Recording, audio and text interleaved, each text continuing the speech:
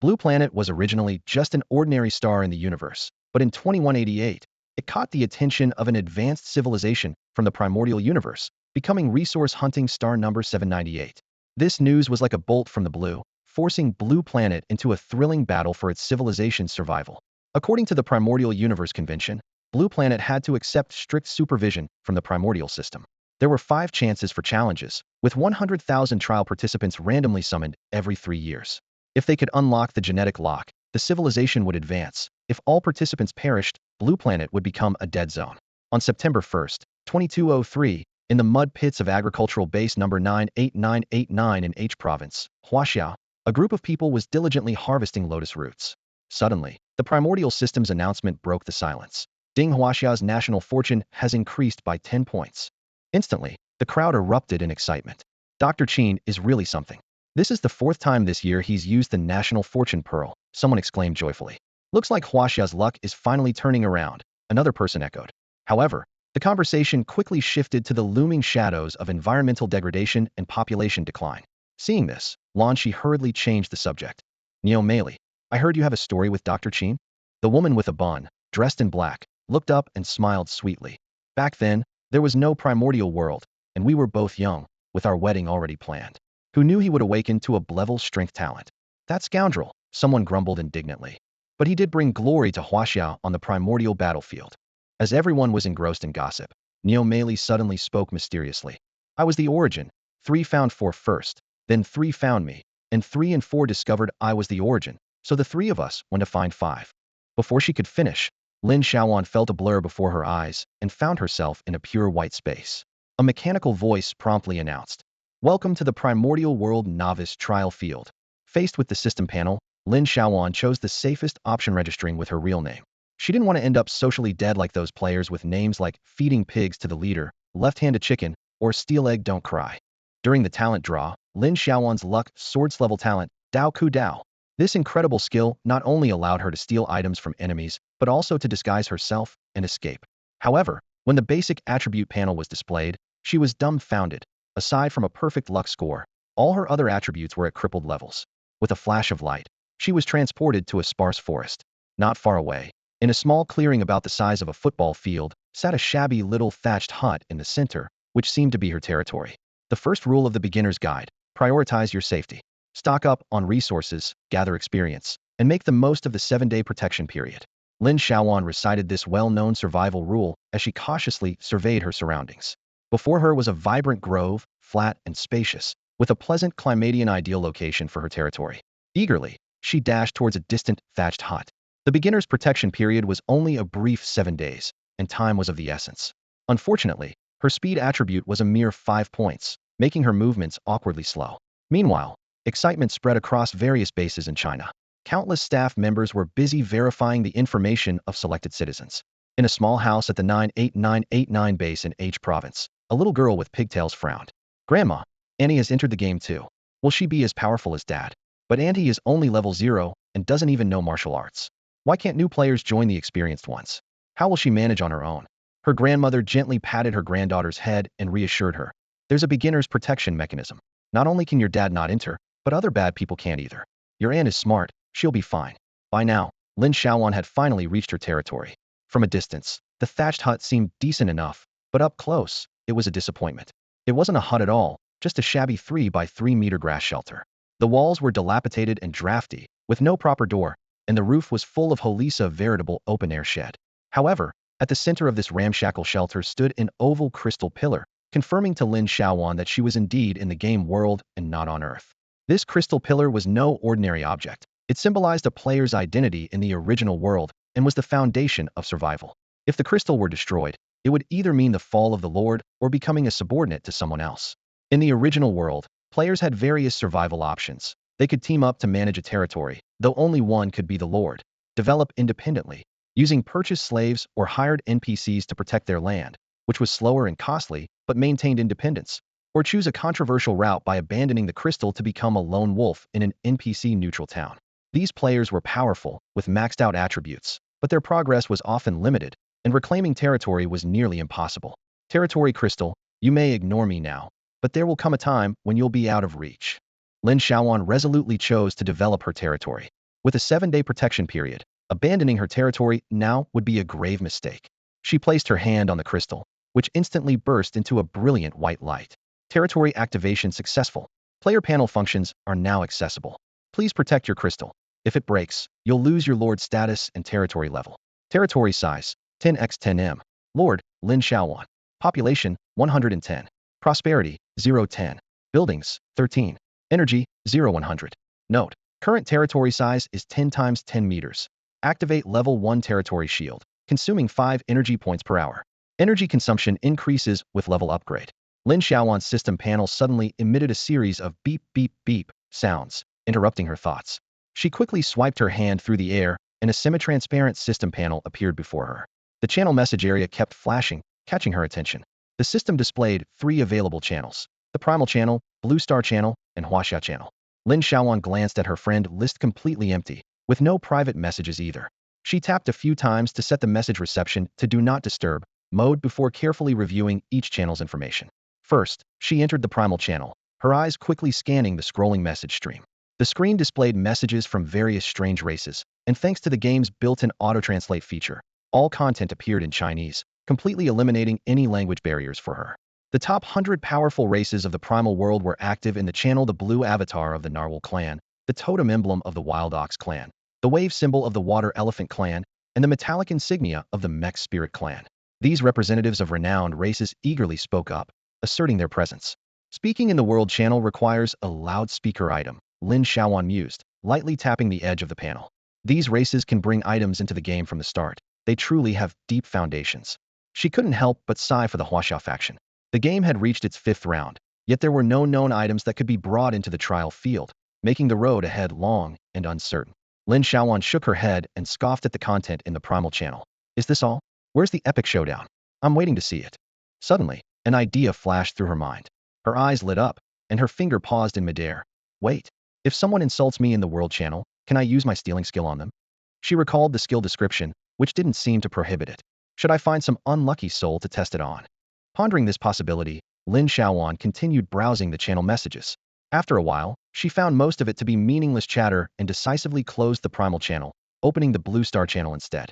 The Blue Star channel was unexpectedly quiet, with almost no message flow on the screen. Oh right, this channel also requires a loudspeaker, Lin Xiaoyuan realized. She had expected to witness a top-tier verbal battle in the global village, but remembered that the game had just started, and Blue Star players didn't have any loudspeaker items yet. Blue Star, humans, where are your manners? She muttered softly to the empty channel. Finally, Lin Xiaoyuan opened the Huasha group, where the scene immediately became lively. Without the need for loudspeakers, 3 daily messages per person were enough to ignite the players' enthusiasm. The territory had only been activated for 2 minutes, and the chat page had already scrolled through over 100 messages. Yutian Tong Show, there's nothing here but reef and seawater. I don't want to stay in this wretched place. I want to go home. Hizhong Chenlong, you can't go back. The newbie protection period is just 7 days. Gather resources, or you'll die even faster. Wu Chengbai Lu, what did you get from the newbie gift pack? Why did I only get a 3-piece set? Ku Renair, same here. Chi Ji, what? There's a newbie backpack? Why don't I have one? Do Wu Wei, God, take me away. I just saw a wolf, and I think it's stalking me. Xiao Andy, is there any way to return? Are you sure suicide in the game won't take us back to Blue Star? Lin Xiaoyuan watched the continuously updating page and sighed softly. In this era, anyone with ambition hoped to be chosen to participate in this game. Rather than waiting to die on Blue Star, it was better to seize the right to fight back in their own hands. 4 rounds of the game have passed, and there have been far too many bizarre players. There are the overly compassionate, the ones lacking common sense, the timid, those who harm others without benefit to themselves, traitors, and the utterly clueless. It's unbelievable what people are capable of. Despite all the explained knowledge, how can some still be so foolish? Lin Xiaoyuan was about to explode with anger. Suddenly, she noticed a change in the number of players in the game. Just moments ago, there were clearly 16,987 players, but now it had dropped by 3 to 16,984. A drop of 3 players meant 3 people had just died. Lin Xiaoyuan felt a heavy weight on her heart. She couldn't imagine the disaster these 3 deaths would bring to Huasha. During the game's 7-day protection period, players are not in danger unless they provoke it. Yet these people still managed to die, which infuriated her. Their deaths were not the only loss. The real cost was the future of the entire nation. Moreover, this game is a filter between Blue Star and advanced civilizations. If Huasha loses its voice, the consequences would be unimaginable. She knew Huaxiao's situation was anything but optimistic. After the previous trials, Huaxiao's ranking had been suppressed by many foreign forces, and internal disasters were rampant. The Yellow River had stopped flowing for 10 years, the Yangtze River's water volume had reduced by a third, earthquakes were frequent in the southwest, and 5 cities had disappeared. A fifth of the species had gone extinct, and even pandas and golden monkeys were hard to find. Currently, Huaxiao had just 16,987 people, a number far below the official population estimate, signaling a further decline in national fortune.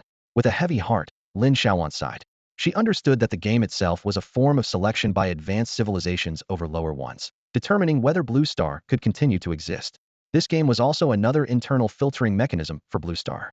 Every country and race aspired to become the ultimate decision-maker, controlling the distribution of Blue Star's resources.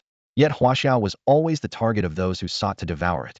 In the first 3 trials, Huaxiao's ranking was nearly crushed. Almost all of Huaxiao's top 100 Blue Star players were easily defeated by others. However, as the game entered the 4th stage, Huaxiao finally saw the emergence of formidable players, stabilizing the situation and regaining a chance of survival. At this point, Lin Xiaoyuan herself became a player, feeling a surge of power and eager to earn coins, enhance her abilities, and continue fighting. As the clock struck 10, she decided to enter the forest to gather resources. Just as she was about to move, she noticed a small wooden box on the ground next to the territory crystal, about knee-high and square, standing out prominently. She paused in surprise and quickly went over to open it. The contents excited her greatly: a beginner's stone axe, a flint, and a beginner's backpack. She immediately picked up the stone axe to check its attributes: beginner's stone axe, attack, 2, durability, infinite. Lin Xiaoyuan's lips curled into a smile, thinking to herself, this is exactly the weapon I've been looking forward to. It may not be powerful, but at least it's usable. She then looked at the flint, a most ordinary survival tool, and casually struck it, producing a spark with a snap. Without delay, she grabbed the backpack, and a system prompt sounded. Detected an unequipped backpack. Would you like to equip it? Confirm. Once the backpack was equipped, Lin Xiaoyuan sensed a slight change as it merged with her consciousness.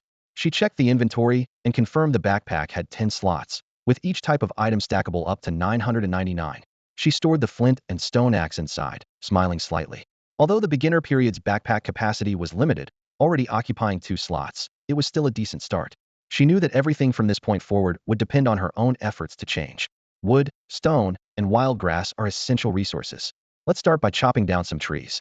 Lin Xiaoyuan surveyed the surroundings, quickly assessing the resources of her territory. It looks like wood is the most abundant resource here. That's great. As long as the trees aren't dead, I'll chop them down with all my might. With determination, she ventured into the forest, set her sights on a sturdy poplar tree, and swung her axe with force. Seeing the meager damage numbers on the screen, Lin Xiaoyuan frowned, unwilling to accept defeat. She paused and decided to try her trump card, her scrade talent skill. Skill 1, she shouted, striking a casting pose. The system's cold prompt followed. This skill cannot be used. Her heart sank. It's just an ordinary tree. How can it possibly resist me? She mused, shaking her head in self-mockery. She gripped her axe again, resigned to the task at hand. Back to chopping it is. With no scrade talent to rely on and no strength boost, brute force will have to do. After 10 minutes of hard labor, the poplar tree finally crashed to the ground. A system prompt appeared. Would you like to dismantle? Lin Xiaoyuan clicked confirm, and the screen displayed. Dismantled to obtain wood planks X2. Experience 10. In the Primal World, you earn experience for chopping trees and pulling weeds, but you only get 10 points for a tree. Lin Xiaoyuan lamented, wiping sweat from her forehead. She quickly calculated.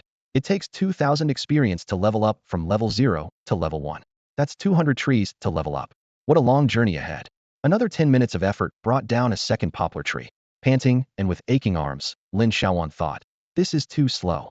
When the system asked again, would you like to dismantle? She hesitated, then selected no, and tried storing the whole tree in her backpack. The backpack interface showed, poplar wood X1. Thud, thud, thud. A third tree fell under her efforts. Again, Lin Xiaoyuan chose not to dismantle and stored it in her backpack. Upon checking, she found that the system allowed no loopholes. Each tree occupied a separate slot. This is forcing players to spend money on backpack expansion cards. Lin Xiaoyuan sighed, reluctantly dismantling the 2 trees in her backpack to gain wood planks X4. After chopping 5 trees, Lin Xiaoyuan's arms were too tired to lift. 3 points in strength and 6 in constitution aren't enough, she thought, rubbing her sore muscles. Even though 6 points in constitution weren't bad for a beginner, her body was already feeling the strain. Amused, Lin Xiaoyuan flexed her arm, making a fist and showing off her biceps. Even with my scrade talent, my biceps are impressive, she joked to herself, deciding to change tactics. I'll explore and chop trees simultaneously and maybe find a water source. Not far from her position, she spotted a clump of Tribulus terrestris. I recognize this. She squinted, examining the thorny plant. It's covered in spikes and slightly toxic, so most small animals avoid it. But there's one creature that loves it: black-tailed scorpions. Pioneers in the primal trial grounds had sacrificed much to study these creatures. Black-tailed scorpions are arthropods with slender bodies, sharp claws, and multiple legs. Their most dangerous feature is their segmented, barbed tail that can shoot venomous stingers at random, targeting any animal passing near their nest. That's right, the blacktail is a shooter. Lin Xiaoyuan recalled the veterans' experiences. They call it the rogue scorpion because it attacks indiscriminately, regardless of whether it's provoked. It's relentless, making it impossible to defend against. With a sudden idea, Lin Xiaoyuan's eyes sparkled. I might not be able to handle big creatures, but small ones are fair game, right? Her mind raced. Besides, for these 7 days, the rogue scorpions can't attack first due to the rules. So, if I hang around the Tribulus patch without attacking, it can't shoot at me. With the biggest uncertainty eliminated by the rules, Lin Xiaoyuan couldn't help but grin mischievously. Yeah, if there's ever a time to exploit a bug, it's now. This rogue scorpion discovery couldn't have come at a better time. Lin Xiaoyuan swiftly turned and ran towards the small tree she had passed earlier, pulling out an axe and chopping quickly. With a few strikes, the sapling snapped. She silently congratulated herself, thinking, sharpening the axe doesn't delay the work of cutting firewood. Getting a good tool is essential. After a few more swings, she stripped away the branches, and the shape of a shaped wooden fork began to emerge. After some adjustments, Lin Xiaoyuan had crafted a tunterlong fork. In the original world, crafting tools and weapons was possible, but self-made items lacked attributes. The wooden fork in Lin Xiaoyuan's hand had no attributes. It was just a rough stick according to the item details. But at the moment, its utility was all that mattered. Attributes were irrelevant. The fork's length and thickness were perfect, and she held it firmly, ready for the next step. Cautiously, she approached the patch of sandburrs, searching for the rogue scorpion's whereabouts. It was hiding by the tree roots. Lin Xiaoyuan's heart skipped a beat, and she smiled slightly. Today, it's your unlucky day to fall into my hands. She gripped the fork tightly, talking to herself excitedly. As she extended the fork, suddenly, a stream of venom shot out, hitting the fork precisely. A dark brown corrosion spot appeared on the green bark instantly. Strong stuff. Lin Xiaoyuan was slightly surprised, but remained calm. The fork was long enough, and the scorpion's venom only had a range of a little over a meter, luckily not close enough. The scorpion spat venom again, and Lin Xiaoyuan quickly pinned it down with the fork. The fork pressed firmly on the scorpion, which could only angrily flick its tail, trying to spray more venom at her. After a few attempts, it stopped moving. Lin Xiaoyuan paused, observed the scorpion, and decided to try using a skill. She tried skill 1 several times, but each attempt failed. She sighed in frustration. As expected, not even this little scorpion yielded anything. Still, she felt a sense of relief as the scorpion's venom was no longer a threat. It was powerless against a tunterlong fork. The scorpion was clearly exhausted, unable to move. Seizing the opportunity, Lin Xiaoyuan struck fiercely. Before long, the scorpion's health dropped to 0, and it was completely dead. A system notification sounded. Black-tailed rogue scorpion killed. EXP 30, territory energy 1. Lin Xiaoyuan's eyes lit up. So killing scorpions can accumulate territory energy too. Awesome. When the territory defense is activated in the future, I'll have the energy I need. She made a mental note, realizing this was more profitable than chopping trees. Upon confirming the disassembly of the black-tailed rogue scorpion, her panel displayed her rewards. Level 1 Scorpion, Tail Needle 1. Low-grade Antidote Capsule 1. Lin Xiaoyuan excitedly stored them in her backpack, especially the antidote capsule, which would make dealing with scorpion venom easier in the future. She decided to continue gaining experience, as defeating monsters could also yield materials. She felt that this patch of sandburrs could offer her plenty of opportunities. Although she currently relied on her axe to hack at monsters, the simplicity and directness of this method filled her with a sense of achievement. Reflecting on this, Lin Xiaoyuan felt a bit bittersweet, as if she possessed the most handsome guy in the world but could only admire him from behind a screen. She thought of her best friend Li Xiaoyuan and couldn't resist using her favorite Korean slang. Ah, sherbal. Her mood lightened considerably. Then, Lin Xiaoyuan lifted her wooden fork and quickly searched through the sandboy patch. Once these scorpions lost their rogue aura, they were easy prey. One by one, she skillfully struck each rogue scorpion with her fork, swiftly taking them down. Her movements became more adept, as the fork repeatedly jabbed and pressed, followed by swift chops, giving the scorpions no time to react. This small patch of sandburrs yielded 6 rogue scorpions, and even dropped a sandburr seed. This was a rare resource, highly valued in the original trial field. Although the experience from killing scorpions wasn't high, for Lin Xiaoyuan, a fragile player, it was the best choice. She glanced at her backpack and felt content. My backpack is no longer empty now. She smiled, satisfied, and continued her monster hunting journey. By now, her backpack contained Flint 1, Wooden Planks 10, Level 1 Scorpion Tail Needle 6, Low-Grade Antidote Capsule 2, Sandbur Seed 1. There wasn't a single scorpion in sight, so Lin Xiaoyuan picked up her axe and continued chopping trees. Wood was essential for building her territory and for daily survival. Though the task was monotonous, it was necessary. As she swung her axe, she kept an eye out for any thickets of caltrops that might appear. By the time she found another patch of caltrops, it was already 11:39 a.m. Her stomach growled, and she couldn't help but think of the aromatic porridge and the crisp, refreshing lotus root salad back at the base. In just a few hours, her world had changed, and she wondered if she would ever taste those delicious foods again. Reality was harsh so far. She hadn't found any food or water sources. Despite having hunted many scorpions, none had yielded food or water, not even a basic wooden treasure chest. Perhaps the scorpions were too low level, or maybe the drop rate was just really low. After a short rest, Lin Xiaoyuan picked up her wooden spear and ventured back into the caltrop thicket to continue her search. Carefully avoiding the sharp spikes, she hunched over and moved through the thicket, her eyes never stopping their search for scorpions. These usually brazen scorpions were hiding well. After an hour of searching, she only managed to catch 5, yielding 5 level 1 scorpion stingers, 2 low-grade antidote pills, and 2 caltrop seeds. After circling the thicket twice and finding no more black-tailed rogue scorpions, Lin Xiaoyuan casually tapped the branches of the caltrops with her wooden spear. Suddenly, she felt a sharp sting on the back of her right hand and realized she had been hit. Looking toward the sound, she saw a large black-tailed rogue scorpion perched on a thick caltrop branch. Its stinger, glowing with a blue hue, was raised high in a threatening manner. Her status panel immediately indicated she was poisoned, and within seconds, her health dropped from 80 to 70. The potency of the venom was alarming without an antidote. At this rate of health loss, she'd be done for in just over a minute. She quickly took an antidote pill, and the effect was immediate. The negative status vanished, and her health stopped decreasing. Upon closer inspection, she noticed the scorpion was larger, and its tail glowed ominously blue. Checking its attributes, she found it was no ordinary scorpion. It was a level 1 black-tailed rogue scorpion elite, with a toxic trait, 6 attack points, 5 defense points, and 50 health points. Its attack power was double, and a small scorpion's attack was higher than her own. Lin Xiaoyuan wondered if she was too weak or if the creatures in this primal world were just too formidable. Regular scorpions could shoot 5 venomous stingers with a range of about 1.5 meters, but the elite scorpion's abilities were unknown. To be cautious, she decided to test it a few times. Fortunately, it was perched on the branch. Even if it used up its stingers and tried to escape to its burrow under the tree, it would take some time, so she didn't have to worry about it suddenly slipping away. Lin Xiaoyuan took a few steps back, picked up a small stick from the ground, and threw it at the elite scorpion. The target was small and hard to hit, and the scorpion lay perfectly still on the branch. Lin Xiaoyuan looked at the black-tailed scorpion in front of her, wondering to herself, is this thing playing dead? It doesn't react even when I throw things at it. Do I really have to get closer? Glancing at the system panel showing 66 points of health, she hesitated briefly, then pulled a 520,200 centimeters standard wooden plank from her bag. I guess this will do as a makeshift shield. Better than nothing. She hefted the heavy plank in one hand and gripped a fork in the other, cautiously extending her weapon like a seasoned thief before quickly jabbing at the scorpion.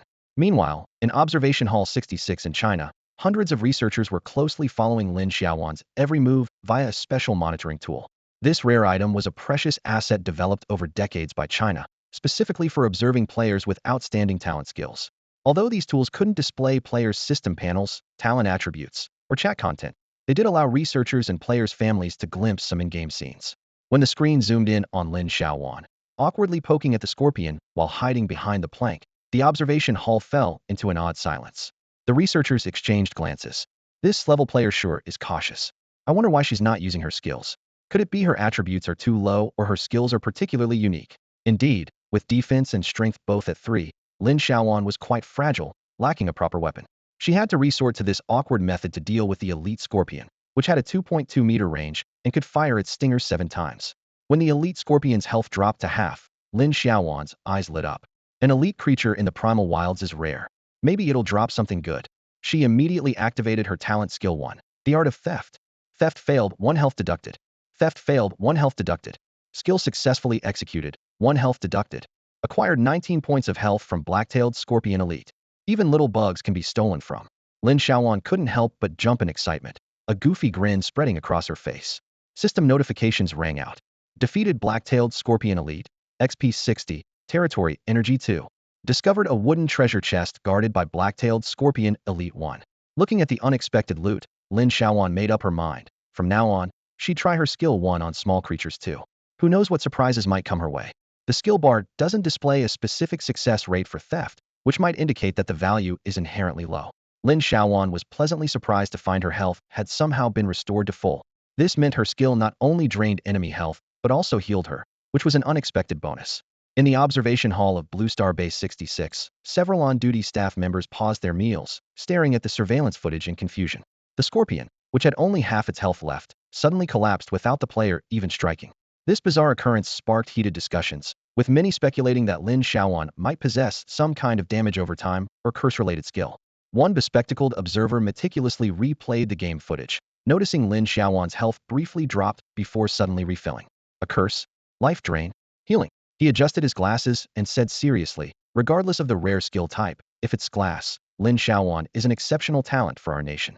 Immediately elevate her confidentiality level and conceal all family information from the public. After the battle, Lin Xiaoyuan assessed her loot.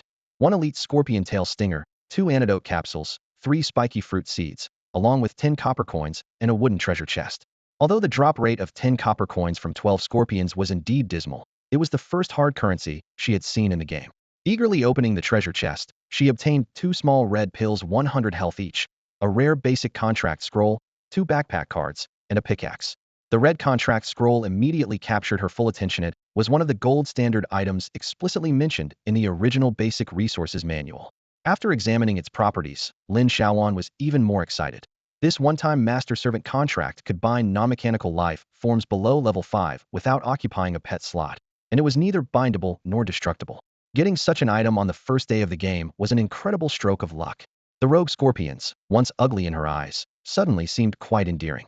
With this contract, she wouldn't just fearlessly face the rogue scorpions, but even real rogues wouldn't intimidate her. Using the 2 backpack cards, she expanded her inventory to 12 slots, further boosting her mood and even dulling her hunger. With a spring in her step, she grabbed her axe and marched towards a nearby tree, ready to chop away with gusto. Thunk, thunk, thunk. As the last tree fell, Lin Xiaoyuan's arms began to tremble slightly, the exertion taking a toll far greater than she had anticipated. The boost from her 3 points of strength couldn't counterbalance her weary body. Each swing of the axe felt like dragging a heavy weight. Carefully disassembling the fallen tree, she managed to gather 6 planks, feeling somewhat satisfied. She put away her axe and picked up a wooden fork, starting to search through the chaotic forest. The woods surrounding Lin Xiaoyuan's territory were not dense. Though the sparse trees and scattered shrubs didn't offer much in terms of scenery, she knew there were plenty of resources hidden within, especially food and water. She couldn't afford to be careless, being an early-stage player in the game where any unexpected incident could be fatal.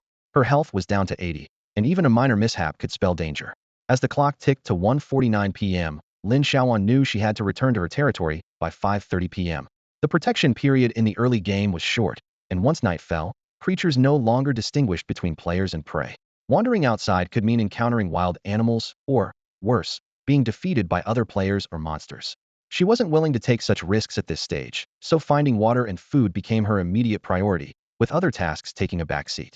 She wandered through the forest, stopping occasionally, realizing she didn't recognize most of the plants around her. She was cautious about touching mushrooms or berries, as her 80 health points couldn't withstand much experimentation. Eating something poisonous could render basic antidotes useless. She resolved to purchase a basic resource guide from the auction house as soon as it opened, knowing it was crucial for her survival. After about half an hour, Lin Xiaoyuan finally heard the sound of water in the distance, breathing a sigh of relief. The lush growth of trees indicated a nearby water source. She quickly made her way through a few large trees and emerged into a clearing where a small river flowed. The water was crystal clear, about 4 to 5 meters wide and 1 to 2 meters deep, with abundant grass on the banks and small animal tracks in the muddy ground. Lin Xiaoyuan surveyed the area, calculating that if there wasn't a closer water source, this would be her water collection point for the next few days. However, she frowned slightly. The immediate problem was how to transport the water without proper tools. She didn't like drinking untreated water, even in a game, knowing that unboiled river water and raw meat weren't safe to consume. She wished for a persistent treasure chest. With wood, she could craft a water storage container. But reality wasn't as accommodating. With this in mind, she began planning how to make a container. Bamboo was her first choice, but if she couldn't find any, wood might suffice.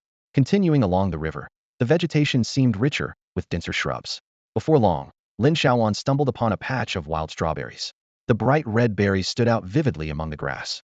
Carefully using her wooden fork to part the surrounding foliage and ensure no hidden animals lurked, she crouched down to start picking.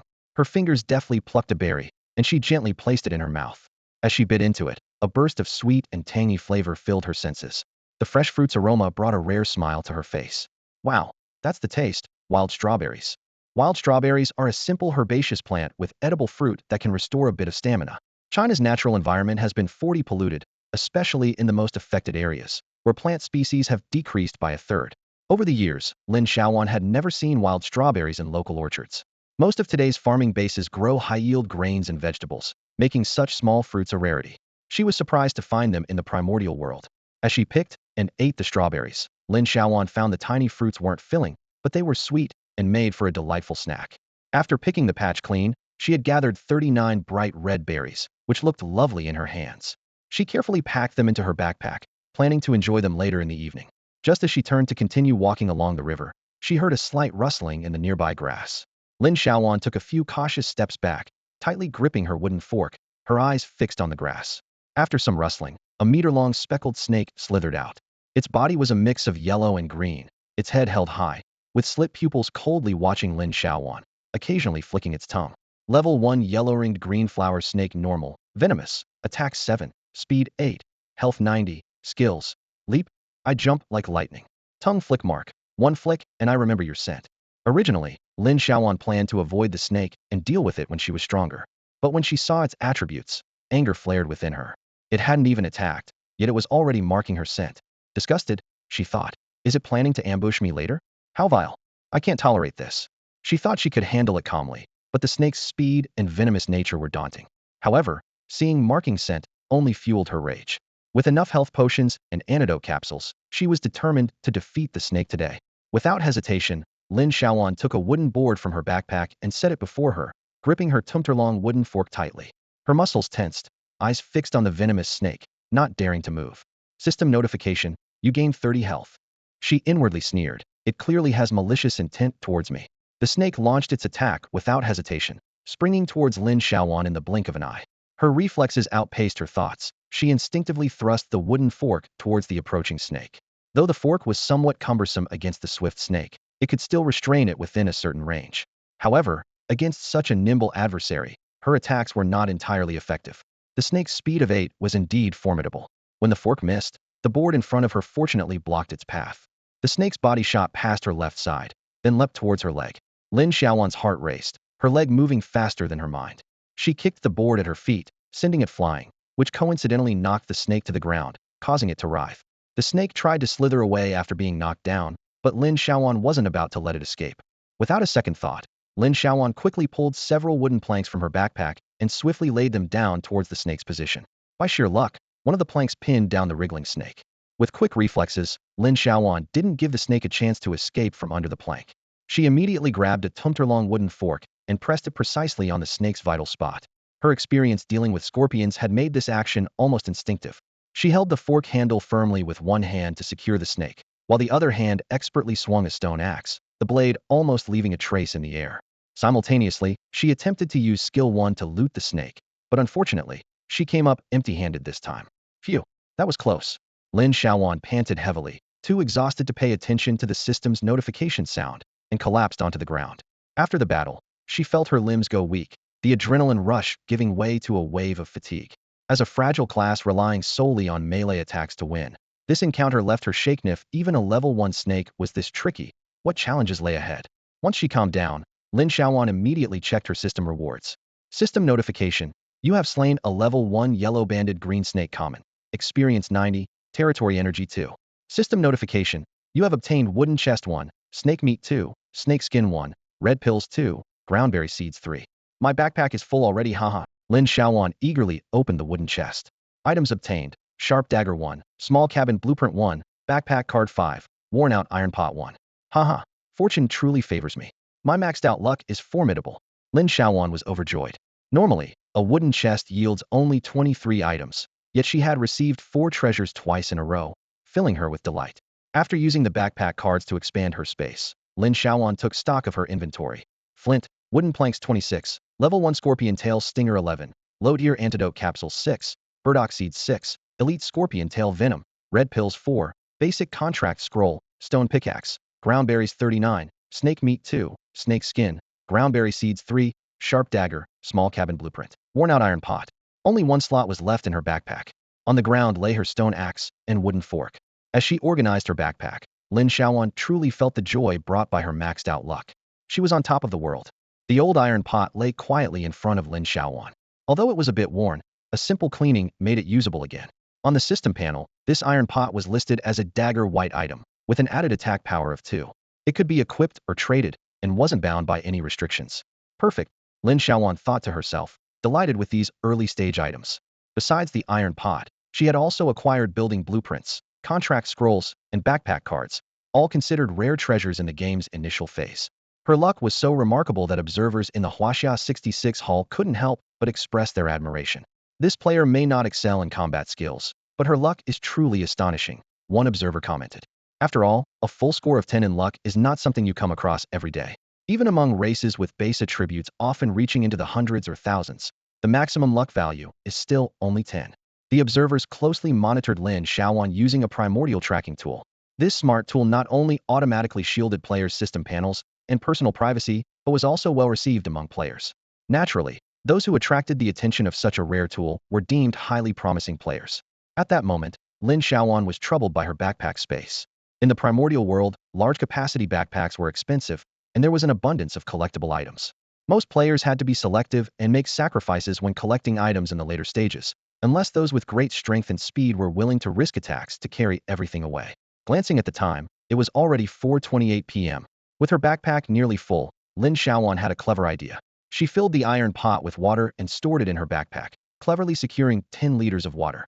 Unfortunately, the limited backpack slots meant she couldn't gather essential wild grass, vines, and stones, all crucial materials for building her territory. She mentally noted their locations to collect them later. Walking along the riverbank, she finally found some safe wild grass that had been nibbled by small animals. After confirming it was harmless, Lin Xiaoyuan collected 9 highly durable vines and 200 stalks of wild grass. This labor left her almost exhausted, with only 3 points of stamina remaining. Luckily, I got a weapon, Lin Xiaoyuan thought gratefully. If it had been anything else, with her current speed of 5 points, carrying extra weight would have been unimaginable. Although today's haul was decent, she hadn't encountered any large beasts or the long-anticipated slime creatures in the depths of the forest. Looks like I'll have to explore deeper into the forest tomorrow, she pondered. Lin Xiaoyuan rubbed her back as she walked back, silently planning her next steps. She needed to weave fish traps, raw tin baskets, and even grass mats. She couldn't keep sleeping on the hard ground or wooden planks. These seemingly insignificant items could prove to be very useful. After years of diligent practice, today was finally her chance to put her skills to the test. The sunset's glow fell on her as she arrived at the dilapidated thatched hut, precisely at 5:28 p.m. She glanced at the time on her panel. It would be dark by 6 p.m. She calculated that, excluding the time spent pulling weeds, the journey back from the river took about 20 minutes.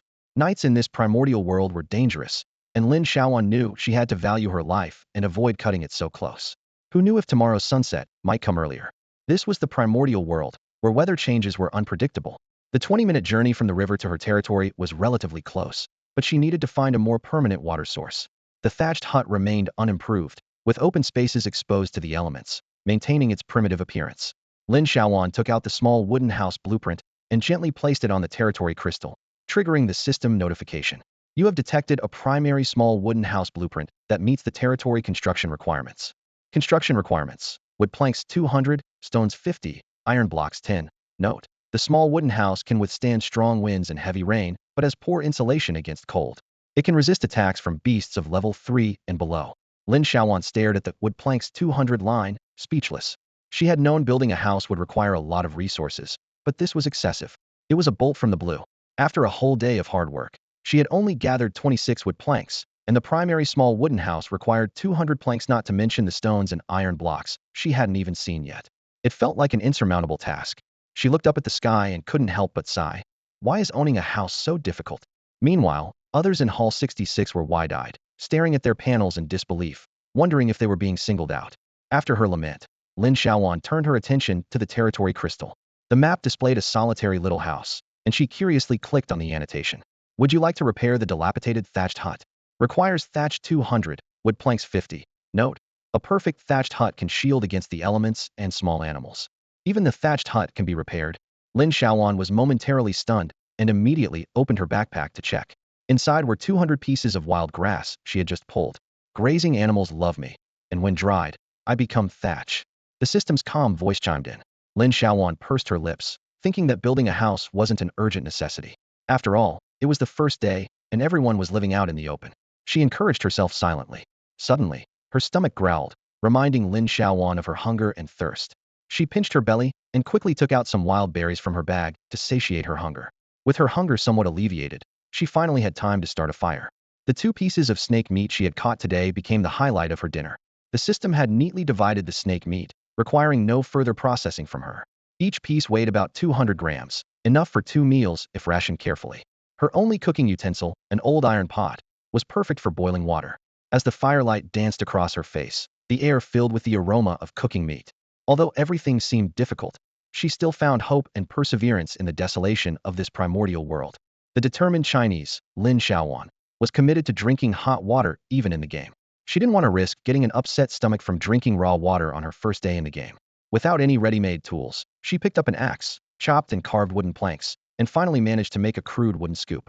To her surprise, it even came with a note: broken wooden plank, not very useful, better save it for firewood. Using this broken plank along with her axe, Lin Xiaoyuan built a makeshift earthen stove in the open-air thatched hut. Though it had no special attributes since she made it herself, it worked just fine. She clapped her hands, looked around, and felt satisfied. Still got the skills from back in the day. With that, she took out 2 more wooden planks, broke them down into 10 sticks of firewood to use as fuel for the night. Although it was early autumn and nights were getting cooler, she knew a fire was a must. Lin Xiaoyuan picked up an iron pot filled with water, grabbed some straw, and took some dry grass from the broken hut.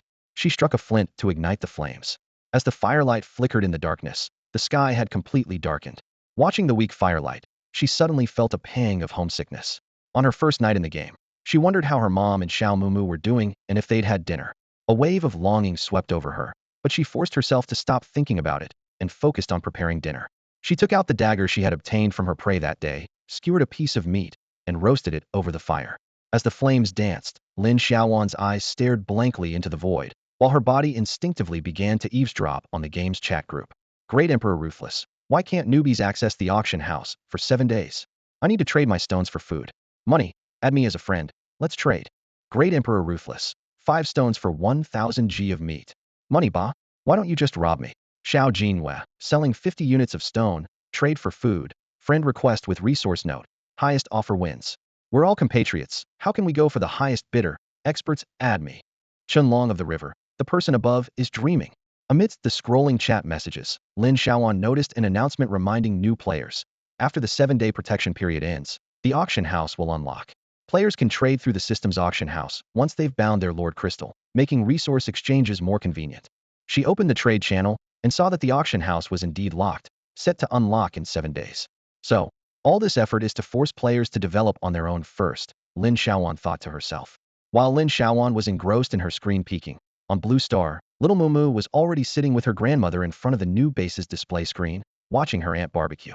Granny, isn't Auntie's meat about to burn? Why isn't she flipping it? Little Mumu frowned, pointing her small finger at the piece of meat on the screen that was gradually turning black. Mrs. Chuanlian, with her graying hair, held her little granddaughter's hand, a hesitant expression on her face. Screen peeking? Afraid it won't cook through and might have parasites. Only a real mom would know the truth. Little Mumu's eyes lit up, nodding repeatedly. The screen peeking chat channel was buzzing with activity. I gathered 158 stones today. The message from the Northeast Con popped up, filled with pride. Another day of this, and I'll have enough materials for my little stone house. You actually have the blueprint for a little stone house? Are you selling it? An ID named Qian Lai immediately responded, followed by the tag, professional trader, cash rich. Hehe, replied Hezhong Chunlong with just 2 words.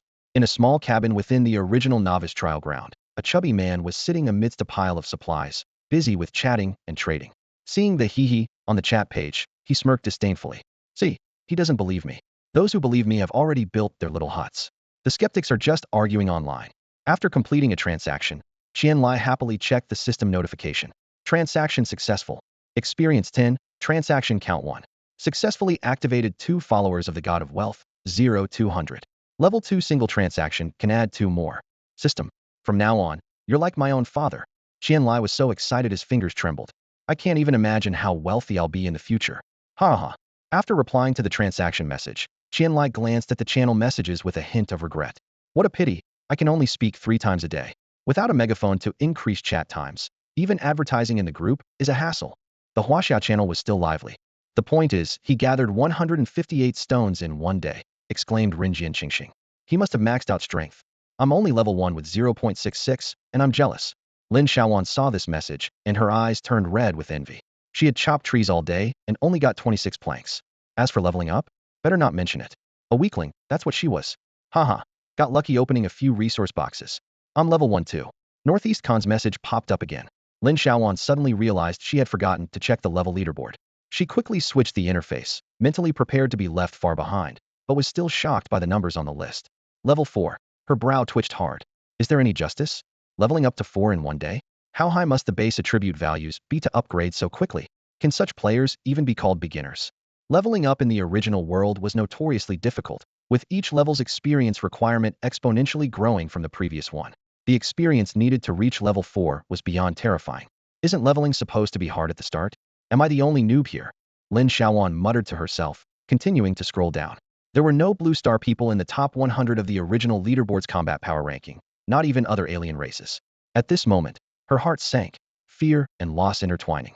Level 4 compared to level 1. Indeed, the racial gap was like a chasm. Blue star humans had yet to unlock even a single bloodline shackle. The original world's various races already had significant differences, and players could compete for resources and treasures in the game to accelerate the development of racial talents, enhancing their racial base attributes, and further unlocking bloodline shackles. This resulted in the strong getting stronger, and the weak being trampled into the ground. Lin Xiaoyuan wasn't sure about other players, but she believed her maximum health being capped at 80 was due to the aftermath of the Calamity Plunder.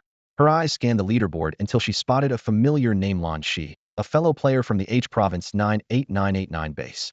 Lan Shi's tall and slender figure appeared in her mind. He arrived at the base just 6 months ago, a man of few words, with features that could easily belong to a TV drama lead. His chiseled profile and serious demeanor were undeniably captivating. Lin Xiaoyuan vividly remembered the day he first arrived at the base, when she and her friend Li Xiaoyuan were utterly stunned by his appearance. The girls at the base frequently confessed their admiration for him, and if it weren't for Lin Xiaoyuan holding her back, Li Xiaoyuan might have joined the queue for a love confession. Finally, a Chinese player in the top 10. Lin Xiaoyuan grinned, genuinely pleased. Her focus returned to the immediate survival issues. The lidless pot was bubbling, and her grilled meat had turned black. She picked up the skewer with a knife and took a bite without hesitation. Despite the lack of salt and seasoning, and the meat being slightly gamey, dry, and unsalted, she didn't mind too much. She glanced at her status. Her health had recovered to 80 points. After finishing the meat, Lin Xiaoyuan took out the last piece from her backpack, skewered it on the knife, and began grilling again. She suddenly realized the unique property of her backpack as a primordial interdimensional space items remained unchanged inside. The system is so generous. I must take advantage of it, she thought slyly, planning to store the cooked meat in her backpack so that it would still be hot and ready by morning. While waiting for the meat to cook, Lin Xiaoyuan browsed through the day's chat logs. Even though she enjoyed gossip, the sheer number of people was overwhelming, and she couldn't find anyone she knew in the flood of conversations. The large, mixed chat group was filled with messages about missing persons, requests for support, trades, hysterical rants, and challenges, making it impossible to read everything. Nevertheless, Lin Xiaoyuan managed to extract some useful game information. During the 7-day protection period, it had rained in some players' territories, requiring urgent house repairs. The river contained piranhas, with reported injuries. Unfamiliar flora and fauna should not be touched, as they are likely dangerous. Although animals wouldn't attack humans proactively, they might steal items left in small huts. Have the game's animals evolved? Are they exploiting system loopholes now? Lin Xiaoyuan raised an eyebrow in surprise. She initially planned to leave her supplies on the ground to keep her backpack free for exploration the next day. Now, it seemed she needed to change her plans and repair her drafty house first. She quickly emptied her backpack, placing everything on the ground, and selected some unused materials to trade for resources to fix her thatched hut. If there were any leftovers, she would trade for consumables. After observing for a while, Lin Xiaoyuan got a rough idea of the current market prices.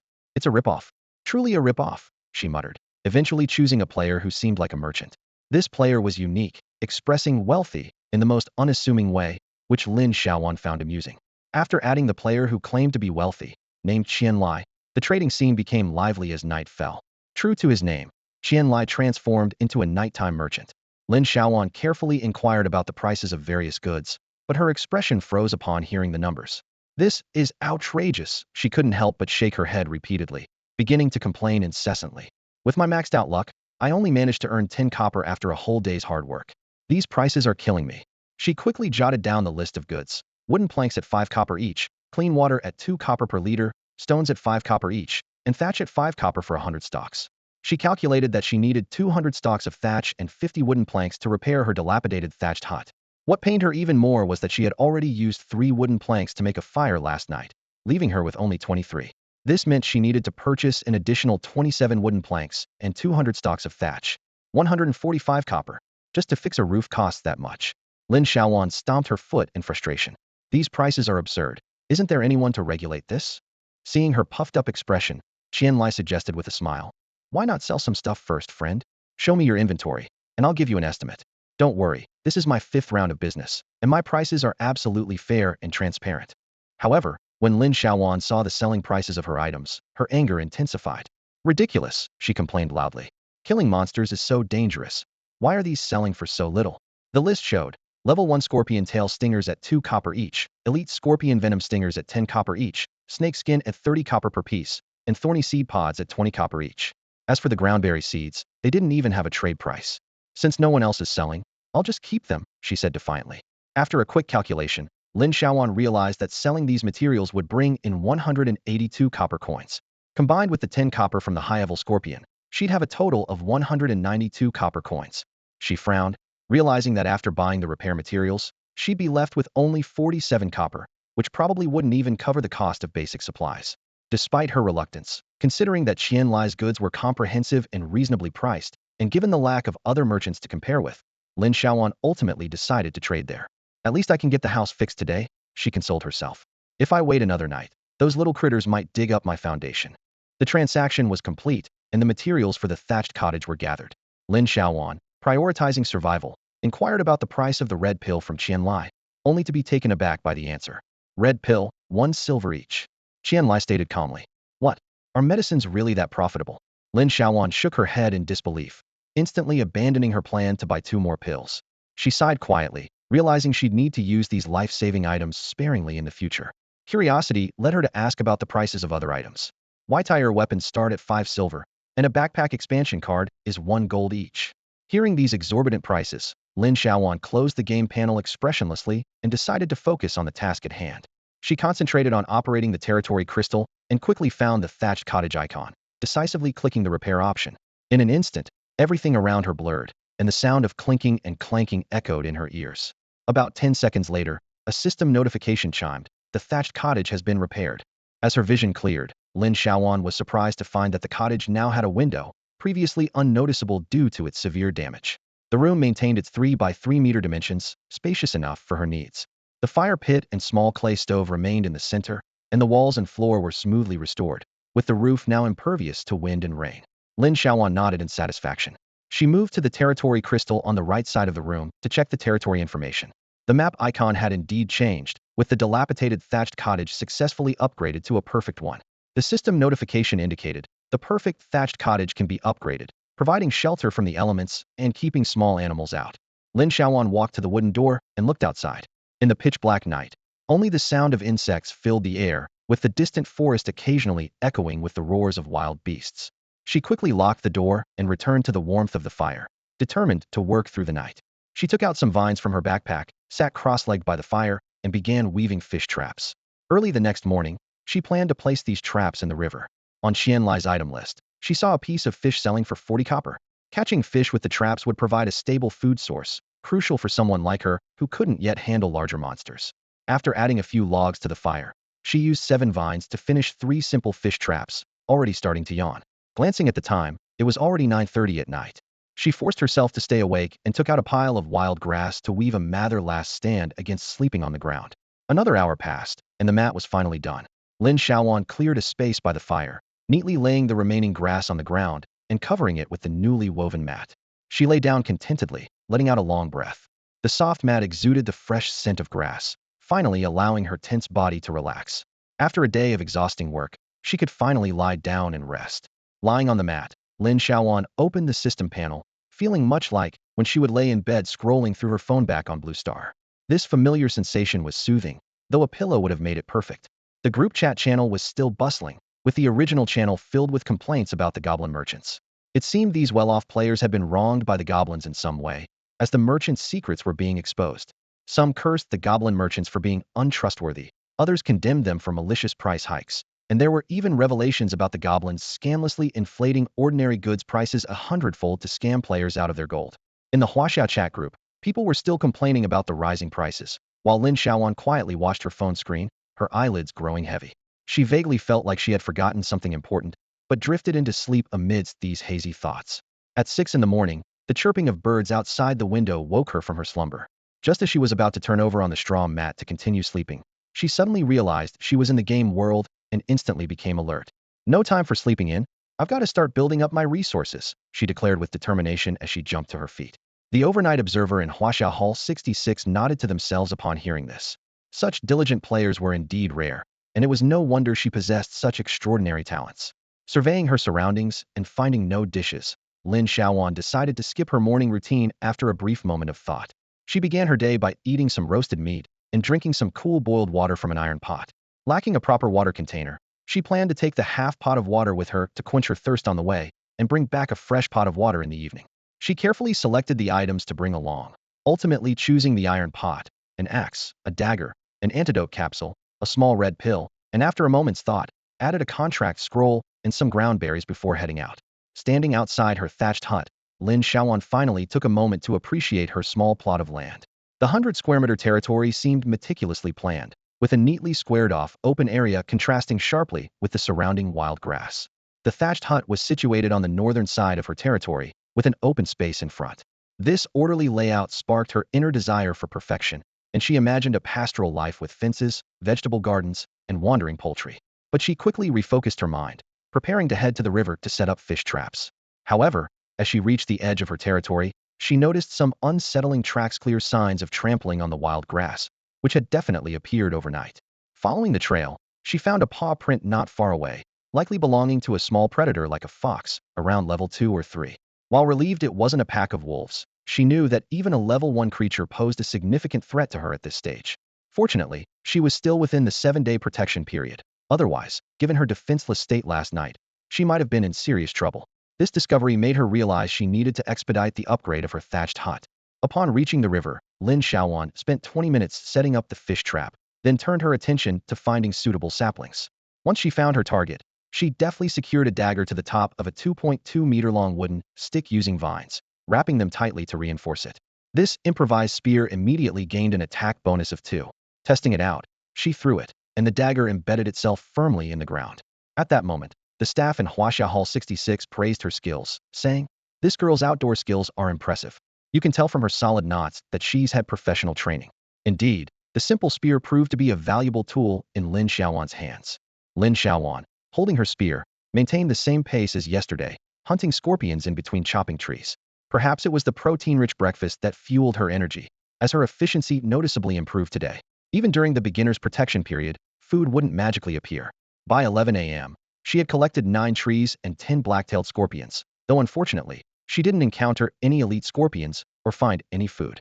Did I use up all my luck yesterday? Lin Xiaoyuan muttered to herself, deciding to change her hunting ground. She abandoned the forest and headed deeper towards the river. On her way back to the riverbank, she routinely checked the 3 fish traps she had set up earlier. To her surprise, one trap had caught an unusual fish, a level 1 red-scaled ice carp elite. The system showed attack 6, speed 12, health 90, with a water arrow shot skill, and even a 1 chance of triggering a freeze effect. "Oh my gosh, this fish is more than twice as fast as I am," Lin Xiaoyuan exclaimed in awe. Bound by the non-aggression pact, she could only squat by the riverbank, locking eyes with the elite fish. Her handmade fish trap had truly outdone itself this time. Lin Xiaoyuan started brainstorming. How could she provoke the fish without initiating an attack? She decided to try taunting it first. "Hey, dumb fish. Hey, pickled fish. Hey, Westlake vinegar fish." Each attempt was met with the system message, "Cannot use talent skill 1. Looks like fish are immune to taunts." Lin Xiaoyuan sighed, disappointed. Without rage points, she couldn't test the crucial stealing skill. She envisioned herself by the river, provoking the elite carp and stealing heaps of gold, items, and equipment, but unfortunately, the fish was uncooperative. To test the range of skill 1, Lin Xiaoyuan decided to adopt a more cautious approach. She mentally chanted, "Develop stealthily, don't be reckless." Then, Using a wooden board as a shield, she gingerly prodded the fish trap with her spear while shouting, "Come at me." Sure enough, the direct physical provocation immediately elicited a response from the fish. Splash, splash. A series of water arrows struck the board. Lin Xiaoyuan quickly retreated 10 meters back and attempted to use skill 1 in the direction of the fish trap. The system prompt popped up. Distance exceeds 10 meters, skill ineffective. So it's 10 meters. Lin Xiaoyuan realized, finally understanding the range of her skill. It was surprisingly easy to figure out. The level 2 elite monster's stealing range was actually 10 meters. Lin Xiaoyuan felt a surge of safety and secretly rejoiced. Impressive, skill 1. She gripped the wooden plank tightly and cautiously took a few steps forward, ready to use skill 1 again. System alert. Unable to use this skill. Lin Xiaoyuan frowned. Was it because her rage points were insufficient? Or was it like a fish with a 7-second memory being reset? She softly called out, "Vinegar fish?" Swoosh, swoosh, swoosh. Water arrows about half the length of a chopstick shot towards her quickly, leaving a faint trail in the air. It seemed the fish's brain was fine, but its eyesight might be questionable. Provocatively, Lin Xiaoyuan shouted, "Hey, shoot at me." Swoosh, swoosh, swoosh. Another round of water arrows came, both times reaching about 3 meters. Lin Xiaoyuan breathed a sigh of relief, confirming the safe distance. After using skill 130 times, the red-scaled ice carp was already drooping, unable to shoot even a single water arrow. Lin Xiaoyuan's health was down to 56 points, but she had gained a lot. A water-repelling pearl 1, 10 experience points, a backpack card 1, and a success rate of 10. She took out a small red pill from her pouch and swallowed it to restore her health before finishing off the weakened ice carp. System alert. You have killed the elite red-scaled ice carp, gaining fish meat 1, 60 experience points, and 2 territory energy. Lin Xiaoyuan pursed her lips, guessing she had been too greedy. The elite ice carp only dropped 1 piece of fish meat and 60 experience points. She felt a bit shortchanged, having used skill 1 for so long without finding a treasure chest, and the drops weren't impressive either, plus she used up a small pill. Stealing while fighting monsters doesn't seem worth it, Lin Xiaoyuan pondered. Maybe I should try stealing from monsters I can't defeat, regardless of the drops. No, I can't. She suddenly snapped out of it, quickly dismissing the terrible thought. What am I thinking? With 3 points of defense and 5 points of speed, I'd be done for if I stole their health. Lin Xiaoyuan repeated, "Play it safe, don't be reckless," twice to herself, feeling more at ease. She opened her backpack to check the attributes of the water-repelling pearl and was surprised. Water-repelling pearl rare. Allows normal breathing underwater for 1 hour, with a 24-hour cooldown. Now Lin Xiaoyuan was pleased. The 1-hour duration would save her a lot of money on underwater breathing potions. No wonder it was so expensive at the auction house. She carefully stored the fish meat, repositioned the fish cage back into the river, filled the iron pot with water, and ate all the earth berries to replenish her stamina before continuing along the river. The vegetation by the river was noticeably richer, and there were more signs of small animals. Lin Xiaoyuan thought that even if she encountered large animals coming to drink, as long as she didn't provoke them, she should be able to protect herself. Sure enough, her guess was right. As she reached the riverbank, she saw 2 level 5 horned sheep drinking water. They noticed Lin Xiaoyuan's presence, glanced up briefly, and then continued drinking. Sheep? Lin Xiaoyuan unconsciously swallowed. Sheep in China are nearly extinct. It's been years since I've had mutton. Unfortunately, she couldn't take them on. Those sharp horns made it clear her measly 3 defense points were useless. Lin Xiaoyuan could only glance from afar and continue on her way. The level 2 frantic chickens in this area lived up to their reputation. A few with bright red combs were hopping around, pecking at the ground non-stop. Wow! Lin Xiaoyuan's sharp eyes caught sight of eggs in a nest, and she lamented. Eggs in the nest. What a waste, such good ingredients. Lin Xiaoyuan found herself near a river bend, where she noticed level 1 water lizard hatchlings, and, right next to them, level 5 adult water lizards. She squinted, observing the massive adults with their cold, glistening scales and sharp claws that gleamed threateningly in the sunlight. Not worth the trouble, I'm out. Lin Xiaoyuan decided quickly, quietly retreating from the dangerous area. As she continued, she entered the territory of level 3 forest underbelly frogs and level 4 magical ear rabbits. The frogs had skin dotted with faintly glowing spots, while the rabbits' long ears twitched, seemingly attuned to every sound. Lin Xiaoyuan carefully avoided them and pushed further into the forest. The deeper she went, the more she noticed a clear pattern higher-level monsters appeared as she moved further into the forest. Is this part of the system's way of protecting territories? She wondered, her fingers unconsciously rubbing the shaft of her spear. Suddenly, her attention was caught by some movement in a puddle ahead. There was a swarm of small, dark creatures swimming around. Though small in size, they were numerous. She cautiously approached to take a closer look, and the system information immediately popped up. Level 0 forest underbelly frog tadpoles, attack 1, health 5. Lin Xiaoyuan scanned the surroundings carefully, but found no sign of any adult frogs. A smile crept across her face. Well, talk about luck. Not all deep forest creatures are tough. Some are just the young of the tough ones. Despite the tadpoles offering minimal experience, their sheer numbers made up for it. Lin Xiaoyuan chuckled mischievously, her eyes gleaming with cunning, as she raised her spear and started poking at the defenseless tadpoles one by one.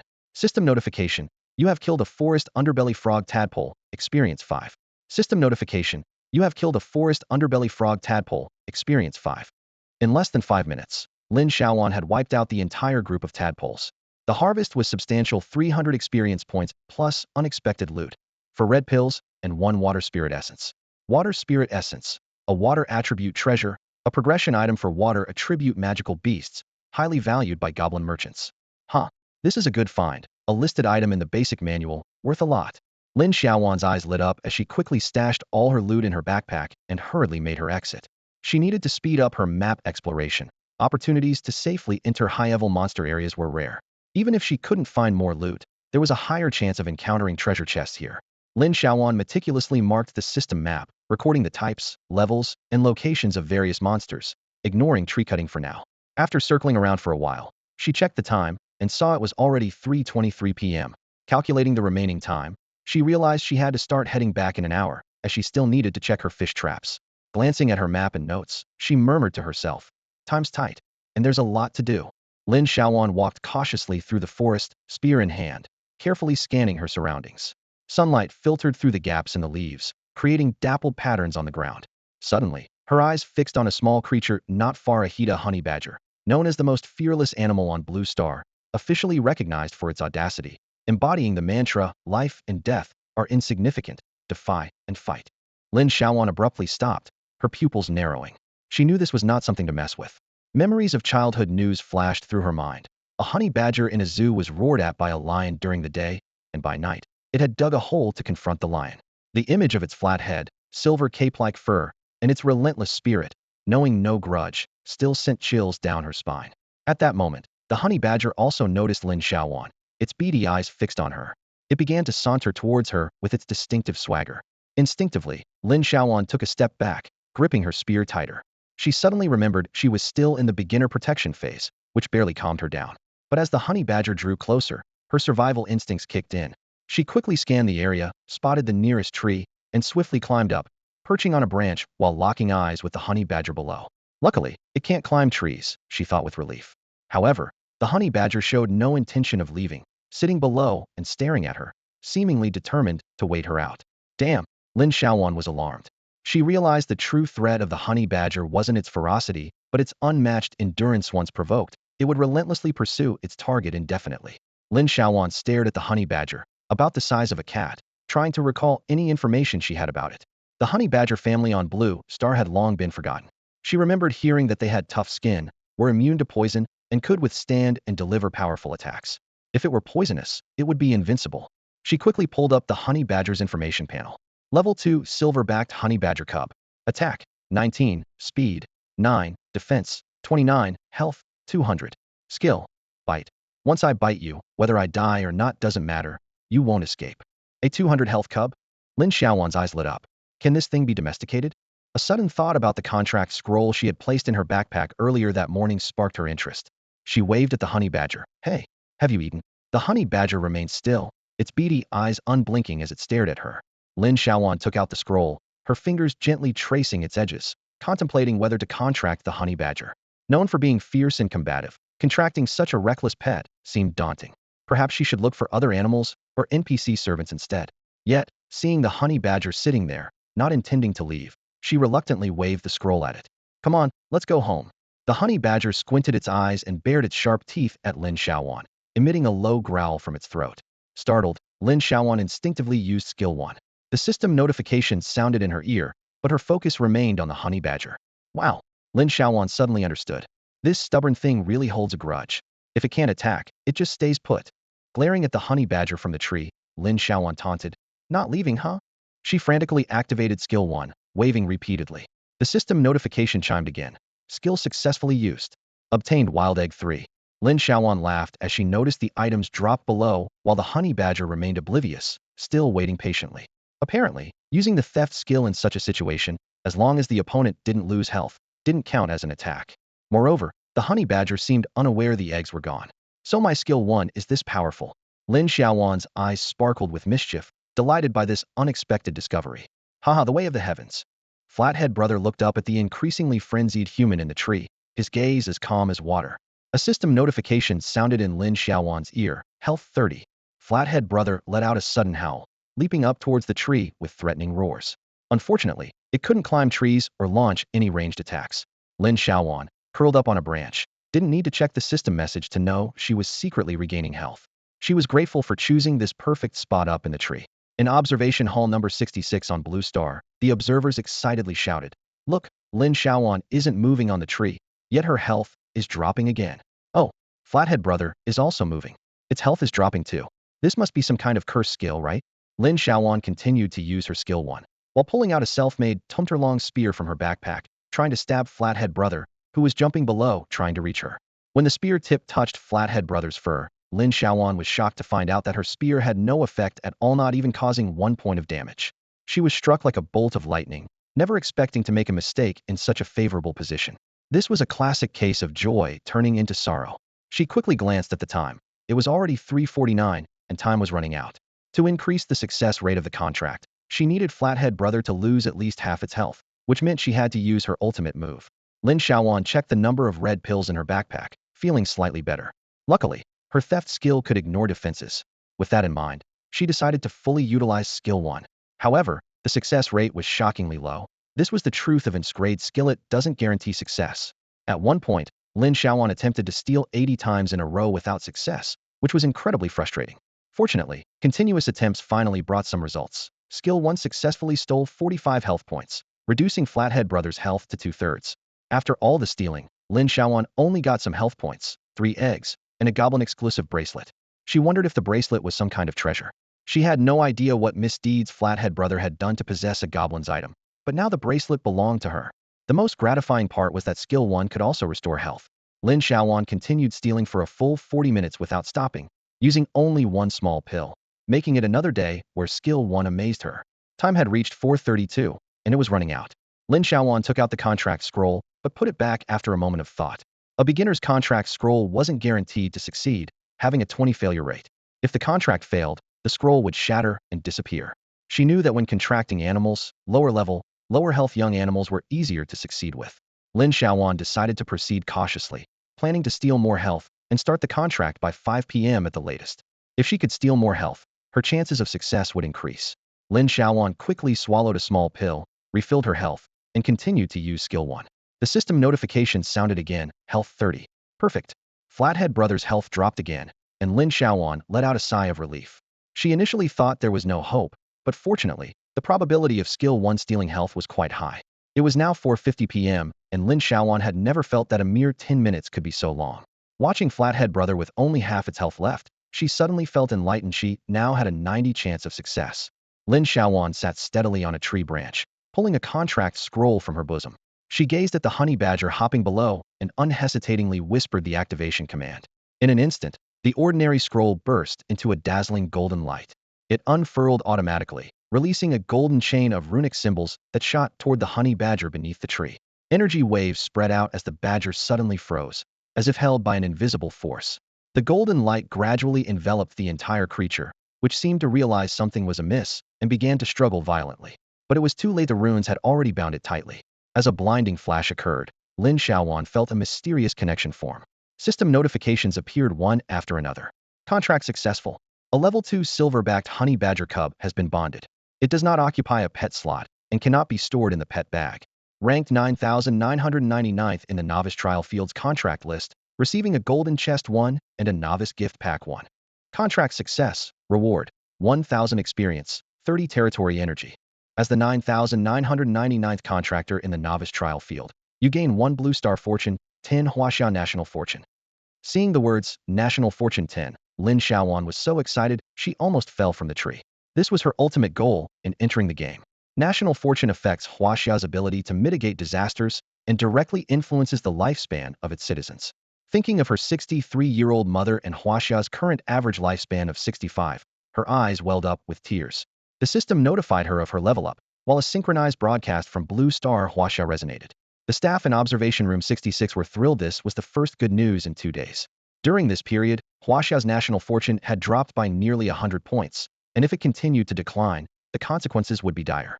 In a household in Hasha, 6-year-old Mumu bounced around, asking her grandmother, "Grandma, is it Auntie?" Her little face flushed with excitement. Mrs. Liu replied gently, "Yes, your aunt has a contract creature now." Little Mumu gestured with her tiny fingers, "Then I can relax a little." The grandmother and granddaughter snuggled together, savoring the warm moment. Meanwhile, across the ocean at a certain eagle base, Yamamoto Jiro slyly suggested, "The big picture depends on you, Godfather. Should we notify Captain Sam for another hunt? Remember how we wiped out nearly 300 of them 3 years ago, dropping Huaxiao's average lifespan by 5 years? Huaxiao is beneath us now. What is a mere newcomer contract? Our targets are the original rankings, the bloodline shackles, the throne of Blue Star." Yamamoto Jiro remarked meaningfully, "Huaxiao has an old saying. If you don't remove the roots, the grass will grow again with the spring breeze." To eliminate the first person in Huaxiao to gain fortune would not only strike them down completely, but also highlight the Eagle family's power, showing everyone that their status is untouchable. Yamamoto Jiro, a reliable godfather, noted that during the 7-day protection period in the novice zone, players above level 5 are not allowed to enter. So, let Mr. Sam send a level 5 team over, since Huaxiao players definitely won't reach level 5 within these 7 days. Daniel grinned with satisfaction. "Ha ha ha, once it's done, we'll broadcast it on the Blue Star channel with a loudspeaker. It's already the 5th round of the game, and there's nothing left to hide." At this moment, Lin Xiaoyuan was completely unaware of this. She was happily perched in a tree, checking out the changes after her level up. Her innate skill Dao Ke Dao had reached S level. Her health was now 130, and her mana was full. In her attribute interface, her strength was 5, constitution 8, and luck 10. Both her attack and defense were 5, and her speed was 7. Lin Xiaoyuan was thrilled to see her basic attributes had improved. Except for luck, which remained unchanged, each of her other attributes had increased by 2 points. Her speed, in particular, had finally reached 7 points, which meant traveling between her territory and the forest would take much less time, no more slow crawling like a snail. She took a deep breath, sensing the changes within her body, feeling a sense of wonder. She could clearly feel a connection with another entity, a marvelous sensation as if she could understand the other's emotions. Those feelings of joy, anger, sorrow, and happiness, though distant, felt incredibly close. This must be the power of a contract in the game. Lin Xiaoyuan reached out, wanting to call that honey badger, softly calling, "Honey badger?" At that moment, the honey badger below turned around, its back facing her, lifting its tail like an angry child. Seeing this, Lin Xiaoyuan felt an immediate sense of affection. She couldn't help but laugh. "Oh dear, are you mad? How adorable." Since forming a contract with the honey badger, Lin Xiaoyuan had developed a sort of mental connection. She had even forgotten the panic it showed when she first saw it an hour ago. She jumped down from the tree, slowly approaching it. The honey badger's ears twitched. It didn't turn around but also didn't move away. Lin Xiaoyuan checked the honey badger's detailed information. It was a silver-backed honey badger, contract level 2, with a loyalty of 75,100, health of 200, and mana of 160. Its attributes were strength 118, constitution 19, luck 2, attack 19, defense 29, speed 9. It had a powerful skill bite. Once it latches onto an enemy, the enemy won't escape, dead or alive. This little honey badger looked absolutely adorable. Lin Xiaoyuan couldn't resist giving it a name, pondering in her mind. She gently coaxed the sulking honey badger. "Let's give you a name. You're a honey badger. How about Honey?" However, the honey badger's ears twitched again, and it sharply turned its little head away from her, clearly displeased. Lin Xiaoyuan laughed helplessly. "How about Snowy?" The honey badger remained unmoved, still presenting its proud posture, as if declaring its dissatisfaction. As she continued to ponder, Lin Xiaoyuan said, "You don't like sweet names, are you a boy? How about Gongzi? Strong? Tough guy?" Finally, the honey badger turned around, its round body swaying, and it looked up at Lin Xiaoyuan with a soft yelp. At that moment, Lin Xiaoyuan could feel its sudden joy. She cautiously asked, "Tough guy?" The honey badger seemed quite pleased with the name, nodding its little head and happily nuzzling against her leg. The honey badger blinked its beady black eyes and nodded repeatedly. Lin Xiaoyuan could sense its joy and silently updated its name in the system. A prompt appeared. Naming successful, no further changes allowed. She immediately checked the attributes panel of her contracted creature. Contracted creature, Mighty Man. Level, 239. Loyalty, 85,100. This guy is really pleased with the new name? Its loyalty just jumped by 10 points. Lin Xiaoyuan wisely suppressed her urge to comment on the name. She took out the last piece of meat from her backpack and gently said, It wasn't a good haul today. This is the last piece of meat. Eat it, and then come back to the territory with me. I'll take care of you with my skills from now on. Mighty Man didn't visibly respond, but she could feel its mood improve significantly as it devoured the meat. After finishing, it was willing to follow her. Not long after they started walking, Lin Xiaoyuan felt a tug on her pant leg. Mighty Man lifted its right front paw, gesturing in a direction, and then waddled forward on its short, stubby legs.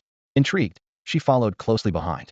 After circling a few trees, she was taken aback by an unexpected discovery. Hidden in a corner among the bushes, Mighty Man was proudly pawing at a bronze treasure chest and let out a triumphant call.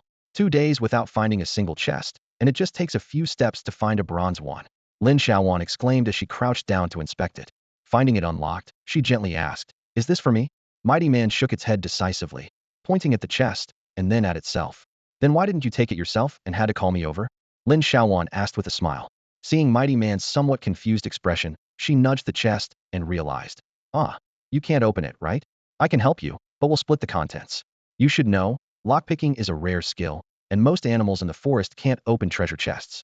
This well-intentioned lie made Mighty Man ponder for a moment before nodding in agreement.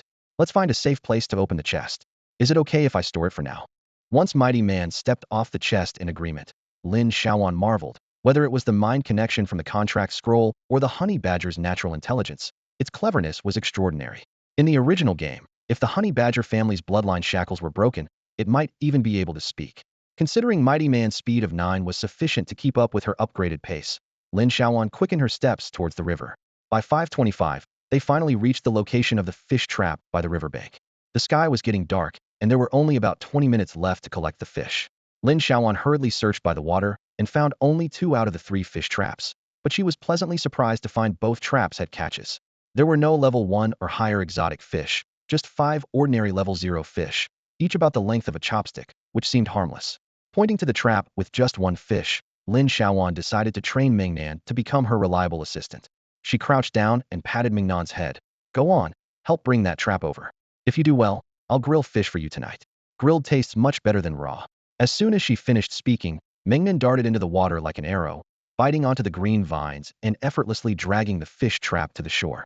It shook off the water droplets and sat by Lin Xiaoyuan's leg, its eyes sparkling with anticipation. Completely charmed by its cuteness, Lin Xiaoyuan promised repeatedly, "Grilled fish." Absolutely. She quickly cleaned the fish without breaking them into pieces. Grilled fish is best enjoyed whole. She placed all the fish into her backpack, found a new spot for the fish trap, marked it, and hurried back to her territory with Mingnan. With her upgraded speed, Lin Xiaoyuan ran noticeably faster, and they returned to the territory by 5:55. Surprisingly, Mingnan behaved well on the way back, following quietly, occasionally sniffing around or digging a bit ahead of Lin Xiaoyuan, looking quite relaxed. Back in her territory, Lin Xiaoyuan let out a sigh of relief, finally back. It had been a thrilling, exhausting, and hungry day. She instructed Mingnan to roam freely but not stray far from the cabin, then got busy building a fire, boiling water, chopping wood, sharpening skewers, skewering fish, and grilling them, all in one go. By the time Lin Xiaoyuan could sit by the fire and flip the sizzling, fragrant fish, Mingnan was already sitting beside the fire, drooling over the skewered fish. Only then did Lin Xiaoyuan have time to organize her backpack. The afternoon had been too rushed for her to even check the system rewards. She remembered there was a starter pack and a golden treasure chest in today's system rewards. Happily, she laid out the golden chest, the starter pack, and the bronze chest on the ground, almost overflowing with a sense of happiness. Even the drooling Mingnan nearby seemed more charming. Rubbing her hands, Lin Xiaoyuan was about to perform a blessing ritual before opening the chests when a system notification startled her. Ding! A player on Blue Star has accumulated a total of 100 gold. The Blue Star wealth rankings are now open. Lin Xiaoyuan was stunned. 100 copper equals 1 silver, and 100 silver equals 1 gold. On just the second day, someone already had 100 gold? She clearly remembered she only had a pitiful 67 copper in her backpack. With trembling hands, she opened the wealth rankings to check. Blue Star wealth rankings. Lin Xiaoyuan's eyes widened as she saw the name Qian Lai on the list. Wasn't that the friend in her friend list? Could Qian Lai be a hidden master? She quickly opened her friend list and found that Qian Lai's friend frame had turned gold, with a system note his name marked in gold letters. Blue Star wealth rankings, 3rd place. Overwhelmed with envy, Lin Xiaoyuan realized that when Qian Lai had mentioned having money in the group chat, he really meant it. She felt like the fool. When she first saw his message, she had scoffed, yet she added him as a friend for trading because of his claim of having money. Looking at her measly 67 copper in the backpack and the only trading friend in her friend list, Lin Xiaoyuan sighed. The master was so close, yet so far. Realizing the gap between them, even opening the treasure chests felt a bit heavier. Taking a deep breath, Lin Xiaoyuan flipped the grilled fish and then opened the starter pack. The system announced, "You have opened the starter pack and received a brand new set of bed linens, a highly practical set of kitchenware, and a level 1 starter outfit." Staring at the items that suddenly appeared, taking up half the room, Lin Xiaoyuan was stunned. The starter pack truly delivered. It covered all essentials at once, showing the system's keen understanding of player needs. The bed linens were thick and featured a charming pink and white floral pattern. The starter outfit was a plain set of clothes, including a top, pants, and shoes, with even 2 sets of underwear. 2 sets. Such thoughtfulness moved Lin Xiaoyuan, knowing she had enough clothes to change and wash. The kitchenware set amazed her even more, with pots, bowls, basins, chopsticks, spoons, and buckets of all sizes. Lin Xiaoyuan couldn't help but wonder if the system had rated a blue-star kitchenware factory. Looking at her makeshift, shabby little stove, Lin Xiaoyuan shook her head. It simply didn't match. A pile of pots and pans lay before Lin Xiaoyuan, and she couldn't help but smile at the sight of the 1-metal water barrel. Finally, she didn't have to fetch water with a pot every day. She now had a large water storage container. As she looked around, she noticed the small room was packed with supplies, along with a fire pit and a small clay stove, making the 9-square-meter space feel cramped. It seemed upgrading the house was a must. Lin Xiaoyuan gathered everything together to clear some space and eagerly opened the golden treasure chest. A system notification sounded. "You have opened the golden treasure chest and found a fine bow of Orus, a blueprint for a stone house, a simple wall blueprint, a golden quest card 1, and 20 gold coins." Her eyes were nearly blinded by the dazzling items. They were all so valuable. Lin Xiaoyuan reached for the golden quest card and examined it closely. It read, "Golden, Old's Dilemma. Please go to the Great Furnace Manor in the City of Forges to find OLED, who seems to be troubled." This was a rare item. Golden and above quest cards are considered high-level quest items. Players can accept quests through these cards, and upon completion, receive generous rewards, usually experience points, gold, and equipment. High-level quest cards can even reward dark gold, epic, legendary equipment, or even divine gear. With a bit of luck, one might even obtain skill books of the same level. Major factions compete for these high-level quest cards, and they never make it to the auction house. She couldn't believe she got a golden quest card from a treasure chest, essentially giving her a main quest on just the second day of the game. Lin Xiaoyuan happily placed the quest card in her backpack. Although she couldn't complete the quest at this stage, as she couldn't access the City of Forges yet, it would stay in her backpack for now. Next, she took out the longbow. It was a standard bow from the original world, crafted with exquisite detail, and bore the mark of its forger on the bow arm. Lin Xiaoyuan quickly checked its attributes. Level 3 Orus Fine Longbow, Silver Quality, Attack 29, Strength 3, Speed 6, Minimum Level Requirement 3, a masterpiece of the Goblin Forging Master Orus in his youth, tradable, non-bindable. Lin Xiaoyuan's heart skipped. A Bayada silver weapon with 3 attributes. To think she couldn't even afford white gear at this point. In the original world, equipment is ranked from lowest to highest as white, green, bronze blue, silver, gold, dark gold, epic, legendary, and divine. Equipment with additional attributes is more valuable. Ordinary items cannot be placed in the equipment slot and have no attributes. White gear can be equipped but typically has low attributes, while green gear has slightly higher values than white gear. This silver bow, with an attack of 29 and 3 additional attribute values, was undoubtedly a top-tier item for the early stages. Lin Xiaoyuan decided she needed to quickly buy a better quiver to make the most of this fine bow. She was grateful to the strong man and the rogue scorpion, her benefactors. Unfortunately, she had to wait until level 3 to equip it, so she reluctantly put the longbow back in her backpack, then took out the 2 blueprints to examine them. She found that she needed to confirm construction requirements at the territory crystal. She decided to eat first before delving into research. She took out 20 gold coins and studied them carefully. They were about twice the size of a 1 yuan coin from Blue Star, entirely golden and exquisitely crafted. Finally, Lin Xiaoyuan laid eyes on the truth that had countless races flocking toward it. She counted it carefully, displaying a bit of her frugal nature, before placing it into her backpack. Meanwhile, the aroma of grilled fish filled the air, though there was still a treasure chest waiting to be opened. Lin Xiaoyuan decided to enjoy dinner first. Noticing the drooling gaze of her future beast companion, she worried it might not be able to resist. Lin Xiaoyuan selected a small steel bowl from her cookware, removing 2 sizzling, aromatic grilled fish from the wooden skewers and presenting them to her future fierce pet with care. "Here, eat to your heart's content. Stick with me, and you'll never go hungry. Eat as much as you like," Lin Xiaoyuan declared with a sense of grandeur, knowing full well that her current abundance was due to this contract, and she needed to keep it in good spirits. She also took a grilled fish for herself, placed it on a ceramic plate, poured a cup of hot water, and sat by the fire to enjoy it. With the first bite, Lin Xiaoyuan was nearly brought to tears. The fish had no trace of a fishy taste, only a fresh sweetness. After the environmental degradation in China, 60% of fish species had gone extinct, and a few farmed species had a strong earthy taste.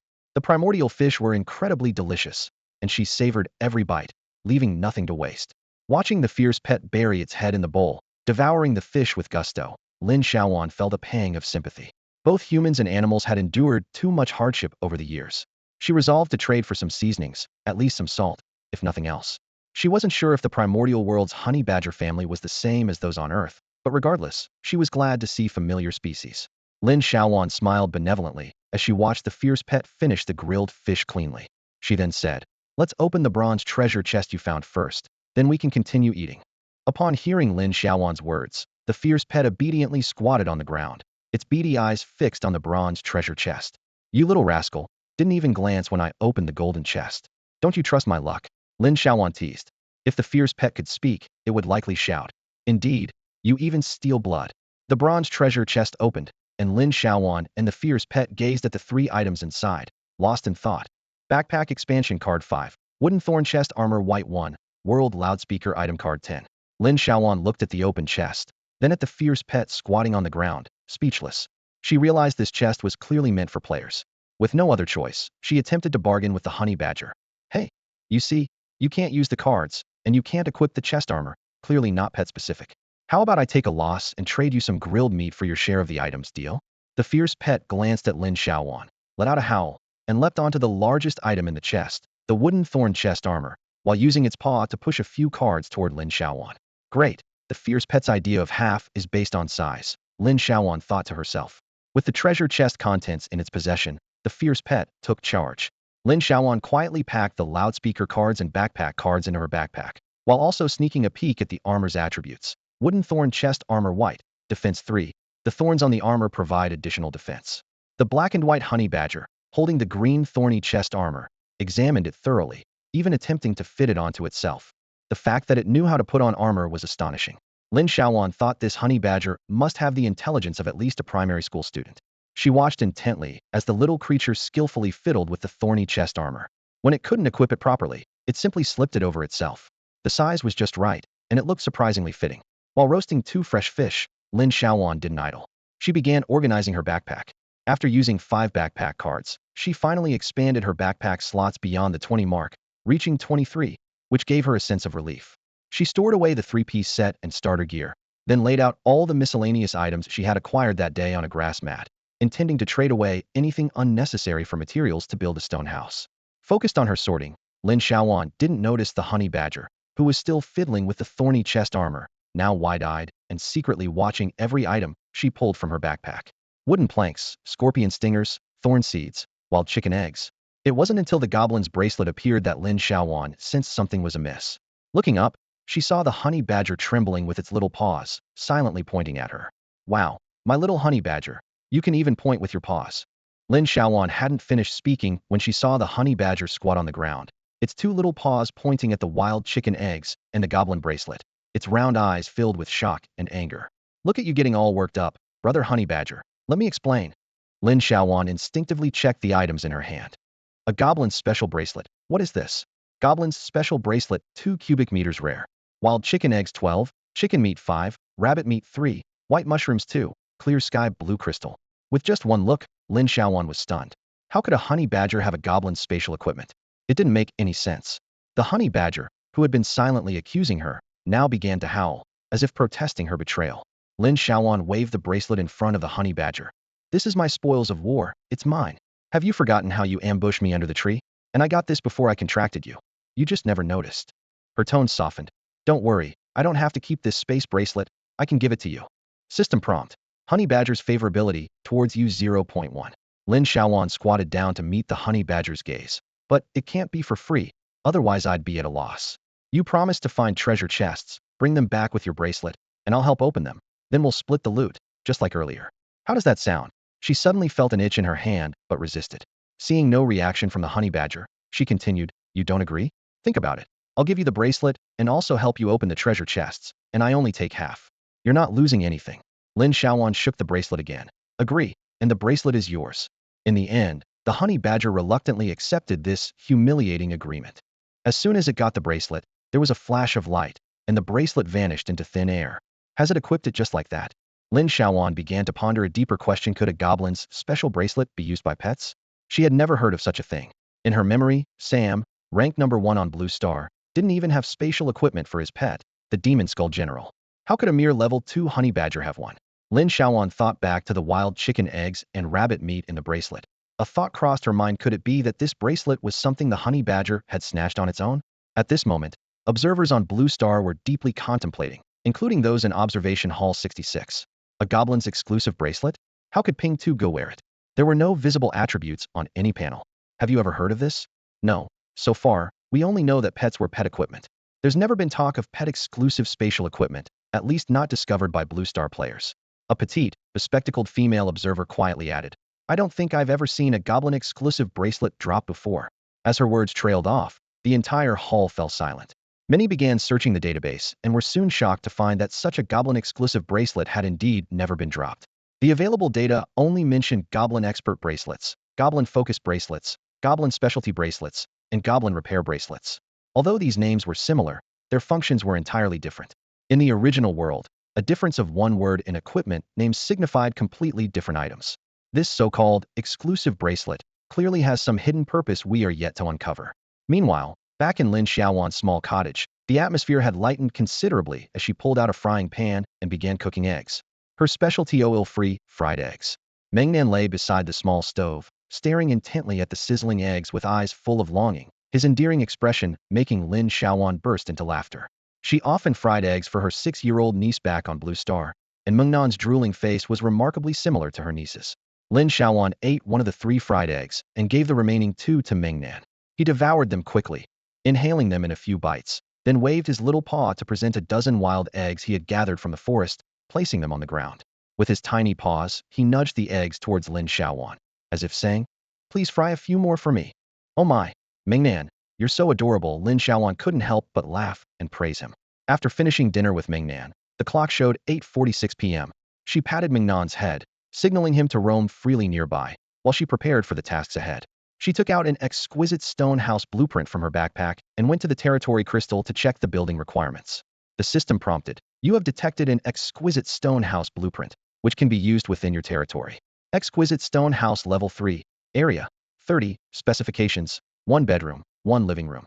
Building requirements, stone 500, wood 200, iron 100, glass 50, defense value, 100100.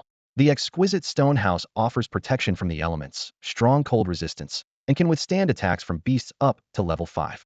Lin Xiaoyuan couldn't help but smile, muttering to herself, here we go again. Building a house is a long-term plan. She quickly noted the increase in house size, the improved defense level, and the introduction of a defense value, which added a sense of security. After the novice period, the territory would face a beast tide, usually consisting of 10 to 20 creatures below level 3. This exquisite stone house could withstand attacks from beasts up to level 5 and had 100 defense points, significantly enhancing her safety. Lin Xiaoyuan retracted her earlier complaints, nodding to herself, you get what you pay for. She continued to pull out the blueprint for a simple wall from her bag, ready to examine it next. Lin Xiaoyuan looked at the screen, raised an eyebrow, and silently complained to herself, system, you actually call this a simple wall? She stretched and sat back by the fire, beginning her daily routine. As usual, she started browsing the chat records on the Hasha channel, which were bustling with activity, the numbers constantly jumping at 999. She wondered how long it would take to scroll through all of them. Xiaoyuan, any fellow players willing to spare some water? Meat would be even better. Crazy night. Trading 10 planks, looking for 2 pounds of food. Chen Long in the river, gone mad. Little master of Huaxia, trading 5 planks, 5 stones, 50 blades of grass. Interested parties add me as a friend and PM me. Hiya. Gorgeous steps. You dared to cheat me out of my resources. You promised 17 planks, and you only gave me 11. May you have sons without. Chen Long in the river, looking to buy glass. Can trade food. PM me. Lin Xiaoyuan quickly skimmed through the chat logs. Today, there were noticeably more players looking to trade or purchase, mostly exchanging basic resources, with very few transactions involving copper coins. Nothing particularly attractive caught her eye. She thought for a moment and decided that Xianlai's honest stop service was the most suitable, quick, convenient, and hassle-free. Wow, that's impressive. She couldn't help but sigh. Xianlai was truly high profile. daring to use a one-time naming item to prefix his name, officially naming himself, flaunting his wealth without fear of being robbed. Lin Xiaoyuan silently wondered what would happen if he ever dropped to fourth place. Feeling a bit helpless, Lin Xiaoyuan thought to herself, big shot. What's the price of planks and stones today? Qianlai. Planks 5 copper each, water 2 copper per liter, stones 5 copper each, thatch 5 copper per 100, iron blocks 100 copper each. No price increase for regular customers. Her heart warmed instantly. Hey, even when wealthy, you don't forget your roots. The prompt response felt almost familiar to Lin Xiaoyuan. She mentally calculated the prices, estimating that building a stone house would require 13,500 copper coins, or 1 gold and 35 silver. Since the house wasn't centered, the north wall could serve as a barrier, and after deducting the 5-meter back wall of the stone house, the total length was 35 meters. Lin Xiaoyuan quickly calculated, and the final result was 1 gold, 13 silver, and 78 copper. She muttered under her breath, 20 gold, 20 gold, 20 gold, nearly bursting out. Frustrated, she continued to ask, big shot, what's the price of glass? Qianlai, 1 silver each. Girl, do you have the exquisite stone house blueprint now? The small stone house blueprint is 3 gold each, small wooden house blueprint 1 gold. They're hot commodities now. Which one did you have before? Willing to sell. Lin Xiaoyuan was taken aback. What was going on?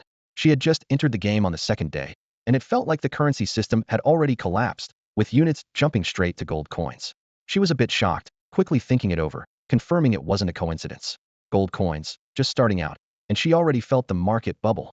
Did I stumble into some devil's path? She muttered to herself. Qianlai waited for her reply, clearly getting a bit impatient. I know you have a contract item.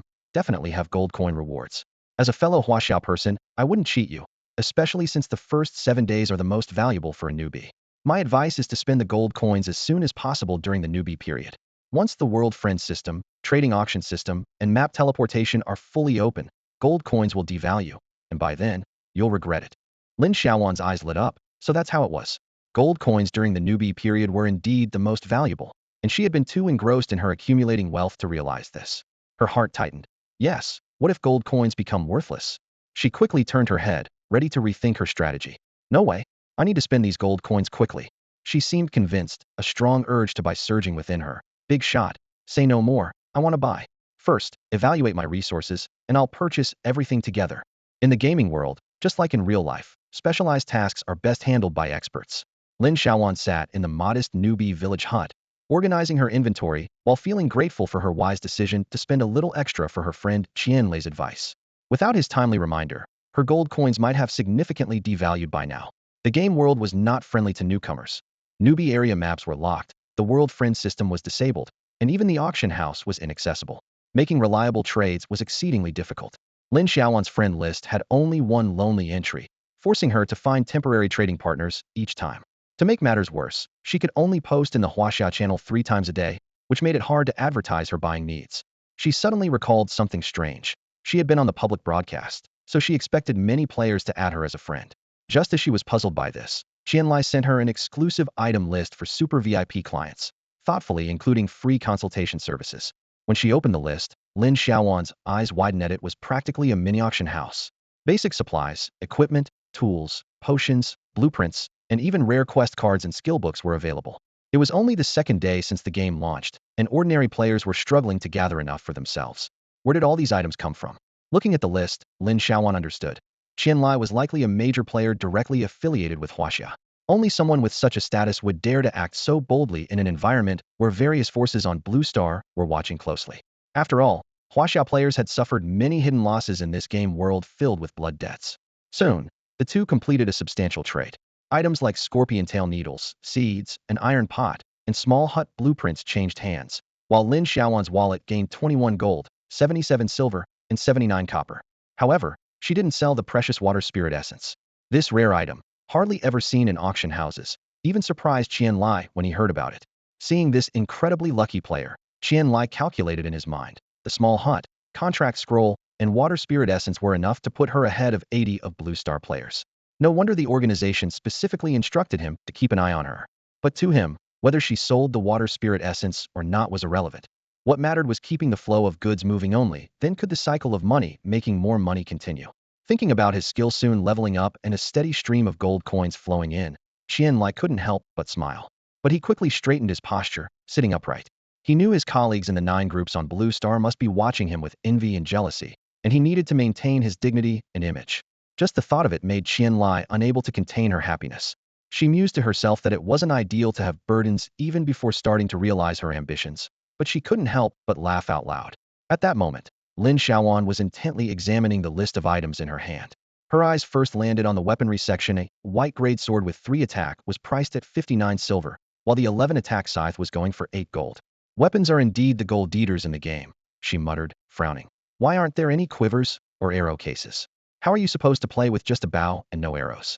The equipment on the list was mainly white and green grade, with a few bronze items scattered throughout. Lin Xiaoyuan knew well that in this survival-focused stage, players clung tightly to their life-saving weapons, with few willing to sell them. The variety of defensive gear was dazzling. A wooden shield with 3 defense was white grade, followed by a black stone shield with 5 defense, a green-grade blue lizard leather armor with 9 defense, and a bronze-grade fire python thick armor with 12 defense. The task card section was also quite extensive. The white task card, Little Dillier's Trouble, was priced at 10 silver each, while green task cards like Song of the Thorn Ridge and The Threat of the Demon Ear Rabbit were 80 silver. Lin Xiaoyuan noticed there were no blue or higher-grade task cards available, likely because these cards could only be used once the main city system opened in 7 days, making them less desirable for now. The item category was even more diverse. Climbing rings, detection spheres, beast ropes, cat transformation cards, voice change cards, specific edition world loudspeakers, and even a rare group message anonymous card. Although the 6.6 gold price tag made Lin Xiaoyuan gasp, she was even more shocked by the contents of the skill book section. The high value of the 5 skill books made Lin Xiaoyuan question Qian Lai's intentions. Basic swordsmanship, basic archery, and basic gathering skill books were each priced at 2 gold, while the ice, arrow, and armor-piercing swordsmanship skill books were a hefty 15 gold. The ice arrow skill book, in particular, required prerequisite basic archery and offered a 1 armor-piercing probability and a 10 freeze trigger chance, making it invaluable during the novice period. Lin Xiaoyuan carefully examined each skill book's attributes. Basic swordsmanship provided a 5 accuracy and 1 attack bonus, and basic archery offered the same. Armor-piercing swordsmanship required 30 mana to use and provided a 10 attack bonus with a 10 armor-piercing probability.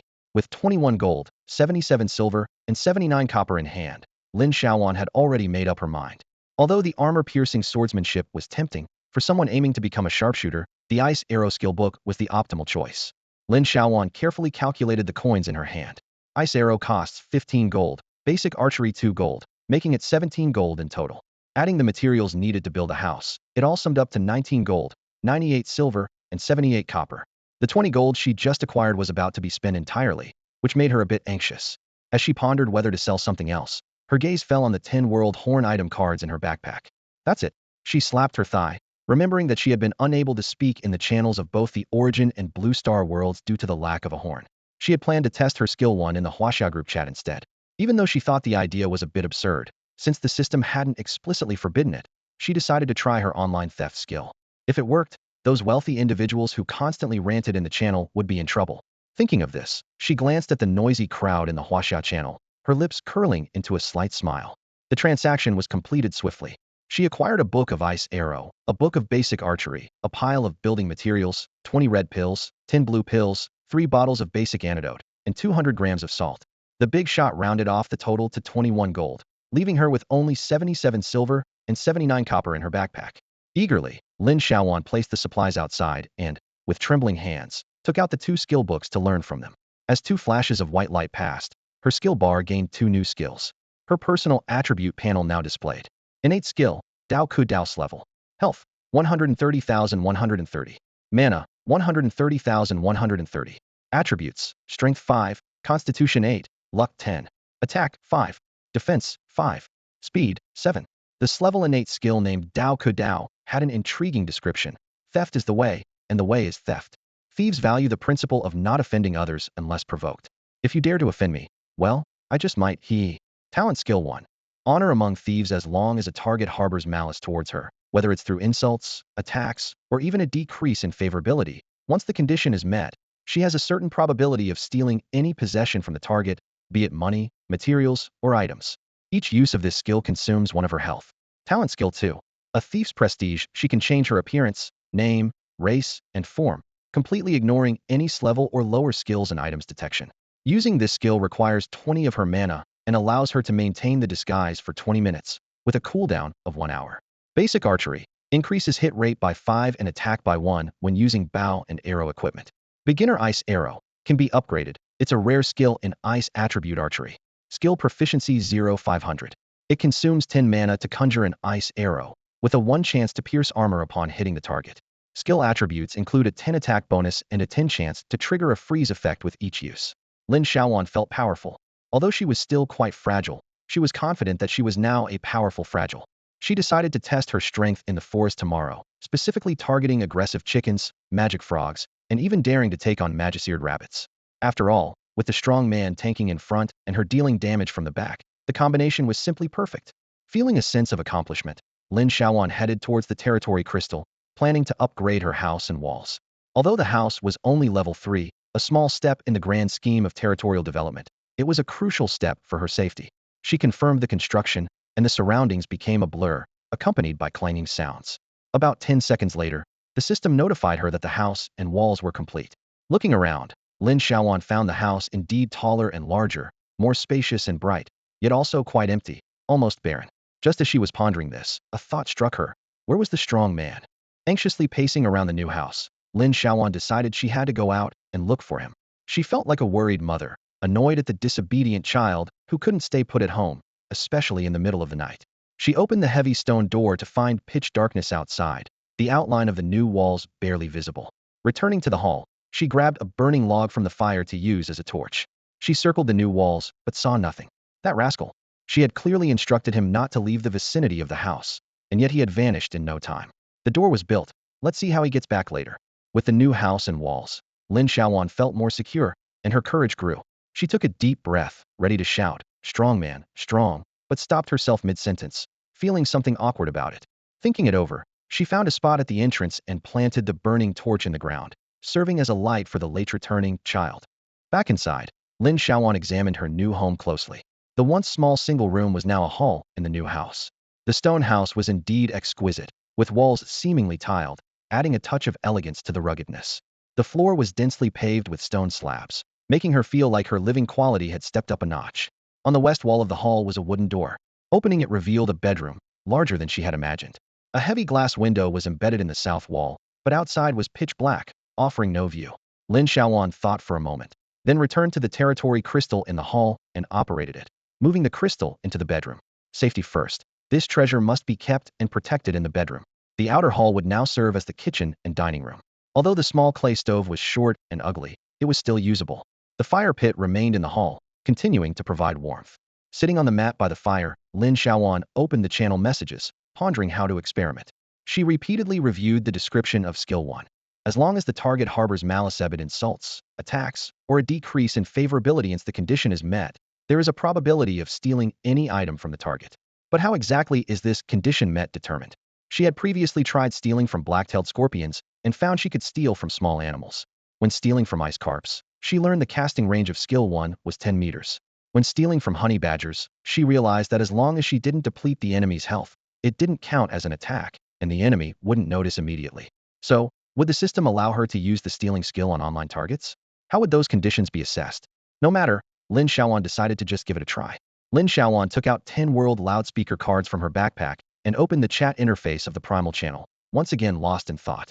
Her fingers gently tapped the edge of the screen, contemplating the best course of action. How should I go about this? Should I start by insulting others? She immediately dismissed the idea.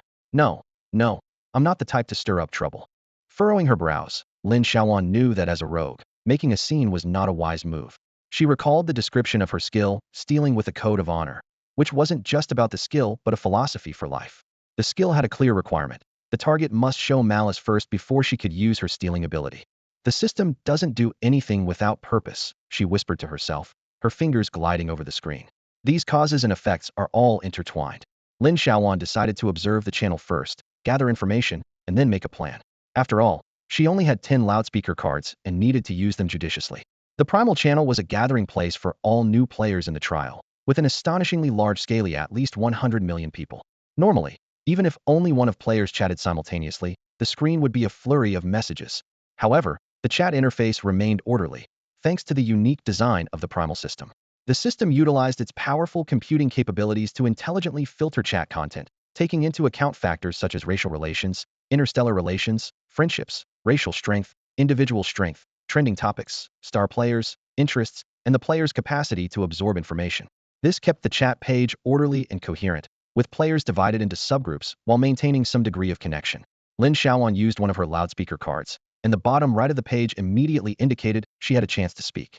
She first browsed through the chat logs of players Xing and Qingyuan, but found that these were far removed from the Huaxiao style, dull, and lacking any exploitable points.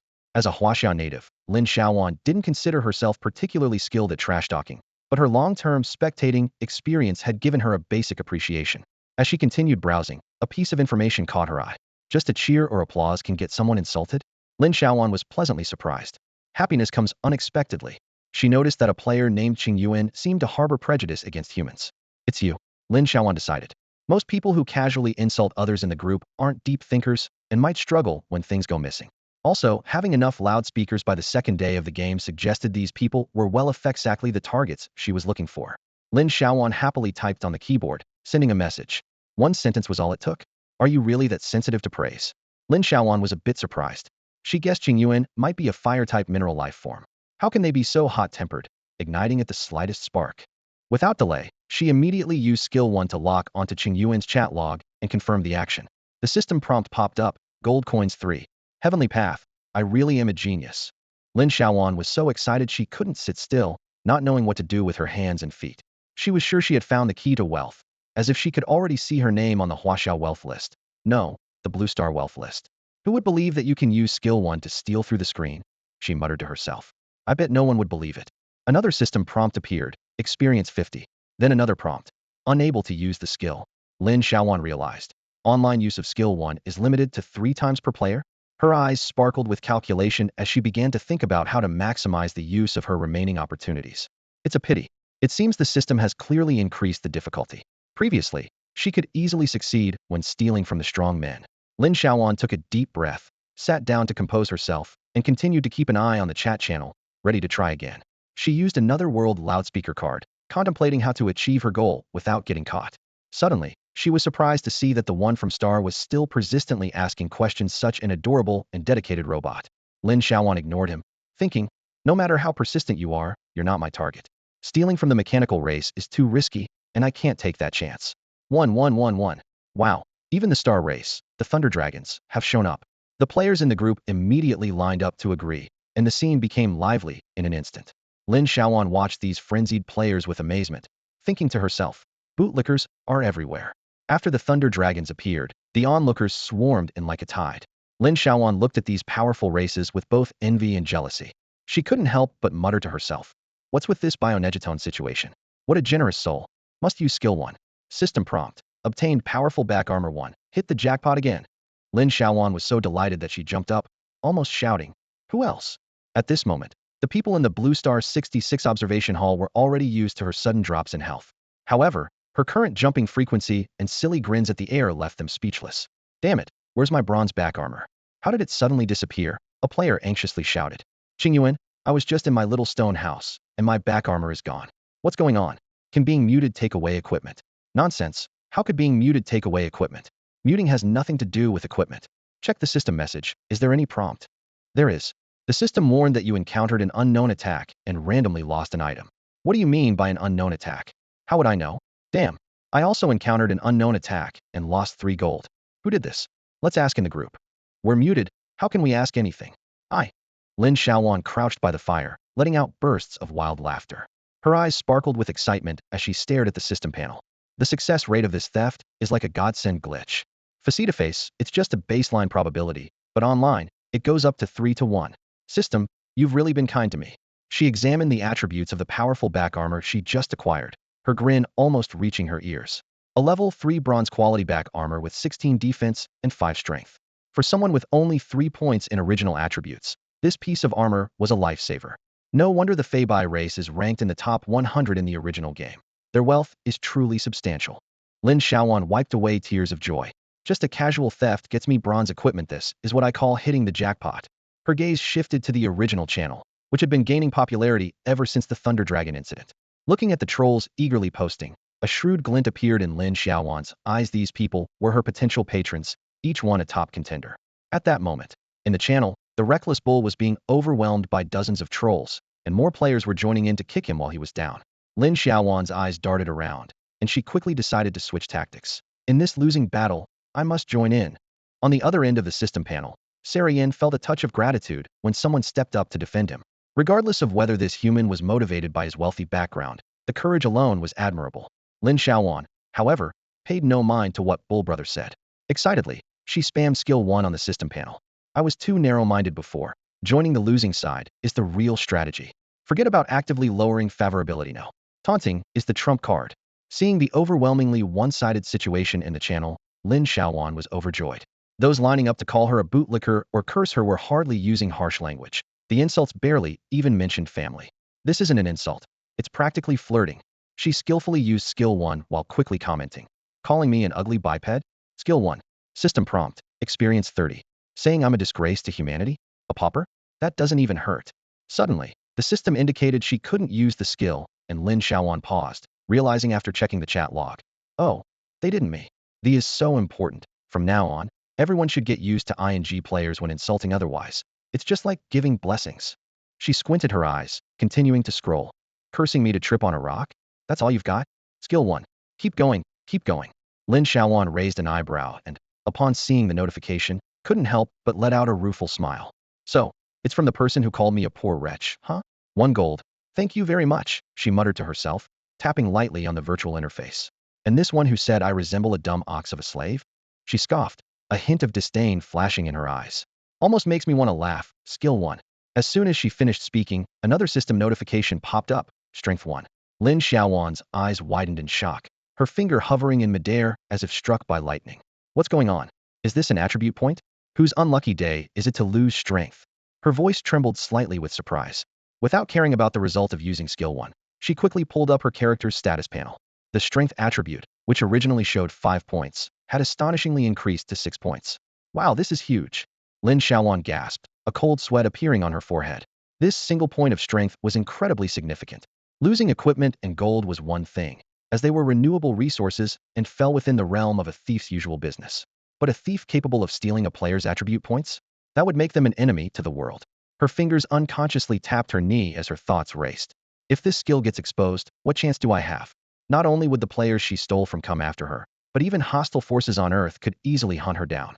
Moreover, in the vast primordial trial ground, countless humans from various star systems were present, and their enemies were just as numerous. Those alien races wouldn't care if she was from Earth or not. Lin Xiaoyuan felt the game had suddenly taken a surreal turn. Her mind raced with possibilities. If attribute points can be stolen, what about skills? And what about the power of rules? The power of rules, which could unlock the shackles of bloodlines, should theoretically be stealable too. Damn, my life is in danger. Her own speculation sent chills down her spine. If such an ability were exposed, could China even protect her? Earth was currently fragmented and unreliable. Is this the difference between an grade theft skill and an ordinary one? Lin Xiaoyuan pondered. How could such a powerful skill only be grade? It should at least be SSS. She suddenly realized, could it be that the system thinks being insulted or attacked, or losing favor, as prerequisites, is difficult? Lin Xiaoyuan held her head in one hand, feeling both melancholic and grateful that this skill was only grade. No wonder this talent skill comes with a disguise ability. That's the purpose. She mused aloud. Being a target for everyone, it's only right to have a survival skill. Immediately, Lin Xiaoyuan made a decision. Lay low. She needed to find a way to conceal her identity, and until then, she couldn't use her skills. There were plenty of mechanical races in the channel, and with their extraordinary computational abilities, no one could guarantee they wouldn't trace it back to her. She glanced at the still chaotic primordial channel, feeling incredibly conflicted. The game seemed to have gone mad, and she was both excited and terrified, even beginning to suspect she might be the chosen one of fate. I must hide my identity, she repeated to herself. I must keep my identity hidden until I'm strong enough, and I need to use skill 2. I have to survive. Survive. Lin Xiaoyuan began to recall whether she had ever accidentally mentioned the words theft skill. She probably hadn't. She was usually lazy and referred to her talent skill as skill 1. From now on, she had to be even more cautious, never to reveal it, not even in self-talk. After calming down, Lin Xiaoyuan decided to immediately test her skill 2 to see if her disguise technique could be applied to channel chat. She quickly activated skill 2, casually adopting the appearance of a horned python tribe player, and manually altered her personal information. Lin Xiaoyuan meticulously checked her appearance and personal attributes panel. Berserk B level, 31 health at level 1, 160 mana points, 160 stamina points, 10 strength, 11 defense, 9 speed, and 12 luck. After confirming everything matched the characteristics of the horned python tribe, she quickly pulled out a small megaphone card from her backpack. Her fingers flew over the virtual keyboard as she typed out a message and immediately hit send. Go, Nyo bro. Always supporting you. Suddenly, a shocking realization left her frozen in place. Skill 2 couldn't be used online. Even worse, the inability to change identity meant skill 1 was completely useless. Lin Xiaoyuan stomped her foot anxiously. Was her meticulously planned Golden Path project going to be shelved just like that? At that moment, a thought flashed through her mind. Right, there's still Qianlai. She remembered that Qianlai had a rare item card, a group message anonymous card worth 6.6 gold. Hopefully, he hadn't sold it yet. Lin Xiaoyuan immediately opened her friends list and sent an urgent message. Hey, do you still have the 6.6 gold group message anonymous card? Yes, I only have 4 gold right now. Can you hold it for me for a day? If someone else wants to buy it, I can offer more, she quickly added. Qianlai frowned at the message. Wasn't this girl just saying she couldn't afford those good skills? She couldn't even buy decent skills like swordsmanship and gathering. So how did she suddenly have 4 gold? Was there a player in the game better at making money than him? This girl is interesting, causing so much fuss at level 1. Qianlai muttered to himself. Thanks. Do you have World Channel megaphones? How much are they? Lin Xiaoyuan continued to inquire. Of course. 50 silver each. Lin Xiaoyuan was stunned by the price. This is like chatting turned into flirting. How do those spammers on the original channel act like it's free? Despite her complaints, the megaphone was essential, so she weakly replied, Understood. Qianlai stared at the chat box, lost in thought. Who exactly was this girl? At this stage, she already wanted to make her presence known on the World Channel, and each message cost 50 silver. Who could afford that? He pondered whether to give her credit, as there weren't many people interested in these items right now. But on second thought, he dismissed the idea. He wasn't in the business of giving handouts, and removing it from the list was already a favor. By the time they finished chatting, it was already 11:30 p.m. Qianlai, who had originally planned to sleep, decided to work overtime after being spurred by Lin Xiaoyuan's words. He suddenly felt a sense of urgency. He couldn't afford to lose his rank as number 3. The people in observation room 66 on Blue Star were also wide awake, watching the monitor screens with furrowed brows. This player Lin Xiaoyuan is becoming harder to understand. So, her skill 2 is a transformation ability? A curse combined with transformation. What kind of talent skill combination is this?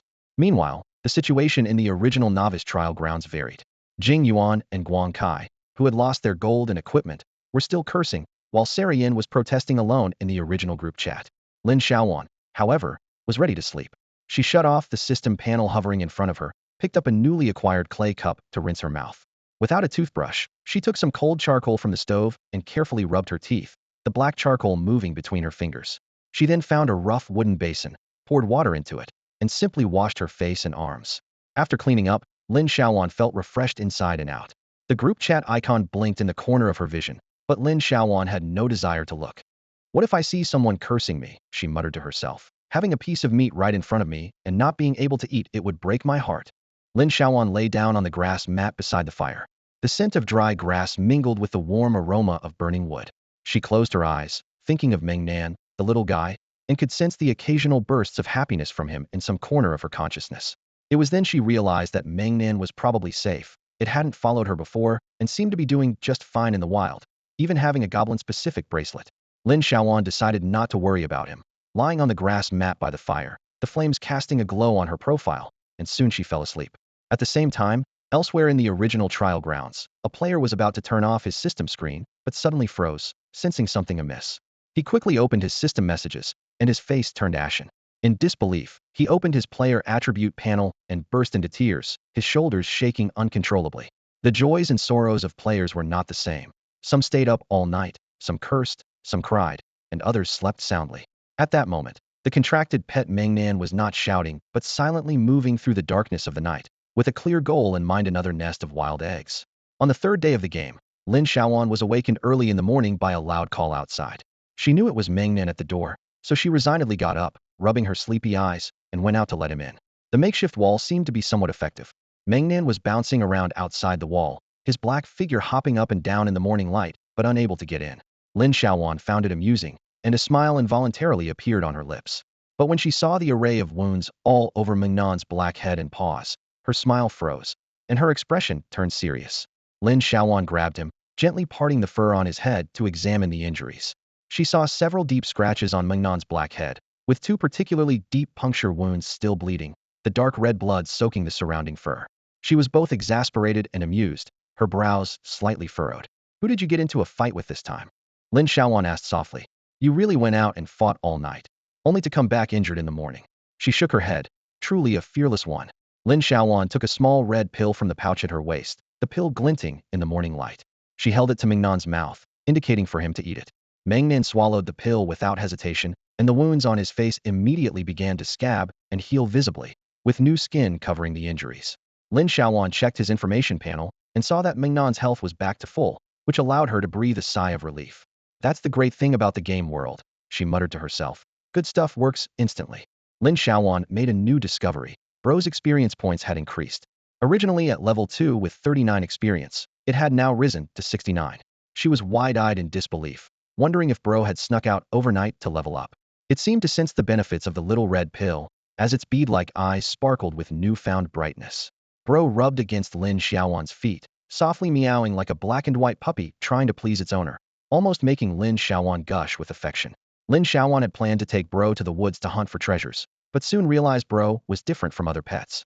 It didn't follow commands well and wasn't as clingy, exhibiting an astonishing level of independence. This made her hesitate. However, Bro was her only tank, and without it, she couldn't fight the beasts alone. Bro, Lin Xiaoyuan crouched down to meet its eyes. I'm heading to the woods today to battle some beasts. Will you join me? If you come along and protect me, I'll give you more of those red pills.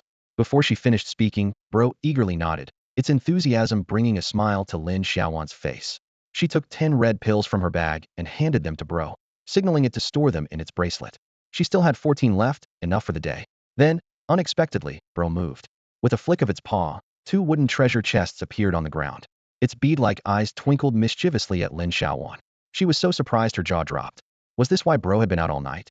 Before she could say anything, Bro waved its paw again, revealing a pile of about 20 to 30 wild chicken eggs. Wow, Lin Xiaoyuan exclaimed. Bro, did you raid a nest of rabid chickens? Did they peck you?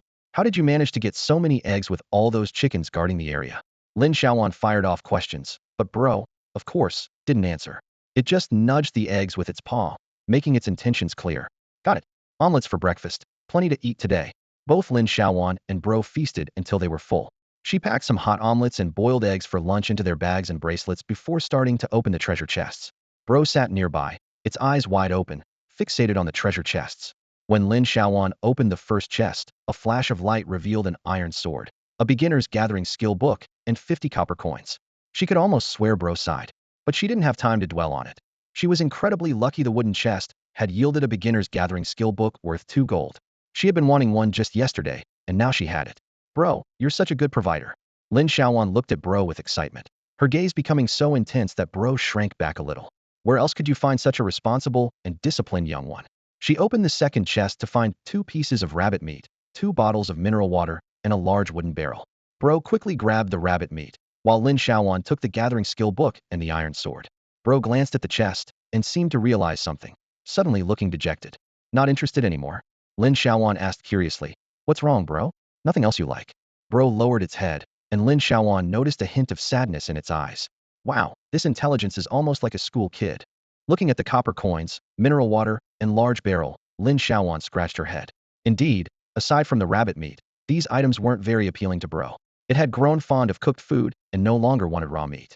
How about I grill this rabbit meat for you? Lin Xiaoyuan suggested. And the fish we catch later, I'll grill them for you too?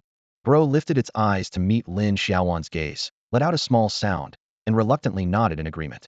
Bro's lack of interest in the treasure chests troubled Lin Xiaoyuan. She needed to come up with a solution to keep Bro motivated to find more treasure. If it stopped, she'd be the one missing out. Lin Xiaoyuan thought for a moment, and finally decided to learn the basic gathering skill. She figured that if she encountered high-level herbs or other rare items in the forest, lacking this skill might make her miss out on many opportunities. Looking at the iron sword in her hand, she noticed it was a 5 level 1 iron sword. Although slightly better than her 2 spear, it was nothing to write home about. Her heart was still set on the silver bow. After equipping the iron sword with satisfaction, Lin Xiaoyuan stored away unnecessary items in her room, freeing up her backpack. Once everything was sorted, she headed out with Mingnan. As soon as she stepped outside, she noticed her bold little companion had already donned the green armor. The vibrant green, spiky armor stood out against the black and white honey badger, making it quite noticeable. Lin Xiaoyuan couldn't help but feel a mix of emotions. Mingnan's cleverness, even understanding how to equip armor, truly made him a smart little creature. Although pet armor doesn't actually boost attributes, the green thorn armor fit surprisingly well, giving him a rather imposing look. She thought with a slight pang that when she had more money, she would certainly buy Mingnan some dedicated pet armor. She wondered what had influenced him to have such an obsession with armor. Their first stop was naturally the riverbank. This time, they only found one surviving fish trap, and Lin Xiaoyuan was frustrated, cursing to herself. Damn it, another fish trap gone. Inside were just two small grass carp, barely worth the effort. She reluctantly collected the fish, planning to try a different spot to place the traps and gather some green vines in the evening to weave new ones.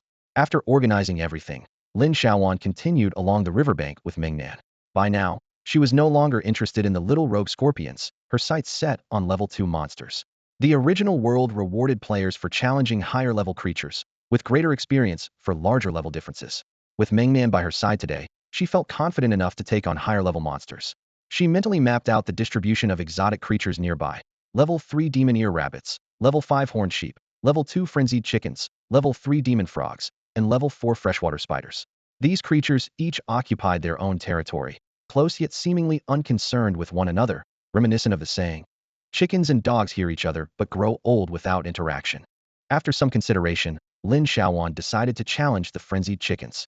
Although the frenzied chickens were moderate in level, they posed a significant challenge. They traveled in flocks. Would she be surrounded and attacked from all sides? Lin Xiaoyuan weighed her options. However, Mingnan seemed to know the area well and headed straight for the frenzied chickens' territory without hesitation. Lin Xiaoyuan, trusting his familiarity with the terrain, decided to follow. Before she even entered the frenzied chickens' territory, she heard piercing screeches all around.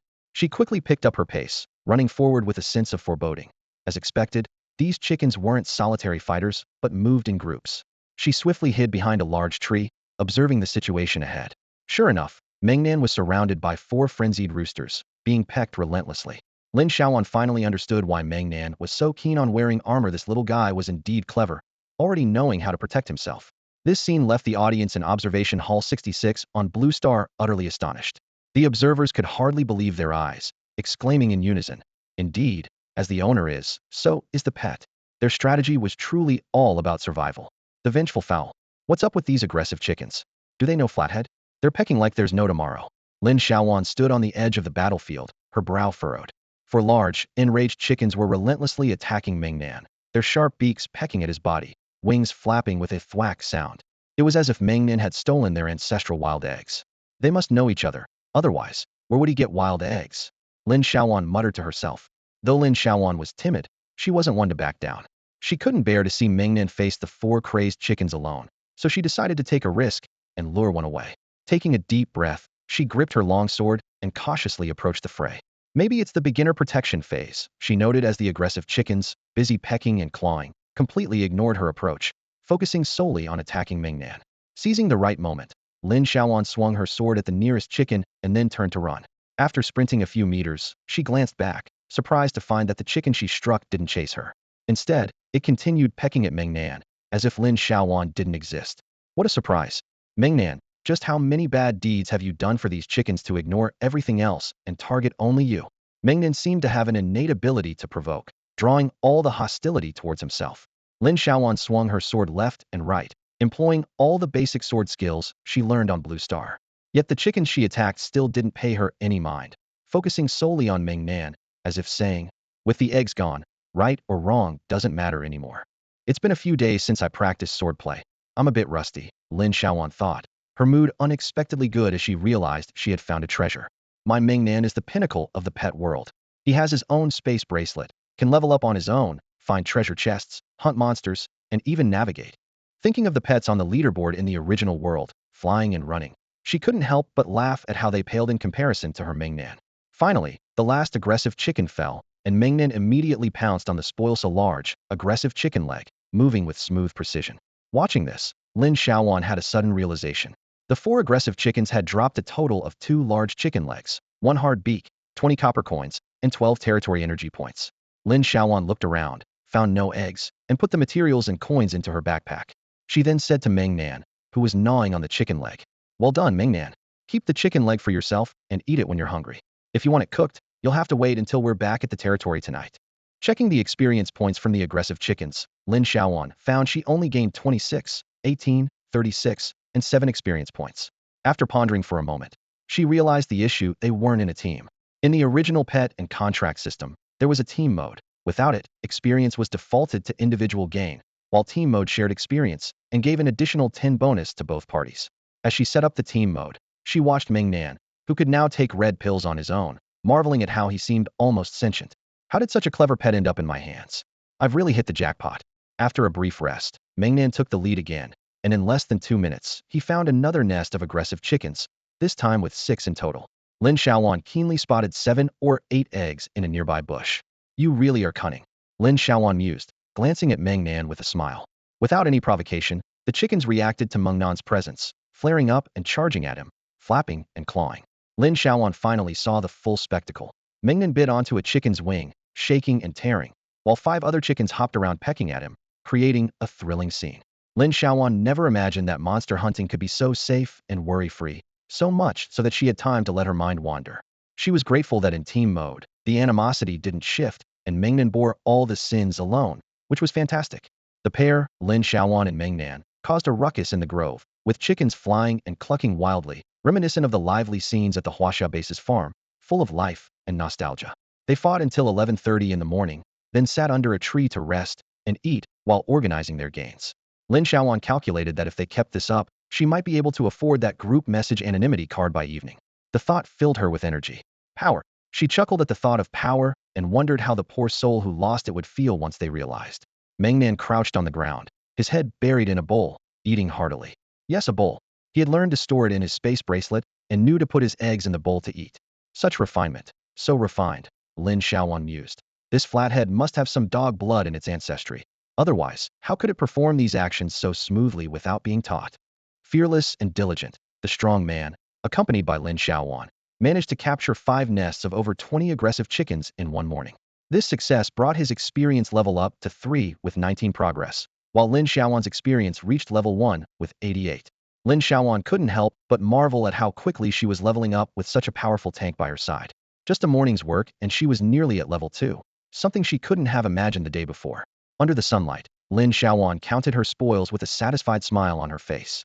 She had collected quite a haul: 3 hard beaks from the aggressive chickens, 11 feathers, 5 soybean seeds, 80 bundles of thatch, a green quality 5 defense level 1 linen shirt, a pair of green quality 2 speed level 1 boots, 355 copper coins, and a wooden treasure chest. Meanwhile, the strong man swiftly claimed the large chicken legs, wild eggs, chicken meat, and a delicate chicken nest. Lin Xiaoyuan quickly donned her newly acquired linen shirt and boots, feeling the boost in her attributes. She opened her personal panel, and the data immediately appeared. Level 188. Health 130,130. Mana 130,130. Attributes: Strength 6, Constitution 8, Luck 10. Attack 5. Defense 55. Speed 72. The strong man showed no interest in her equipment this time, possibly dismissing the lightweight linen shirt and boots. Lin Xiaoyuan felt relieved, thinking the distribution was quite fair. Both she and the badger felt they had gained a good deal, and the team's atmosphere remained harmonious and pleasant. It's time to open the treasure chest, Lin Xiaoyuan announced excitedly. Following the usual rule of clear accounting even among close friends, Lin Xiaoyuan carefully opened the wooden treasure chest only after the strong man was ready. With a click, the chest opened to reveal 3 items: a pair of sturdy leggings pet-specific, a perfect life gem, and a fishing net. Lin Xiaoyuan's eyes lit up. This was a worthwhile find. Gaining a life gem and pet equipment was a testament to her high luck value. She glanced at the strong man, thinking his luck must be good too, as the system seemed to provide exactly what was needed. She silently checked the leggings information. Level 2 sturdy leggings. Quality: blue, pet-specific. Attributes: 11 defense, 8 strength. Lin Xiaoyuan immediately noticed the 11 defense attribute. A blue quality piece of equipment offered more defense than her upgraded defense stats. A wave of envy washed over her. You can choose your item now, Lin Xiaoyuan said, just as the strong man eagerly lunged for the perfect life gem. Lin Xiaoyuan was stunned. This kid, ignoring the pet equipment and going straight for the life gem. She quickly held down the strong man's paw to inspect the gem's attributes. Perfect life gem. Effect: permanently 20 health. Note: a product of the power of rules. A life gem that permanently added 20 health points. Lin Xiaoyuan knew that leveling up only added 50 health points, so gaining an additional 20 permanently from a single gem was a huge advantage. She understood how easy it was to lose personal attributes, but gaining them was extremely difficult. Players could lose attribute points permanently through curses, being plundered, NPC punishments, task failure penalties, using forbidden magic, or certain sacrificial skills. However, methods to permanently increase attribute points were few and far between aside from the fixed attribute points gained through leveling. Only high-level quest rewards or obtaining perfect series gems could permanently increase them. Of course, Lin Xiaoyuan's stealing skill was an exception. Perfect life gems add health, perfect mana gems add mana, and perfect strength gems add strength. These perfect gems are rarely sold by anyone. Anyone who has followed the auction house in the primeval world knows that such items almost never appear. Seeing that the dazzling gem was about to be taken by Meng Nan, Lin Xiaoyuan quickly stopped him. Thankfully, Meng Nan was a reasonable badger. Lin Xiaoyuan pointed to the leg guard and earnestly said, Meng Nan, this leg guard is your exclusive gear. I can't use it at all. It's only suitable for you. So shouldn't the gem be mine? Meng Nan blinked his beady eyes, unmoved. He first pointed his little paw at the blue leg guard, then at Lin Xiaoyuan, indicating that he didn't want the leg guard anymore. Before Lin Xiaoyuan could speak, Meng Nan's paw started pointing again, this time at the iron sword lying nearby. Lin Xiaoyuan immediately understood that Meng Nan meant that since he hadn't shared the morning's treasure chest with her, he only wanted the gem this time and didn't even need the leg guard. Lin Xiaoyuan couldn't help but feel speechless, realizing he was quite generous.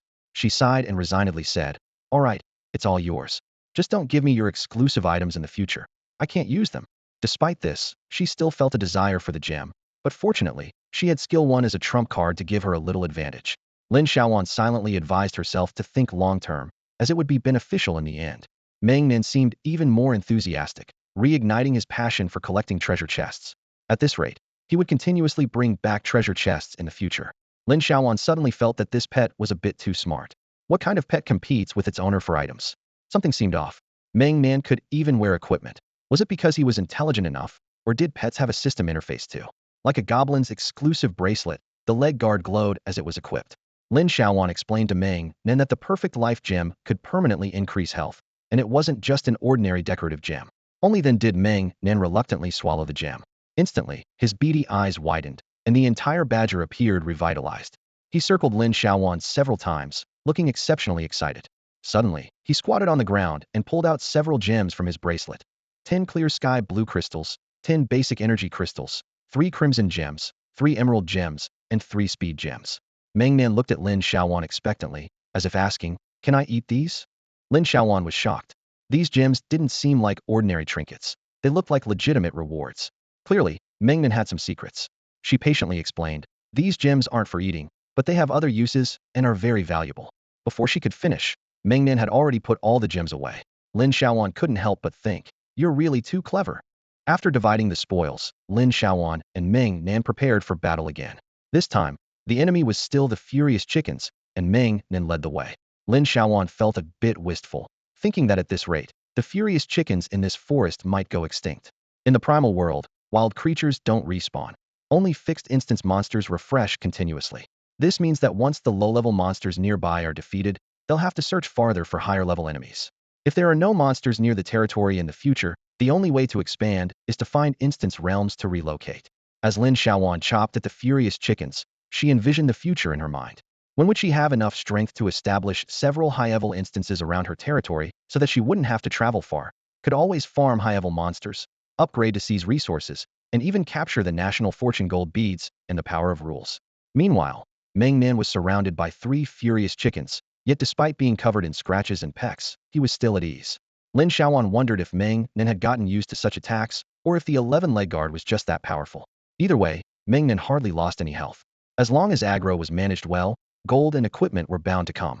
Another furious chicken fell, granting 110 experience and 2 territory energy. Lin Xiaoyuan watched all this with satisfaction and praised Meng Nan. Another 0 damage chicken kill. I've never fought such a safe battle before. Meng Nan is really fierce. At this moment, a system notification sounded. You have reached level 2, experience 1. Lin Xiaoyuan quickly checked the task information, and upon seeing she had reached level 2, the air seemed a bit fresher. She checked her attribute panel and found she had reached level 2, with her health increased to 180,180 and her mana fully restored. Her strength, constitution, luck, and other attributes had increased, especially her speed, bringing her closer to the silver bow. She began to imagine herself wielding the silver bow, wearing a bronze breastplate, and exhibiting agile and strong combat prowess. This time, the loot was also good, dropping 2 large furious chicken legs, 2 chicken meats, 5 chicken feathers, and 55 copper coins. As usual, the food was left for Meng Nan to handle. The two of them continued on, heading toward their next battle target. At the same time, in a neutral city within the beginner's trial area, a teleportation array flashed brightly as a group of 5 reappeared. These players, all at level 5, boasted impressive high-level gear and walked the city streets with an air of arrogance. The passers-by seemed indifferent, as such teams had become a common sight recently. Although this small city was considered a level 1 city, it was bustling with people. Was everyone here just for sightseeing? There's really quite a crowd here. Why are there so many people? Remarked a burly man with blonde hair, a level 5 warrior, with a hint of disdain in his voice. It makes sense, though. While the newcomers haven't fully developed yet, isn't it the perfect time for settling scores and grudges? He glanced around, noting the other level 5 players on the street, thinking to himself that everyone had voluntarily lowered their levels. It's a shame our levels dropped so much. It'll take us a year or more to get back up, sighed another team member. What are you worried about? With money, you can always find someone to help you level up. In the original world, it's not about the level, it's about the money, my friend, the burly man said confidently. Stop wasting time. Let's head this way. I've heard someone important is in this direction, and we need to hurry. It's quite a distance, he urged his teammates, leading them toward their target. Meanwhile, near the rabbit warren in the sparse woods, Lin Xiaoyuan was focused on tracking a bouncing magicaliered rabbit. Her target was a level 3 magicaliered rabbit with the following attributes: attack 20, speed 20, defense 30, health 210, magic 210.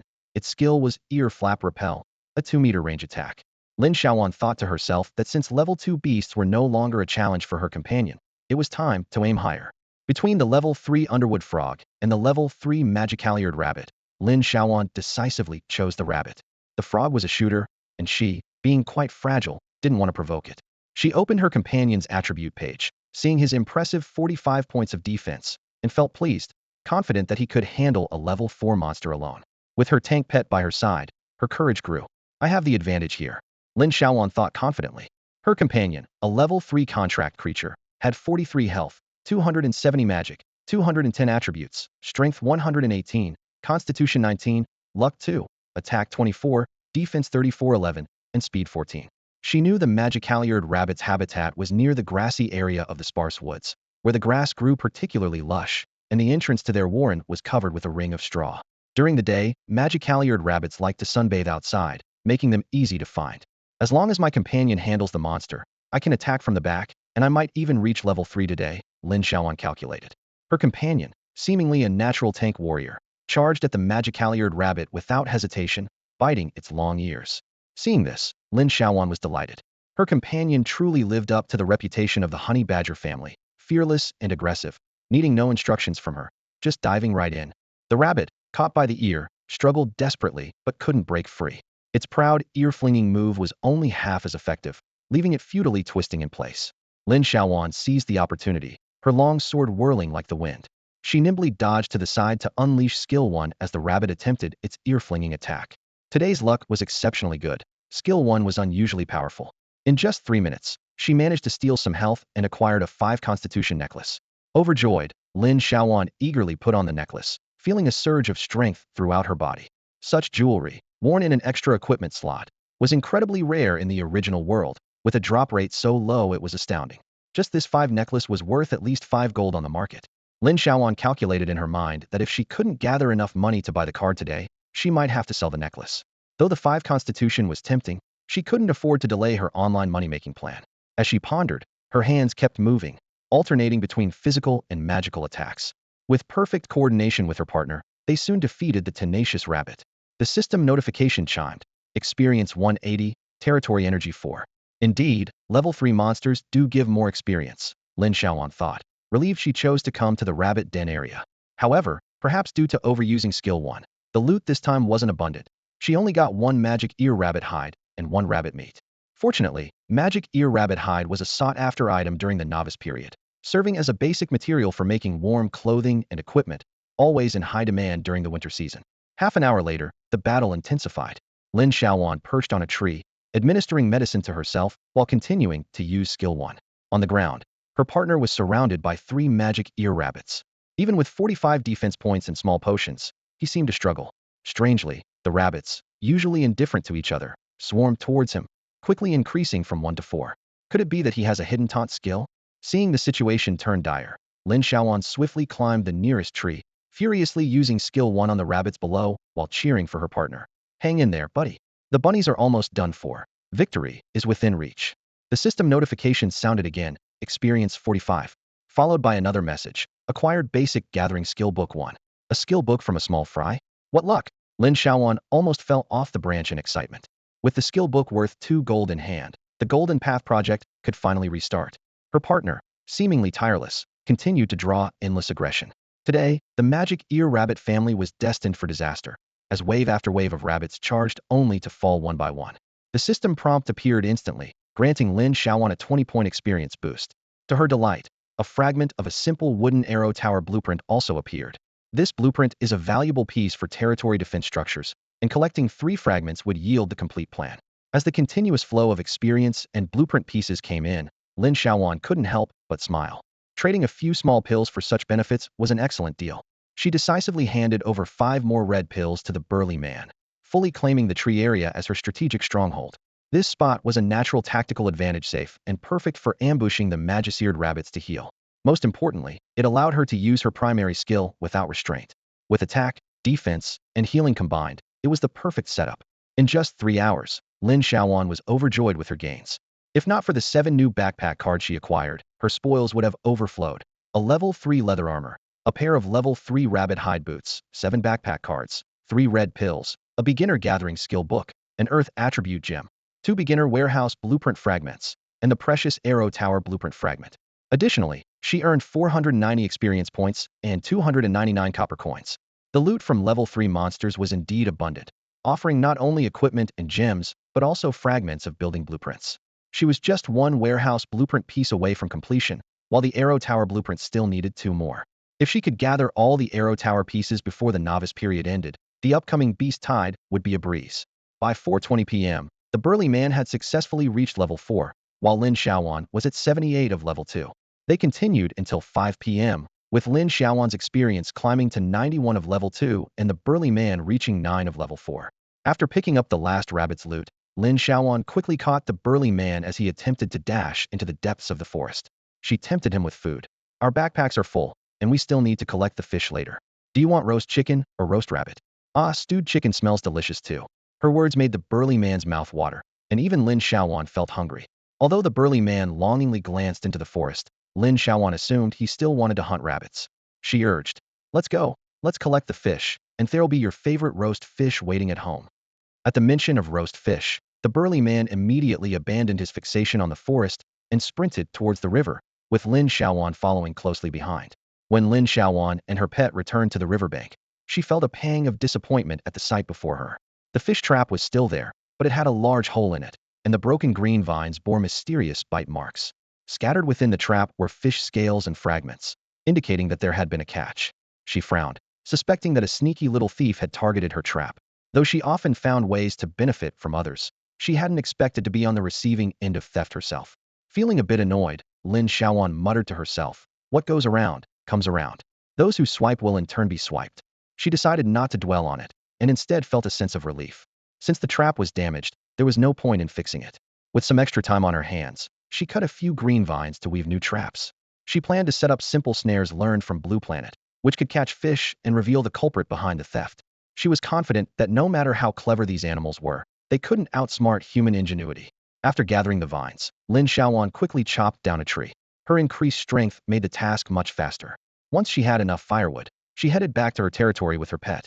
As the sunset painted the forest in beautiful hues, Lin Xiaoyuan felt at ease. She opened the stone gate to her small courtyard, unaware of the watchful eyes observing her from the chaotic woods in the distance. Meanwhile, in the observation hall of Blue Planet 66, all of Lin Xiaoyuan's actions were clearly displayed on the screen. As usual, the scene shifted with her every move. The screen showed the sunset casting a long shadow of her and the simple stone house, a picturesque moment of her and her pet. Some observers couldn't help but remark, for scenery, the original world is the most beautiful. It's been years since we've seen such a captivating sunset in our homeland. Yet, no one noticed anything unusual. Lin Xiaoyuan returned anxiously, with her mind on more than just food and drink she desperately needed to acquire the group message anonymity card. Only with this card could her restless heart find some peace. At this point, the anonymity card was more than just a rare item. It was the key to her legendary journey. Years later, A decryption program on Blue Planet would delve into the origins of this mysterious card, marking that day as a turning point in the history of Blue Planet's development. Back at the fire, she lit the wood and began roasting and stewing meat. After a busy while, she eagerly opened Qianlai's friend list and sent a message.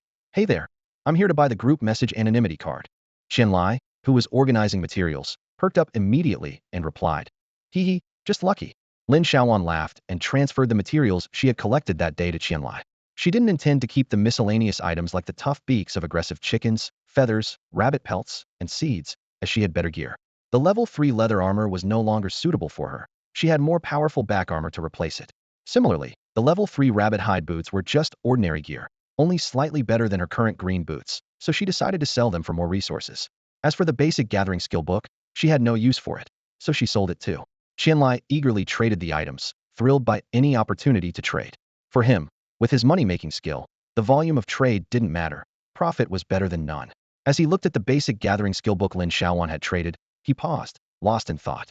He traded hundreds of times, expending great effort to acquire 7 gathering skill books. He used one himself, sold 5, and kept one especially for Lin Xiaoyuan. However, she didn't take it and instead sold him another one. It was only the 3rd day of the game, and this girl had already managed to get 2 beginner gathering books. Her luck was extraordinary. Even Qianlai, with his 8 points of luck, couldn't help but envy her. Unable to resist, Qianlai asked Lin Xiaoyuan a question. If you don't mind me asking, what's your luck stat? Lin Xiaoyuan chuckled. Even the 3rd wealthiest player might not have her level of luck. Luck and other basic attributes could be easily checked by players with high investigation skills, so there was no reason to keep it secret. 10. She replied with a grin. Qianlai exhaled deeply. It made sense. Without maxed out luck, the original drop rate was so stingy that a 5-person team wouldn't be able to get so many items in a day. Qianlai then traded the anonymous group message card to Lin Xiaoyuan before slowly settling the rest of the materials. Upon receiving the card, Lin Xiaoyuan immediately confirmed its attributes. The group message anonymous card was rare, a noble's lost identity. Once used, it binds to personal information and can only be used in group chat channels. You can modify your group channel personal information up to 3 times a day, but there's no limit on the number of times you can chat. Such plain and simple words, but Lin Xiaoyuan felt like offering incense to the system in gratitude for its generosity. Seeing the specific information of the anonymous card, Lin Xiaoyuan felt she had hit the jackpot, while Qianlai would be at a loss. Was this rare treasure really only worth 6.6 gold? To Lin Xiaoyuan, it was practically priceless. As for the 3 modification opportunities, Lin Xiaoyuan didn't mind at a lit was enough. What she needed was the number of uses, not modifications.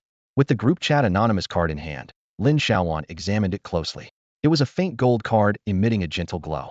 Her talent skill depended on it, making it the perfect prerequisite skill. She immediately clicked to bind it, finally feeling at ease. Besides purchasing the anonymous message card, per Lin Xiaoyuan's request, Qianlai exchanged all remaining gold for world loudspeakers and small potions. Lin Xiaoyuan ended up with 9 loudspeaker cards and 10 red potions, leaving her backpack's gold count at 0 once more. But seeing the total of 16 loudspeaker cards in her inventory brought a smile back to her face. She felt fully prepared. After concluding the transaction with Qianlai, Meng Nan was already eager to eat. Lin Xiaoyuan closed the system panel and divided the grilled fish, rabbit, and chicken drumsticks into 2 portions, one large and one small, with the stew shared as well. Despite his small size, Meng Nan ate a lot.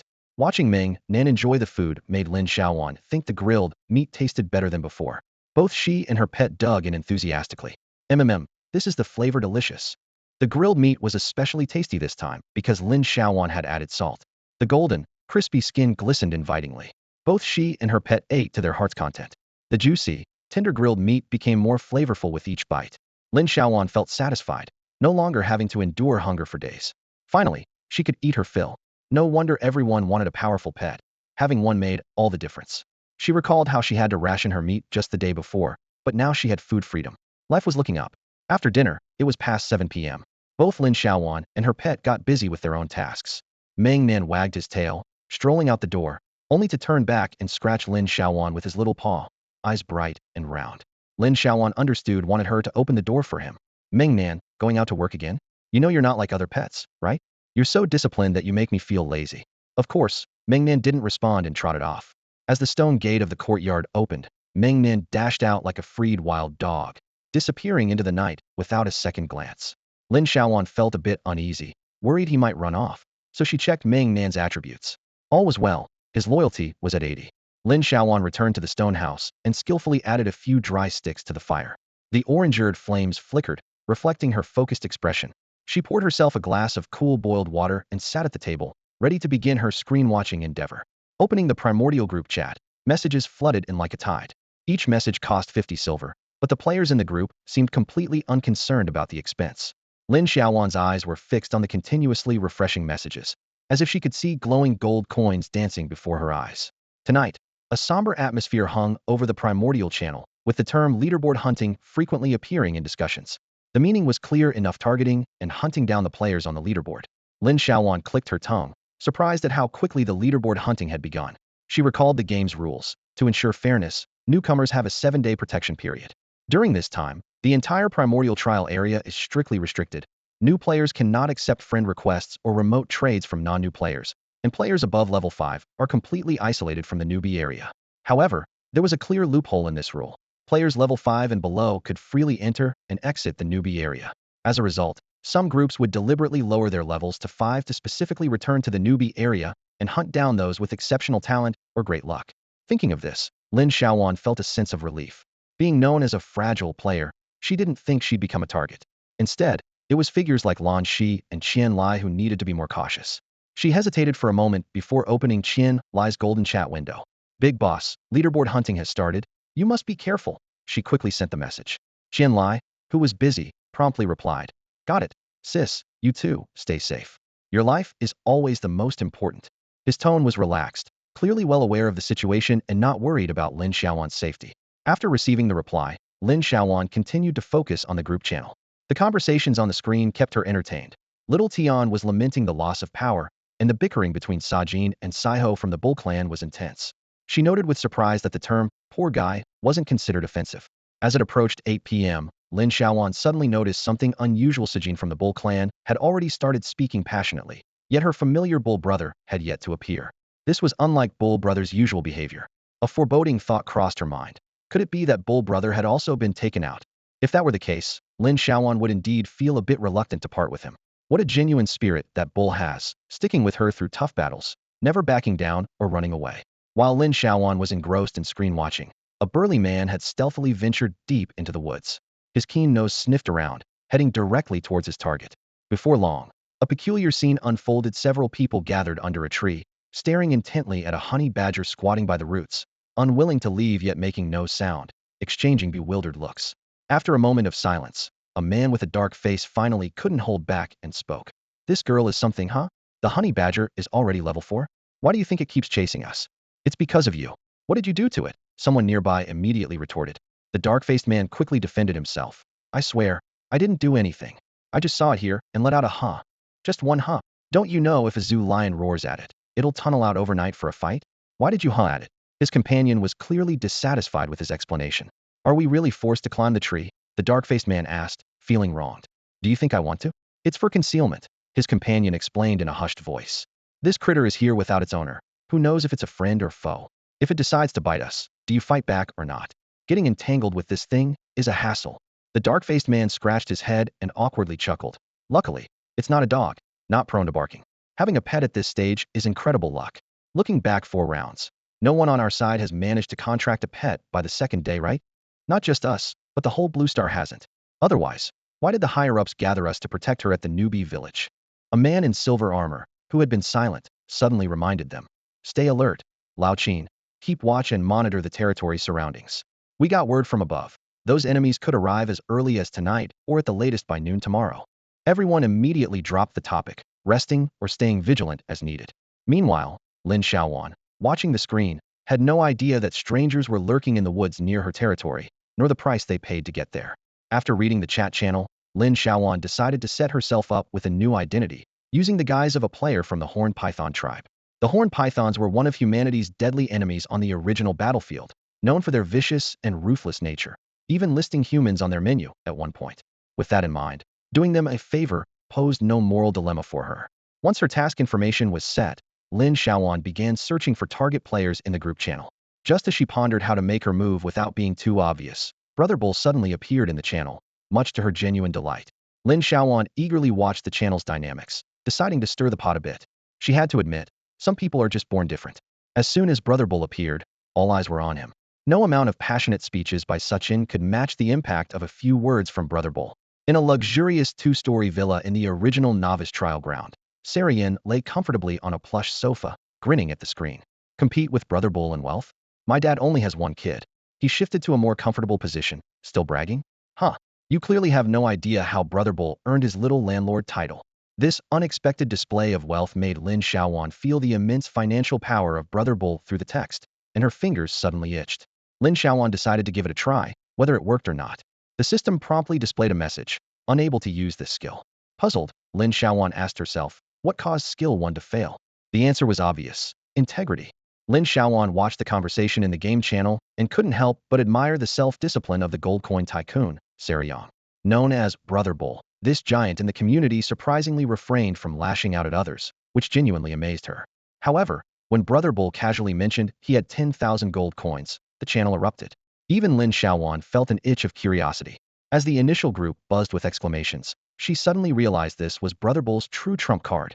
The seemingly simple-minded Tauren had, without instruction, mastered the art of group taunting. A flood of players swarmed the game channel, engaging in a frenzied online war of words against Brother Bull. The Mechanic tribe, renowned for their precise data analysis, released figures that were always spot on.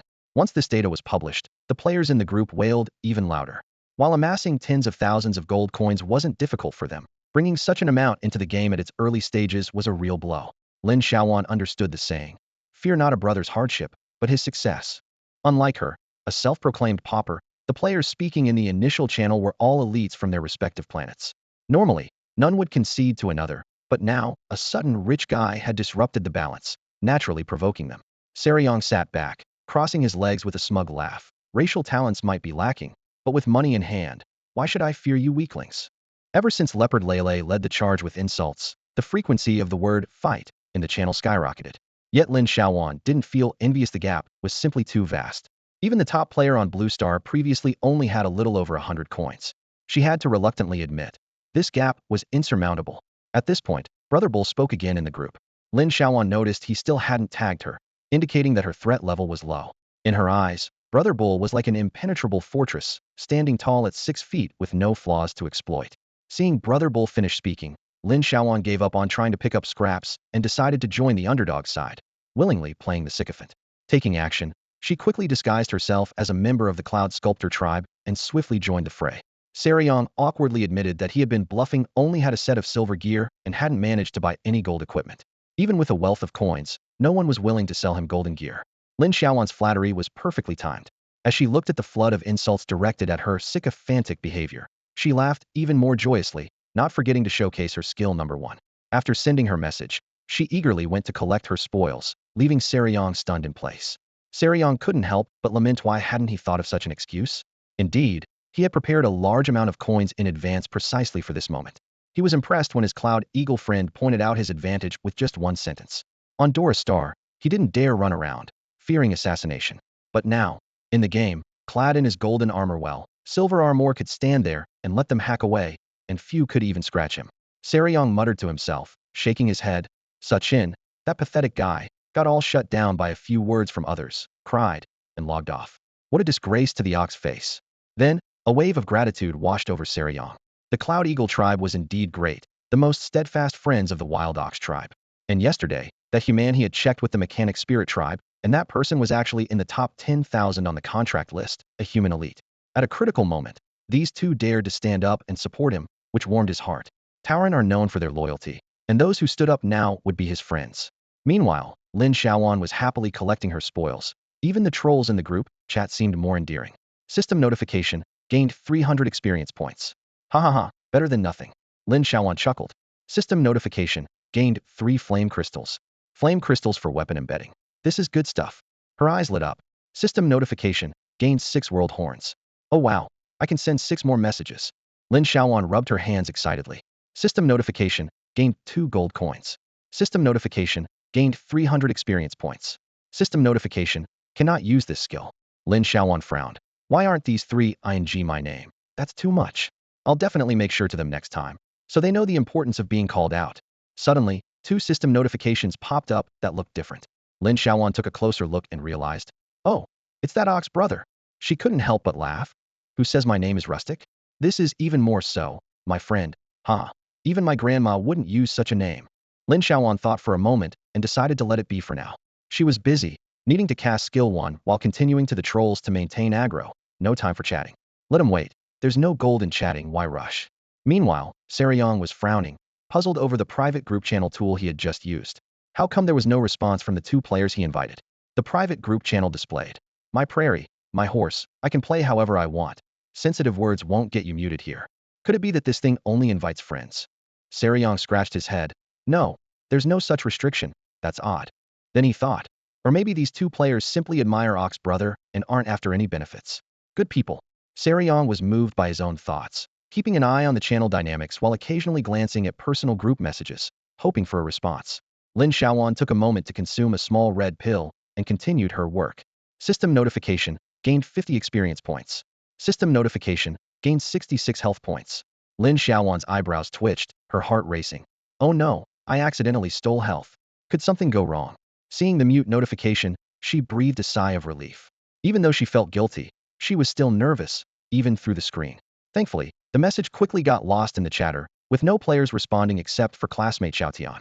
Lin Xiaoyuan felt reassured and continued to focus on casting skill 1. System notification, gained Cotton Belt 1. Level 2 Cotton Belt Blue, Defense 6, Constitution 5. Finally got some gear. Lin Xiaoyuan quickly checked the attributes, put on the belt immediately, and patted her waist with satisfaction. With this speed, let's see who dares to call me a glass cannon now. Lin Xiaoyuan took a deep breath, reminding herself to stay humble. This is just the beginning. System notification, gained 21 gold coins. Lin Xiaoyuan's eyes widened. Wow, who's the unlucky one with so much money? She took a closer look. Ah, it's Xiongni. It was the one who cried and refused to believe Ox brother was that rich. Lin Xiaoyuan thought. Why cry? You're quite wealthy, contributing 21 gold in one go. Lin Xiaoyuan was genuinely touched by the enthusiasm of her veteran peers. She was so excited she could barely speak coherently, ready to make her mark. However, a casual decision led to a heavy price. She thought changing the gameplay in this simple and boring trash-talking game would be more fun, so she decided to switch things up this time. She went for a leisure match. Lin Xiaoyuan, are you guys ready for this chill round? She announced confidently, her tone slightly provocative. Suddenly, the channel fell silent, as if time had stopped. A few seconds of blankness passed before the screen was flooded with a stream of ones, growing rapidly. Lin Xiaoyuan was stunned. What was going on? Why wasn't anyone responding? This was too weird. How was she supposed to play? Hadn't she just started using her skill 1? She had only just begun the conversation, and the supporters had barely cheered her on, yet everything seemed to become worthless in an instant. Lin Xiaoyuan's mood plummeted from excitement to despair. It dawned on her that she had lost this round, and lost badly. Not only wasting 50 silver on a megaphone, but also seeing the advantageous position she once held reverse instantly. Her former battlefield had turned into a playground, and she even wondered if she had lost her mind to make such a decision. The phrase, pride comes before a fall, could not have been more fitting. What frustrated her even more was that a player named Suchin, who had been crying and swearing never to return just a while ago, was now standing there openly seeking mentorship, which was truly ironic. She felt a surge of anger as she looked at the screen filled with messages of gratitude, admiration, and requests for mentorship. Growing increasingly doubtful, was she losing her mind? How had everything turned so absurd? Meanwhile, in a tall building in the novice training grounds, a chubby little black dragon with tiny wings let out a strange cry, its excited tone almost comical. Fool. Didn't even realize they were being trashed by that birdman. These idiots got me muted too. Ugh, that bird's trash-talking style is interesting, gotta show it to Jean Lu-hee. Feeling frustrated and losing patience, Lin Xiaoyuan stared at the stream of messages in the channel. She didn't want to watch the supporters' antics anymore, so she found Neo Ji's group invitation. Without hesitation, she clicked confirm, and then clicked 2 more times in quick succession. To her surprise, she discovered that the anonymous group card allowed her to join with 2 accounts simultaneously. Such was the magic of rare item cards. System notification, you have joined a private group channel.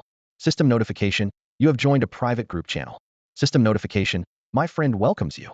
Seeing the wealthy patrons in the group, Lin Xiaoyuan felt slightly relieved, but was quickly overwhelmed by a sense of awkwardness. There were 2 of her in the group, which seemed a bit off. Saryong, look, they're all his friends. Nyoga messaged with a laugh. Everyone's happy. Let's all be happy together. Lin Xiaoyuan was a bit taken aback, staring blankly at the message, feeling puzzled. She had never encountered such a strange group chat before. Suddenly, a trade notification popped up on the screen. She hesitated for a moment, seeing the confirmation button at the bottom of the screen. She glanced down at her backpack, which contained only 23 gold, 91 silver, and 31 copper. After a brief hesitation, she clicked the confirm button. After all, those with nothing have nothing to fear, so she decided to take a leap of faith. System notification: you have received a deluxe pet home 1. System notification: you have received a scout telescope 1. What? Is it free? Lin Xiaoyuan was overjoyed, never expecting the trade to be so worthwhile. She immediately used both accounts to lavish praise on Niu Gu in the group, thanking the big shot for their generosity, almost showering them with over-the-top compliments. She secretly decided that from now on, Niu Gu would be her top supporter. At this moment, she checked the attributes of the rare items she just received, feeling delighted and ready to continue chatting with the big shots, who said her friends were boring. How could anything be boring when it was gilded? The exquisite pet house is rare, measuring 3 by 3 by 2 meters. It restores 3 health points per second and 3 mana per second, with a defense value of 500,500. A luxurious mansion for the ultimate enjoyment. Create a dream home for your beloved pet with this rare item. It's grand, brother Niu. Lin Xiaoyuan examined the small house item from all angles, her eyes sparkling with curiosity. Isn't this just a giant doghouse? She mused, her fingers gently tracing its intricate surface. This oversized doghouse, standing 2 meters high and 3 meters in length and width, was indeed exquisitely crafted. Through its clear glass doors and windows, she could easily see the interior space with its soft carpet and a round little bed, all exuding comfort and warmth. I'd like to live in it myself, Lin Xiaoyuan chuckled, imagining the convenience of having this portable house at her disposal. A must-have for home and travel. She lightly tapped its exterior, calculating in her mind. The defense value of this doghouse is higher than that of my stone house. It must cost a fortune. A look of realization crossed her face. It seems brother Niu did his homework and knew I had a pet contract, so he specifically sent this pet item. How thoughtful. She nodded in satisfaction before turning her attention to another item. The rare reconnaissance telescope offers an additional 50 meters of vision perception. Its range is reduced in nighttime or foggy conditions. It can scout detailed information on people and items from afar. As long as I can see you, I can scout you. Impressive, Lin Xiaoyuan exclaimed as she picked up the telescope and tried it out on the distant landscape. An extra 50 meters for long-range reconnaissance. Rare items are truly powerful. Her eyes gleamed with excitement. This must be specially prepared by brother Niu for the Cloud Eagle, given its flying abilities and higher vision requirements compared to ordinary people. She imagined a scene of a Cloud Eagle soaring above the forest, equipped with the telescope, scanning the ground for treasure chests and rare medicinal plants. Being a professional treasure hunter would be amazing, she laughed, shaking her head. Her fingers gently caressed the surface of the telescope.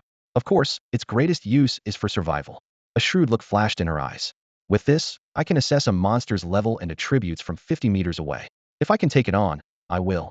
If not, I'll run. It's the perfect tool for home and travel. Fortunately, private group chats didn't require a loudspeaker, and Lin Xiaoyuan and Baitina soon became acquainted with brother Niu. With one party eager to make friends and the other two enthusiastically reciprocating, the three of them quickly developed a close bond, as if they had been friends for years.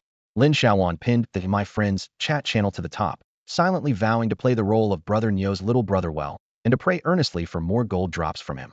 During a break in the conversation, Lin Xiaoyuan switched back to the original channel, finding the atmosphere in the group still harmonious, with none of the previous tension. Brother Niu seemed to have stopped participating in battles. Slightly disappointed, she switched back to the My Friends channel, bid brother Niu goodnight, and logged off to rest. In the quiet thicket not far from the territory, the first to move was a burly man crouching under a tree. Without any warning, he suddenly sprang up and darted quickly in one direction, charging ahead with determination. The black-faced man in the tree was drowsy but trying to stay alert. The sudden movement below jolted him awake. Boss, something's up. The honey badger just dashed off in the 3 o'clock direction, he urgently whispered. Copy that. Everyone, be alert. The target might have appeared. Lao Qin, get ready for long-range sniping. The rest of you, follow me down the tree. Use the night vision potions. 4 voices responded in unison. Yes, Captain. Just as they pursued the target a short distance, angry curses echoed from afar. Captain Hong too raised an eyebrow, a smirk playing on his lips. Chet, they're cursing you. Chet rolled his eyes silently. I'm deaf to it. The 3 quickly spread out in the direction of the voices, while Hong too signaled to Chet, who immediately went into stealth mode and moved to the side. Where did this honey badger come from? Daring to bite me. Hit it, a coarse voice shouted, piercing through the night. Keep it down, we're close to the target. Can't you hold it in? Another voice warned in a hushed tone. Hell no, we're already exposed. It's their pet. See, it even has a name. A third voice responded with irritation. This woman made it to the contract list with a honey badger? Pathetic. She could have chosen stronger pets, but went for this crappy thing. A tall young man with blonde hair cursed under his breath while kicking at the honey badger clinging to his leg. Hey, You're still biting? Just wait. I'll skin you and your owner alive later. Damn it, still biting me. He drew his sword and slashed down at the honey badger. Meanwhile, in a secret base on an island in the Pacific, a group of men in suits sat tensely in a dimly lit room, watching live footage of the trial ground on the screen. Mr. Ono, is this what she contracted? A honey badger cub? An elderly man with gray hair frowned. Is this silly woman the one causing you so much trouble? I am very disappointed. Boss, no, it's not like that. Ono quickly explained, sweat beading on his forehead. She has inscrayed talent, confirmed by informants to be inscrayed curse skill. Her luck value is maxed out, and she's even broken into the top 10,000 on the contract list. All signs indicate she could be a significant threat in the future. Boss, don't be deceived by her current actions. At the same time, in the original trial ground, Lin Xiaoyuan, washing clothes by the stream, suddenly felt a tightness in her chest, and the clothes slipped from her hands into the water. It was the honey badger. She sensed it was in danger, with its health rapidly decreasing on the contract panel. It's in danger. Lin Xiaoyuan anxiously watched the health indicator. Her honey badger was no longer the simple creature from Blue Star. It had become exceptionally clever and wouldn't normally provoke high-level monsters. What kind of tough opponent had it encountered? Outside, it was pitch black, and Lin Xiaoyuan had no idea where the honey badger was. Despite her anxiety, there was nothing she could do. Fortunately, after several health drops, it gradually stabilized and even began to recover slightly. It knows to take the small pills, so it seems its life is temporarily safe. Lin Xiaoyuan breathed a slight sigh of relief. Suddenly, a series of clear bang bang bang explosions broke the night silence outside the territory. Explosions? How could there be explosions here? Could someone have arrived? Lin Xiaoyuan was certain it was the sound of explosions. Her brother Lin Xiaoyuan's talent was as a firearms expert, and she had watched plenty of his videos on Blue Star, making her familiar with the sounds of various guns. Lin Xiaoyuan sprinted towards the courtyard, and sure enough, the sound of explosions faintly echoed from the east. Lin Xiaoyuan quickly checked her gear and the medicines in her backpack, took a deep breath, and resolutely pushed open the door to dash out of the courtyard. The night was dense, and without any night vision ability, she found it almost impossible to move. Just then, she remembered the reconnaissance binoculars gifted by Brother Nyo and quickly took them out and put them on. Instantly, the pitch-black world became clear. The night vision feature of the binoculars made everything around her visible, even allowing her to see further than during the day. Silently grateful to Brother Nyo and the generous gold coin patron, Lin Xiaoyuan stealthily headed towards the source of the commotion. As she neared the battlefield, she lay low in a patch of grass, observing carefully through the binoculars. The scene of battle before her was heart-wrenching. Her pet, Ming Nan, was fiercely clamped onto the pant leg of a blonde youth, who repeatedly thrust a long sword towards Ming Nan. Quickly using her investigation skill, the blonde youth's details immediately appeared. Level 5, 97. Health 33033080. Mana 33033090. Attributes: Strength 1719, Constitution 1816, Luck, Attack 1838, Defense 1631, Speed 1511. An Eagles 5 level player. This must be a leaderboard clearing operation. Lin Xiaoyuan's heart raced as she immediately checked the information of the other combatants. There were 9 people on the battlefield, 4 Eagle players, 1 Sakura player, and 4 Huaxia players. Among them, a Huaxia player named Siete was fiercely battling the blonde youth, both at level 5. Watching the brutal melee unfold, Lin Xiaoyuan grew increasingly anxious.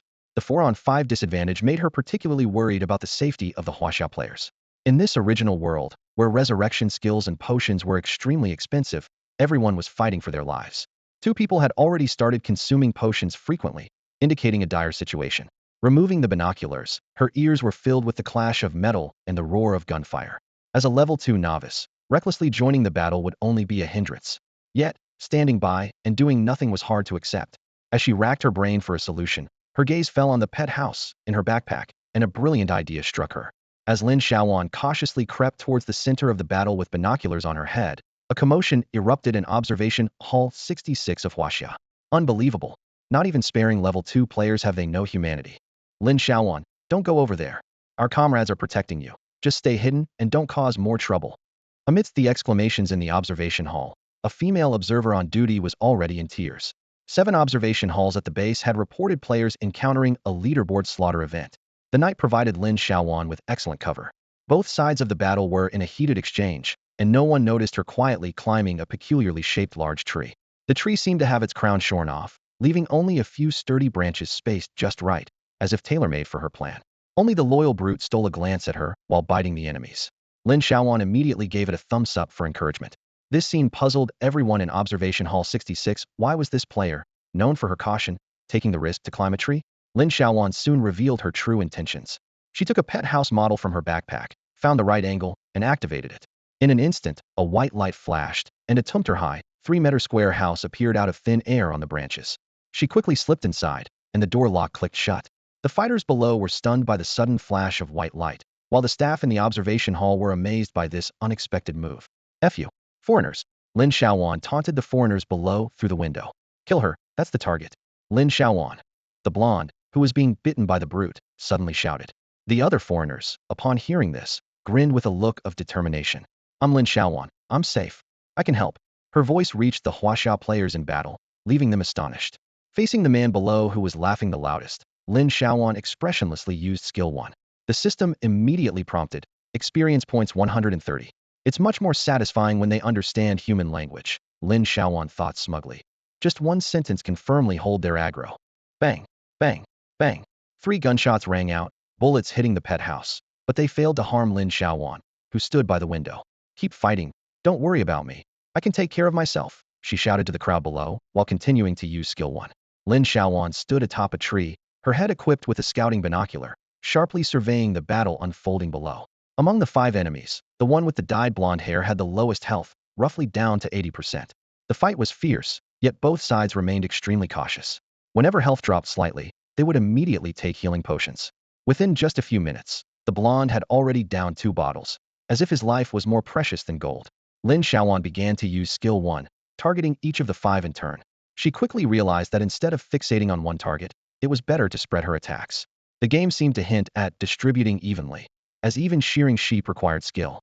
However, seeing the blonde being tightly pursued by the strongman, she couldn't resist targeting him a few extra times. Strangely, his health seemed to deplete particularly fast. System alert, health 60. System alert, pet house health recovery 3. Just then, a deafening system alert rang out. Acquired blue-patterned longsword 1. Lin Xiaoyuan was stunned, incredulously staring at the blue-patterned longsword that had suddenly appeared in her inventory, then looking down at the flustered blonde below. This was outrageous. Her Skill 1 had actually snatched the weapon right out of his hands. Shit, where's my sword? Where did my sword go? The blonde shouted in panic. What are you talking about? I didn't take your sword, said Shete, swinging his broadsword, looking confused. Ha, Shete, that name is really something. Shut up, idiot. Seeing that they still had the mood to joke, Lin Xiaoyuan secretly breathed a sigh of relief. Stolen items would automatically store in her inventory, and as long as it wasn't full, her actions would remain undiscovered. Coming to my territory to cause trouble? Do you really think I'm easy to bully? Lin Xiaoyuan thought to herself with a smirk as she continued to unleash her skills relentlessly. System alert, acquired gold coins 5. System alert, attack 1. System alert, health 230. 230 health points? That must have been a critical hit. Excited, Lin Xiaoyuan glanced down, seeing the blonde frantically chugging health potions, while the strongman still clung tightly to his leg. At that moment, a sharp gunshot pierced the air, and the blonde fell to the ground. Lin Xiaoyuan was startled. Clearly, there were others lying in ambush nearby. What shocked her even more was that her scouting binocular hadn't detected this mysterious sniper. Lin Xiaoyuan quickly locked onto her target through the reconnaissance binoculars. About 7 or 8 meters away, a player was standing quietly on a tree. She glanced at the screen data. Level 5. Health 99. 330330160. Mana 310330100. Attributes: Strength 1521, Constitution 1517, Luck, Attack 1928, Defense 1421, Speed 1617. Not knowing if the other player could see her, Lin Xiaoyuan waved as a greeting. Then, she proceeded to use Skill 1.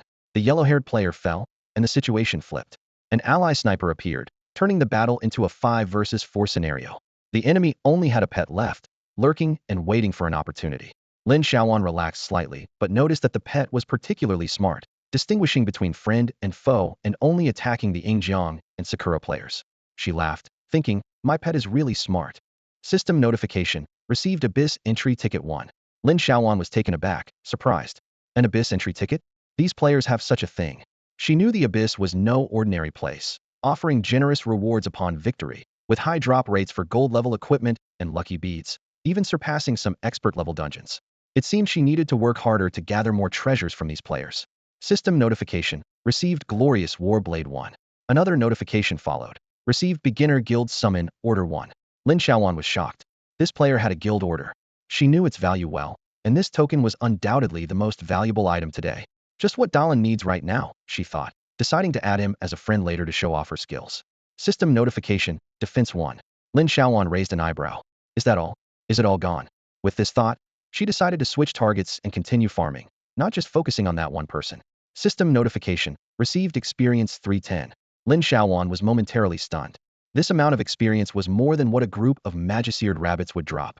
The system notifications kept coming, almost overwhelming her. System notification, received health 121. She chuckled to herself, thinking, still secretly healing? She quickly glanced down through the window and saw that the leader with the hooked nose was critically low on health. Bang! A gunshot rang out, but this time it missed. The hooked nose player dodged quickly, using some skill. Lin Xiaoyuan, quick on her feet, watched as two Huasha players gave their all to take him down, but unfortunately, they were both stopped and fell to the ground. At that moment, a flash of silver, and the pet dashed forward like an arrow, biting the hooked nose player's calf. Damn honey badger. Let go. A gunshot sounded, and the hooked nose player fell, his health dropping to 0. Lin Xiaoyuan saw through the binoculars that his health bar completely vanished, turning the tide of the battle once again, with one less enemy. Now it was 5 versus 3, with the enemy having only a pet and a fragile player left, the situation clearly in their favor. Lin Xiaoyuan finally breathed a sigh of relief and began focusing her attacks on the Sakura player. System notification, received experience 109. Then, a new system notification appeared, received reality communicator 1. Lin Xiaoyuan was stunned. This communicator, it's a device that connects the game world with the real world, capable of precise location tracking and holographic communication. This thing was incredibly valuable. She could hardly believe her luck, that such a short time had yielded such an incredible haul. This thing is definitely valuable. Lin Xiaoyuan frowned in thought, her eyes fixed on the item. Why would a player from Sakura country deliberately bring this to the newbie area? As far as she knew, such items were extremely rare in the Huasha server. Was it reasonable for a player who had downgraded to the newbie village to carry so much high-level equipment? Deciding not to dwell on it any longer, a sly glint appeared in Lin Xiaoyuan's eyes. Stealing? She must pay special attention to him. She moved silently. The system notification sounded in her ear. Obtained Fire Attribute Gem 1. Gained Experience 231. Player leveled up to level 3. Lin Xiaoyuan's eyes widened in disbelief as she murmured, did I just level up with one skill? She quickly opened her character information panel to carefully check the data. Level 3, level 0.6. Health 230,230. Mana 230,230. Attributes Strength 10, Constitution 1210, Luck 10, Attack 10, Defense 911, Speed 112. Each attribute had increased by 2 points, and her health and mana had risen by 50 points. Most importantly, she could finally use the level 3 equipment. Heaven, I've finally waited for this moment. Excitedly, she took out the silver longbow and the powerful back armor from her backpack, her cheeks flushed with excitement. She could finally upgrade her gear to properly combat those enemies. With a silver bow adding 29 attack and a powerful back armor adding 16 defense, it was practically divine gear. Lin Xiaoyuan quickly removed her only 5 defense cloth shirt and swiftly equipped the level 3 powerful back armor and silver bow, satisfied to see her stats soar once more. Just as she was about to open the window to aim at the enemy, a sudden urgent shout came from outside. Watch out! Get down! Before Lin Xiaoyuan could react, a deafening explosion sounded. Flames erupted outside the window directly in front of her, and the powerful blast wave caused the entire pet house to shake violently. However, the seemingly fragile transparent glass remained intact, without even a crack. Startled by the close-range explosion, Lin Xiaoyuan took a step back, realizing with relief that she was unharmed. I'm fine, nothing happened, she shouted outside. Really, just a scare. Relieved, Lin Xiaoyuan opened the pet house's attribute panel to check and found that the defense had only decreased by 5 points. Staring at the remaining 495 defense points, she was stunned. So that's how the pet house was used. She looked down at her own mere 20 defense points and fell silent. She knew Nyogu was strong, but she hadn't expected him to be this formidable. This item was simply unparalleled. Indeed, as everyone said, rare items in the early stages are like divine beings, and they weren't wrong. Lin Xiaoyuan, do you really not need any treatment? Someone shouted with concern from beneath the tree. I'm really fine. Lin Xiaoyuan's voice floated down from the treetop, full of unabashed pride. I'm totally okay. Even if you blow me up 10 more times, I won't be afraid, ha! She leaned out to look down and saw the player from Sakura country glaring up at her with eyes blazing with fury, face twisted in anger, as if ready to devour her whole, carrying an M977 grenade to blow people up. You damn scoundrel. I'll take you on. A burly man with a dark face roared, his muscular body launching towards the Sakura country player like a cannonball. Instantly, chaos erupted once again beneath the tree. Lin Xiaoyuan squinted, a cold smile playing at her lips. Trying to ambush and take me down. Dream on, skill 1. As if the system sensed the hostility between them, the success rate of skill 1 skyrocketed. System notification, attack 1. System notification, strength 1. Ah. Lin Xiaoyuan's eyes widened in delight. She stole strength again, she thought to herself, realizing that attributes could only be pilfered from other players. System notification, gold coin 7 obtained. System notification, basic bandage skill 1 obtained. What the heck? Lin Xiaoyuan almost slipped off the branch. She actually stole a skill.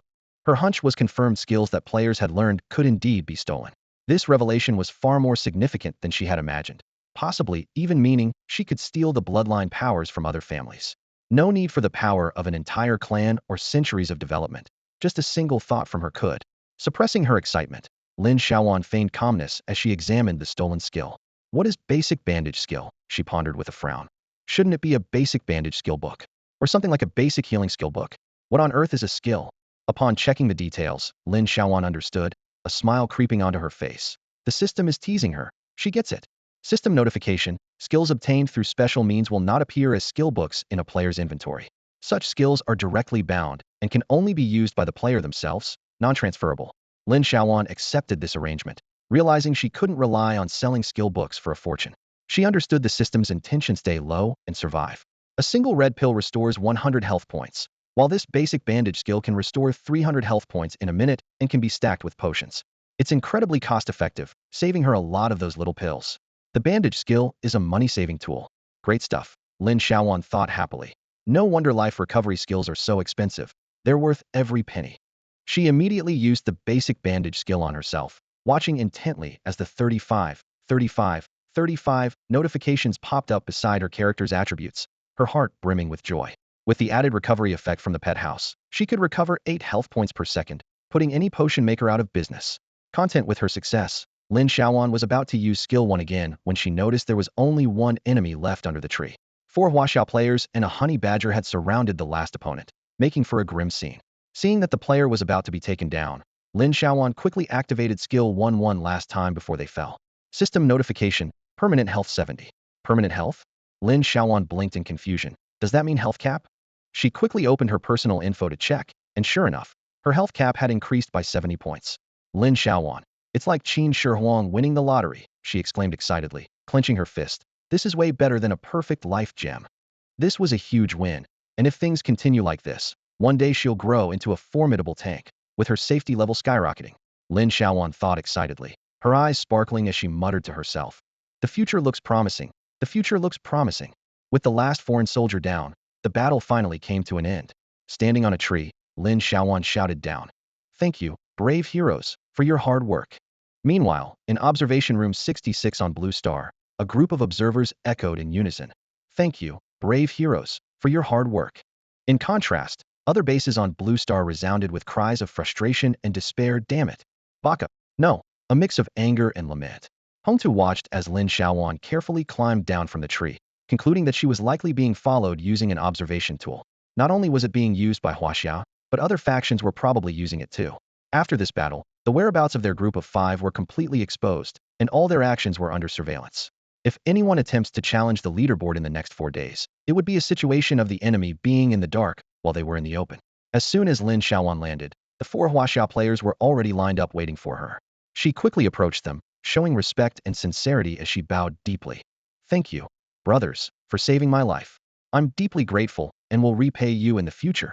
The leader, a tall and upright young man, approached Lin Xiaoyuan. She warmly stepped forward and extended her hand to shake his. Just doing our duty, no need to thank us. Hongtu responded gently. No need to be so formal, sister, we're all here by choice, said a player named Xieta eagerly. At this moment, they could clearly see the target player, a young girl with delicate features, big eyes, a high ponytail, wearing bronze armor, around 20 years old, looking like a cheerful and sunny girl next door. The tall young man with the name Hongtu above his head was the captain referred to by his teammates.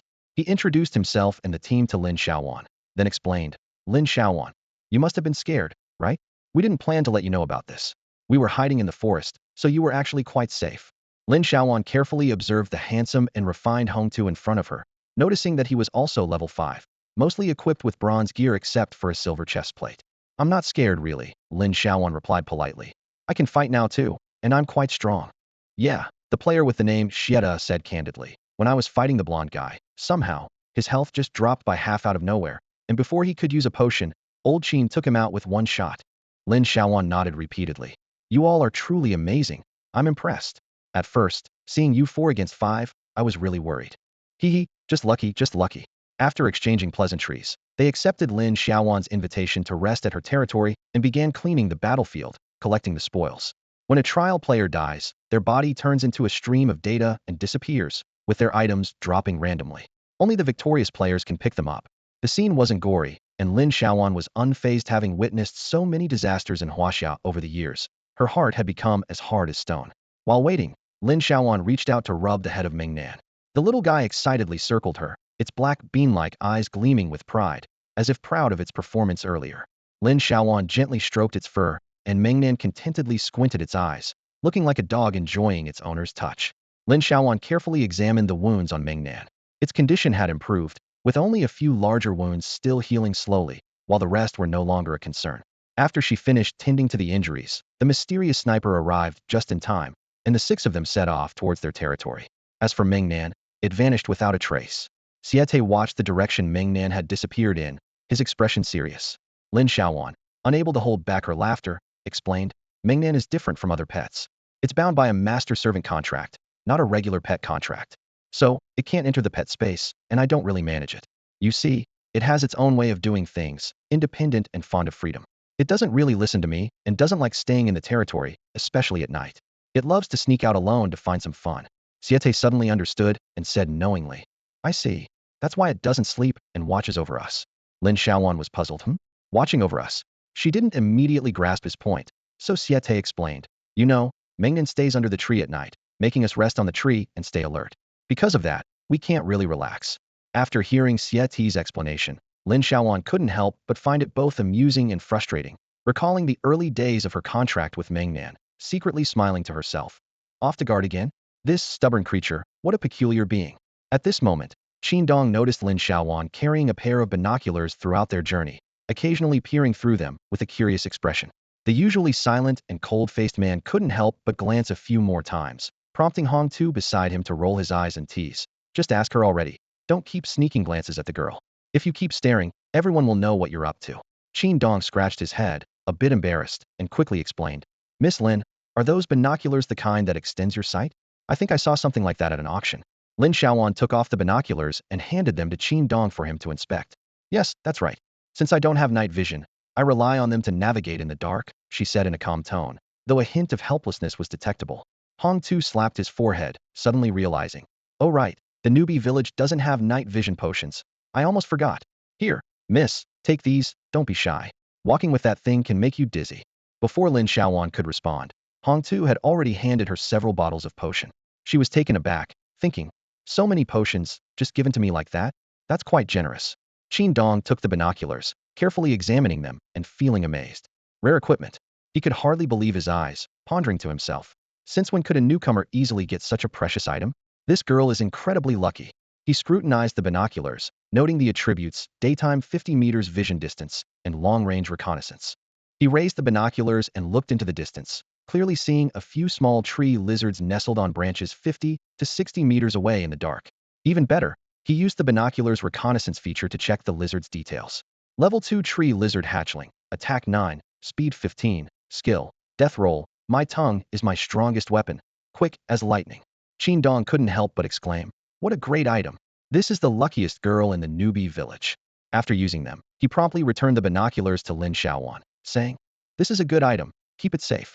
Since your level is low, having it to check monster information is extremely useful. It could even save your life. Lin Xiaoyuan happily took back the binoculars, hanging them around her neck, feeling deeply grateful. She knew this would be a vital tool for her survival in the wild in the future. As they talked, the group arrived at Lin Xiaoyuan's territory. This 10 by 10 meter square area was surrounded by walls, with a delicate stone house standing in the center. However, the yard was overgrown with weeds, clearly neglected. Stepping into the yard, everyone was astonished by the stone house's exquisite craftsmanship. No wonder she's in the top 10,000 of the contract rankings. Just this house alone surpasses 90% of players, someone murmured in admiration. Captain Hong nodded in satisfaction. Not bad, not bad. Next, we need to build 2 more structures, plant some flowers, trees to increase prosperity. Then, find a way to recruit some wilderness natives or buy some slaves. That will help raise the territory level and ensure stable development. As if remembering something, Siete pulled an item from his backpack and handed it to Lin Xiaoyuan. We got this while hunting in the forest today. We don't need it, so it's yours. Lin Xiaoyuan looked at the item. It was a fragment of a simple wooden arrow tower blueprint, just what she needed. Just one more piece, and I can complete the arrow tower blueprint, she exclaimed joyfully, thanking him repeatedly. Inside the stone house, the central fire pit was still burning, though the small earthen stove beside it had gone cold. The grass mat near the fire was cluttered with miscellaneous items. Lin Xiaoyuan smiled, inviting everyone to rest by the fire while she tidied up. A plump man, who called himself Fat Brother or Chi Go, spoke up. Miss, your house is nice, but too empty. Tomorrow, I'll make some shells for you to use until the warehouse is ready. That'll help keep things tidy. He pointed to a dark-complexioned man and introduced him. This is Wang Shuai, a chef and swordsman.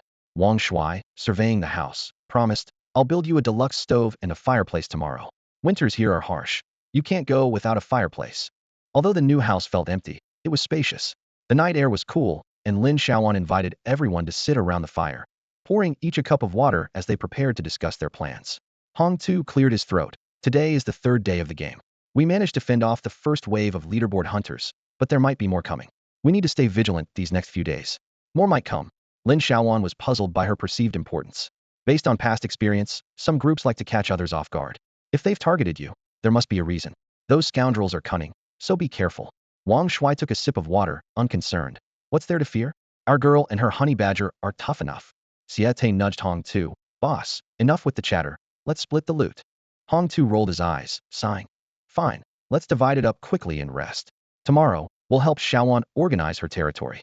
Don't hold back. Bring out the good stuff. A new territory needs building up urgently. Qian immediately volunteered. I've got 2 square meters of fertile soil in my backpack. I'll set it up for her tomorrow. Lin Xiaoyuan felt embarrassed about having others pay and work for her. She scratched her head and gave a shy smile. How about I pay for it with gold coins, brothers?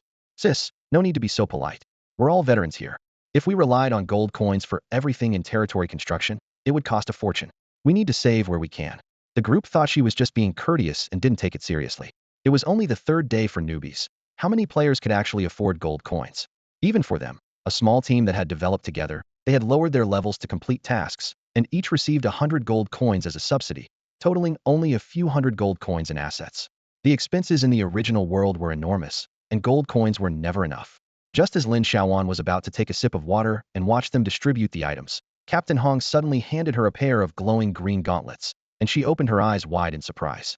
Why is there something for me too? You contributed too. I saw it. Several times, those players suddenly lost health. This is just right for you. So take it. It's a rule in our team. You deserve it. Looking at the gauntlets in her hands, Lin Xiaoyuan felt a warm sensation in her heart. Level 3 Rabbit Hide Gauntlets Green. Defense 7. Thank you, Captain Hong, and thank you, brothers. Lin Xiaoyuan flashed a big smile, and her calling them brothers made the other players feel a bit embarrassed. They quickly waved her off, insisting she shouldn't be so formal since they were all part of the team. With an additional 7 points in defense, Lin Xiaoyuan happily put on the gauntlets. She admired her personal stats, feeling overjoyed. She equipped the gauntlets and finally had time to check her character panel. Wow, in just 3 days, her stats had improved dramatically. Level 3, 0.6. Health 300,300. Magic 230,230. Attributes Strength 118, Constitution 125, Luck 10. Attack 1,129. Defense 929. Speed 118. The loot from the foreigners was impressive. Captain Hong laid out 9 pieces of equipment. 2 chest plates, 2 pairs of shoes, a handgun, a magic wand, a necklace, a pair of leggings, and a cloak. Lin Xiaoyuan examined them closely. Most were bronze, with only the necklace being silver.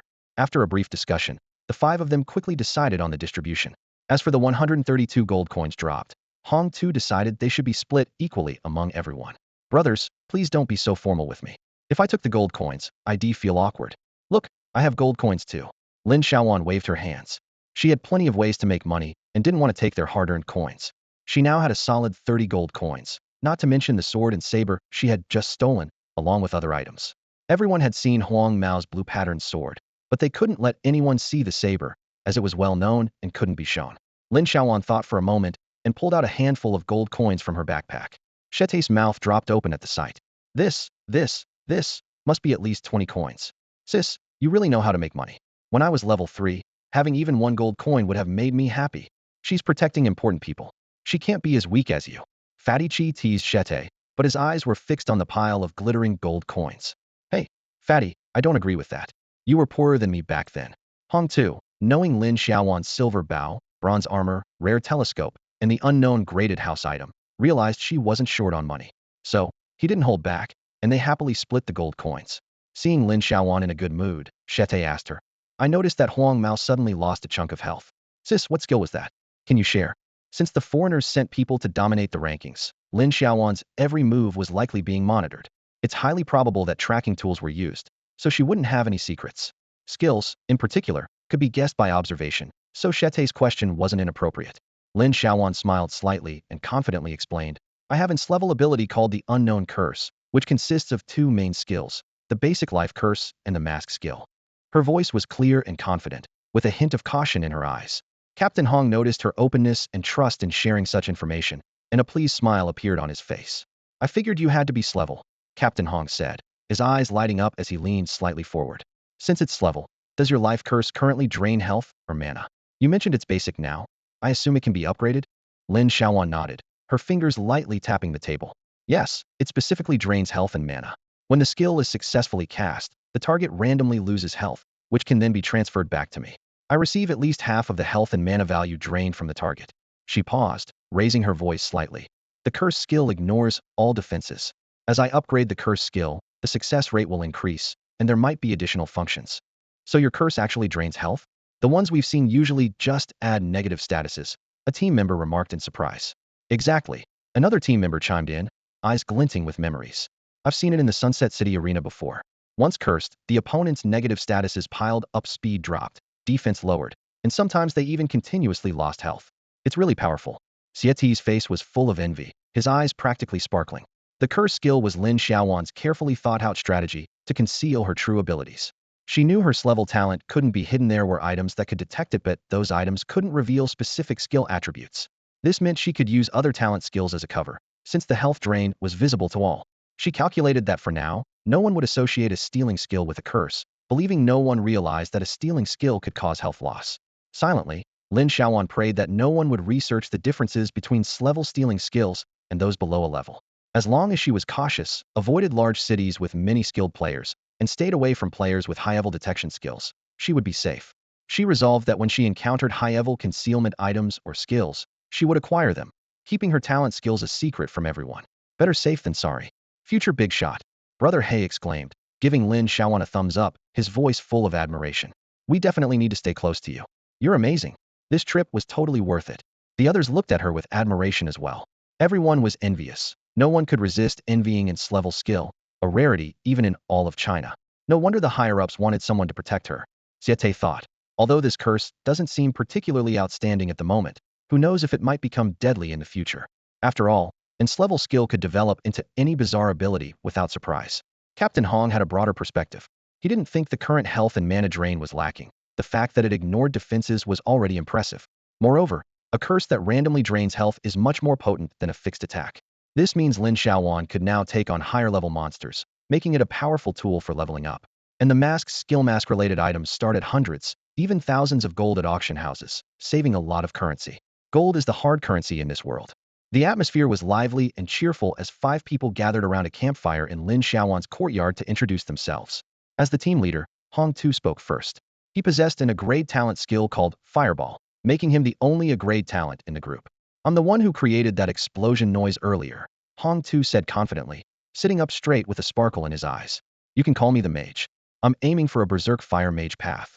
Hearing the nickname mage, Lin Xiaoyuan immediately thought of a character from an animation she had seen on Earth, who claimed to be from the 5 Fireball sect. She covered her mouth, her shoulders shaking slightly as she nearly burst into laughter. Next was Siete, who had a grade talent skill called Reflect Damage. As he spoke, his fingers unconsciously stroked the hilt of his sword. I love close combat, especially with a blade. Lin Xiaoyuan suddenly understood why the yellow-haired guy had lost health so quickly earlier, not only because of the brute's bite, but also due to Siete's Reflect Damage ability. Hey Gu, also known as Wang Shui, was lean with sharp eyes and referred to himself as the chef swordsman.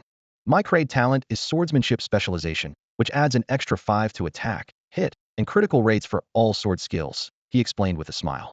Before entering the game, I was a renowned chef. Qin Dong's introduction was the simplest. He only said 4 words: great sniper. His eyes constantly scanned the surroundings vigilantly, and his fingers lightly tapped the sniper rifle resting on his knee. The last to introduce himself was Qian, who was rather plump. He patted his beer belly and chuckled. I have a great talent called Giant Berserk. It's quite the ultimate move. Lin Xiaoyuan silently calculated. A 5-person team at level 5 with 1 grade, 2 grades, and 2 crates. The effort put into protecting her, the fragile one, by Huaxiao made her nose tingle and her eyes feel warm. By the time they finished chatting, it was past 3 a.m. Captain Hong reminded Lin Xiaoyuan to activate the territory's defenses, saying, "We can't let our guard down at crucial moments." He then led the team in setting up tents in the courtyard to rest. "You can sleep in the living room," Lin Xiaoyuan suggested, but Captain Hong shook his head and declined. Watching them take out their simple outdoor tents from their backpacks, Lin Xiaoyuan couldn't bear to let her saviors sleep on the ground. After a moment of thought, she retrieved a pet house from her backpack and, feeling a bit embarrassed, said, "This pet house is small, but it's very comfortable. Although it's meant for pets, it's really nice. Would you like to sleep here? It's brand new." She placed the pet house on the ground, and the group gathered around curiously. Siete recognized it as the little house Lin Xiaoyuan had previously placed in the tree. "This is a portable house, right? What level is it?" Siete squatted down to examine it closely. "I saw that enemy use a small grenade on it at close range, and it didn't even get damaged." "Wow, another rare item." Haga gasped. "Girl, who exactly are you? Are you sure you're a newbie?" Fat brother Qian widened his eyes, pointing at the house's attribute panel, and exclaimed, "Wow, did you see that? A defense value of 500. Out in the wild, I dare to walk around at night. Our tents only have 20 defense points. Compared to this, ours are nothing." Under the firelight, the luxury interior and strong attributes of the pet house left everyone in awe. Although the binoculars from before were also a rare item, their scouting skill and increased vision weren't particularly unique. Having played the game for 3 years, these players had developed ways to identify various monsters, and they could distinguish high-level items from low-level ones with their eyes. As their levels increased, so did their viewing distance, so except for special professions like snipers, other players didn't have a high demand for vision. Thus, when they saw the scouting binoculars, they found them interesting but weren't particularly envious. But the pet house was different. Its defense value of 500 made Fat Brother Chi and nearly lose his composure. "Whose pet item has a defense value of 500? He shouted. "It's absurd. It's meant for pets? Who would let a pet live in such a fancy house? And with such a luxurious interior, how can it be called a pet house? It's a waste." "Exactly, it should be called a safe house," Siete agreed. "Those are just superficial things. Safety is what's important. It's just a name, don't mind it." He Gu waved his hand dismissively. Who would really let a pet use it? Lin Xiaoyuan touched her nose and said nothing. She did indeed plan to let the brute live in it. She reflected on her own naivety, realizing she underestimated the value of this item, which even exceeded the defense value of her stone house. Lin Xiaoyuan sincerely believed she already had a high opinion of Niu Gu, but now she realized she had underestimated him. His abilities were simply unfathomable. In the luxurious small building on the other side of the initial trial ground, Sarian was completely taken aback. He never expected that the items he once considered somewhat unimpressive, particularly the pet house he had dismissed as useless, would be so highly regarded here. Even He Gu decided to forego setting up a tent and followed him into the small house. Upon entering, he was stunned. The room was quite spacious, measuring 9 square meters, allowing 5 people to move around comfortably. Seeing everyone satisfied, Lin Xiaoyuan returned to the stone house, intending to activate the territory's defense through the territory crystal. She hadn't had a chance to check the territory's attributes in recent days, and upon doing so, she found that the territory's energy was already full. The territory information was as follows. Territory level, level 1. Area, 10 by 10 meters. Lord, Lin Xiaoyuan. Population, 210. Prosperity, 410. Buildings, 13. Energy, 100,100. Lin Xiaoyuan was puzzled. How could the population be 2? Wasn't it just her and a honey badger at home? Could it be that the system counted Meng Nan as part of the population? After all, Meng Nan was summoned through a servant contract scroll, and the system might categorize him under the servant category. Given the diverse races in the original world, population might just be a generic term, perhaps a translation issue. Continuing to examine the territory's attributes, she noticed that the prosperity had risen to level 4. Lin Xiaoyuan speculated that this might be related to her upgrading the house and walls, or perhaps linked to her contract with Meng Nan. After studying for a while, she decided to set the territory's shield to be active at all times. She was no longer worried about energy consumption, The energy accumulated by Meng Nan's nighttime monster hunting was more than enough. Moreover, the shield's energy cap was only 100 points, and any excess couldn't be stored, so she might as well keep it on since the energy wouldn't run out. She thought about how a single magiseared rabbit could provide for energy points. With several magiseared rabbits and aggressive chickens being attacked by Meng Nan, it was like getting free energy, more than she could use. They stayed busy the entire night. The first half was thrilling, and the latter half even more so. Now, Lin Xiaoyuan finally felt a bit tired and soon fell into a deep sleep on the bedroom floor. On the fourth day of the game, Lin Xiaoyuan was awakened by a clinking sound outside. Groggily checking the time, she realized it was already past 9 a.m. She was startled her guests were there, and she had slept in, which was quite rude. She quickly got up, planning to apologize to everyone. Opening the door, she saw He Gu at the entrance, mixing mud in a large wooden basin, with a pile of stones nearby. Seeing Lin Xiaoyuan awake, he approached and asked, "What do you think about placing the stove and fireplace on the wall between the living room and bedroom? This position would provide the best heating effect, be most convenient to use, and save fuel. Later, if you find it unattractive, you can move it when upgrading the house." Lin Xiaoyuan was a bit puzzled. Could they really be moved? Only items with attributes can maintain their form for relocation, right?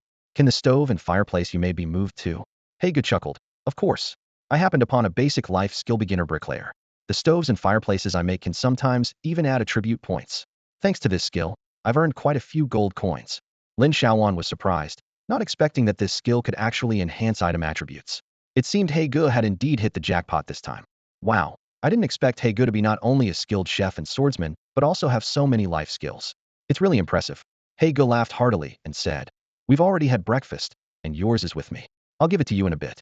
Today, I've made pan-seared lamb chops, which is my specialty. After we eat, we'll take you to level up." At this moment, Siete also walked over and handed a pet home to Lin Xiaoyuan. He then asked, "Xiaoyuan, you haven't learned any basic skills yet, have you? Don't worry, once the auction house opens, take some time to look for skill books that suit you. Although skill books can be expensive, there are always some overlooked gems during the newbie phase." Lin Xiaoyuan thought for a moment and, not daring to mention bandaging skills, chose to talk about the skills she could. "Yes, I've learned basic gathering skills, basic archery, and ice arrow skills." Siete was taken aback, his eyes widening as if he'd been struck by lightning. He jumped up and asked urgently, "Do you know one of those part-time merchants among the newbies? These skills weren't self-taught, were they? Nobody sells these things in the newbie group channel." Lin Xiaoyuan suddenly understood, realizing that Qian Lai might be considered a part-time merchant.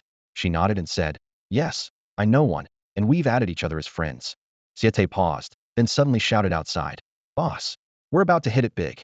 He Gu excitedly joined in, asking with enthusiasm, "Really? Are you sure? How strong is this merchant? Do they have rare skills? Can they get hold of recovery skill books?" Lin Xiaoyuan was a bit confused, not understanding why the two were suddenly so excited. He Ji's barrage of questions left her a little flustered. At this point, Captain Hong also came over, giving Siete a slightly exasperated look for his excitement. "Finding a bargain in the newbie village? Look at you getting all worked up." Then he turned to Lin Xiaoyuan with a reserved smile. "Xiaoyuan, are you interested in being a buyer for us?" Lin Xiaoyuan didn't immediately understand, so Captain Hong continued to explain, "We can't add you as a friend or trade with you for 3 days. The distance makes it hard to trade with other players. Plus, right now, except for team members, my friends list, trading, and auction house pages are all locked. We have to rely on you to trade in the newbie village." Captain Hong and his team volunteered for protection duties in the newbie zone. They aren't core members. They don't know many of the confidential members, whose identities are kept secret, so they rely on introductions or finding people in the newbie zone themselves. Captain Hong suddenly recalled the leader's hesitant expression when they left, probably aware of Lin Xiaoyuan's abilities, which meant he didn't need to introduce other merchants. So when he learned Lin Xiaoyuan knew a part-time merchant, he got excited. This meant they could bring a lot of coins to the newbie village and buy cheaper items, known as finding bargains. However, this had a time limit, 7 days for the newbie phase. The longer they waited, the less purchasing power their coins would have. After the newbie phase ends, the Friends system and auction house system will fully open, and finding bargains will no longer be possible. Seeing Lin Xiaoyuan still seemed to not fully understand, Captain Hong further explained, "The auction house is convenient, but it has certain characteristics. We're not just looking for cheap options with merchants, but also because..." At this moment, everyone's attention was focused on Lin Xiaoyuan, and the upcoming conversation would undoubtedly determine whether they could successfully take advantage of this opportunity.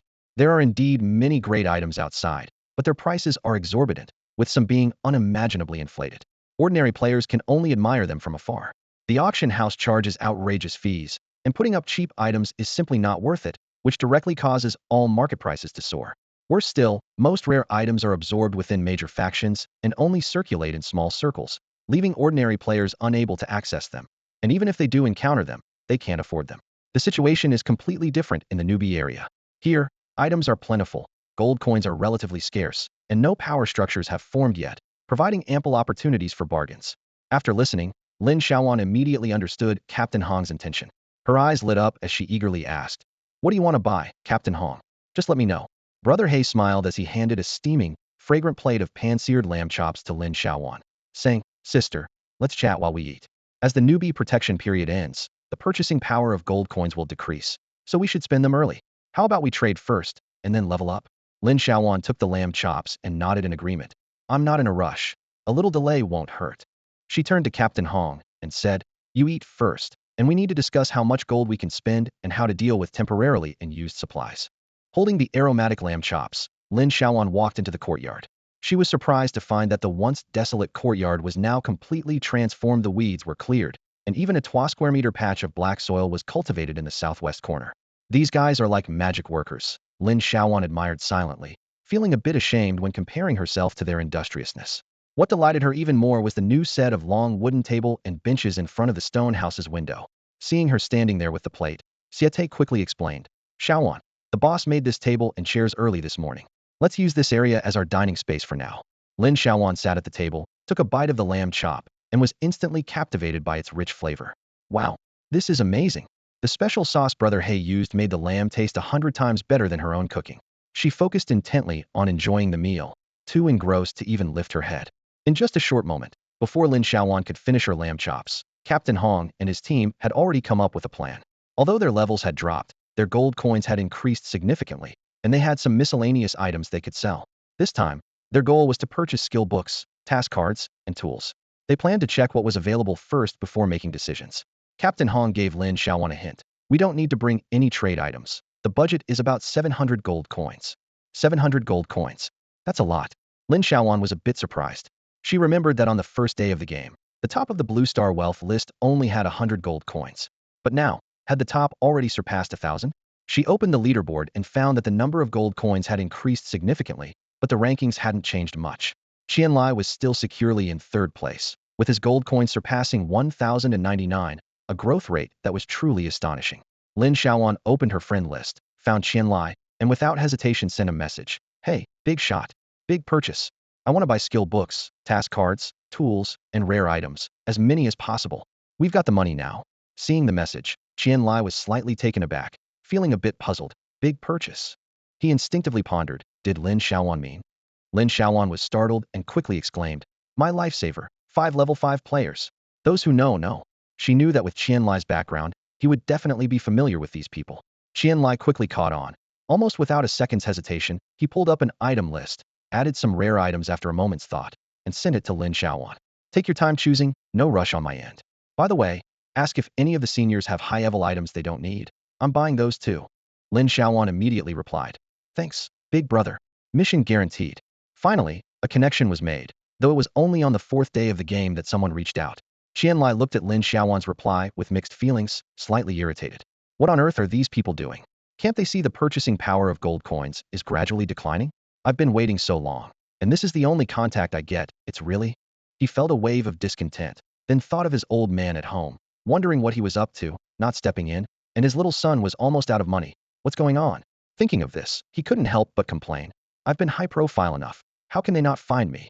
Qianlai suddenly paused, a glimmer of clarity in his eyes. Am I not the only option? He lowered his head in thought, furrowing his brow, when suddenly an idea popped into his head. I knew it. Why do the people from Lanxi never send me gold coins? They just promise the world, but don't give me a blue star communicator. Turns out they were playing mind games all along. I've been working so hard, and in the end, I don't even have a proper title. No way. This isn't right. He slapped his thigh and almost jumped up. I've been working tirelessly for so long, and for whom? I've been completely duped by Lanxi. I've been slaving away for money day and night, and now I don't even have a title. In a fit of anger, Qianlai collapsed onto the warehouse floor full of supplies, pounding his chest and cursing the heavens, even with tears rolling down his face. 555. Lanxi has wronged me. At this moment, Qianlai had no idea that his despairing and tearful demeanor had already been noticed by many. He slumped in his chair, his large body trembling slightly, tears streaming down his face. I thought I was the top dog, but it turns out I'm just a temporary worker. Qianlai muttered to himself while wiping his tears. That shameless Lan Shi dared to deceive me, calling me the department star, the living god of wealth. I trusted him so much, thinking about how he worked tirelessly day and night without a single coin of support, and finally saved up so much gold. Qianlai felt increasingly aggrieved. But then, he suddenly froze, his round face stiffened, and he abruptly sprang up from his chair. Wait a minute. His eyes suddenly lit up. Does this mean all the money I've earned is mine, and I don't have to hand it over? Qianlai slapped his face hard, trying to confirm he wasn't dreaming. So, I'm an agent of the state, but the money is mine? A true blue, off-the-books worker? He couldn't believe it and confirmed again. This third place on the wealth list is actually a real personal achievement? Meanwhile, in Blue Star Hall 056, everyone watching the screen laughed uproariously at the sight of the emotional roller coaster that was this chubby man. Especially when someone theatrically mimicked Qianlai, pinching their voice and shouting, "I've worked so hard, day and night, only to end up with no title." It had everyone laughing to tears. Old Master Qian, sitting in the observation room, was also amused to the point of coughing. In fact, he had orchestrated all of this. Although Qianlai was indeed a member of the grassroots department on Blue Star, in the game, he hadn't been part of the resource department for a long time. Nobody had told him this fact. Old Master Qian shook his head with a smile, thinking how mischievous these young people still were. He arranged it this way partly to avoid suspicion and partly because he thought Qianlai's personality was too unpredictable to handle significant responsibilities. By now, Qianlai had shifted from initial despair to sheer delight, although he felt a bit embarrassed remembering how he had flaunted himself, even buying prop cards to note his name. Probably the entire Blue Star assumes I'm the Grand Steward of Hasha, he thought regretfully. This whole affair, I've stolen the limelight from the real steward, all because of Lan Shi. He had a bit of a personal agenda as well, hoping his child could develop freely in the game, unburdened by rules and pressure. Unexpectedly, this kid, Qianlai, showed an astonishing talent for business. Relying solely on personal connections, he could hold his own against several large organizations and conglomerates, even outshining the ever-shrewd chief steward. What was even more remarkable was his rapid rise from nothing, without any external funding. Top leaders made a special trip to thank him, praising Qianlai for his selfless dedication in combating foreign conglomerates. In the face of price wars, he bravely took the lead, drawing the fire towards himself. The leaders all agreed he was a rare gem of a young man, with some even asking Mr. Qian if he had considered bringing Qianlai back into the team. But Mr. Qian politely declined the offer, though Qianlai wasn't an official team member, having grown up in this environment. He had long been a part of it. Regarding the leaderboard clearing actions within the game, Mr. Qian was unconcerned. With Qianlai's substantial lead in resource contribution, the higher-ups wouldn't let anything happen to him. After being teased in Observation Room 056 for a good half-day, Qianlai was now confidently back at work. His trading partners spanned the globe. 3 days ago, he met his black friend Abayomi, who brought rare ores and skill books in exchange for food and medicine. Kamala, from a resource-rich but harsh region, sought to trade for the third time today, with increasing volumes, clearly having transitioned into a savvy buyer. Maria, from the former Blue Star Football Kingdom, had a bountiful catch today, even unexpectedly providing 2 water-repellent beads. Qianlai cheerfully hummed a tune as he managed the dispatch and receipt of goods, maintaining contact with clients. As the business expanded, he recruited over a dozen players to help gather resources and signed commercial cooperation agreements with them through system-monitored contract scrolls, ensuring secure and reliable transactions. However, since last night, his gold reserves had nearly run dry, putting his third-place ranking on Blue Star in jeopardy. Without finding items at the right price to snag or a large influx of gold coins, the prestigious prefix he had meticulously crafted would become a laughingstock. Qianlai was well aware that many were waiting to see him fail, expecting him to spend a fortune altering his personal info to change his rank to 4th, 5th, or 6th. But he smirked. There was no way he was spending that money. Mengzi, Pengding, my old mates, Qianlai exclaimed excitedly. Good news, we've got money. Keep acquiring resources, buy all you can. Time is money, my friends. I'll be transferring gold coins to you soon, and this time, there's no need to worry about running out. As soon as Lin Xiaoyuan received the item list, she immediately became the team's messenger, standing in the center of the group. After clearing her throat, she began to read each item aloud. Captain Hong and several other team members quickly pulled out pens and paper, listening carefully and jotting down every detail. Basic resources, consumables like medicines, and equipment have also been sent over, but I'll skip those for now. Let's first look at the types of skill books, Lin Xiaoyuan said, her voice barely concealing her excitement. As she scanned the list, her eyes widened. Wow! In just a few days, Qianlai's capabilities have skyrocketed. Her fingers traced the long list as she exclaimed, look at the length and breadth of this list. Shaking her head in amazement, she added, "No wonder he's a top-tier master from above. This is what top-level prowess looks like." Little did she know, the master she was referring to had undergone a complete transformation in spirit and demeanor, reaching an entirely new level. There are 33 types of basic skills, Lin Xiaoyuan began to enumerate. Basic swordsmanship, basic blade techniques, basic fist techniques, basic archery, basic magic conduction, basic firearms, basic artillery, basic summoning, basic poison resistance, dual sword specialization, longbow specialization. Shet, listening nearby, was stunned and couldn't help but interject. "Oh my god, Xiaoyuan must have found the Imperial Steward. This is definitely the prowess of a master among masters. He's not selling by the book, but by the type. It's only the 4th day of the game. Can an ordinary person achieve this? It's unbelievably extravagant." Lin Xiaoyuan took a deep breath and continued. "There are 19 lifestyle skill books. Basic planting skill book, basic gathering skill book, basic mining skill book, basic sewing skill book, basic." Her fingers quickly skimmed through the list. 16 combat skill books. Earth Shatter Sword skill book, Flame Blade skill book, Flying Axe skill book, Whistling Arrow skill book, Whirlwind Axe, Charge skill book, Iron Shield skill book, Powerful Block. When she moved on to the next category, her voice noticeably rose. 10 rare skill books. Meteor Sword, Dispel Aura, Levitation, Crimson Roar, Stealth, Slow Spell, Gale Step, Radiant Shield, Weakness Sniping, Evil Summoning. At this point, the room fell silent, and everyone's eyes widened in disbelief. 10 books, someone whispered in astonishment. Someone is actually selling us 10 rare skill books at once. They could hardly believe their ears. There's even a shield and a dispel. Both are great finds, another analyzed. And there's a control type skill too. Slow is incredibly useful. Everyone knew that scavengers could acquire rare skills, but they'd never heard of anyone getting so many at once. These resources were typically reserved for internal consumption within factions and weren't freely sold externally. The person who gave Lin Xiaoyuan such authority, they exchanged glances and unanimously concluded, must be a top-level leader. She sighed. It's a pity, we've spent all our gold on the territory otherwise. Scavengers are randomly selected and recruited, and it's strictly confidential. Even before setting out, they didn't dare reveal they were leaderboard protectors, nor could they risk borrowing gold to stock up on supplies. Lin Xiaoyuan continued, 50 types of items. Entangling Scroll, Small Grenade, Explosive Charge, Feather of Lightness, Basic Camping Tent, Standard Camping Tent, Small Stove, Silver Chest Key, Magic Key, Shrinking Gloves, Water Storage Jar, Recovery Gold Pearl, Concealment Cloak, Bird Transformation Ring, Wall Climbing Spider Ring, Special Candle, Magnifying Glass, Magic Earplugs, Amplifying Speaker. After reading through, Lin Xiaoyuan looked up, slightly regretful, and said, "Captain, there are no rare items, just ordinary ones. Rare items are hard to come by, but it's not a big deal if you don't have them." Lin Xiaoyuan deeply believed in this principle: items only hold value in the hands of those who need them. Otherwise, no matter how good they are, they're useless. She glanced down at the group message anonymity card in her hand, which shimmered slightly, and couldn't help but smile.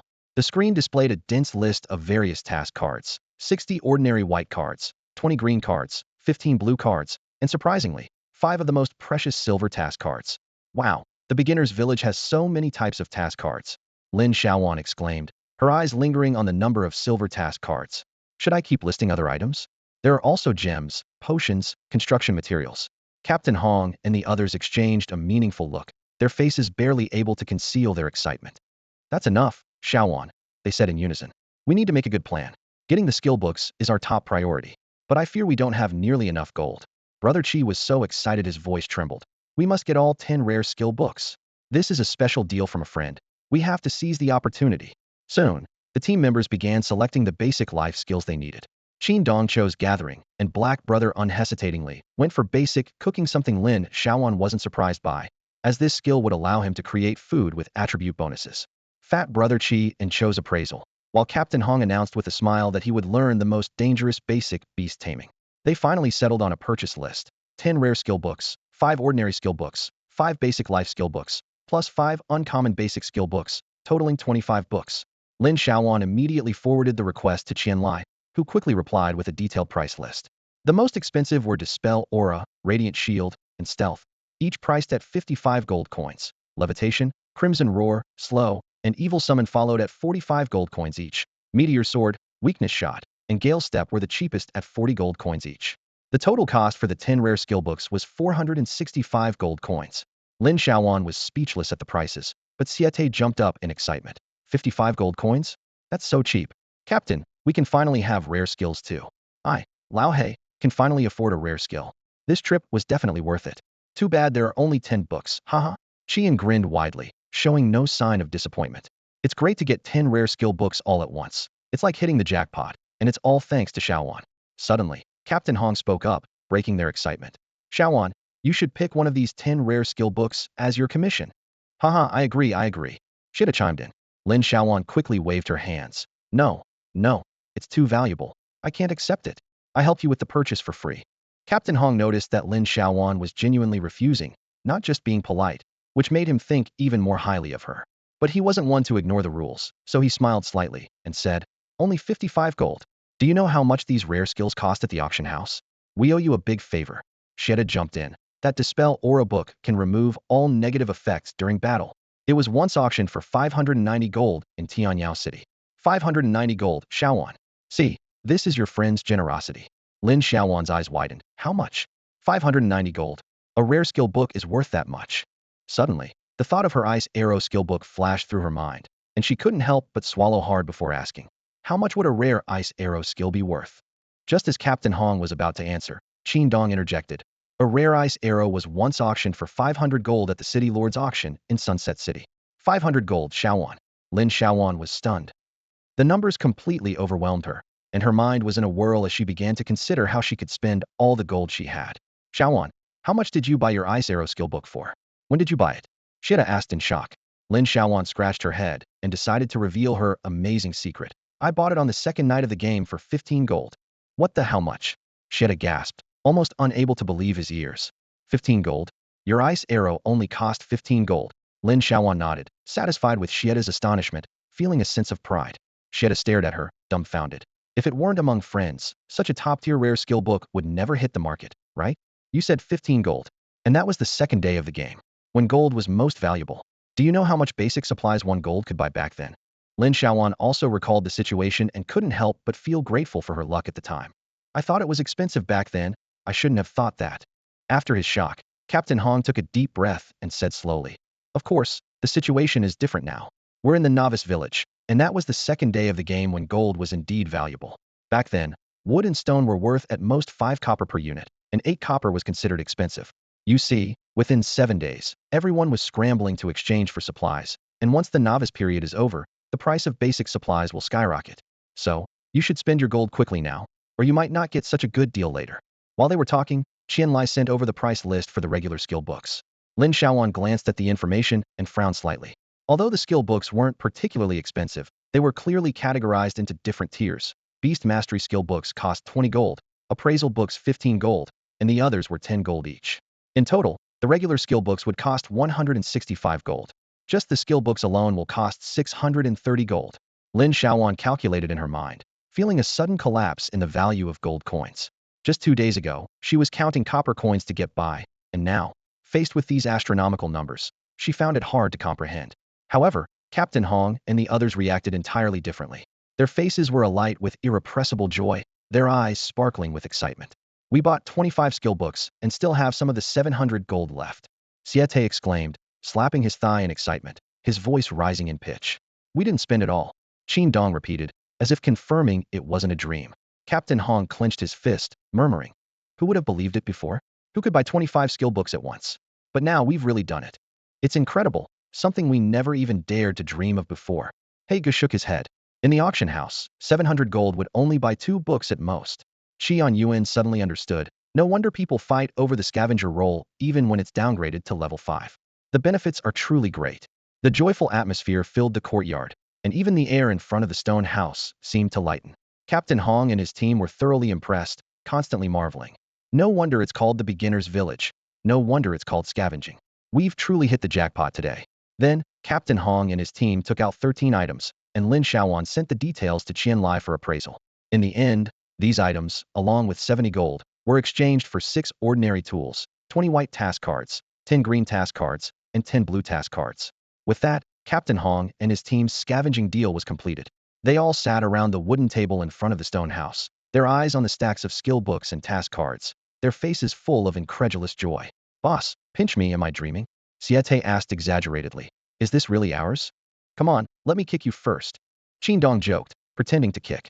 Amidst their laughter, Captain Hong first put away the task cards, leaving only the 6 ordinary tools and 35 skill books on the table. Time to divvy up the loot.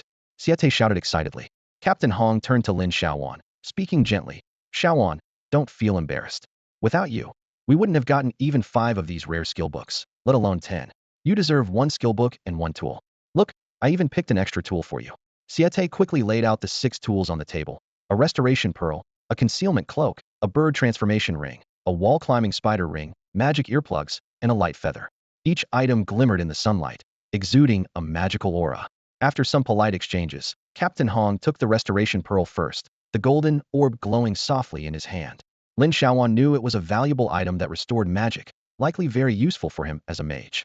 Siete reached for the concealment cloak, perfect for enhancing his stealth abilities in the wild. Qin Dong chose the magic earplugs, while Qian Yuan picked the light feather. He Gu smiled warmly at Lin Xiaoyuan. Sister, which do you want? The bird transformation ring or the wall-climbing spider ring? You get to choose first. These rings fetch a high price at the auction house. Lin Xiaoyuan didn't hesitate, saying graciously, I'll take the wall-climbing spider ring. I like it. Being overly modest would seem petty. After He Gu took the bird transformation ring, Captain Hong placed the 10 rare skill books in the center of the table, their pages shimmering with a precious glow in the sunlight. Everyone pick 1 book. We'll discuss the remaining 4 later. Xiaoyuan, you go first. 10 rare skill books were neatly laid out in front of everyone. Meteor swordsmanship, dispel aura, levitation, crimson roar, stealth, slowing technique, gale steps, radiant shield, weak point sniping, and evil summoning. Lin Xiaoyuan's eyes scanned back and forth across the books until she narrowed her choice down to gale steps and evil summoning. After a brief consideration, she reached out and picked up evil summoning, thinking to herself that it might be the perfect complement to her first skill. I've made my choice. I want this one. I don't want any of the others. Don't worry, girl, we wouldn't dare take more. Everyone chimed in with a laugh. Lin Xiaoyuan confirmed her learning without hesitation, and a white light flashed. The new skill information immediately appeared. Beginner, evil summoning. Rare skill. Proficiency, 0-100. Effect, consumes 100 mana points to randomly summon 1 evil creature. Restriction, creature level cannot exceed the player's level by more than 3 levels. Duration, 2 hours. Ends if the creature dies. Cooldown, 24 hours. While she was secretly delighted with this practical skill, she suddenly thought of her pet, Mingnan. She quickly checked the status panel and found its health was intact, suggesting it was safe. However, its habit of staying out all night, and even during the day, annoyed her. I've got to set some rules for it. It can wander, but it needs to come home. While Captain Hong and the others were still discussing skill combinations, Lin Xiaoyuan began organizing her backpack. The first thing that caught her eye was the conspicuous blue-patterned long sword, a hot item. It had been marked with a tracking tool, and taking it out for trade would be like walking into a trap. After careful consideration, she decided to offload it quickly. Waiting for the auction house to open was clearly not wise, as level 5 bronze gear was at its peak value. After some thought, she decided that Qianlai was the most suitable buyer, being a fellow rogue with a strong background, and she could use the opportunity to connect with their organization. Boss, there's a deal we need to discuss, very important. Qianlai was still reveling in the profits from a recent big transaction and perked up when he saw Lin Xiaoyuan's message. In the future, I'll need you to help me sell some items. Lots of good stuff. But there's only one condition: you can't let anyone know that it's me selling. Can you do that? What kind of condition is that? Even the King of Heaven couldn't trace it back. If they find out, it's on me. I have professional ethics. I never pry or betray my client's privacy. Hearing Qianlai's confident response, Lin Xiaoyuan couldn't help but raise an eyebrow. Is this the confidence of an insider? Since you seem so confident, Lin Xiaoyuan started making demands. Lin Xiaoyuan, the items I trade to you can't be taken out of your backpack unless absolutely necessary, she said firmly. You probably use follower items too, right? The risk of getting caught is really high. Qianlai was a bit puzzled, wondering to himself what could be so important that she was so cautious.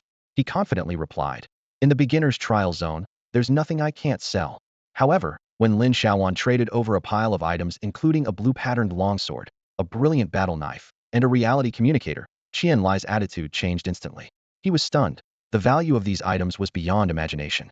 A communicator. It's actually a communicator.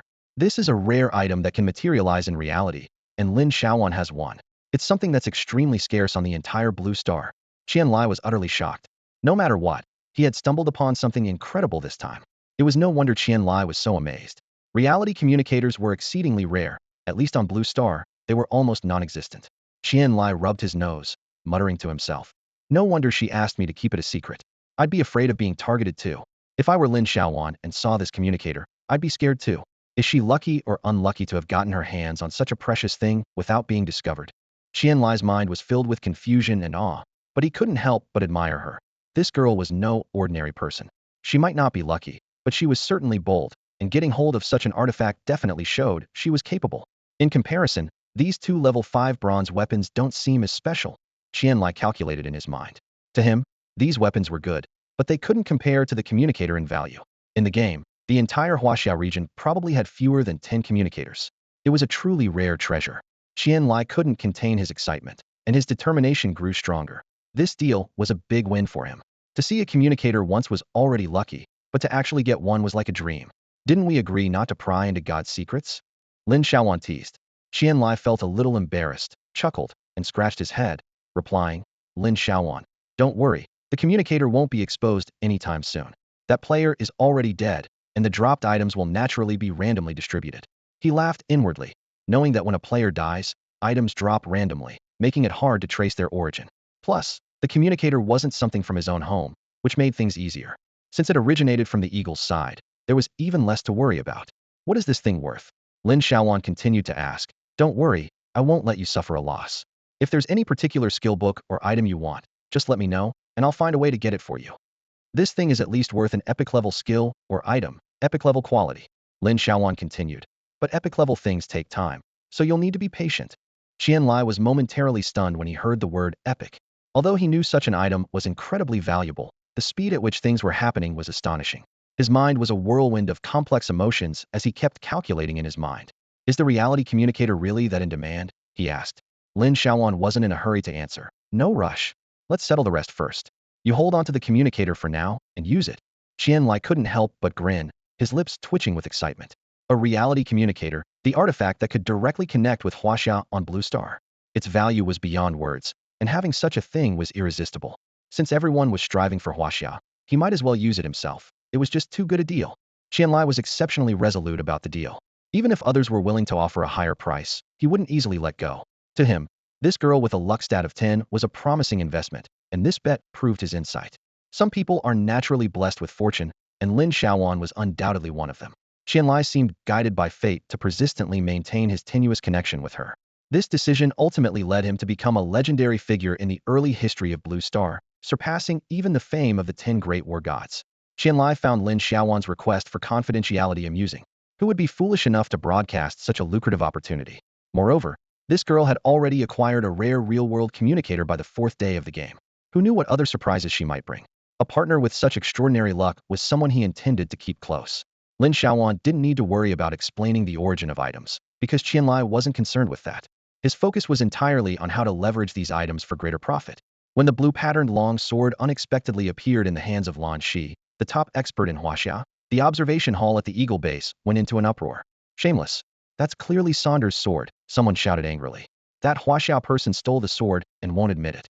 Now there's solid evidence. He blatantly stole it using invisibility skills. Devious Easterners. Cunning Easterners can't be trusted. Lin Xiaoyuan never expected that while she was meticulously hiding her abilities to avoid any trace, the Eagle Base would concoct a perfect explanation of their own. However, her caution wasn't in vain, as countless future experiences would prove the wisdom of her decision. Just then, Qianlai sent another message.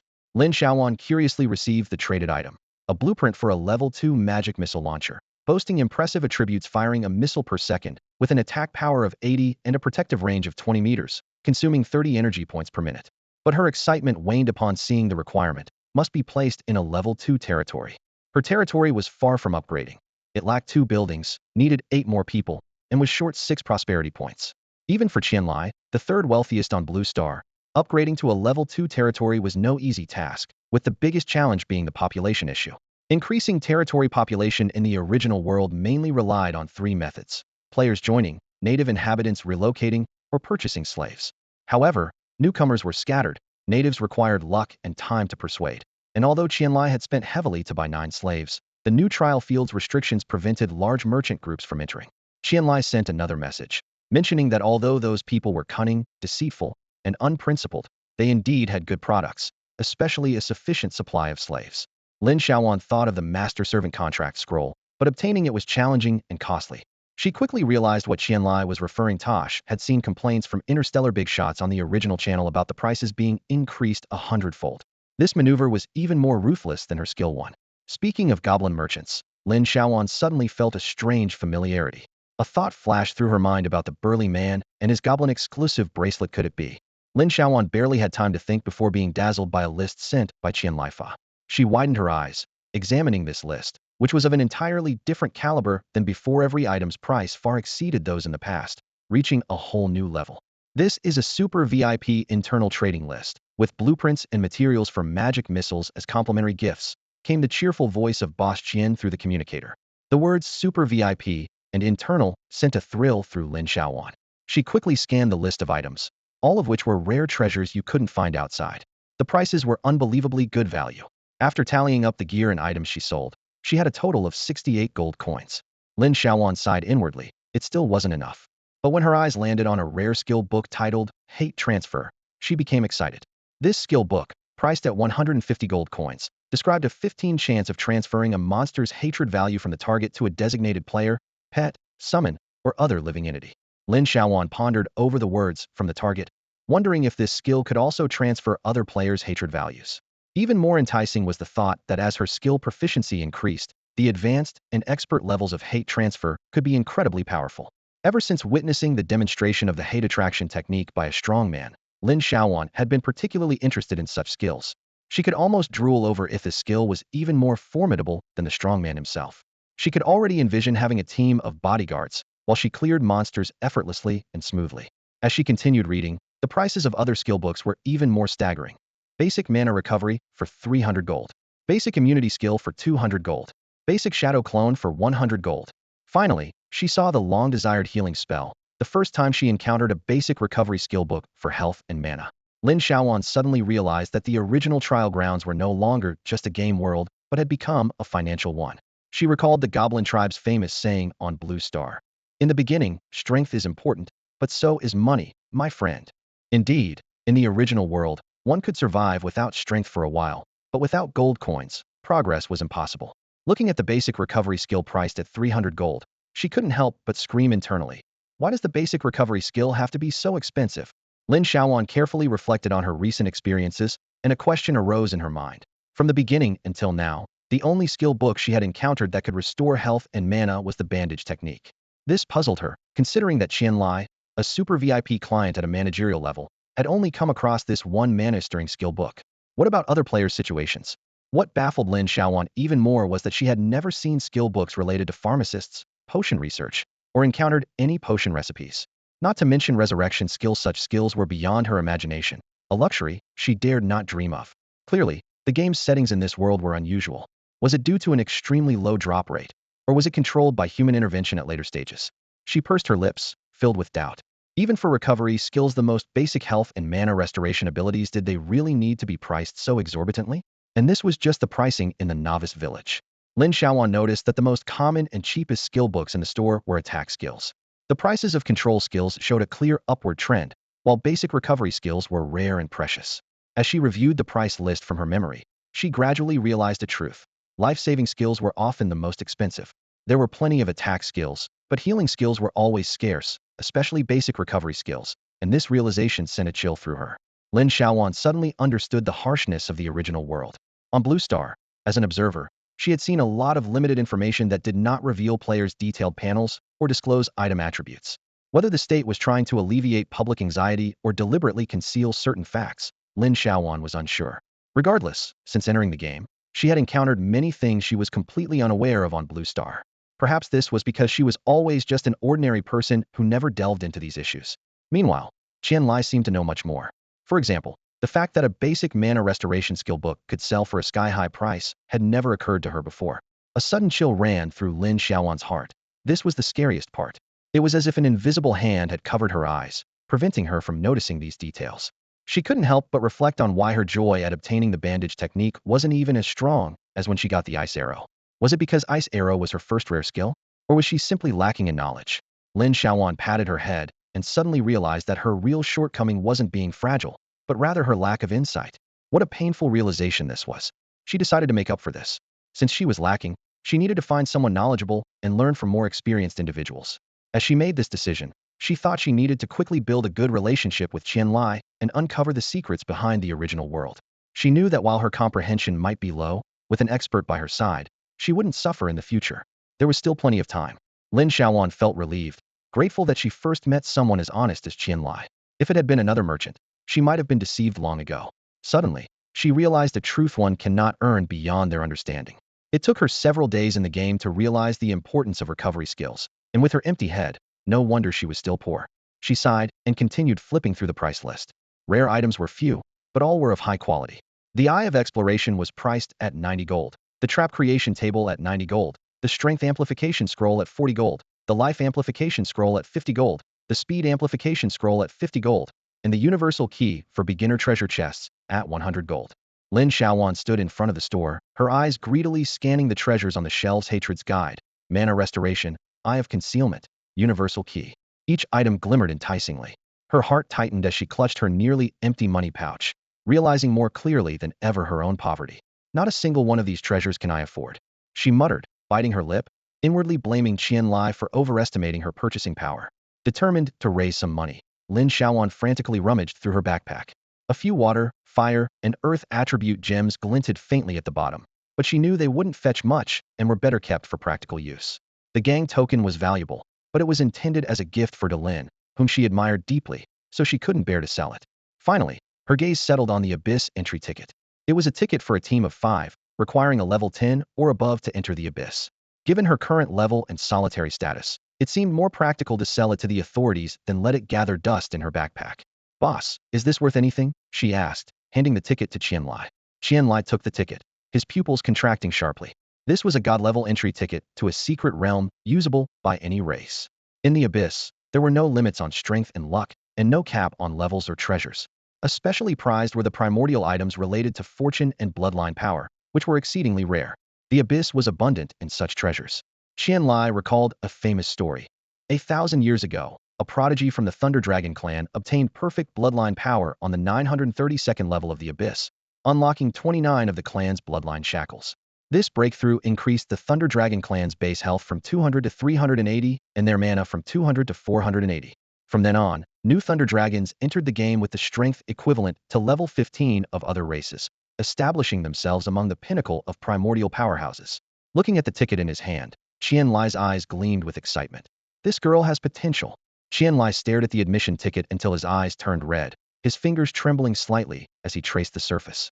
This girl is a good person, he thought to himself. Although the origin of this ticket might be questionable, he didn't care how it came to be, as long as it ultimately belonged to the Huaxia side. It was a great merit. After a moment of contemplation, Qianlai took out a special list and carefully wrote down the name, Lin Xiaoyuan, marking it with 2 shining stars. He knew what these stars meant. Her safety level would certainly be elevated. The 5-person team admission ticket that Lin Xiaoyuan produced was invaluable. Qianlai calculated in his mind that, if handled properly, a single trip to the Abyss could easily yield 2 to 3 fortune gold beads. He took a deep breath and began typing a reply to her on the chat page. Priceless again?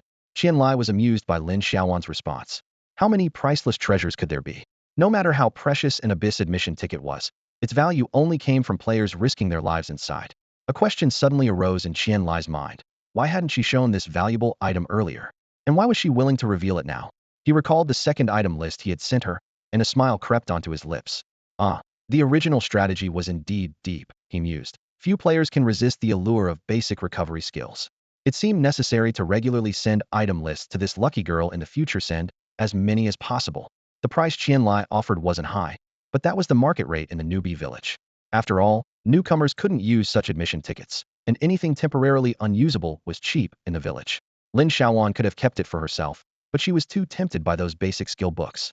Without magic recovery, how could she use her ice arrows? What about bandage skills? And how would she perform evil summons? Without recovery skills, these were all big spenders of gold coins. Lin Xiaoyuan's eyes wandered among the skill books, her finger tapping the screen, undecided. Should she choose hate guidance or magic recovery? Finally, she bit her lip and decided on magic recovery. It's a necessity. She could rely on the big guy for hate guidance. He could barely serve as a hate guide for now. Before fighting monsters, she could have him provoke a few times, which might work better than magic guidance. With 100 gold coins left, Lin Xiaoyuan unhesitatingly chose the universal treasure chest key. With the big guy and her super lucky hand, her treasure chest journey was bound to be long. and a universal key was a must-have. Skills like the initial universal key could be upgraded reaching advanced, expert, or epic key levels sooner meant enjoying the benefits sooner. Reluctantly, Lin Xiaoyuan tore her gaze away from the item list, letting out a long sigh. Her shoulders slightly slumped. Captain Hong was right. There's never enough gold. It's never enough. Her expression, alternating between joy and sighs, piqued the curiosity of Siete, who had just finished distributing skill books. He leaned over, frowning slightly. What's up, Xiaowan? If something's bothering you, tell your brother. I'll help you. Lin Xiaowan gave him a cool glance, her lips curling slightly. Didn't Captain Hong say gold won't be worth much later? So I spent it, and it goes too fast. It's only the 4th day of the game, and I've sold several items just to buy 2. Siete immediately adopted an experienced stance, patting his chest as he advised, Girl, that's the market now. When you visit the auction house, you'll find you can't afford anything. Qian, listening nearby, smiled slightly. Xiaowan, ignore him. Get ready. We're going monster hunting to level up soon. As they spoke, the group had already distributed the skill books among themselves. Captain Hong still had a dozen or so left, which he planned to trade with other friends once they finished the beginner's village. The team members, each now equipped with powerful new skills, were eager to go monster hunting and had no interest in tidying up the courtyard or house. Lin Xiaowan couldn't wait as she lovingly caressed her new silver longbow and excitedly asked, Captain Hong, Brother Qi, where should we go to hunt monsters next? Captain Hong had already thought this through and immediately replied, We'll go after the level 9 mighty trance. These creatures are large with high defense and attack, but they have a clear weakness. They're slow. With our current gear, each of us having at least 1 or 2 silver items and at least 2 rare skills, our team of 6 has a well-balanced skill set. Let's test the waters, and if we can handle it, we'll start leveling up by taking on higher-level monsters. Siete turned to Lin Xiaowan, patting her shoulder. You're only level 3 right now, but if we succeed, you could level up 4 times in just 1 day. In the game, level 10 is a major milestone, level 5 a smaller one, and level 3 is just a stepping stone. Even someone as daring as you, Lin Xiaowan, probably never imagined tackling level 9 monsters at this stage. Captain Hong sure is bold. Brother He reassured her, don't worry. Although the mighty treants look intimidating, they have a clear weakness. If things go south, we can always retreat. Siete chimed in with encouragement. We've had plenty of experience with these treants while leveling up before, so we know them well. You can count on us. Brother Qi added with a smile. Xiaowan, your curse skill can bypass defenses, making even the strongest defense seem like a mere lamb to you. Fat Brother believes in you. By the way, what's the success rate of your curse skill's life drain? Lin Xiaowan thought for a moment. When using skill 1, if luck isn't too bad, I can land it once or twice in 10 tries. The life drain effect is about 1012, but the mana drain chance is a bit lower. That's good enough. Captain Hong decided. Let's head out. As Lin Xiaowan followed the group, she opened her personal stats interface to boost her confidence, proving to herself that she was no longer a fragile player. Level 30.6. Health 300,300. Mana 230,230. Attributes: Strength 113, Constitution 1215, Luck 10. Attack 929. Defense 927. Speed 118. Talent Skill 1. Honor Among Thieves. As long as a target harbors malice towards me, whether through verbal insults, physical attacks, or even reducing favorability, once the conditions are met, I have the opportunity to steal any item from them, including money, materials, and tools. Each time I use this skill, I must expend 1 of my health. Talent Skill 2, a thief's reputation. By changing my appearance, I can temporarily alter my name, race, and physique, completely ignoring any level and below skills and tools that attempt to detect me. Using this skill consumes 20 of my magic power, with the disguise lasting 20 minutes and a cooldown of 1 hour.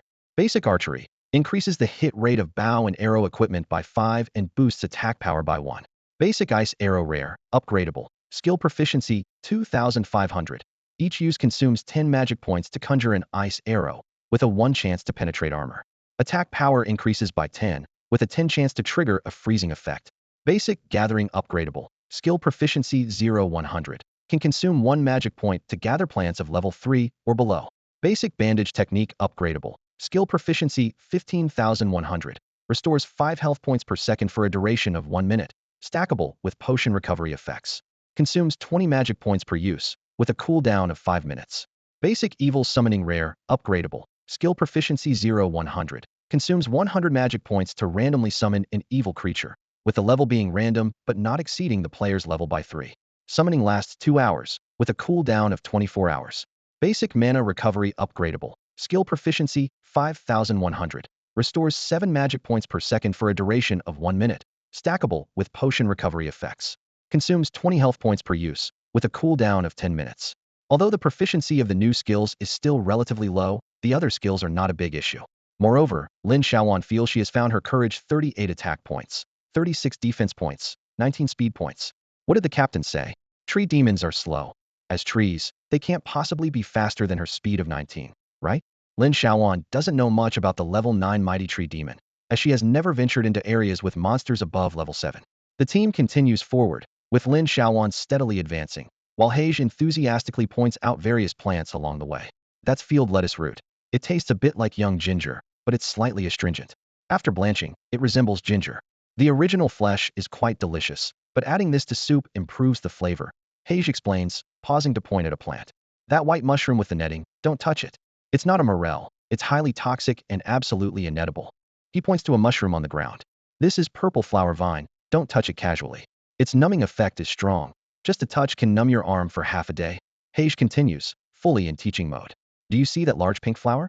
We should go around it. It releases toxic gas. Lin Xiaoyuan listens patiently, feeling like she's becoming half a botanist. Just as she thinks she's becoming an expert, the captain suddenly stops. The mighty tree demon likes to live in lowlying marshy areas, so watch your step, Captain Hong warns. These areas are easy to sink into. Don't walk on lighter-colored patches. Captain, we're here. Qin Dong, with sharp eyes, is the first to spot the target. Xiaoyuan, look, 8 o'clock direction, 200 meters away. That 78-meter-tall tree is the mighty tree demon. Lin Xiaoyuan looks and is instantly stunned. The tree is enormous, incredibly massive. She had only seen it a few times in promotional videos on Blue Star, but seeing it in person, the mighty tree demon is even more impressive than she imagined. It stands 78 meters tall, with a round, heavy canopy and an extraordinarily thick trunk, with vines far more robust than she expected, at least thick enough for 3 people to wrap their arms around. Level 9 Mighty Tree Demon, Attack 63, Speed 9, Defense 87, Health 930. Lin Xiaoyuan examines the tree demon's attributes, her heart sinking. She swallows hard, realizing that such an enemy, with an attack power of 63, defense of 87, and health of 930, is not something she can easily handle. She starts to have second thoughts. High attack, high defense, even if it's slow, how should she approach this battle effectively?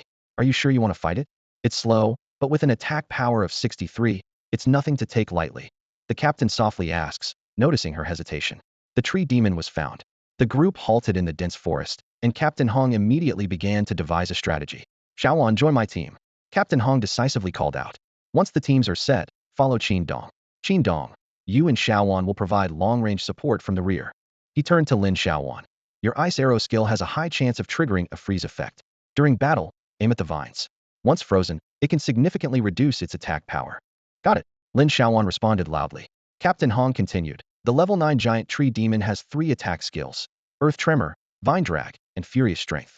Although we've fought tree demons many times, I must remind everyone that if its vines start to shake, retreat immediately. Attack only after the vines retract. Also, although the tree demon moves slowly, don't let it touch you. Lin Xiaoyuan, participating in team combat for the first time, nodded vigorously, her expression focused. Seeing this, Captain Hong said gently, don't be nervous. We've all been beginners once. You're doing ranged attacks, so start by getting used to the rhythm from 20 meters away. Lin Xiaoyuan took out her pet house and set it up 20 meters from the tree demon. Qin Dong had already put on noise-canceling earplugs and began adjusting his firearms at the right window of the pet house. Captain Hong, Qian, Siete, and Heisei spread out, surrounding the sleeping tree demon in the center. With Captain Hong's fireball hitting its mark, the tree demon awoke, and the battle commenced. Lin Xiaoyuan stepped out of the pet house, found a clear line of sight, and cast her evil summoning skill. Black circular runes appeared on the ground, glowing and expanding into a crimson rift. Blood-red mist poured out, forming a two-headed demon. The level 3 two-headed demon nodded at Lin Xiaoyuan, its 2 gaping mouths dripping corrosive red liquid that sizzled upon contact with the ground. The system displayed the two-headed demon's attributes: Attack 35, Strength 19, Defense 38, Speed 27, HP 360, Mana 360, with a skill of Demon Roar that has a stunning effect. Lin Xiaoyuan felt secretly pleased. The summoned creature's attributes far exceeded her own. She pointed at the tree demon. Friend, that's our enemy. Go fight. The two-headed demon charged at the tree demon. Captain Hong, in the midst of casting a spell, was startled by the sudden appearance of the demon but relaxed upon seeing its mark, exclaiming happily, great. With slow, freeze, and the demon's stun, our chances of taking down the tree demon have greatly increased. Back in the pet house, Lin Xiaoyuan couldn't help but sigh. Qin Dong said expressionlessly, "Why the frustration? Back in the day when we were level 9, a bunch of us went out to fight tree demons, chipping away at them with 3 or 2-point attacks until they were dead. The captain's little fireball just did 6 points of damage. We're already strong. You have to remember, we're taking on monsters above our level." Lin Xiaoyuan suddenly slapped her forehead. "That's right, we're all fighting above our level, and I'm 6 levels up. As long as we can deal damage, that's a win." Instantly revitalized, she moved to the window on the left side of the room, attempting to attack the tree demon with a ranged skill. However, her usually reliable skill 1 failed to activate this time. She wasn't sure if it was due to the distance or because the tree demon hadn't targeted her yet, but it didn't dampen her spirits. She took out her long-awaited silver bow from her backpack, consumed 10 mana points, and conjured an ice arrow. The cold touch of the bow and arrow sent a shiver through her, feeling both unfamiliar and yet incredibly familiar. She couldn't help but think that she was naturally skilled with a bow, as if she could shoot arrows accurately even with her eyes closed.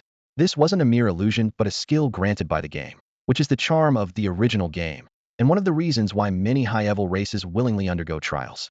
This ultra-realistic soul simulation technology not only helps players master skills, but also immerses them deeply. In one smooth motion, Lin Xiaoyuan drew her bow, knocked the arrow, aimed, and shot. The ice arrow flew out, triggering a freezing effect. The tree demon's movements noticeably slowed, and its vine-waving speed decreased significantly. "Nice shot, keep it up," Captain Hong encouraged while deftly dodging attacks. Lin Xiaoyuan stood in the pet house, about 20 meters from the tree demon, which might be the limit of her archery skills. She had a thought and decided to test skill 1 again. In previous tests against level 1 ice carp, her skill 1 had a range of 10 meters, and last night, when she was stealing from foreigners in the trees, it was also around 10 meters. She suspected that the skill's range might vary based on the monster's level and type. Lin Xiaoyuan shot another ice arrow, silently chanting skill 1 in her mind. This time it worked. The stealing distance of skill 1 had clearly increased. She smiled slightly, thinking to herself, as expected, the stealing range is related to the monster's level and type. As she continued to shoot arrows, she pondered why skill 1 had failed earlier. Although the distance was sufficient, the tree demon hadn't generated any aggro towards her, meaning even if her summons attacked the target, it wouldn't retaliate against her. The tree demon's aggro wasn't transferred to her. Similarly, her teammates' aggro wouldn't affect her unless she attacked actively. Otherwise, skill 1 wouldn't activate. Lin Xiaoyuan chuckled to herself, thinking this skill was too obvious. Why couldn't a thief sneak around and use the stealing skill? But would aggro really not transfer? She couldn't help but wonder if the tree demon were an intelligent being or a player. Wouldn't they get angry? She speculated that the secret might be revealed at some future point. At this moment, Lin Xiaoyuan and Qin Dong occupied the windows on either side of the house, keeping a close watch on the powerful tree demon. One was sniping, the other shooting, working in seamless coordination. Both in and out of the game, the watching players were thoroughly impressed by this duo. "Hey, boss, look at those two. They're so calm and relaxed. It's enviable," one team member remarked admiringly. "What's the matter? Don't you want to use your counterattack skill?" Another player retorted, with a hint of annoyance. "This is a counterattack skill. Anyone who bites me loses half a tooth. It's not a skill to be taken lightly." Meanwhile, in Observation Hall 66 on Blue Star Huaxia, the audience was buzzing with conversation. "Wow, these two have reached a whole new level. Is that how you use a pet house? Daring to challenge a level 9 monster. They're true warriors. What level was Lan Shi challenging again? Soloing an 8-level forest wolf. They're all real tough cookies." Lin Xiaoyuan and Qin Dong stood at the window, maintaining steady output, engaging the tree demon through the glass. Clearly, their teamwork was impeccable, preventing the tree demon from getting too close, while also not interrupting their attacks, creating a remarkable gameplay experience. In the pet house, Lin Xiaoyuan's situation was looking grim. Her health and mana were steadily depleting, and she knew that if she didn't gain something valuable from this monster fight, she would suffer a significant loss. She focused intently as she drew her bow, knocked an arrow, and with a slight pressure of her fingers, let it fly. Shoot! As the arrow sliced through the air, a subtle smile appeared on her lips, pleased with the gracefulness of her stance. After all, who doesn't dream of being a master? Her ice arrow succeeded in triggering a freeze effect once more, but skill 1 remained inactive. She frowned in thought, wondering if the level disparity was too great. Nearby, Qin Dong noticed Lin Xiaoyuan's unusual state. Seeing her health and mana at half, his heart skipped a beat. Upon closer inspection, he realized these values were slowly decreasing due to skill consumption, and he breathed a sigh of relief. Lin Xiaoyuan pressed her lips together, continuously shooting arrows and repeatedly using skill 1. The immense consumption exceeded the pet house's automatic recovery rate. She had no choice but to quickly apply bandage spells and basic mana recovery, and down a potion to barely stabilize her precarious condition. Suddenly, a system notification sounded. Health 151 gained. Lin Xiaoyuan couldn't help but laugh. After over 60 attempts, she finally succeeded once. Fighting a level 9 monster above her level was indeed challenging. Though she couldn't see exactly how much health the tree monster lost, she confirmed that skill 1 drained health proportionally, not based on attack points. If after all her efforts she had only drained 1 point of health, she might have been devastated. The tree monster's health plummeted from 870 to 659, and the scene erupted with excitement. Holy crap, a curse. Xiaowan's curse took effect. Unbelievable. 211 health points. Fighting a monster 6 levels higher and draining 211 health in one go. Plus healing. This curse skill is stronger than expected. Truly worthy of class. International bases sprang into action. Sakura Nation, damn. Reinforce the team. Mark her as a top priority target and prepare a second leaderboard sweep. Kimchi Nation, this is serious. Notify the powers that be. This person is dangerous. Eagle Base, we can't underestimate her this time. Deploy the John Squad. Amidst the brewing tensions, Lin Xiaoyuan's skill 1 yielded new rewards. The system notifications continued. Obtained Spirit Wood Crystals 2. Obtained Rare Tree Monster Leaf 1. Looking at the item attributes panel, Lin Xiaoyuan's eyes crinkled with a smile. This round finally paid off. A piece of Spirit Wood Crystal fell to the ground, emitting a faint green glow.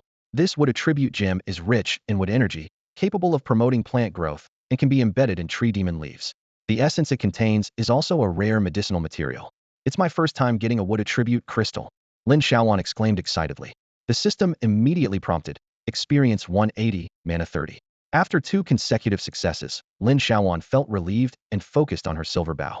Although shooting from 20 meters was a bit challenging and each shot only inflicted 1 point of damage, she was not concerned about the damage. As long as she could trigger the freezing effect of the ice arrow, it was enough. The battle continued, and everyone was consuming a lot of resources. Fortunately, the pet house, although it only restored 3 points per second, was consistent and stable. Within a short time, it saved 3 or 4 potions, much to the relief of Lin Xiaoyuan, who was always mindful of potion use. Qindong also noticed the benefits of the pet house. His sniping skill consumed a lot of mana, using up almost half his mana with each shot. Here, he didn't have to worry about running out of mana, and his shooting frequency increased, allowing him to fire 3 more shots in a short time. Hey Go, panting as he dodged the tree demon's vine attacks, said, have you noticed? Old Qin is shooting more often today. It's the effect of the pet house, someone replied. You can slowly recover inside. What a treasure. I wish I could recover mana too. It's only been a few minutes, and my mana bar is almost empty again. At 11:33 a.m., the giant tree demon had 582 health points remaining. Lin Xiaoyuan cast a basic mana recovery spell again, as the mana consumption of the ice arrow was quite high. At that moment, the system notified her of acquiring a giant tree demon seed, which thrilled her. A level 9 monster drop seeds? Can I plant it on my territory? Lin Xiaoyuan began to imagine her territory surrounded by giant tree demons, eliminating worries about beast tides. This discovery made her attack the tree demon even more vigorously. As the battle continued, a life-stealing skill was triggered, recovering 30 health points. Captain Hong and his team were also pleased, as the tree demon lost another 58 health points. Everyone praised Lin Xiaoyuan's skill effectiveness and cooldown time. At 11:49 a.m., the tree demon's health dropped to 491 points. The captain decided to let everyone take turns in the pet house to recover for the final push. Qian was the first to go in, collapsed on the sofa after drinking a red potion. Rare items are the best. The comfort level is so high. As soon as I came in, the fatigue just melted away. Qian sighed contentedly. Lin Xiaoyuan maintained her attack rhythm, casting skills immediately when the ice arrow's 5-second cooldown was up. Suddenly, the system notified her of gaining 609 mana points. Seeing the tree demon's still abundant mana, she had a hunch that a big move might be coming. Sure enough, the tree demon's attack was even fiercer than she had anticipated. Chiga stayed at the pet house for only about a minute and a half before letting Siete into the room. As soon as Siete entered, he headed straight for the couch, collapsing onto the soft cushions. While popping pills, he assumed his signature slouch position and complained, why does a tree demon, being a tree, need to run? Lin Xiaoyuan couldn't help but smile at his laid-back demeanor. It seemed more like a vacation on Blue Star than a monster hunting mission. Not long after, He Gu also came in, and after settling on the couch, he let out a long sigh, instantly feeling the relaxing effects of the cabin's magical properties. At that moment, Lin Xiaoyuan received a new system notification, HP 256. She was just beginning to feel pleased about the impressive health boost when a roar from the tree demon interrupted her thoughts. Run! Get out of here! He Gu shouted, leaping to his feet. Lin Xiaoyuan quickly packed up the house, and the 3 of them scattered, running circles around the tree demon in the clearing among the nearby woods. Guys, it's gone berserk. Prioritize self-preservation. Hong Captain's voice came through as a reminder. Lin Xiaoyuan expertly maintained the attack range, ensuring her skills hit the tree demon while keeping a safe distance. While running, she finally gauged the level 9 tree demon's stealing range 30 meters. Although it was difficult to shoot arrows while moving, she continually popped small pills and used bandage techniques for healing, relentlessly casting skill 1 on the tree demon. Soon, a series of system notifications rang out. Obtained Tree Demon Life Essence 1. Experience 58. Magic Points 60. Obtained Giant Tree Demon Seed 1. At that moment, the massive body of the tree demon suddenly paused, then slowly turned towards Lin Xiaoyuan. No one noticed this subtle change until the tree demon let out an earth-shattering roar. Xiaoyuan, run! Xiaoyuan! The tree demon is coming after you! Her companions shouted in alarm. Looking up, Lin Xiaoyuan saw the tree demon lumbering towards her at an astonishing speed on its thick, clumsy roots.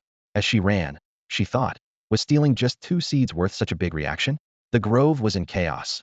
Lin Xiaoyuan sprinted ahead, the enormous tree demon close behind her, while her teammates followed in its wake, unleashing a barrage of skills.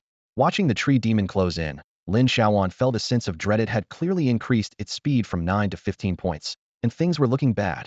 Lin Xiaoyuan pushed her 19-point speed to the limit, desperately trying to escape. No one expected the tree demon to completely lose control, entering a frenzied mode and relentlessly pursuing her. She couldn't help but wonder if she was possessed by some sort of powerhouse. This kind of insane chase was anything but normal. Her taunt ability had nearly reached its peak, and the tree demon's hatred level was almost maxed out as well. With such deep-seated animosity, Lin Xiaoyuan decided not to hesitate and continued to use skill 1. She didn't even bother to aim, just turned around and threw the skill, and it surprisingly succeeded without any hindrance. System notification gained. Yet another system notification gained.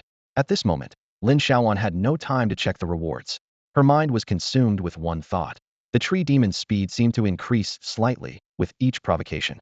This realization caused her some panic, and her heart tightened as she quickly abandoned running in a straight line, instead racing along the edges of the large trees in the forest. Fortunately, the tree demon slowed slightly when turning, and her 19-point speed barely allowed her to maintain the distance. Her heart was pounding out of her chest as she regretted her previous underestimation, realizing how crucial that information on managing hatred was. By now, the tree demon's hatred was entirely focused on Lin Xiaoyuan, leaving her teammates free to consume potions and unleash their skills without worry, yet they still couldn't stop the demon from chasing her. This scene was reminiscent of the classic image of a furious chicken chasing a strong man. It truly echoed the saying, like owner, like pet. At this moment, the tree demon was like a crazed pet, completely losing its mind. Wow, she's fast. Damn, Lin Xiaoyuan's taunt effect is stronger than an expert's. We were all wrong. Her skill level is unbelievable. The captain's voice was filled with shock. Expert level is supposed to be the pinnacle of skills, another team member remarked, finding it hard to believe as they watched Lin Xiaoyuan. Shut up, didn't you see the tree demon go berserk? Its speed must be at least 17 now. Captain, our system data must be off, shouted another teammate. Lin Xiaoyuan felt a slight relief, but she knew the situation was still dire. She didn't relax for a second, continuing to use skill 1 and pushing her speed. The system notified her again, health 110. She heard a loud crash as the tree demon suddenly stumbled, its health plummeting. Its already low life points nearly depleted entirely. The tree demon seemed to fall into complete madness, accelerating directly toward her. Lin Xiaoyuan was overjoyed, never expecting skill 1's success rate to become so absurd. She suddenly realized that whenever she was being chased, the skill's success rate was 100. Could this be linked to hatred levels? Did each increase in hatred boost the skill success rate? A light bulb went off in her mind. The higher the hatred, the stronger the skill, the higher the success rate. It's like the saying, the bigger the waves, the more expensive the fish. As she reveled in this discovery, danger suddenly struck. She heard a loud noise behind her, and then the screams of her teammates. Realizing something was wrong, she didn't dare look back and quickly activated Pet Haven. Just as she entered Pet Haven, she heard a booming sound, and a violent shockwave shook the entire Pet Haven. Suddenly, a cloud of dust surrounded the pet home, with broken branches and leaves mixed with sand swirling wildly in the air, almost completely engulfing the building in a gray-brown haze. As the dust gradually settled, surprisingly, the pet home remained intact, and Lin Xiaoyuan stood inside unharmed. She looked bewildered, her mind still processing the sudden explosion that had just occurred. The surrounding area was a mess. Captain Hong and his team were sprawled on the ground. Their health levels dropped to below half. The shockwave's power was far beyond anyone's expectations. In Observation Room 66 of Huaxia, All the observers stood up simultaneously, their eyes fixed on the surveillance screen, too shocked to speak.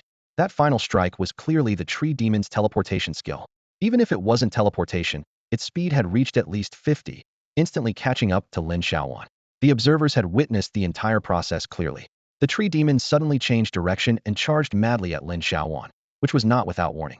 They noticed that both Lin Xiaoyuan and the tree demon's health were inexplicably decreasing, particularly the tree demon, whose health dropped by dozens or even hundreds of points each time. This was evidently related to Lin Xiaoyuan's curse skill, but it was puzzling why the tree demon suddenly became so violent, ignoring other team members and relentlessly pursuing Lin Xiaoyuan, even exploding with incredible speed in an attempt to take her down with it. Yes, it was a self-destructive pounce. Some speculated whether the curse skill side effects had caused an increase in aggro. However, in previous experiences with the tree demon, such a situation had never occurred. Everyone was relieved that Lin Xiaoyuan reacted quickly and took refuge in the pet home. It's important to know that the self-destructive power of a level 9 monster could obliterate a level 3 player multiple times. Such an occurrence was unheard of for a level 9 regular monster. When Lin Xiaoyuan finally regained her composure, she saw her teammates lying awkwardly on the ground not far away, all eyes focused on her. Among them, Xiate, due to excessive shock, had his mouth wide open and had yet to remember to close it. Lin Xiaoyuan looked around, but saw nothing. The two-headed demon had vanished, and the evil summoning skill had lost its glow, indicating the demon was truly gone. She frowned, scanning the surroundings, but the tree demon was nowhere to be seen either. The ground was littered with broken branches, evidence of the fierce battle clearly. The tree demon had been thoroughly defeated. She touched her nose, muttering to herself. Could the tree demon have self-destructed? A thought struck her as she recalled the earlier commotion. The loud explosion and the terrifying shockwave certainly felt like the effect of a self-detonation. But the puzzling part was how a level 9 ordinary monster like the tree demon had such an advanced skill. Could the system have a bug? Is this a glitch? She wondered, deciding to file a report and a complaint. Then, she turned her attention back to the small wooden cabin. What she saw left her stunned. The cabin, which originally had a defense value of 498, was now down to just 239. Lin Xiaoyuan could hardly believe her eyes. After double-checking, the number remained unchanged, and her heart sank. This is a rare item with 500 defense points. How did it lose 259 points just like that? The tree demon's self-destruction is that powerful. Cold sweat broke out all over her body as she realized she had narrowly escaped death. She suddenly remembered if it was her theft of the tree demon's seeds that had provoked such wrath, causing it to use a self-destruct skill. It was truly furious. Yet, the feeling that something was off lingered in her mind. Lin Xiaoyuan couldn't help but examine the attributes of the two tree demon seeds again. She gently tapped the seeds in her inventory, her eyes widening instantly. The seed description read, Level 3 Precious, Tree Demon Seed Rare. Carefully cultivated offspring of the tree demon clan. Can be nurtured. Requirements. 10 units of rare grade or higher black soil. There is a chance to cultivate a mutated Lord-level Tree Demon King. Tree Demon King. The last sentence resounded like thunder, making her recently calmed heart race once more. Lin Xiaoyuan was shaken. The two green seeds in front of her seemed to emit a faint glow, filling her with anticipation. If she could successfully cultivate a Tree Demon King, or even two, her territory would never fear any threats again. Even if the Tree Demon King couldn't be taken out to fight monsters, its presence alone would secure her territory's safety, and beast sieges or beast-tide disasters could become a source of endless experience points. She couldn't help but feel secretly delighted, thinking she had really hit the jackpot this time. Suddenly, the dangers she had just faced seemed insignificant. These two seeds brought limitless possibilities for her future. She glanced at her inventory, where the two glowing seeds shone even brighter, making her smile. However, she still lacked resources. If she could get some rare-grade black soil, it would be perfect. A thought flashed through her mind. The boss probably has black soil, right? Should I ask Brother Niu? Her thoughts were interrupted by several voices. Xiaoyuan, are you okay? A few dust-covered people stood at the door, clearly having been through quite an ordeal.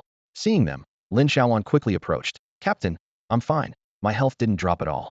But the defense value of the pet house is down by half. Down by half.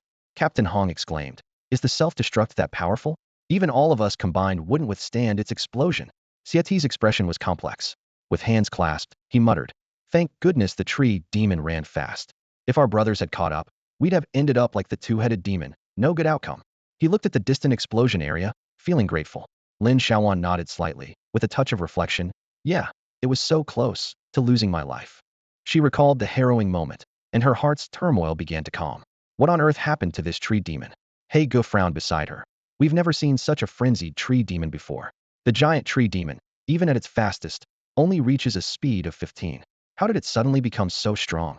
Lin Xiaoyuan paused, her sense of unease growing. She had never encountered such an unusual tree demon, and whether these bizarre changes were mere coincidence or something more sinister remained a mystery. Qin Dong had an excellent memory and was particularly skilled at analyzing the attributes and data of various monsters. The giant tree demon, a level 9 peak ordinary monster, was a classic example with obvious weaknesses. There was no way he could have gotten it wrong. Could it be related to your curse skill? Captain Hong's eyes lit up, recalling Lin Xiaoyuan's extraordinarily high curse attack value. It's possible that some hidden mechanism was accidentally triggered. Lin Xiaoyuan bit her lip and dared not mention that she had stolen the seed. Captain, look over there. Qin Dong suddenly pointed to a low-lying area a few meters away, his voice filled with surprise. Everyone turned their heads in unison to look where Qin Dong was pointing. There seemed to be something beneath the fallen leaves and broken roots, faintly glowing and partially hidden. Shet! Shet jumped up excitedly, shouting, "Haha, it must be loot." Lin Xiaoyuan quickly followed the group to the remnants of the tree demon's half-buried roots. The ground was pitted and uneven from the explosion, and the glowing object was nestled in a depression beneath the tree roots. Captain Hong bent down, using both hands to push aside the massive tree root, revealing two glowing items. What did we get? The group eagerly crowded closer. Captain Hong picked up the items, a slight smile on his lips. Level 9 giant strength armor, bronze gear, and a quest card. He paused, teasing the group. Can you guess what level it is? How would we know? The team urged impatiently. Come on, Captain, don't keep us in suspense. Gold. Captain Hong's tone was filled with disbelief. Quest the fate of the tree demon. What? Why would a regular monster drop a gold quest card? Someone exclaimed. That's not reasonable. Is its self-destruction reasonable then? The group fell silent. Indeed, today's battle had been strange at every turn. They all turned their gaze to Lin Xiaoyuan, whose curse skill seemed more complex than it appeared. Captain Hong held the quest card, his mouth opened as if to say something, but he held back. I'll hold on to these for now, and we'll talk about it tonight. No one objected. Brother Qi wiped the sweat from his forehead and asked the most pressing question, so what now? Do we keep fighting the tree demons? All eyes turned to Lin Xiaoyuan. She frowned, sensing something odd, suspecting a link between the seed and the gold quest card. Maybe we should switch to lower-level monsters? Captain Hong suggested cautiously, unwilling to take further risks. Continuing like this is too dangerous for Xiaoyuan. Captain, are you all level 6 now? Lin Xiaoyuan suddenly asked. Without being friends, she needed to specifically check their attribute pages to know their individual levels. We leveled up. I'm at 6 level 19 now, Shet replied proudly. We're all level 6. Captain Hong confirmed with a nod. Are you close to leveling up? What percentage are you at 3? At this, Lin Xiaoyuan's face lit up with a genuine smile. I'm at 3 level 93 now. The experience from one tree demon had almost leveled her up, and the speed of leveling thrilled her. Captain, why don't we keep fighting the tree demons? You've all leveled up, and your attributes have increased significantly. Let's try one more time. If it still seems off, we can switch to another lower-level monster. After all, we can't guarantee there won't be issues with other monsters, right? Her gaze was firm. This tree demon is strange, and we don't know about the others. I won't feel at ease without finding out. She was determined to continue fighting the tree demons. The group fell silent. Indeed, the tree demons, which they had fought countless times before, had shown problems. No one could guarantee that other monsters wouldn't have issues. At least they were prepared for the tree demons. All right, Captain Hong finally nodded in agreement. Let's rest first, and then try again. Xiaoyuan, stay in the pet house as much as possible, and if anything unusual happens, run first. Got it, Captain. Lin Xiaoyuan replied cheerfully, her eyes filled with determination. Don't worry, not everything goes wrong every time. Maybe this tree spirit is just a glitch. They reassured each other as they meticulously searched every corner around them. After confirming there were no other findings, the group, exhausted, made their way into the pet home. After a simple meal, they watched as their health and mana levels gradually returned to full. The team set off again on their journey. Just then, Lin Xiaoyuan suddenly stopped and slapped her forehead. Oh right. She finally remembered that during their escape, the system had popped up 2 notifications in quick succession, which she hadn't had time to check. She quickly opened her inventory interface and examined the 2 items closely, becoming more shocked the more she looked. It turned out that the explosion wasn't in vain. It was actually a blessing in disguise. The first item was the sealed tree spirit ring. Special item, Tree Spirit's Soul 0-100. Attribute bonus, Attack 20, Speed 20, Health 100. Status, automatically bound. Option, accept the Guardian quest. Choose Yes to continue the quest, choose No, and the ring will automatically be destroyed. The second item was the Heart of the Tree Spirit. Special item, additional gift from the Heart of the Tree Spirit. Attribute bonus, Constitution 20, Strength 20, Defense 20, Mana 100. Status, automatically bound.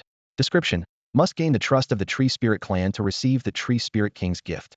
Detection result. Carrying an old item of the Tree Spirit royal family, recognized by the Tree Spirit clan. Option. Willing to lead the Tree Spirit clan back to glory? Choose yes. To continue the quest? Choose no. And the heart of the Tree Spirit will automatically be destroyed. What does it mean to be recognized by the Tree Spirit clan?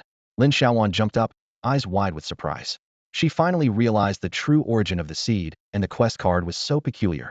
How could an ordinary monster have something like this? She exclaimed, suddenly understanding. The system planned this all along. It's forcing quests on us. Looking at these two items that were clearly a set, Lin Xiaoyuan couldn't help but marvel at the system's cunning design. This unexpected quest caught her completely off guard, leaving her unprepared. Feeding me on purpose? Lin Xiaoyuan rubbed her face, hardly able to believe her eyes. Did she really manage to steal a quest item using her theft skill? Never mind if the system was playing tricks, but a quest that could be stolen? What kind of earth-shattering plot twist was this? She had been so careful, trying not to reveal any anomalies, and yet the system had the nerve to drop such a bombshell on her. It was terrifying. She needed to be even more cautious from now on. Her emotions were a mix of nervousness and excitement, completely out of her control. She had just challenged a level 9 ordinary monster and casually ended up with a high-level quest. Who would believe that? It was as if she was destined for greatness. As for the connection between this quest and the task on the Golden Quest card, what was the difference? Lin Xiaoyuan decided to ask the captain for clarification once she returned. What exactly was the description on the Golden Quest card? Was there really no conspiracy behind all this? She couldn't help but feel a bit suspicious. Right now, she just wanted to shout at the system. Wasn't this quest given a bit too haphazardly? Despite her internal grumbling, Lin Xiaoyuan didn't forget to seize the opportunity. After all, the reward of adding 20 points to all attributes was something she couldn't pass up. She took a deep breath, trying to suppress her excitement to avoid attracting attention from the team. Once exposed, it might be hard to explain. She quickly made her choice and clicked yes, without hesitation. Who would refuse a free 20 points? The system's prompt sounded again. You have chosen to activate the Tree Spirit Guardian Ring. Quest initiated seal of the Tree Spirit Ring. Tree Spirit Souls 0-100. After unsealing, seek the Tree Spirit King's soul to inherit its legacy. Quest duration, 3 years. Quest penalty, face the animosity of all Tree Spirit tribes. Lin Xiaoyuan's face changed. The quest penalty was this severe? Would all Tree Spirits self-destruct upon seeing her? What had she done to deserve this? However, the system soon presented a second quest. You have chosen the Heart of the Tree Spirit. Quest initiated Heart of the Tree Spirit. Nurture a new Tree Spirit King and imbue it with the Heart of the Tree Spirit. Quest duration, 3 years. Quest penalty, face the animosity of all Tree Spirit tribes. Lin Xiaoyuan stared speechlessly at the quest prompt. Oh no, she had really done it this time. The severity of the penalty was beyond her imagination. If she didn't complete the quest in 3 years, a horde of Tree Spirits would consider her an enemy, ready to explode at any moment. Despite this, the rewards were substantial. Lin Xiaoyuan glanced at her attribute points, which had undergone a dramatic change. Level 3, Health 400400, Mana 330330. Most importantly, her attributes had reached levels she could hardly believe. Strength 293, Constitution 3215, Attack 2929, Defense 2927, Speed 318. Except for the luck attribute, all basic attributes increased by 2 points per level, and these 2 quest items brought a total of 20 points to all attributes, effectively boosting her power by 10 levels. She was amazed. What was the system doing, jumping so far ahead? Her previously fragile self was now strong enough to compete with any monster. Lin Xiaoyuan delightedly admired her attribute points, feeling secretly pleased. Looking at these attributes, she was no longer the fragile glass cannon. It felt like she had finally reached a turning point after years of struggle. The team continued to move forward, and as they searched for the second powerful Tree Spirit, Lin Xiaoyuan's mood had improved significantly. 5 minutes later, Captain Hong checked the monster's attributes and, confirming it was just an ordinary Tree Spirit, finally breathed a sigh of relief. Without the two-headed demon, Captain Hong's team of 4 noticeably quickened their battle pace. The attribute boost from leveling up made handling the Tree Spirits much easier, and their tactical coordination became more seamless. By the window, Lin Xiaoyuan and Qin Dong took strategic positions. Qin Dong maintained his usual focus, precisely shooting through his gun's scope. Lin Xiaoyuan, meanwhile, drew her silver longbow with a flourish and knocked an arrow. With a swift whoosh, an ice arrow cut through the air. 21 points of damage. Qin Dong noticed the damage figure and couldn't help but glance at Lin Xiaoyuan. How did this seemingly ordinary girl suddenly become so powerful in her attacks? Lin Xiaoyuan's lips curled slightly in a satisfied smile. The 20-point boost in all attributes was finally showing its effect. The other team members didn't pay much attention to the damage increase, assuming it was just a curse skill triggering. Lin Xiaoyuan, however, skillfully alternated her skills during the 5-second cooldown, keeping her health and mana balanced between consumption and recovery. Ding! Acquired Tree Spirit Life Essence 1. The system notification chimed again, adding another life essence to their account. It seems the system wants me to cultivate the Tree Spirit King well, Lin Xiaoyuan thought, anticipating more rewards. When the Tree Spirit's health dropped to half, the team members took turns returning to the pet house to recover. At this point, Lin Xiaoyuan's consistently high damage finally caught everyone's attention. When questioned, she could only fabricate a story about using a one-time attack damage scroll, feeling uneasy about the well-intentioned lie. As the Tree Spirit's health fell to a third, it entered a berserk state, wildly swinging its branches and vines, unleashing continuous powerful attacks. Everyone immediately switched to tactical maneuvering, with Lin Xiaoyuan and Qin Dong shooting while on the move. This time, the Tree Spirit acted quite fairly, randomly chasing everyone with a stable demeanor. Thanks to her high-speed attribute of 39 points, Lin Xiaoyuan adeptly led the Tree Spirit in circles, even managing to shoot arrows while running. However, this seemingly impressive maneuver was unanimously opposed by her teammates, who urged her to focus on dodging. Ultimately, through the team's joint efforts, the mighty Tree Spirit showed no unusual behavior and fell with a thunderous roar. Everyone breathed a sigh of relief, grateful there were no unexpected self-destructions. Lin Xiaoyuan also successfully leveled up to 4 with 37 progress, and her attribute panel updated as follows. Health 450450, Mana 380380, Strength 313, Constitution 3315, Luck 10, Attack 3129, Defense 3127, Speed 338. With the battle concluded, it was time for the much-anticipated loot gathering. Just as Siete triumphantly approached the Tree Spirit's corpse, Qi Gu suddenly shouted, "Hold on." Brother Qi loudly stopped Siete from continuing to loot the corpse, and everyone turned to look at him. His gaze rested on Lin Xiaoyuan, a hint of anticipation flickering across his chubby face. "Xiaoyuan, what's your luck level?" he asked. Lin Xiaoyuan was taken aback for a moment before casually replying, 10 points. A collective gasp arose from the group, their faces showing astonishment as if they'd seen a ghost. Max level luck. She's got a lucky touch. Come on, Xiaoyuan, here you go, give it a try. Siete exclaimed excitedly, pulling Lin Xiaoyuan forward and practically pushing her toward the tree demon's corpse. Lin Xiaoyuan rubbed her hands together, half-jokingly saying, "This is my first time looting for the team, so don't blame me if my luck's no good." Brother He laughed it off. "Don't worry, Xiaoyuan, you're bound to do better than us. Siete's 5 points of luck is already the highest among us." 5 points. Lin Xiaoyuan chuckled. "All right, I'll give it a shot then."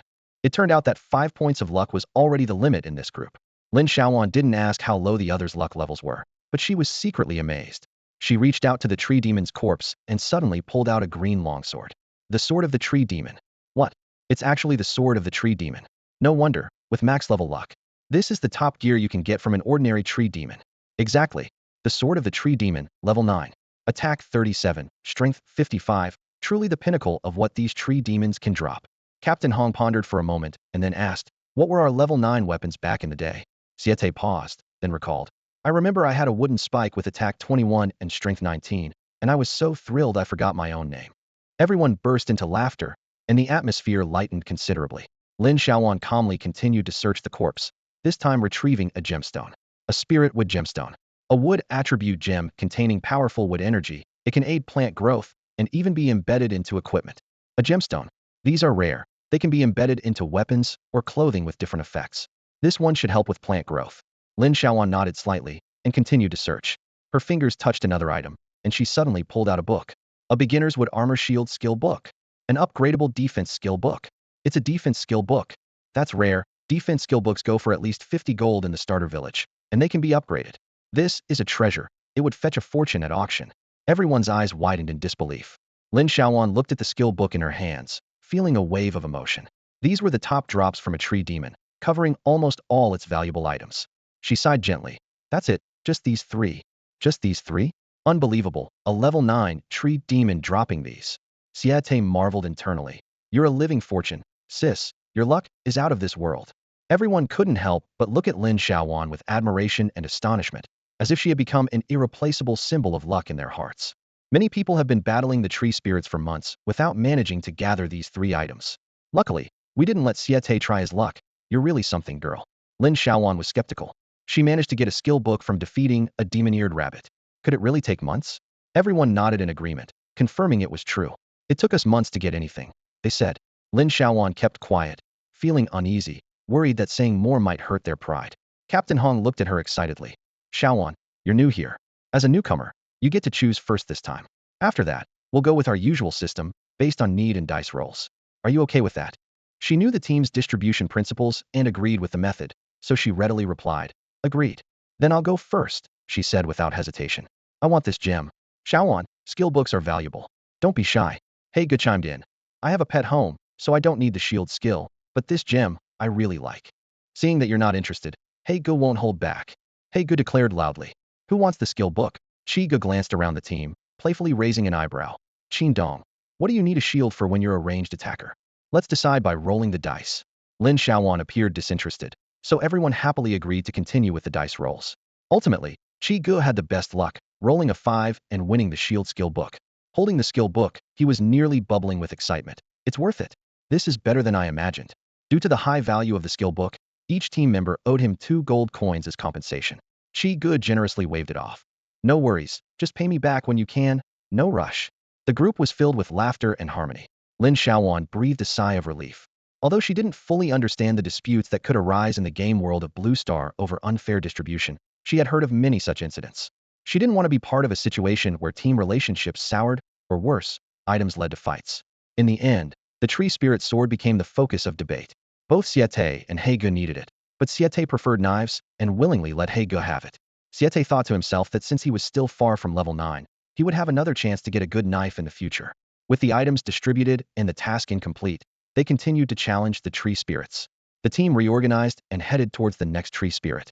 Lin Xiaoyuan glanced at her task log. Tree spirit souls collected, 0-100.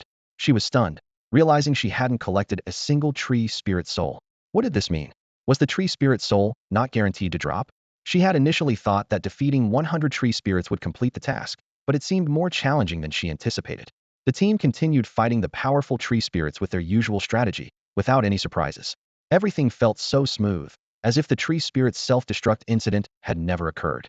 Lin Xiaoyuan began to realize that the first tree spirit's rampage might have been related to her accidentally acquiring the tree spirit seed. The tree spirit seed was undoubtedly a rare item, and she doubted she'd ever come across another. As time went on, after defeating the third tree spirit, Lin Xiaoyuan successfully leveled up to level 4, with her experience reaching 56. She obtained 2 valuable tree spirit leaves, 1 tree spirit life essence, 260 copper coins, 375 experience points, 411 health, and 205 mana. The rewards were less than she expected, but at least she could still loot the bodies. However, there was still no progress on the tree spirit task, as she hadn't collected a single soul. This task was indeed more complicated than she had imagined. For the team, the most exciting part was looting the corpses.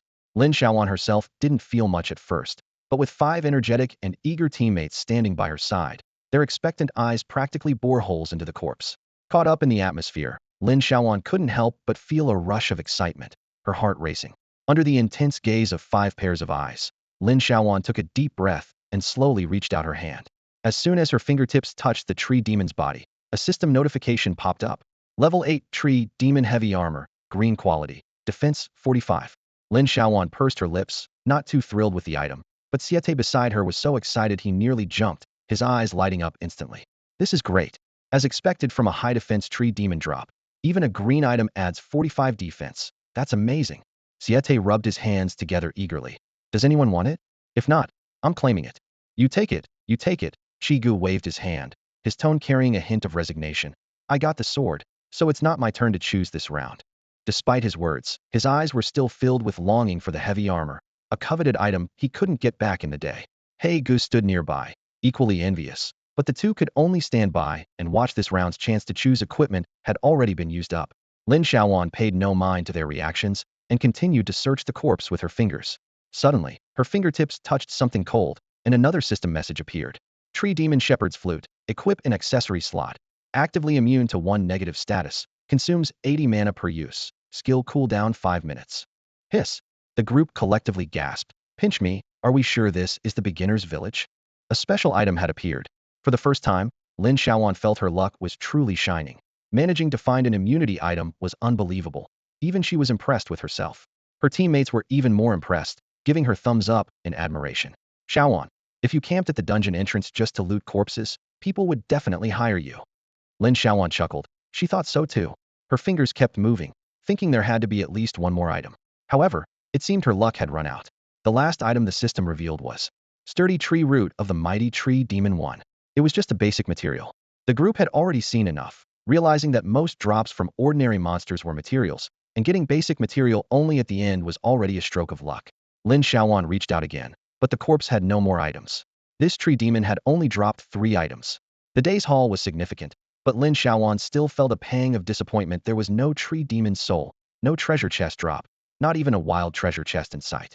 This left her feeling a bit down, nostalgically thinking about the backpack expansion cards from chests, as her backpack space was running low again. The team's distribution was fair, and the heavy armor was allocated to Siete without any disputes. So far, the only one who hadn't chosen any equipment was Captain Hong.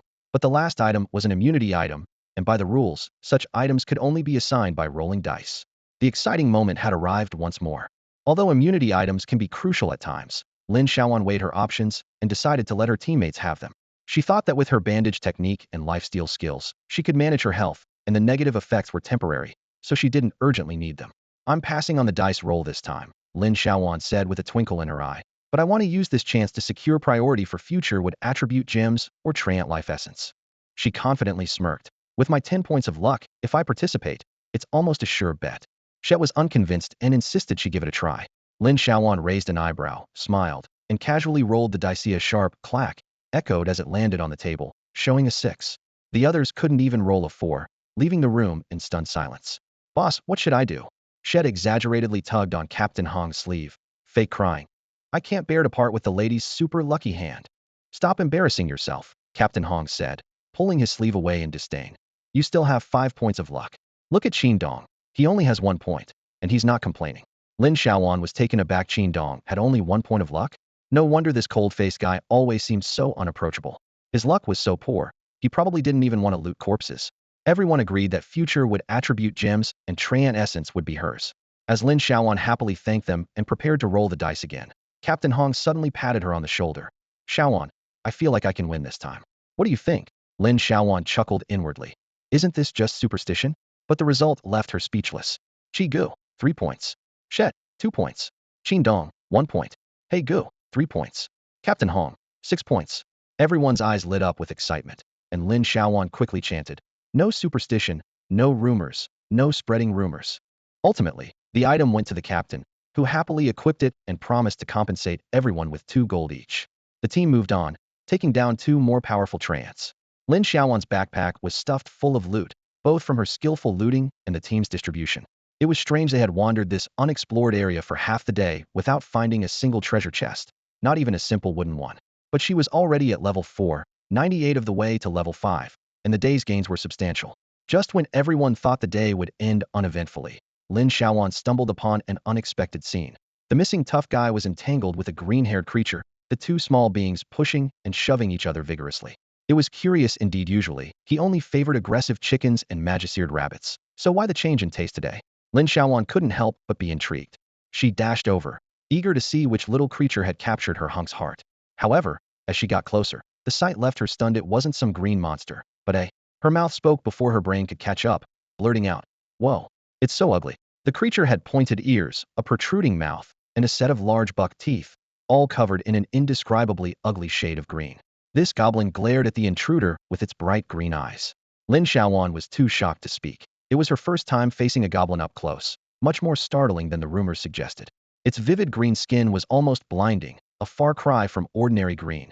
No wonder they were called green-skinned monsters. What was even more surprising was the clear label above the little green creature's head, Goblin Merchant, in bold letters. The system displayed, Gorine, a level 5 novice goblin merchant, part of a neutral race.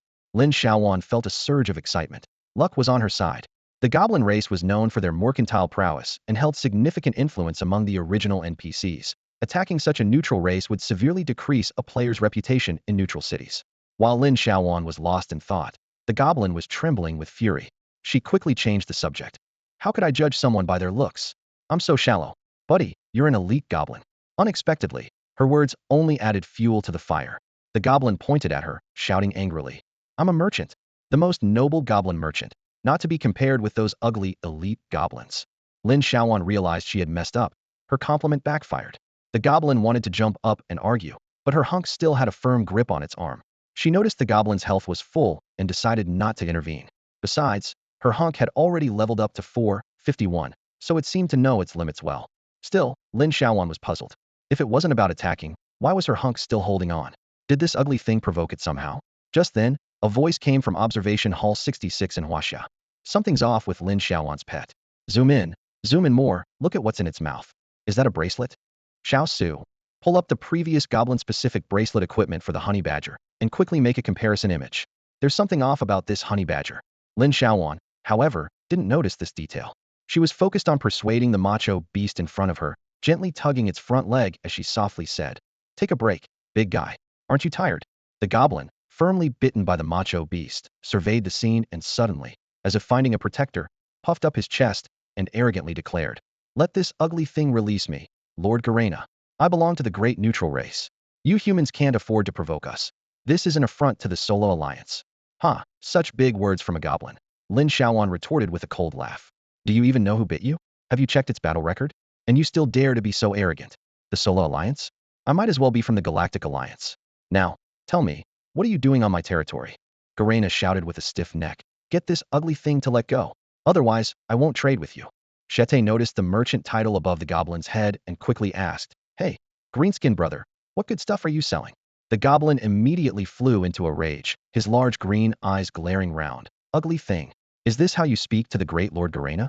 You've offended me. From now on, everything the goblin tribe sells to you will cost double." Gu immediately covered Shete's mouth, fearing they might offend this potential provider of good merchandise. "Our macho beast is usually very gentle and never causes trouble. I don't know what's gotten into him today." The goblin's green eyes sparkled with a cunning light as he suddenly changed tactics. "This ugly thing is always following me. It must be trying to steal my gold coins. I tried to persuade it to leave, but who knew? Not enslave. Persuade it didn't work, and it just bit my arm and wouldn't let go. It hurts so much. Boo-hoo, mama, help." Despite the goblin's contradictory words, his genuine tears and pitiful look made everyone unsure of how to respond. Captain Hong, worried about missing out on this rare merchant, tried to reason. "Macho, he's a merchant from a neutral race. Keeping him bitten won't do any good."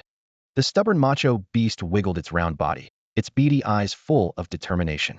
Lin Xiaoyuan crouched down, gently coaxing. "Come on, big guy, give me a break. Look how pitiful he looks crying. Let go, and we might make some profit from him, and I'll buy you something tasty with the money." The macho beast blinked its round little eyes, but remained unmoved. "Make money off me?" The goblin, still sniffling, suddenly bristled. "No way. Absolutely no way. No one can earn a single coin from Garena." Lin Xiaoyuan, helpless, said to the macho beast, "See, he doesn't even understand I'm helping him. Clearly, he's not very bright. He's so dumb, you might as well forgive him this time." The macho beast glanced sideways at the goblin, and to everyone's surprise, it actually let go. A strange silence spread through the air, leaving even the usually eloquent Garena speechless. This silence weighed heavily upon them all. As everyone was at a loss, pondering how to give the green-skinned creature a way out, Lin Xiaoyuan suddenly pulled a shiny gold coin from her sleeve. The teary-eyed Garena's eyes lit up instantly, his large green eyes fixated on the coin. He bounded over to Lin Xiaoyuan in a few quick strides, his face plastered with a sycophantic smile. "Honored guest, what would you like to buy?" The crowd was amazed by the scene. Gu gave Lin Xiaoyuan a thumbs up, secretly admiring her cleverness, even more shrewd than a seasoned trader. This goblin merchant lived up to his reputation. For gold, he could change his demeanor in an instant. Lin Xiaoyuan waved the coin teasingly and asked with a smile, "What good stuff do you have? Show us." "Look, we have money and plenty of people." The mention of money seemed to trigger something in Garena, making him tremble with excitement. He extended his slender fingers and began listing items as if they were treasures. "Slaves.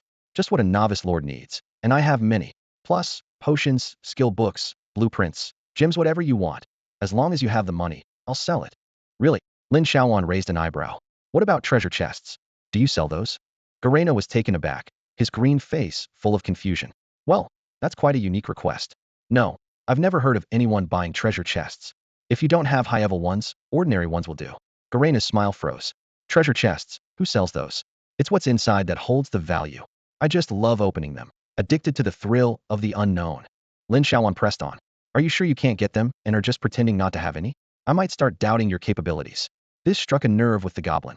He couldn't admit to not making money, nor could he have his abilities question two major taboos for a goblin. Eyeing the tempting gold coin, Garena suppressed his anger. Well, do you need anything else? Slaves, skill books, I have them. What about resurrection skill books? Healing skill books, basic health restoration skills, magic recovery skills, bandage skill books, how much are those per book? Sweat beaded on Garena's forehead. These weren't items available at this stage. He awkwardly scratched the sparse green hair on his head. How about looking at the slaves? I can give you a discount. How much for one? 100 gold each. Guaranteed hardworking and obedient. And you can choose. Lin Xiaoyuan didn't hesitate. 1 gold. Garena was thunderstruck, standing there in shock. Such a drastic price cut wasn't even dared to be written in a goblin merchant's textbook. The little goblin took a deep breath, clenching his fists as he silently reminded himself to stay strong. He had honed his business negotiation skills for years, mastering the art of pushing boundaries with wisdom, and he wasn't about to give up easily now. Why would you think I'd sell for 1 gold coin? The goblin demanded sharply, jumping up and down, his green face turning even greener with agitation as he questioned Lin Xiaoyuan. Captain Hong was completely bewildered, while Siete grinned with excitement, and Xian couldn't help but lean in closer. Their expressions varied, but their eyes shared the same gleam of excitement. This was a rare sight indeed. The goblin merchants, known for their cunning and shrewdness, were actually being outmaneuvered here. Captain Hong was secretly worried. What if Xiaoyuan angered the goblin merchant so much that he never came back? At the early stages of their territory's development, they desperately needed these wandering goblin merchants to trade large quantities of goods. Lin Xiaoyuan was unaware of these concerns. She only remembered that the big shots in the original group chat had revealed that these goblin merchants would sell items at 100 times their value. Based on that, offering 1 gold seemed reasonable to her. The goblin clasped his small hands over his chest, taking a deep breath, and Captain Hong noticed that his complexion did seem a bit off the green, appeared even darker. Garena closed his round eyes for a moment, gritted his teeth, and decided to make one final offer. 99 gold. 1 gold. Lin Xiaoyuan responded without hesitation. Garena couldn't hold it together anymore. He suddenly sniffled, his pointy ears drooping as he miserably rolled up his pants and prepared to leave. Lin Xiaoyuan was puzzled by the situation. Didn't the group chat say they inflated prices by 100-fold? Why did this little goblin look so devastated? The little goblin, barely over a meter tall, took a couple of steps before suddenly turning around and holding up 4 long green fingers at Lin Xiaoyuan. 4 times. I made concessions 4 times. It's my first time out doing business, and I've been rejected 4 times.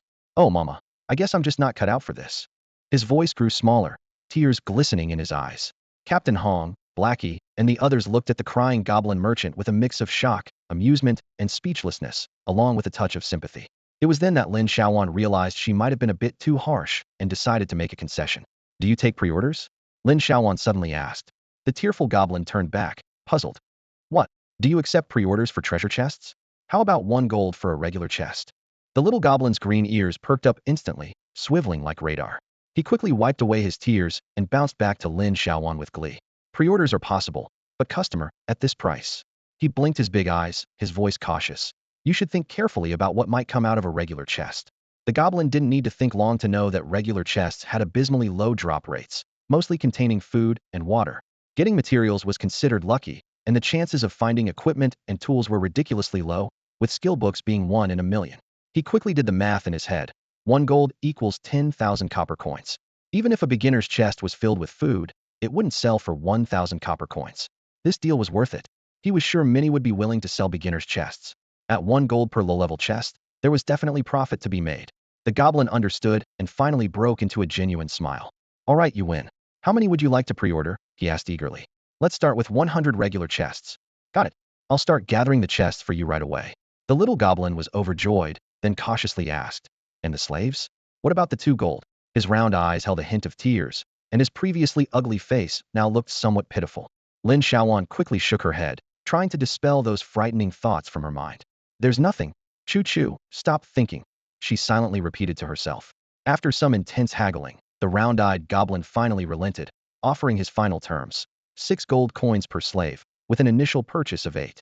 Noticing the slight pained expression on the goblin's face, Lin Xiaoyuan seized the moment to add a condition. I want to personally select them, with no restrictions on race.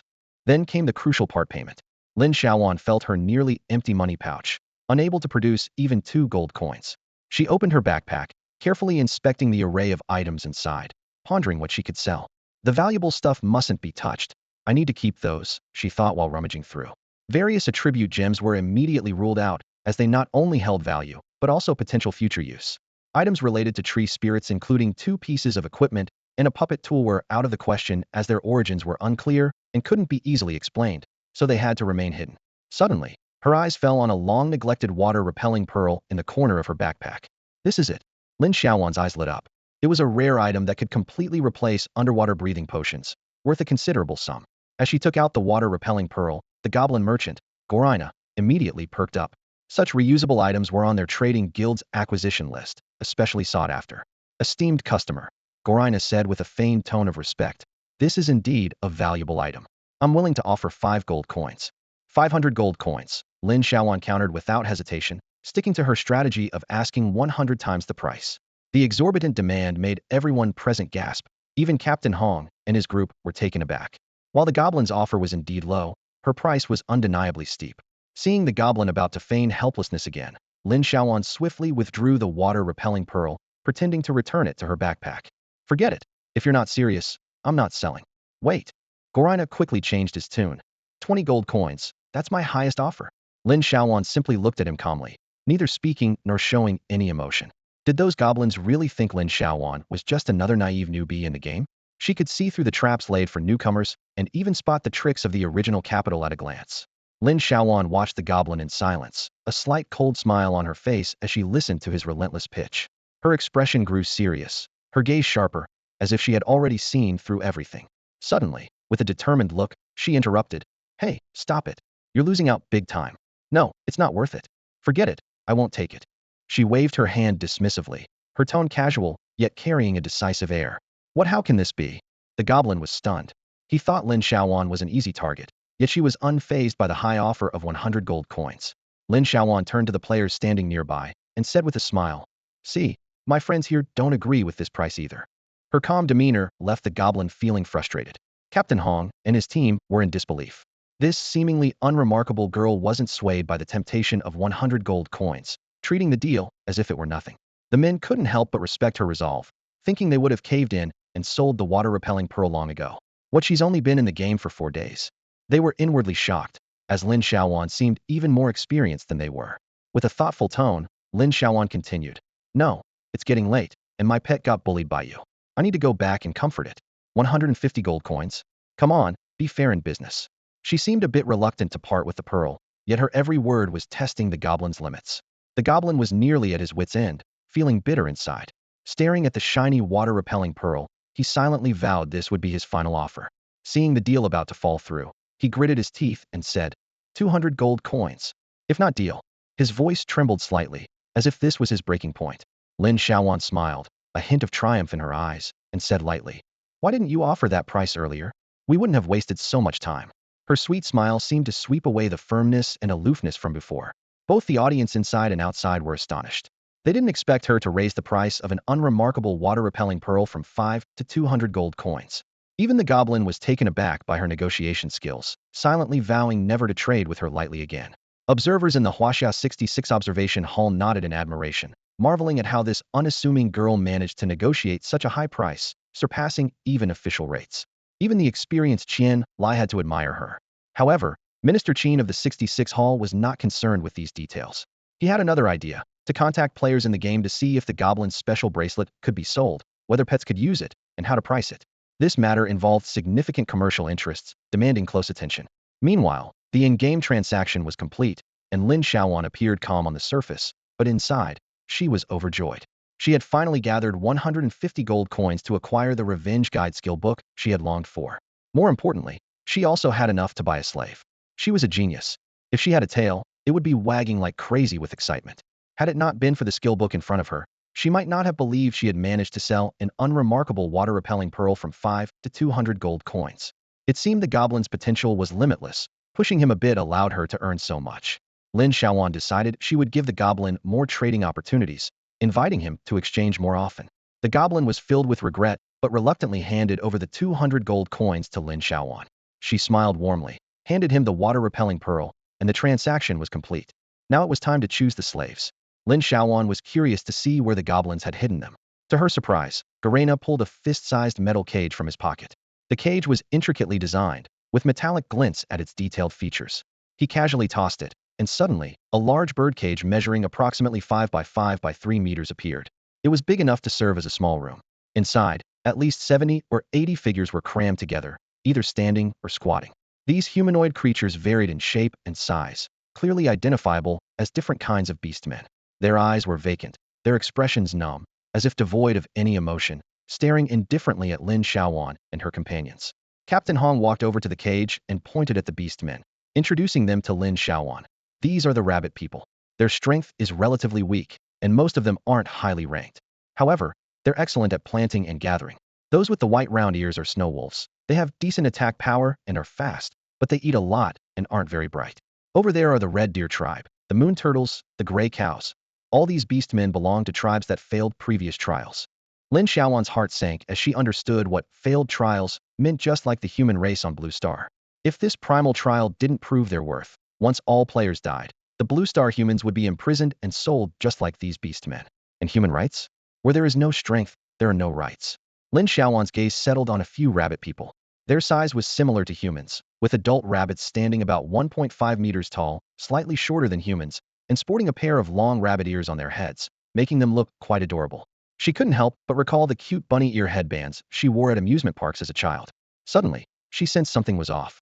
No one noticed that He Gu was looking at those little rabbit people with eyes full of pity. Siete muttered in dissatisfaction, "Little brother, you're being dishonest. Why are you picking all these weaker tribes with low attack power? Are you just trying to entertain the young lady? This won't do." Garena turned to Lin Xiaoyuan with a confident smile. "These slaves are top-notch. Most of them are young and strong.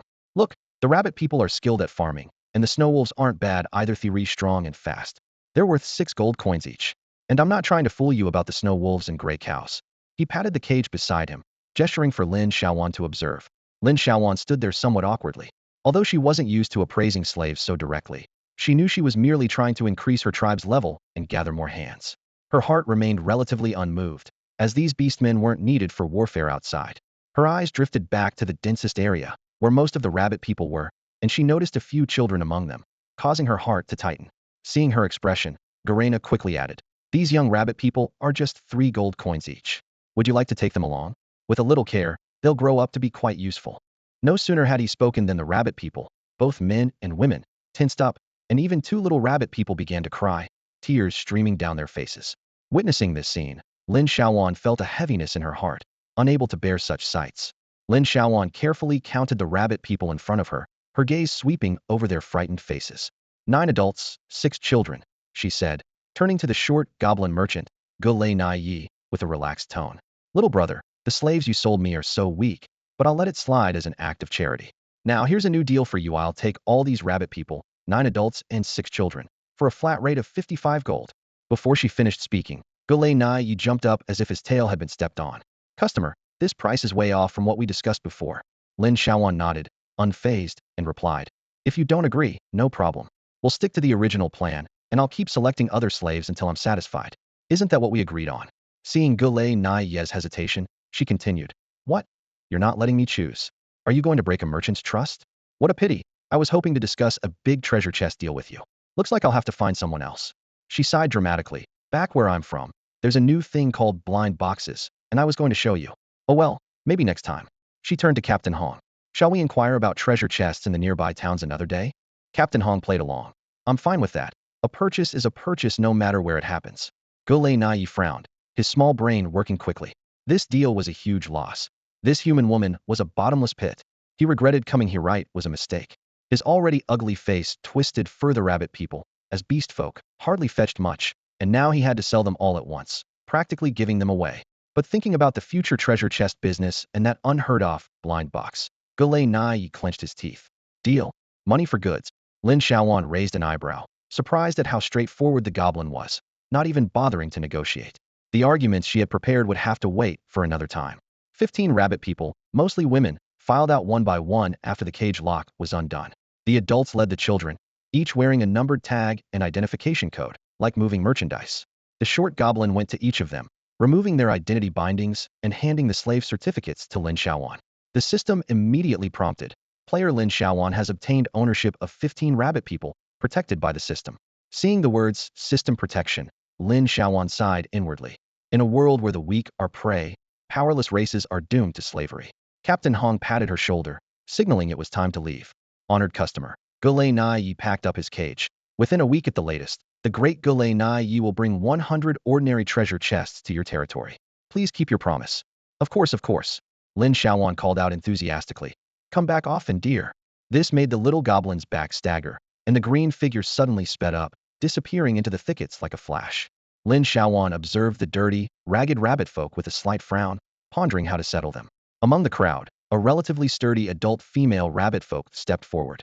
Despite her worn clothing, she carried herself with a hint of dignity. She took a step towards Lin Xiaoyuan, bowed deeply, and respectfully greeted her.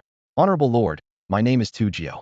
The rabbit folk are grateful for your kindness and for not separating our people, Tu Jiao said with a firm and sincere voice. I pledge my loyalty to you and promise you won't regret purchasing us. A system notification sounded in Lin Xiaoyuan's mind. Your rabbit folk slave, Tu Jiao, loyalty 10, loyalty 60. Lin Xiaoyuan quickly stepped forward, helping Tu Jiao up with a gentle tone. No need to be so formal. We're all family now. My territory is just ahead. Let's head back there first. She then checked Tu Jiao's attribute panel. Tu Jiao, Lin Xiaoyuan's slave, level 8 rabbit folk beastman. Loyalty, 60,100. Health, 390. Mana, 390. Skill, plant affinity understands the growth state of various plants through affinity language, enabling better plant care. The level is really not high, Lin Xiaoyuan noted as she examined Tu Jiao's basic attributes, finding the numbers shockingly low. It's downright pitiful, almost as bad as my previous fragile constitution. Lin Xiaoyuan pondered whether these low attributes were innate to the rabbit folk or a result of their bloodline being stripped. As the sun set, she shook her head, setting the question aside for the moment. It's getting late. Let's head back and settle in for now. We can address the rest later. Upon hearing this, Tu Jiao's shoulders subtly relaxed, and a hint of relief flashed in her eyes. The new lord seemed approachable, marking a good start. It was now 5:29 p.m., and the sunset's glow bathed the entire forest, painting the ground in shades of gold and red. The group moved in a grand procession toward the territory, against the backdrop of the setting sun. Captain, what is your territory like, and how did you build it? Lin Xiaoyuan asked Captain Hong, hoping to learn from their construction experience and avoid unnecessary mistakes. As they walked, Captain Hong replied, Our squad has one territory, currently at level 4, with a population of just under 300, barely qualifying as a medium-sized town. His voice carried a hint of resignation. Most of the territory's residents are local natives, and it's situated in a valley surrounded by mountains, which is safe but hampers development. He continued, The territory lacks rare resources and has no large-scale specialty products. We mainly survive by cultivating ordinary fruits and grains. Without specialties, the territory's economy can't grow, we can't attract people, and there's no commerce to struggle. Initially envious of the level 4 territory, Lin Xiaoyuan couldn't help but think how dire it sounded after hearing the explanation. Shet nodded in agreement, adding, Even this state is the result of our squad focusing all our efforts on development. It's really tough. Yeah, developing a territory is really challenging. Hey, Gu chimed in. Just building that wall nearly emptied our coffers. Xiaoyuan, don't make your territory too big in the beginning. There are too many expenses, and you might not keep up later. He paused before adding, You should build several basic arrow towers. Though their attack power is low, having more of them can still fend off low-level monsters. They can barely withstand a beast tide. Shet suddenly raised his voice. Also, don't recruit too many people. The food consumption is huge. It's not just food, it's gold coins. As soon as he said this, Lin Xiaoyuan noticed a rabbit folk child nearby shrink back, trembling with fear. Observing this, Lin Xiaoyuan became thoughtful. Brother Qi raised his hand to signal, his voice steady. All right, we lack resources and gold, but Xiaoyuan's situation is different from ours. We can't use our failures as her guide. Captain Hong nodded in agreement and turned to Lin Xiaoyuan with an encouraging look. Xiaoyuan, just go with your ideas. Everyone has different resources, skills, and networks, and opportunities vary too. As long as you allocate your resources wisely, you'll find your own path. Lin Xiaoyuan pondered for a moment, then her frown eased. It made sense. Every player has a unique situation and different opportunities. She needed to analyze her territory's situation carefully. Back at the territory, the once desolate courtyard buzzed with activity. As night deepened, Lin Xiaoyuan and Brother He quickly built a fire in the center of the courtyard, the flames illuminating their tired faces. Brother Qi found some straw mats and laid them out for the rabbit people to rest. These rabbit folk were emaciated, with sunken eyes, and Qian looked at them with concern, fearing they might faint from malnutrition on the way. Lin Xiaoyuan dusted off her hands. Captain, please help settle the rabbit people. I need to trade for some basic supplies. We have to ensure there's enough food and drink for everyone. Captain Hong wiped the sweat from his forehead and waved her off. Go ahead, we'll handle the rest. Nodding, Lin Xiaoyuan quickly headed into the stone house and activated the territory crystal, its blue light reflecting on her focused face. The crystal showed that only the population met the upgrade conditions. Level 1 territory. Area, 1010m. Lord, Lin Xiaoyuan. Population, 1,710. Prosperity, 510. Buildings, 13. Energy, 100,100. Lin Xiaoyuan squinted at the prosperity, which had increased from 4 to 5 points, quickly realizing that it was due to the addition of 2 plots of black land. It seemed that adding black land could increase prosperity, albeit by only 0.5 per plot, barely enough. She pursed her lips, feeling that the system was a bit stingy. She still needed 5 more prosperity points and 2 buildings to upgrade her territory. Tapping her fingers on the stone table, she concluded that she had to spend money on blueprint fragments. There was no avoiding it. She currently had 2 wooden arrow tower blueprints, needing just 1 more piece to complete a full blueprint. The same went for the basic warehouse, missing the final piece. She had planned to gather more blueprints by defeating monsters, but there wasn't enough time now. Lin Xiaoyuan quickly opened her friends list and found Qianlai, typing a message rapidly. Hey, I ran into a goblin merchant today. I have people in my territory now. I need to buy basic supplies to upgrade. Qianlai was busier than ever. Except for eating and bathroom breaks, his trading never stopped, and his talent skill follower of Kai Shun had even leveled up to 4. Despite being so busy, he immediately noticed Lin Xiaoyuan's message. Seeing that she had easily solved what he considered the toughest issue, population couldn't help but envy her luck.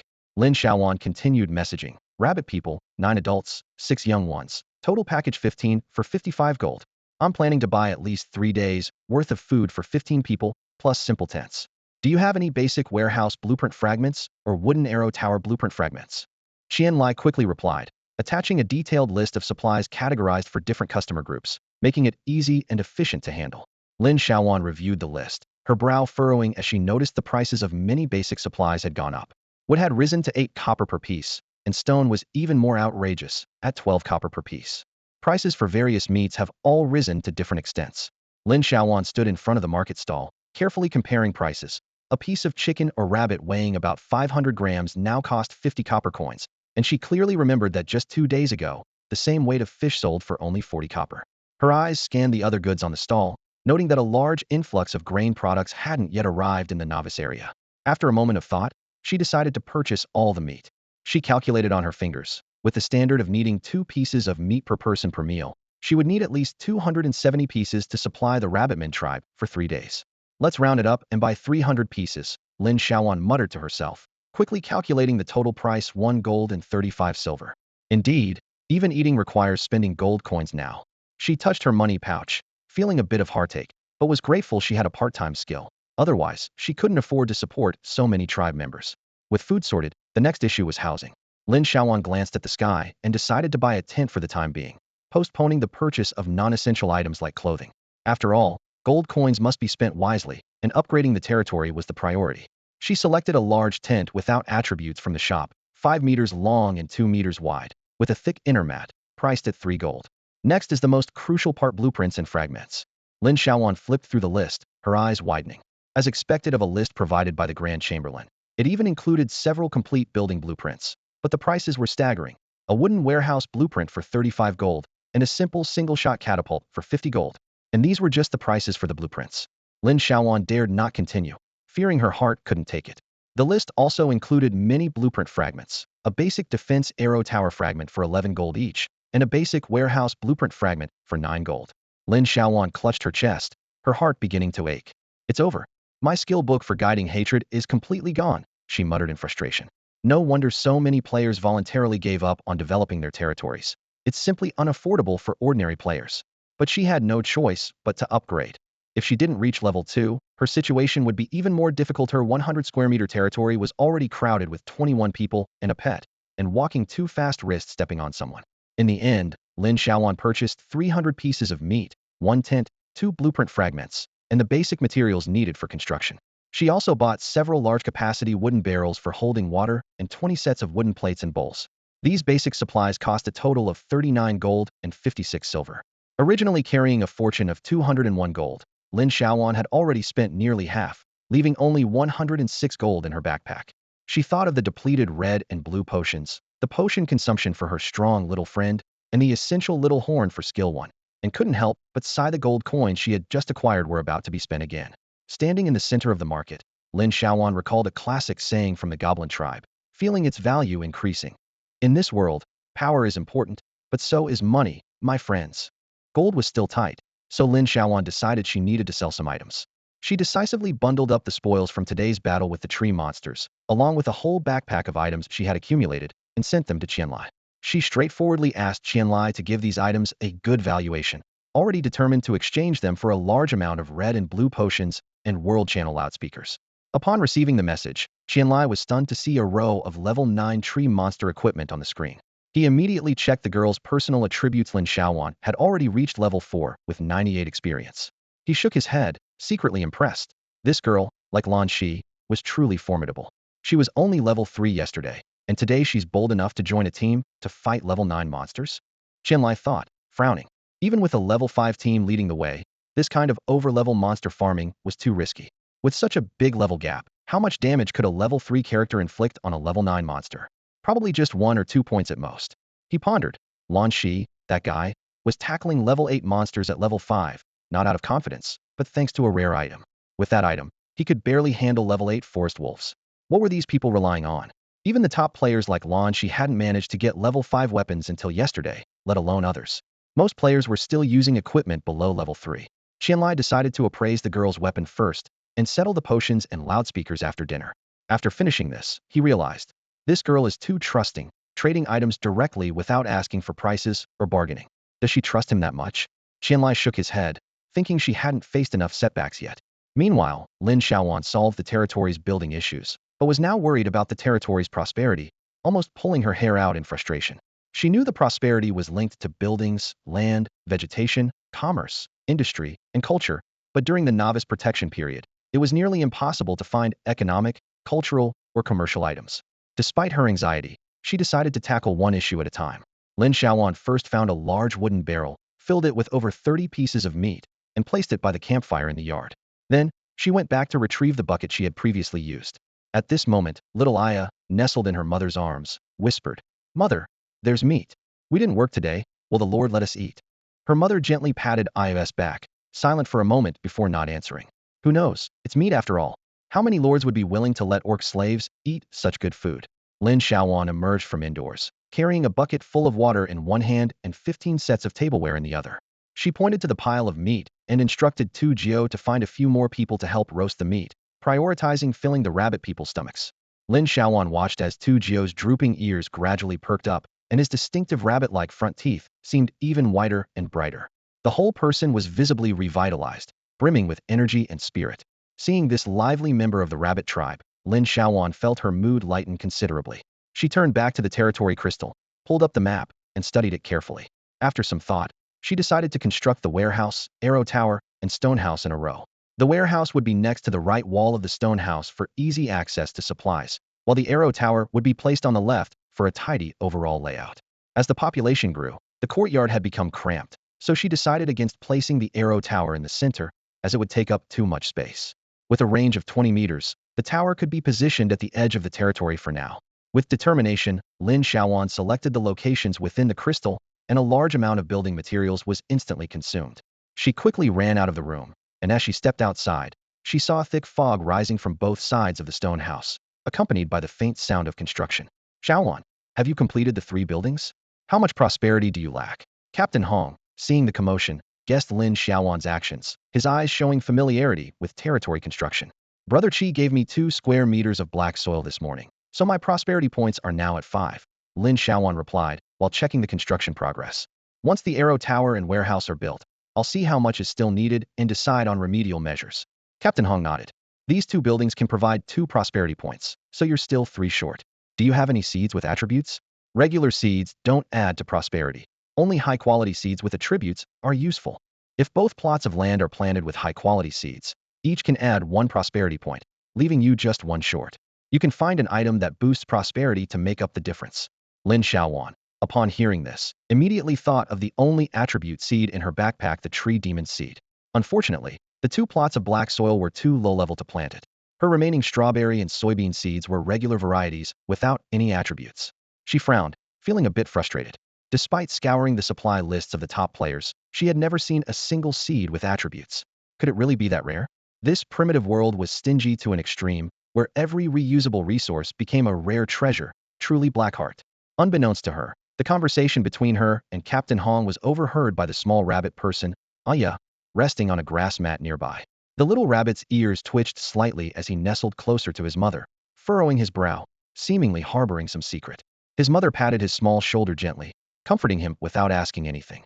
Lin Xiaoyuan then took out the newly purchased tent from her backpack and discussed placement with Captain Hong. The tent was 5 meters long, 2 meters wide, and 2 meters high. She couldn't afford a larger one, and there wasn't enough space for a bigger tent anyway. The small courtyard was already packed, and every bit of space had to be used wisely. Upgrade. I must upgrade the territory as soon as possible. Lin Xiaoyuan felt an unprecedented sense of urgency. Night had fallen, and she still didn't know when she could gather enough prosperity points. The rabbit tribe had to make do with the tent for now, as it was better than sleeping in the open air. After circling the courtyard several times, they finally decided to place the tent against the eastern wall. Staring at the small space, Lin Xiaoyuan suddenly felt like she had developed a compulsion. Having long abandoned her agro-management skills, her mind solely focused on the words, upgrade the territory. This 100-square-meter area housed over 20 people, which she found unbearable. Once the territory was upgraded, the first thing she'd do was expand the courtyard, stockpile supplies, and build houses for the rabbits. She planned in her mind that if she still lacked prosperity points, she'd go big in the group channel tonight. She was not one to sit idly by. No wonder Captain Hong and the others gave up their own territories to focus on developing one. Territory construction truly burned through money. Even Lin Xiaoyuan, known for her unique talents, now deeply understood the difficulty involved. Gold coins. She needed to earn more gold coins. Others might lack gold coins due to bad luck, but if she lacked them, it was because she wasn't trying hard enough. As a future master thief, she could lack everything except money. Lin Xiaoyuan was filled with energy. The future master thief could be short of anything, but never short of money. After Lin Xiaoyuan decided on the location for the tent, she handed over the task of setting it up to Tujio. Without needing further instructions, a few nimble young rabbit people eagerly jumped into action. Seeing everyone working together, she was happy to have some free time and turned towards 2 patches of black soil a few steps away. This black soil was exceptionally fertile, not only accelerating plant growth, but also potentially increasing yield and even slightly enhancing plant attributes. As she pondered what to plant, she felt a gentle tug someone was pulling on her sleeve. Turning around, she saw it was the particularly timid little rabbit person. He had wiped the dirt off his face, revealing an exceptionally cute little face. Lin Xiaoyuan bent down and gently asked, "Little one, why aren't you resting?" "Here for you."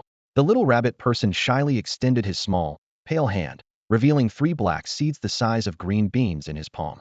"I heard you need this." His eyes were wide and round, with long lashes framing a pair of jewel-like eyes, a unique color somewhere between deep wynard and blue garnet. Seeing his timid expression, Lin Xiaoyuan couldn't help but ruffle his hair, which felt surprisingly nice. "What are these?" She casually used her probing skill and was instantly shocked. These were premium seeds of a level 1 star pattern bean grass mutation, rich in magical energy, and the entire plant was edible, with the fruit enhancing the quality of magical potions. When she casually asked about the seed's origin, the little rabbit person immediately waved his hands in panic, his eyes welling up with tears. "My lord, these are wild seeds I have found in the prairie, not stolen." Seeing his teary eyes, Lin Xiaoyuan quickly comforted him. "Don't cry, I was just curious." Gathering his courage, Ayo explained, "Grandma says our rabbit people are too weak, and such things would only bring danger to our kind. But I think you're a good person.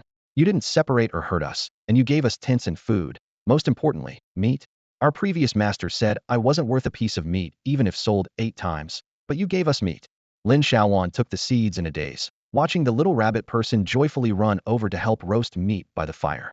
She touched her head, lost in thought. Is meat truly so precious, or is it only so for slaves? The state of this world is truly heartbreaking.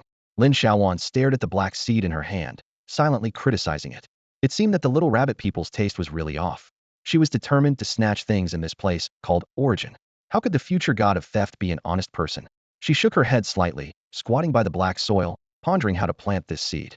Although she had spent quite some time working in the fields at the Blue Star base and was familiar with various crops, this game was different. The seed before her not only had attributes, but was also a top-tier item, completely unlike anything she had planted on Blue Star.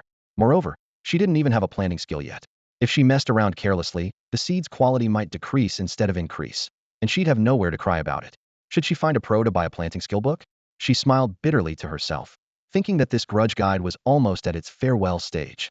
As she was troubled, Hago walked over.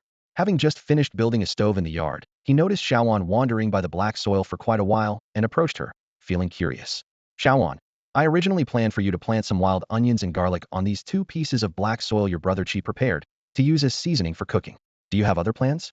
Lin Xiaoyuan chuckled, concealing her intentions.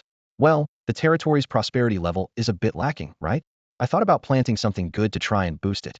He Ge looked down at her, a hint of surprise in his eyes. You're quite thoughtful. What do you plan to plant? Lin Xiaoyuan spread 3 seeds in front of him. These are good stuff I got from the little rabbit people. Wow, you actually have these.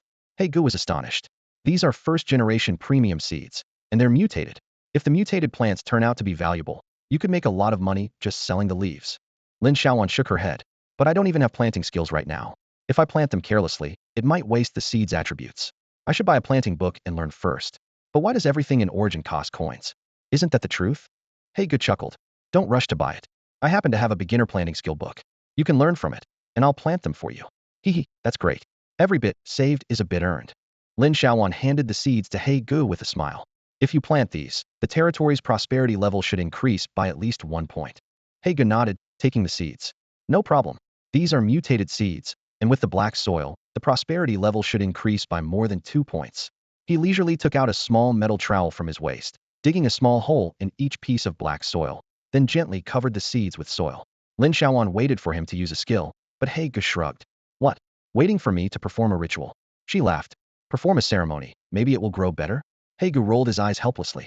This is a game, not a cultivation practice. There's no need for all that fuss. He turned around, handing the last seed back to Lin Xiaoyuan. This is a perennial plant.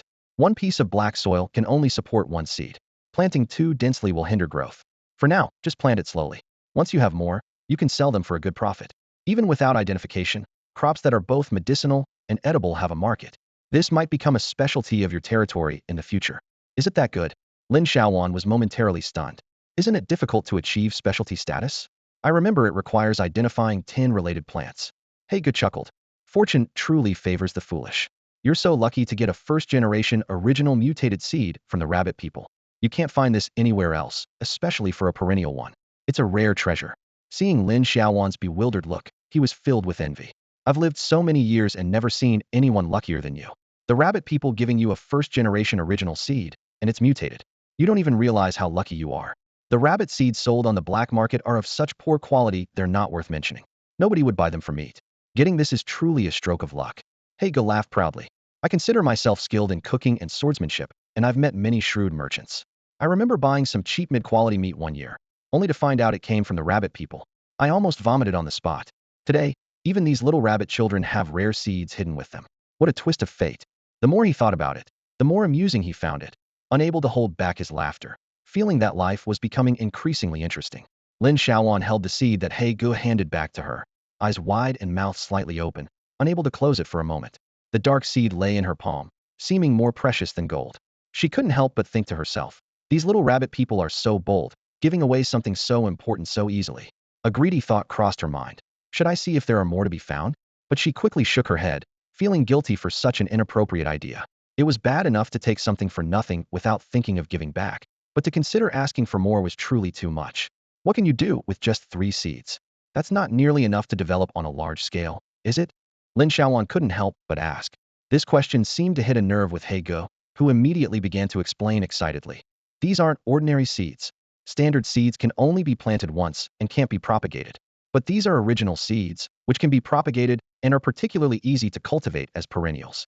Most importantly, these are level 1 seeds, and you can get a certificate for them with a bit of money. He Ge became more animated as he spoke. Although the mutation probability is low, with your maxed out luck, combined with what attribute potions and rare soil, and if the rabbit people take good care of them and you harvest them yourself, the chances of mutation are much higher.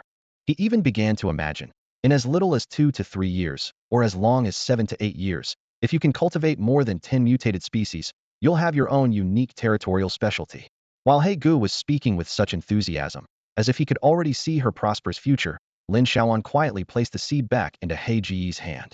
What's up, sis? No place to plant them? He Ge asked, puzzled. With a warm smile, Lin Xiaoyuan replied. He Ge, 2 seeds are enough for me. Didn't you say they can be propagated? Taking one back to develop slowly is fine too. Though it might take longer, it's better than nothing. He Ge felt a sudden warmth in his eyes. Xiaoyuan, these are first-generation seeds. Giving us one could mean thousands more in the future. Aren't you worried we'll take your business? Oh, Haga just said I have max level luck, Lin Xiaoyuan said playfully. I'm sure I'll have plenty of mutated seeds in the future. If you don't work hard, and the gap between us becomes too big, I'd be worried about your pride. Ha ha ha, Xiaoyuan. Haga laughed heartily. With your encouragement, Black Brother is determined to work hard and strive to improve his reputation. We've agreed that we'll never let anyone lose face again. The big screen in Hall 66 of Blue Star Huaxia clearly recorded this moment, with Captain Hong and several others witnessing it. Little did they know, this moment marked the beginning of two major seed industry giants, and it quietly initiated the anti-monopoly efforts of the original seeds. As night fell, the small courtyard was illuminated by the dancing flames of a bonfire, casting a warm glow around. The aroma of meat filled the air as people, tired from a day's work, gathered around the fire to eat dinner. Even though many had to squat on the ground holding their bowls, their enthusiasm was undiminished. Even Siete finished his meal early and began to sing with great excitement. Meanwhile, Lin Xiaoyuan and Captain Hong were not part of the courtyard's festivities. They were sitting in the small stone house's hall, discussing matters. Lin Xiaoyuan, you should keep this gold task card and use it yourself. The level 9 chest armor, the brothers have already put it on. Captain Hong's words left Lin Xiaoyuan stunned. Captain, this. She hesitated. Although I really want it, this task card belongs to everyone. It's not right for me to keep it, it breaks the rules. This is a gold task card. Everyone knows its importance. Lin Xiaoyuan found it hard to accept, as a gold task card is not something easily obtained. It differs greatly from ordinary task cards, and might hold immense opportunities. Captain Hong looked at her with deep eyes, but his mouth curled into a slight smile. Since that's the case, how can we brothers take away your opportunity? Besides, the gold task card didn't come out of nowhere. There must be other clues. Even if we got it, it might not be useful. It's better to give it to you and earn the favor of a future big shot. He spoke lightly, but Lin Xiaoyuan felt a warmth in her heart. She smiled a little shyly. Actually, I also feel that this task card might be related to me. I was planning to ask you to look at the task description with me. Captain Hong patted her shoulder, his tone encouraging. You've got to do well. You're stronger than us, and you'll definitely go further down the road. Only when you seed candidates become powerful can we benefit. Xiaoyuan, everyone has high hopes for you. Lin Xiaoyuan took the gold task card, feeling its weight as if it bore a significant responsibility. She knew this was not just a simple card, nor something cheap. It was a huge opportunity, even a profound bond. Suddenly, her eyes lit up, and she quickly opened her backpack, taking out a gold task card to hand to Captain Hong. Captain, let's trade one. She spoke with a hint of pride and determination in her voice. This tree demon task card, I have a feeling it's more important to me. As for this one, I plan to give it to our team. She explained seriously. After I opened the gold treasure chest, I suspected this task card was related to my current equipment. The silver longbow and might not have much to do with my personal growth. She looked at the captain and continued. Anyway, when you guys go on the mission, I probably won't need this silver bow, so it can be used as a mission tool for the team. I've been worried about how to repay your life-saving kindness, and perhaps this task card is the opportunity for the team. Captain Hong nodded silently, and, after a moment of contemplation, spoke slowly. This gold task card is more than just a task card. For our team, it might represent some invisible power, even a key to the future. He sighed lightly, his eyes gleaming with complex emotions. I've always hesitated about the tree demon task card, but thinking it over, it might not be useful, so why not exchange it for an opportunity and give it to you? The once decisive Captain Hong now seemed somewhat moved. It turns out that every effort in the original world could yield corresponding rewards. No matter how difficult the road, at least they did what they were supposed to do. The atmosphere inside the stone house was harmonious, and both parties were satisfied with the exchange plan. Just as they were about to carefully examine the details of the task cards, a stout little creature with a shiny, furry face and short legs waddled into the room. It headed straight for Lin Xiaoyuan, giving her a meaningful look before gently waving its small paw. To everyone's shock, 4 treasure chests appeared on the ground in succession. This scene immediately caused a stir everywhere. Lin Xiaoyuan gasped in surprise. Captain Hong drew a sharp breath.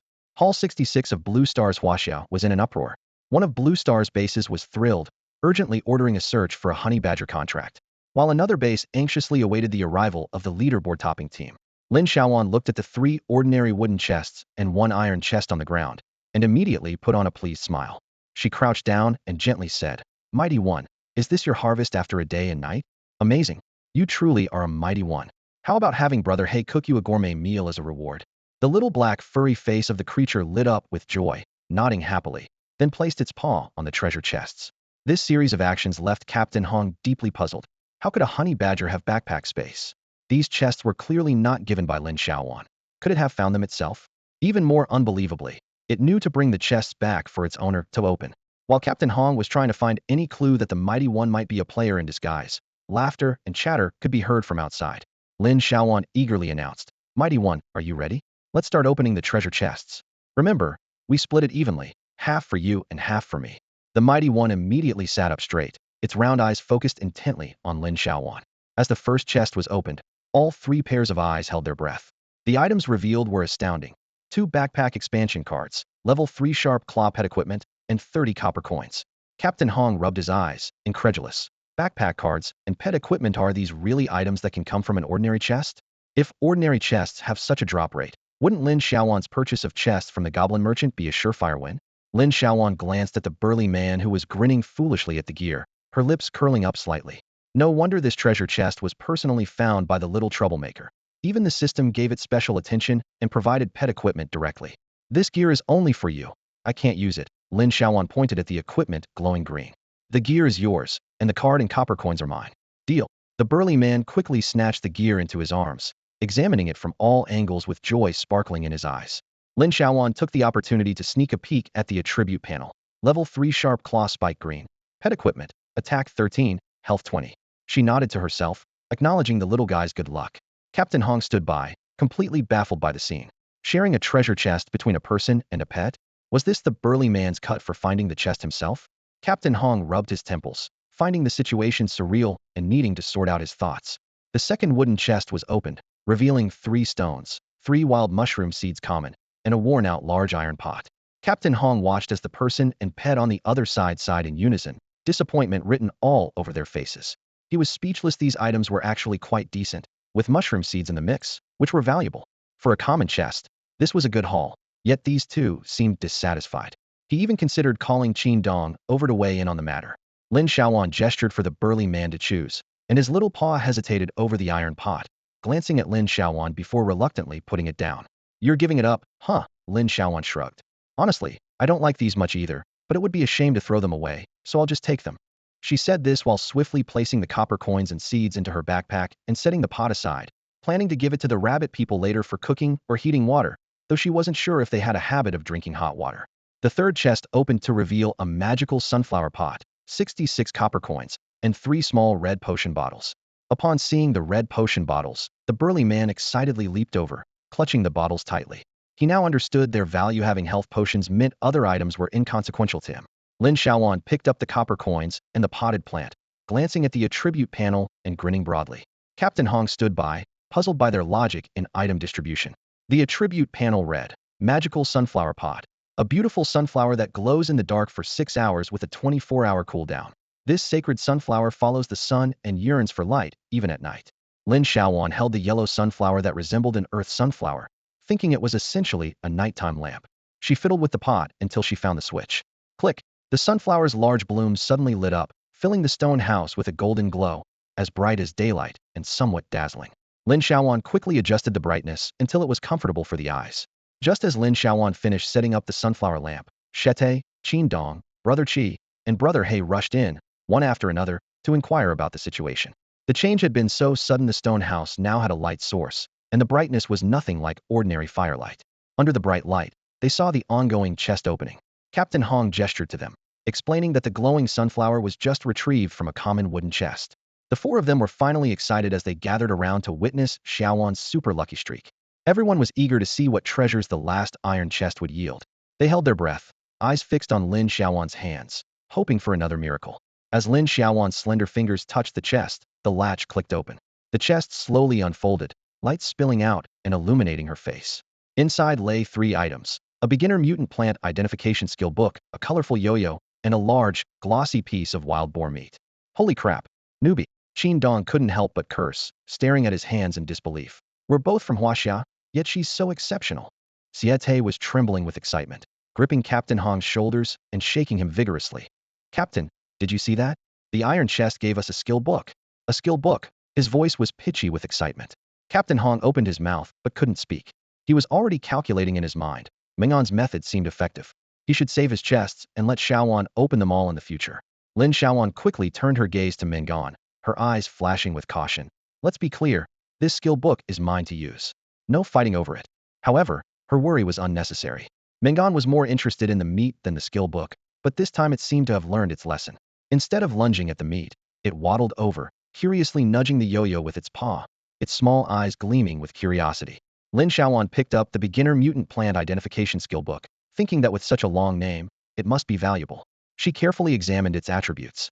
Beginner mutant plant identification skill book, expert level, skill proficiency, 050, mana cost, 200, can identify level 2 or below mutant plant seeds, identification time 5 minutes, produces an official identification report protected by the system, skill cooldown 12 hours. An expert identification skill that produces reports? What a coincidence. Lin Xiaoyuan's eyes lit up. This sounds like a lucrative business. She turned to Captain Hong, her eyes sparkling with excitement. With a skill that produces identification reports, won't it save a lot of money? Captain Hong was stunned, and everyone's gaze shifted to Lin Xiaoyuan. It produces reports? Siete's eyes widened. Xiaoyuan, do you know what you're saying? He wondered if he misunderstood something. Without saying a word, Lin Xiaoyuan displayed the skill book to everyone. Captain Hong and Siete leaned in, half believing, to examine the details. Siete read aloud, word by word. Beginner mutant plant identification skill book, expert. Holy crap, Brother Qi. Incredible. Qin Dong exclaimed. Wish to deck. Lin Xiaoyuan gave Qin Dong a deep look, thinking, I didn't realize this guy was so well-versed in traditional culture. Fortunately, thanks to the influence of the quirky Huier, her literary foundation was now solid enough to understand these cryptic expressions. Thinking of Huier, Lin Xiaoyuan couldn't help but feel a pang of nostalgia, especially for her sharp wit. She mused, if I had even a tenth of Huier's ability, I'd probably be financially independent by now. When Siete finished reading the name of the skill book, it was as if a small earthquake had hit the observation hall, with a series of clattering sounds echoing throughout. In the Blue Star Hasha 66 observation room, the large screen replayed the scene of Siete reading the skill book's name word by word, and the entire place was in an uproar. It's not a rare identification, it's an expert-level identification. It's not a regular identification, it's a mutated identification. The staff were flushed with excitement, some pounding the table, others clenching their fists. Oh my god, report this to the higher-ups. The original resource group, get moving. Yes, boss. A seasoned analyst quickly explained. There is a difference between original skill books and talent skills. Talent skills depend on fate, while original skills mostly depend on financial power. Original skills are categorized into common, rare, expert, epic, legendary, and god-level skill books. His colleague's eyes widened. Even rare skill books are hard to come by, let alone this expert-level skill book. The team members were all exhilarated. This was their first time seeing an expert skill, and no one could remain calm. Has such a skill book ever appeared in Huaxia? Never heard of it. The longer the name, the stronger the effect. This skill book is something special. While everyone was excitedly discussing the skill book, no one noticed that the burly guy had quietly taken away the yo-yo along with a large chunk of meat. The little fellow squatted in the corner, happily examining the new claw spikes, satisfaction gleaming in his eyes. We've struck it rich. Xiaoyuan, do you realize how lucky you've gotten? A team member excitedly patted Lin Xiaoyuan on the shoulder. With this, there's no need to worry about spending gold coins. This one skill book could feed you for a lifetime. Xiaoyuan, quickly learn the skill book before it's too late. Huh? Hey Ge's eyes lit up, and he became energized. Xiaoyuan, not developing a unique industry in your territory would be a loss. He got more excited, his voice rising. It's like we thought it into existence. In the future, we can identify our cultivated mutated plants ourselves, and see if anyone can still choke us. He pounded his chest and declared, today is truly a breakthrough for everything.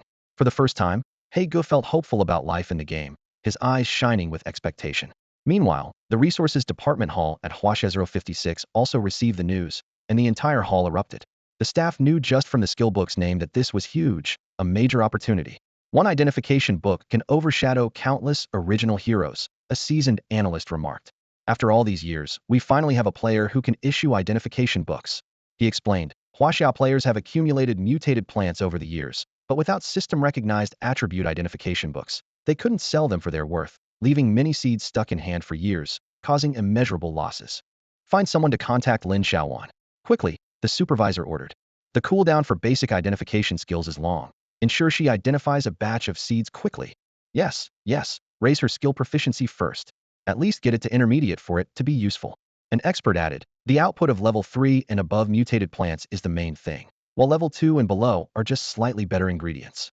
Basic skills can probably identify level 2 and below mutated plants, intermediate skills up to level 4, advanced up to level 6, and expert skills above level 6. Boss 1, just thinking about it is thrilling. Boss 1, but raising proficiency takes time, an assistant reminded. Fortunately, most of our mutated plants are still preserved and haven't been sold off cheaply. The supervisor nodded. Lin Xiaoyuan doesn't need to go out of her way to find seeds now. She can save a lot of time raising her skill proficiency. Boss Wen, quickly gather a batch of level 1 and 2 mutated seeds, have someone deliver them to her, and let her focus on reaching intermediate skill level. Any terms can be negotiated. Yes. Lin Xiaoyuan, unaware of the happenings in Huaxia, was currently troubled, completely oblivious that she had become the top target for Huaxia's resources department. Since Lin Xiaoyuan realized the importance of skill books, she dedicated herself to researching how to improve skill proficiency. Although the skill books themselves are excellent, advancing from beginner to intermediate level requires identifying 50 types of mutated plants, which posed a challenge for her. In the game world, skill levels are categorized into beginner, intermediate, advanced, and expert. Players need to increase their proficiency to level up. Of course, there are also rare advanced or expert skill books that allow players to skip the lengthy leveling process, but such treasures are hard to come by. Watching Captain Hong and his team struggle for 3 years in the game without obtaining a single mutated native species, Lin Xiaoyuan frowned. She put down her tools and began to seriously think of a strategy. Since waiting passively wasn't an option, she needed to consider alternative approaches. Her eyes lit up. Perhaps she could leverage her network to solve this problem. If it comes to it, I'll just ask Qian Lai and Niu Gu to advertise, Lin Xiaoyuan murmured to herself. See if any players need identification services, even if I have to charge a bit less.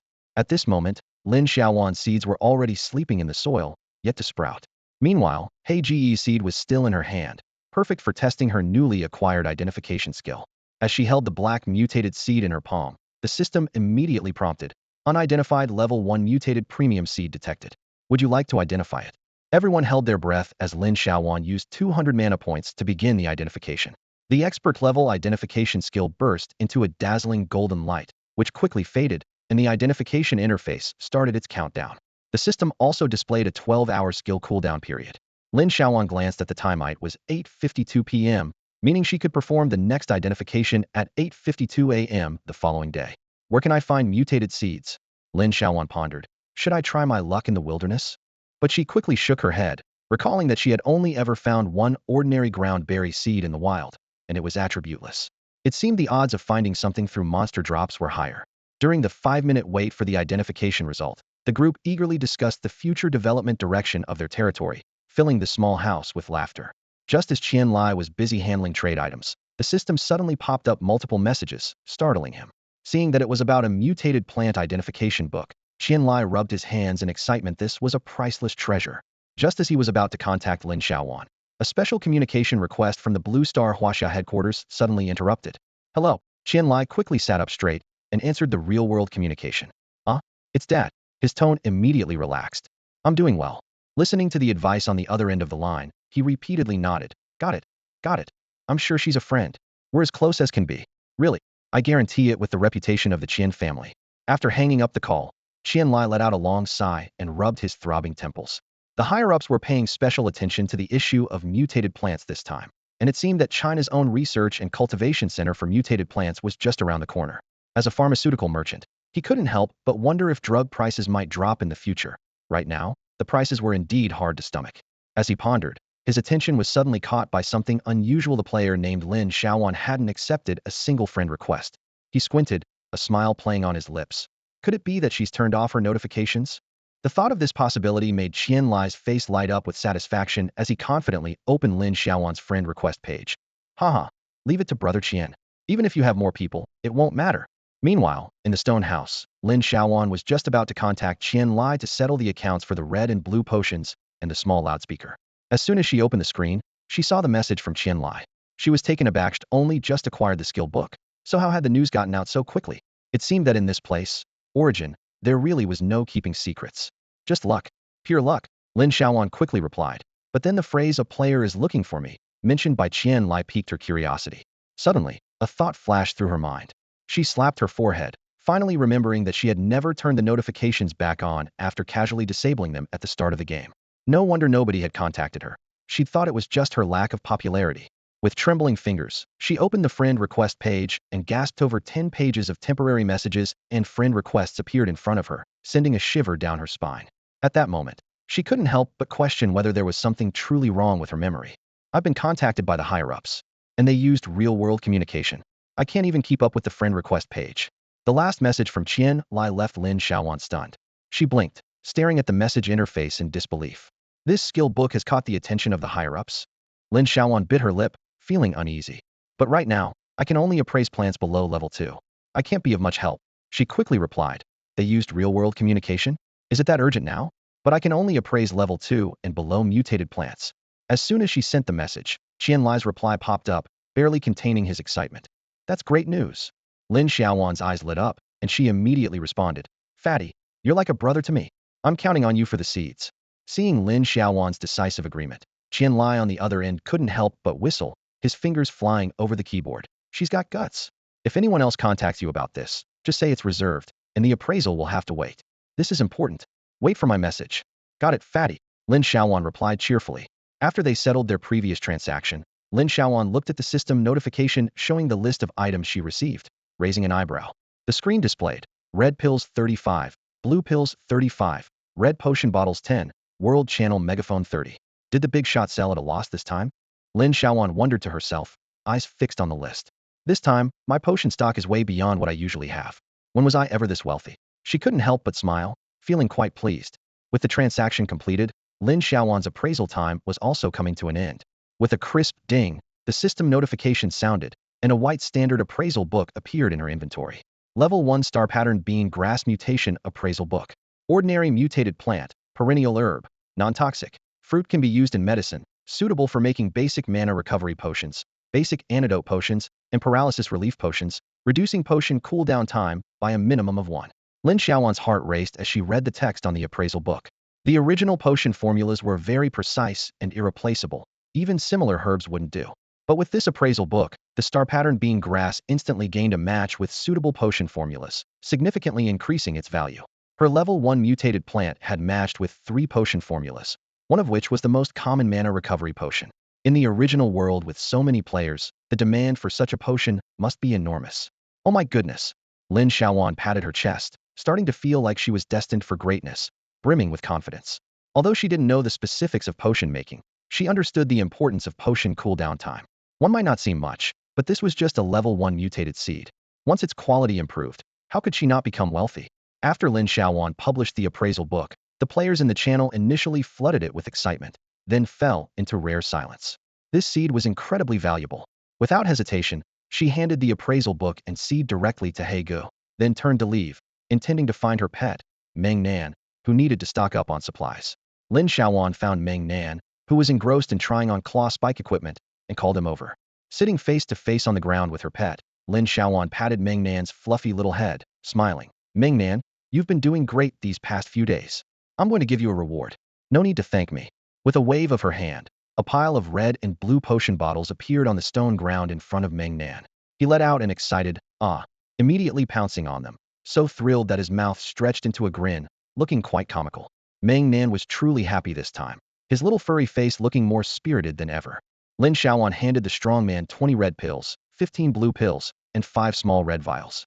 She laid them out in front of him, calculating that this stash would be enough for him to safely enjoy 3 days of freedom without worrying about safety. Even in the event of a group attack, these pills would ensure his safe escape.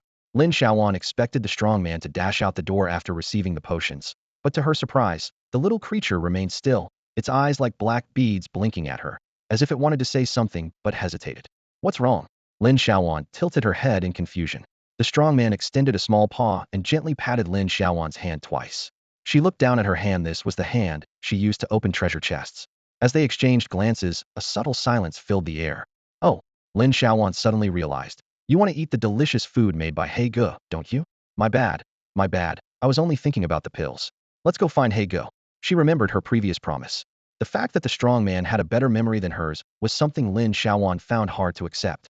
She bitterly laughed at herself. Is my luck so high that I've sacrificed my brain? Oh heavens, I have nothing to say. Soon, the pair found themselves by the large stove in the courtyard, intently watching He Gu cook a stir-fried dish over high heat. This was a special treat prepared just for the strong man. As the aroma filled the air, Lin Xiaoyuan held the strong man's small paw, pointing around as she solemnly instructed. These are our esteemed guests, the ones who saved my life. She gestured towards the figures standing not far away. Be friendly when you see them, and don't just squat silently like before, it's impolite. She then turned to the rabbit people who had returned to rest in the big tent, continuing her lesson. These 15 rabbit people have been bought by me. They're mine, and mine are yours too. Their combat skills are a bit weak, so as the little master, you must protect them in the future, okay? The strong man's round eyes brightened as it listened, its gaze sweeping over the rabbit people in the tent. Lin Xiaoyuan couldn't fathom what was going on in its little head, nor did she intend to delve into it. She stood up and paced around the courtyard, deciding to bother the big shots once more to inquire if there was anything that could increase the prosperity of her territory. Just then, she noticed the strong man suddenly moving. It wiggled its little butt towards the tent.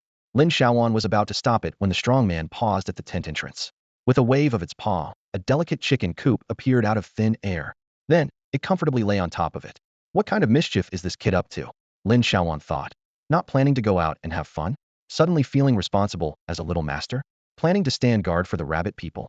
At that moment, a system message suddenly popped up. System notification. Territory has met the upgrade conditions. Would you like to upgrade to level 2 territory immediately? Lin Xiaoyuan was stunned, completely bewildered. What's going on? I haven't done anything. How can it suddenly upgrade? The conditions left her puzzled, so Lin Xiaoyuan decided to seek help from her seniors. Hey go, Captain Hong. The territory can suddenly be upgraded. What's going on? Captain Hong rushed over upon hearing her. What did you do?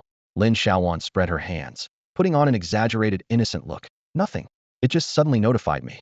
I'm just as confused. The courtyard wasn't large, and with Lin Xiaoyuan's shout, everyone gathered around. Gu approached, observed for a moment, and finally pointed to the chicken coop the strong man had just placed at the tent entrance. Where did this come from? I got it while grinding monsters these past few days, Lin Xiaoyuan replied. The strong man liked it, so I let it play with it. Well, isn't that convenient? Gu realized. Chicken coops can hatch chicks, which falls under farming, and that definitely increases prosperity. Lin Xiaoyuan's eyes widened. Congratulations, congratulations. Everyone chimed in. You can upgrade to a level 2 territory so soon. At this moment, Lin Xiaoyuan only wanted to recite a verse. I searched thousands of times, and suddenly, it was right there in the dim light. Who would have thought that she was just a delicate chicken coop away from a level 2 territory? Lin Xiaoyuan helplessly rubbed her forehead, speechless. Damn it. Who wrote those basic manuals I memorized all those years ago? Who? Why is none of the useful knowledge ever included? It's utterly embarrassing. Whether it's a chicken coop or a doghouse, as long as the territory's prosperity reached the required level, Lin Xiaoyuan finally awaited this exciting moment territory upgrade. She quickly returned to the territory crystal and confirmed without hesitation. Instantly, the scene outside the courtyard walls blurred, and a cacophony of noises echoed, as if countless lives were bustling in the mist. A system notification sounded. Your territory has been upgraded to level 2. Experience 500. Then another. You have leveled up to 5.0.9. Double joy. The territory upgrade experience directly boosted her to level 5. Finally, the system showed some generosity.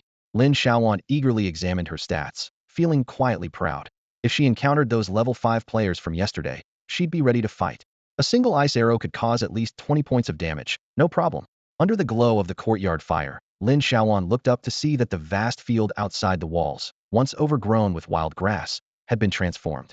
The wild grass was gone, the ground was leveled, but it still seemed barren and somewhat desolate. After the territory upgrade, a few small rabbit-like beings tentatively peeked their heads out of tents, observing the changes. Captain Hong and others also looked around, guessing how large Lin Xiaoyuan would make the courtyard. Today is full of good news, one thing after another. I've been in the game for so long and have never been this happy. Brother He exclaimed excitedly, even cooking with enthusiasm. Siete also sensed some mysterious luck surrounding Lin Xiaoyuan. Brother Qi, however, was more pragmatic, and after a moment of thought, he offered Lin Xiaoyuan some advice. Xiaoyuan, it's the 4th day of the novice period, and the price of basic materials hasn't reached the normal level. If you can, I suggest you build the courtyard larger this time, while the price of basic materials is still low. Lin Xiaoyuan thought about it, and realized he was right. She understood that she could only adjust the layout at the next territory upgrade, and if she built it too small now, expanding later would waste materials. This time, she needed to plan carefully. The small courtyard buzzed with activity late into the night due to the territory upgrade, with everyone seemingly in high spirits. Lin Xiaoyuan returned to the territory crystal to check the upgraded territory's attributes. Level 2 territory attributes. Level 2. Area, 100100 m. Lord, Lin Xiaoyuan. Population, 1,750. Prosperity, 1,050. Buildings, 310. Energy, 500,500. Note: the current territory area is 100,100 meters. A level 2 territory shield can be activated, consuming 20 energy points per hour. As the level increases, energy consumption will also rise. The territory adjustment coupon can be used once. After the territory upgrade, the player has one free chance to adjust the territory buildings. The territory map expanded, making Lin Xiaoyuan's small courtyard seem even more basic and rough, with only 3 building icons side by side, surrounded by a small wall and a large expanse of flat land. She checked the details of the newly built arrow tower and warehouse, filled with anticipation. The joy of upgrading the territory. Lin Xiaoyuan carefully examined the data of the newly acquired Level 1 wooden arrow tower. Energy value 100,100, attack power 50, fires an energy arrow every 5 seconds. Protection radius of 10 meters, consumes 10 energy points per minute, base defense value 50. Attack power of 50, that's solid. Her eyes lit up, then she frowned. But the range is only 10 meters, and it fires once every 5 seconds. This is definitely a basic setup, forcing players to spend money. She shook her head, already planning in her mind. It seems I have to rely on quantity for tower defense, and I need to spend some money too. Next, she checked the properties of the basic warehouse. 6 square meters, 50 storage slots. Similar items can stack up to 999, base defense value 10. A warehouse with 50 slots. Lin Xiaoyuan clapped her hands excitedly. Finally, my backpack can be freed, and all those odds and ends won't have to be scattered on the ground anymore. As someone with a bit of OCD, she felt much more comfortable. She calculated that as long as she didn't purchase large quantities of items soon, this warehouse should suffice. What delighted her most was the size of the Level 2 territory. Originally just 100 square meters, it expanded to 100,100 meters, a full 10,000 square meters, equivalent to 15 mu of land in China. Time to sing the song of liberation. Lin Xiaoyuan couldn't help but cheer, feeling like she had upgraded from a house slave to a small landowner. She looked at the land that was now hers, eager to transform into a hard-working farmer and plant the entire area with fruits and vegetables. There's not much arable land in China now, and even the ditches at the base are planted with crops. She hadn't given it much thought before when she didn't have a yard, but as the territory expanded, she couldn't contain herself. Her mind was already envisioning fields of fruits and vegetables. Could there really be something in the genes of our race? She joked to herself. Staring at the enlarged territory map, Lin Xiaoyuan was in a dilemma. How big should the yard be? She pondered. Since there's no pollution or severe natural disasters here, and the land is quite flat, why not just enclose it all? The idea became clearer. Leaving 10 acres unused would be considered wasteful, which is not the Chinese way. Now that she had the rabbit people, she could indeed live a pastoral life. Even though these rabbit people don't have planting skills, their affinity with plants makes growing ordinary crops a breeze. She planned. Once I have more money and the quantity of mutated plants increases, buying skill books for the rabbit people won't be a problem. I'd trust them with good seeds. The thought of leaving such good land unplanted made her uncomfortable. Moreover, a wall is the first line of defense for the territory. The bigger the enclosure, the more reaction time there will be in case of danger. Survival is my ultimate strategy. Lin Xiaoyuan nodded firmly, making her decision happily. Suddenly, she remembered that Qian Laoda had given her a Level 2 building blueprint. She gleefully took out the launcher blueprint and placed it at the territory's crystal. The system immediately prompted, detected a Level 2 magic missile launcher blueprint. This blueprint can be constructed within the territory. Would you like to learn it? Without hesitation, she confirmed to learn it, and the construction requirements and attributes of the launcher were immediately displayed on the territory crystal. Level 2 magic missile launcher rare. Energy value, 500500. Attack, 80, fires 1 missile per second. Protection radius, 20 meters. Consumes 30 energy points per minute. Must be placed within Level 2 territory. Construction requirements. Magic crystal 20, stone 500, wood 200, any fire element crystal 3. Attack 80. Lin Xiaoyuan's eyes brightened. Fat Brother is so generous, providing a set of building materials that saves us a lot of money. Lin Xiaoyuan stared at the magical missile attributes, practically drooling. She quickly rummaged through her backpack to check her resources and was pleasantly surprised to find she had saved up 5 fire crystals over the past few days. Too bad I'm still missing mana crystals, she thought to herself. Before the novice period ends, I absolutely must get 2 more launchers.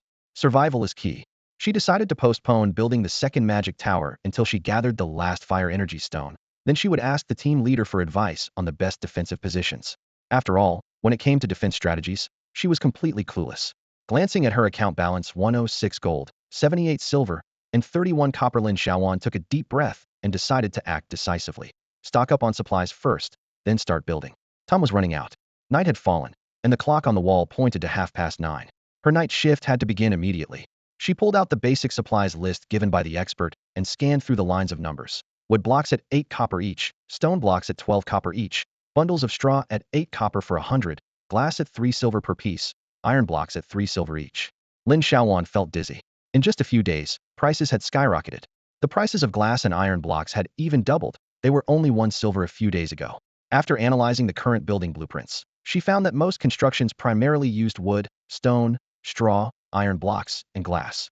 Let's stock up on these 5, she muttered, creating a shopping list. 20,000 wood blocks for 16 gold, 20,000 stone blocks for 24 gold, 500 glass pieces for 15 gold, 1,500 iron blocks for 45 gold, 5,000 bundles of straw for 4 gold. Total, 104 gold. Darn it, back to square one. Lin Xiaoyuan gritted her teeth. Close your eyes, take the plunge if not now, then when? Bye. Upon receiving the list, Qian Liming quickly replied, your territory upgrade is complete. Perfect timing, I was planning to raise prices across the board tomorrow morning. Is your warehouse ready? Do you have enough space? Make sure to find a spot to receive everything. If needed, you can use some open land in your territory to store them. Got it, Lin Xiaoyuan replied, deciding to store the bulk materials like wood, stone, and straw outside the warehouse walls, while keeping the valuable glass and iron blocks inside. These are expensive, and I'd be heartbroken if small animals ran off with them. She quickly went to the warehouse wall, selected the option to receive supplies, and suddenly, several mounds of materials appeared out of thin air. Wow, Zayat sent a message. Impressive. That's at least 20,000 stone blocks, right? Good eye. Exactly 20,000 blocks. Lin Xiaoyuan replied quickly, then hastily continued her operations. She fiddled with the map, first using adjustment tickets to dismantle the existing 30-meter wall, relocating it to the edge of the territory as the foundation for a new wall. Then she used the piled materials to generate a finished wall, meter by meter, drawing a perfect square around the territory on the map, enclosing the courtyard securely. The system automatically generated a stone gate, which she cleverly placed on the southern side of the territory. The people in the courtyard watched in shock as the surrounding walls vanished, followed by the sound of chaotic hammering and chiseling from the darkness beyond the firelight, as if countless workers were laboring simultaneously. After finishing the wall, Lin Xiaoyuan checked her inventory and was surprised to find she still had over 3,000 stone blocks left, despite using the most materials. The consumption of wood and other resources was even less. Perfect, Lin Xiaoyuan laughed with satisfaction. Now, she could really get to work. Let's go all out. Lin Xiaoyuan examined the territory map. Her stone house was at the center, flanked by 3 north-facing buildings, making the rest of the land appear even more desolate. She frowned, pondering her next move, acknowledging her lack of design talent, but knowing a decision was crucial. If I can't go for height, I'll go for strength. An idea sparked in Lin Xiaoyuan's mind. She decided to build an arrow tower every 10 meters along the 4 walls, forming a defensive ring. Imagining the scene of monsters hitting the dense array of towers when the beast tide arrived in a few days, she couldn't help but smile. It wouldn't be a beast tide, but rather a blessing delivered straight to her doorstep. Survival first. I must encircle the territory with arrow towers, she resolved, even relocating the tower next to her stone house to the wall for better defense. In the early days of a startup, every bit saved counts, she muttered to herself. With her orders, a large portion of the accumulated materials was quickly consumed. The night, which had just settled into quiet, was once again filled with the noise of construction. Siete widened his eyes in disbelief, looking around. How many things are being built at once? There's noise everywhere. Shigo listened to the construction sounds from all directions and analyzed. A level 1 wooden arrow tower has a normal range radius of about 10 meters. If Xiaoyuan is building them along the edge, probably every 20 meters, that means at least 20 towers. That's plenty. Tight on the outside, loose on the inside. Well, there aren't any strong beast tides at this stage, so it's fine. Captain Hong observed the solitary stone house in the night and nodded after a moment of thought. In the novice zone, there won't be any flying monsters, and large weapons aren't allowed. This plan seems fine for now. What a bold move, someone exclaimed. Back when we upgraded to level 2, we only enclosed a 400 square meter yard with just 4 low-level arrow towers. I miss those days, didn't know much, just worked hard, and everything seemed promising. Haha, I think everything still seems promising now, another laughed. Old hey, you're speaking my mind. Even though my level dropped to 5, I'm feeling motivated again. Lin Xiaoyuan calculated her remaining resources and decided to further improve her territory. She built a small stone house where the original arrow tower stood, added another warehouse next to the existing one, and arranged everything neatly to her satisfaction. The system notification suddenly chimed. 2 level 1 warehouses detected. Would you like to merge them? A merge function? How thoughtful. Lin Xiaoyuan confirmed the merge, pleased with the total of 100 storage slots. She began planning what items to store, finally finding a place for the scattered materials. Finally, she completed the level 2 launcher, placing it directly behind her stone house in the optimal position. With that, her level 2 territory was complete. Lin Xiaoyuan contentedly glanced at the map and nodded in satisfaction. Perfect. The layout even soothed her OC'd square, simple and elegant with a clean and efficient arrangement. Meanwhile, in the Blue Star Hasha 66 observation hall, the audience had switched their focus to studying Lin Xiaoyuan's territory. Her planning is interesting, to say the least. She needs my help. I can draft 3 territory plans for her in no time. Come on, what's wrong with her neat arrangement?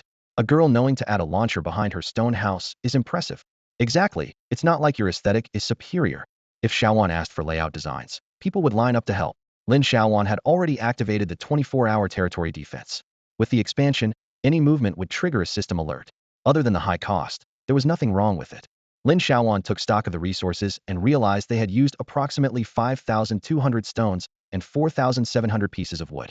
The iron blocks, however, were almost completely depleted, with only about 200 remaining, which was particularly troubling for her. Looking at the still somewhat sufficient resources, she decided to consult the rabbit people the next morning about building them a place to settle down. As for their future treatment, she had already formed a plan. The 3 mutated seeds gifted by Aya were more than enough to grant them freedom and settlement. She considered giving them the status of territory residents, which she believed would please them. She also needed to start managing people rewards for achievements, and establishing rules were necessary. The strongman was a prime example. Despite loving his freedom, his loyalty had increased rapidly, and she no longer worried about him leaving. Stepping outside, Lin Xiaoyuan was momentarily taken aback. The once cramped courtyard was now unrecognizable. The rabbit people's tents seemed much smaller, and what had been just 2 small stone rooms had transformed into a neat row of houses, looking quite impressive. "Captain, will you be staying in the new stone house tonight or still in the pet house?" she asked with a smile. Captain Hong and his team shook their heads. "We'll stay in the stone house. The pet house's defense has dropped too much today. Let's not use it until it recovers," Captain Hong said, understanding that the pet house was a high-level item capable of self-repair without player intervention, a truly valuable asset. Lin Xiaoyuan nodded, glancing around casually. The strongman still showed no intention of leaving, standing resolutely by the tent. "All right, Captain, I'll head back to my room now. I've got some personal matters to attend to," she said with a grin, waving as she quickly retreated into the stone house. The day's activities had left her exhausted, and she hadn't even checked the system's chat panel. The daunting 10 pages of friend verification requests were still untouched. When you've got a lot of lice, you stop itching. When you owe a lot, you stop worrying, she mused, deciding to first check the messages in the group channel. Opening it, she found over 99 new messages, mostly from the big spenders showing off their purchases. She shook her head, acknowledging this as the highlight moment for goblin merchants. The players seemed emotionally stable, unfazed by how much they spent, and quick to mock each other for buying more. Lin Xiaoyuan was baffled. Didn't these people get upset? While she pondered this, Captain Hong and his team returned to the neighboring stone house. They sat on the floor, lighting a camping fire pit to illuminate the area.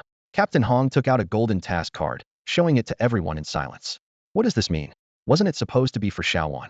Black Brother asked, puzzled. "Yeah, we probably can't use it ourselves," agreed Shet. Captain Hong rolled his eyes in exasperation, almost sending them skyward. "Already starting to doubt each other? What about our brotherhood of life and death?" He laughed, shaking his head. "Humph. So you guys are the good ones, and I'm the bad guy," Captain Hong teased, raising the mission card high in the air and waving it in front of everyone. "Take a good look and see what kind of card this really is."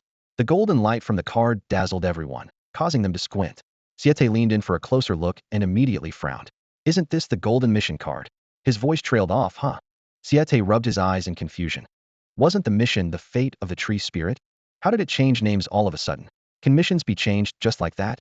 The card clearly displayed. Mission card gold, Olade's dilemma. Below it read, "Please head to the Grand Forge Manor in the City of Forges to find Olade, who seems troubled." This. Siete was completely baffled after reading it. This doesn't make sense. Who is Olade? Where's the fate of the tree spirit? Did I remember wrong? Seeing this, Captain Hong explained in detail about exchanging the golden mission card with Lin Xiaoyuan. As soon as he finished, everyone's expressions froze, eyes filled with shock. This is a golden mission card, and Xiaoyuan actually has another one. We've already highly regarded this newcomer we need to protect, but we didn't expect her to. This is a high-level mission you can't even buy with money. It could yield epic skills, epic equipment. Just gave it away? We've only known her for a day. Mutant seeds, golden mission card, rare skills, top-notch items. Someone counted on their fingers. That's a big favor we're in debt for. Gu remained silent for a while before finally speaking. "Captain, should we stick around a bit longer? When the beginner period ends, there will be beast tide invasions, and we need to map out the area near the territory. Should we lend a hand? At least get the girl on the right track before leaving?" The rabbit people don't know anything. "Yeah, we're just grinding levels if we go back anyway," Dealing with the same old stuff in the territory, someone chimed in, then seemed to remember something. Oh, Lao Hey, you have to go back. The mutant plants need to be planted soon. We've got the identification documents. We need to plant them and sell them. That's money. Exactly. Hey Gu, you go back in a couple of days. The rest of us will stay. Qian said with a hearty laugh. The agricultural enterprise of our territory is in your hands. Huh. The others nodded in agreement. But He Gu looked frustrated, his mouth twitching slightly. Captain Hong's expression turned serious. Starting now, 2 people will keep watch at night. I've already scoped out a location with a good vantage point. With the arrow tower, I think 2 people can handle a small squad coming from that direction. Qin Dong, you and I will go later. Meanwhile, Lin Xiaoyuan was still lurking on the screen, feeling like she couldn't join the conversation for now. So, she opened her long-neglected friend request interface. Wow. She was surprised to find the request list had grown by 2 more pages. Lin Xiaoyuan was curious, who could be in there? Could there be someone she knows? The number of friend requests was overwhelming. Lin Xiaoyuan decided to browse them from the back, thinking that the applicants on the later pages were likely to be influential players. So she started adding those first. She turned to a page and saw a few familiar names. Jianxian Tong Xiaomao. Lin Xiaoyuan frowned slightly. The name didn't ring a bell. Feeling a bit puzzled, she continued browsing. Oh, the second-in-command of the Zhongqi group in the game? A big shot indeed. Approved. She quickly accepted this applicant. Next, she came across an application with the ID 9527. This number meant nothing to her and held no special significance. What? Wants to buy an expert-level skill book? Price negotiable? Dream on. Rejected. She clicked decline without hesitation. Among the following applications, Lin Xiaoyuan noticed a player named Chaoxing Jian, a name she vaguely remembered, possibly related to an organization. Approved. She didn't think twice and approved the request. Then, she spotted a familiar name, Hezhong Chunlong. This name triggered a faint sense of familiarity in her memory, as if she had seen it somewhere before. After a moment of hesitation, she clicked accept. Next, Lin Xiaoyuan encountered a friend request that surprised her. Are we not destined to be friends? Why the hostility right off the bat?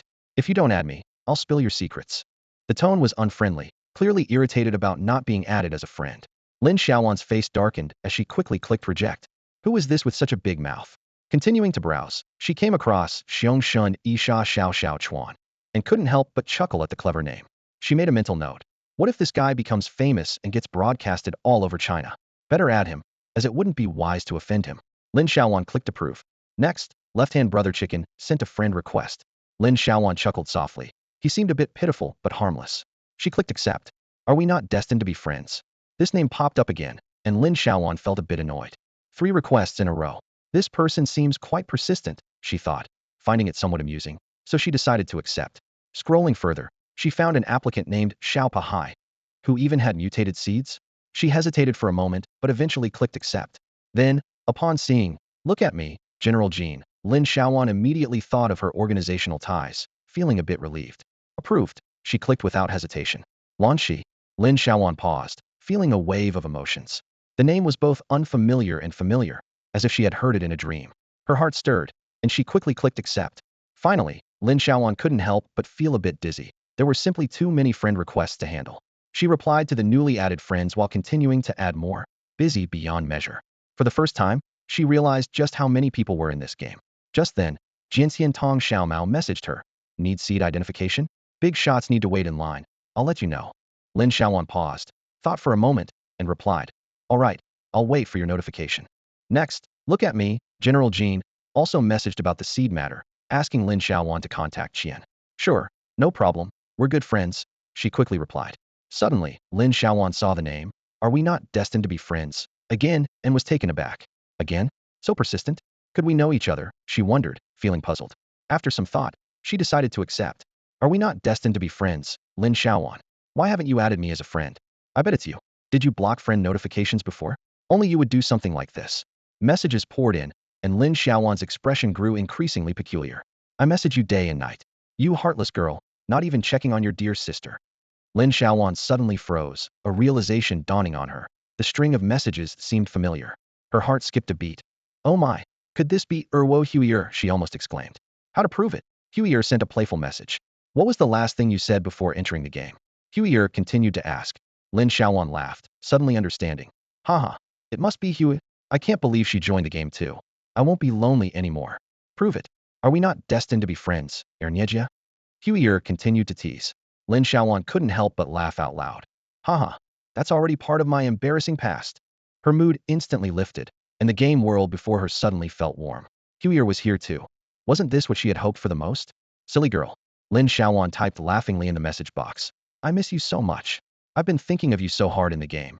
I really thought you were still on Blue Star. Our little base, me, Lan Shi, and now you, all three of us here at once. Who would believe it? She couldn't stop laughing, explaining that she didn't intentionally ignore friend requests while making excuses for Huier. It's not that I don't add friends. It's just that you didn't give me the chance. Are we not destined to be friends? Humph. Do you know how many times I've tried to add you? Huier responded, exasperated, as if even her typing grew more forceful. Lin Xiaoyuan laughed as she continued messaging, knowing that from now on, she would no longer be lonely in the game. Don't think you can just say a few words and expect me to forgive you. Lin Xiaoyuan's eyes were sharp, her tone firm and unwavering. The person across from her smiled mysteriously. Did you know that it's not just 3 people who came into our base, but 4? Can you guess who else? Who? Someone I know. Lin Xiaoyuan raised an eyebrow. Her curiosity instantly piqued. We may not have a connection, but this gossip, Xiaoyuan, you'll definitely want to hear. The person lowered their voice. It's that beautiful sister we gossiped about before the game. The original wife Neo Meili. Lin Xiaoyuan's eyes lit up, a delighted smile spreading across her face. Oh wow. I can hear the full gossip now? Ha ha ha, what a pleasant surprise. Meili is beautiful, has a great personality, and is well liked. Qin Laoer really wasted his eyes. The person continued to spill the beans, tapping the table lightly with their finger. And did you know, the third party is also here. She's quite fierce, and I think there might be more to this story. Wow. Lin Xiaoyuan's eyes sparkled. Make sure to keep me updated. I love hearing this stuff. She felt a surge of energy, as if she had been invigorated. Having friends in the game made the world instantly more vibrant and colorful.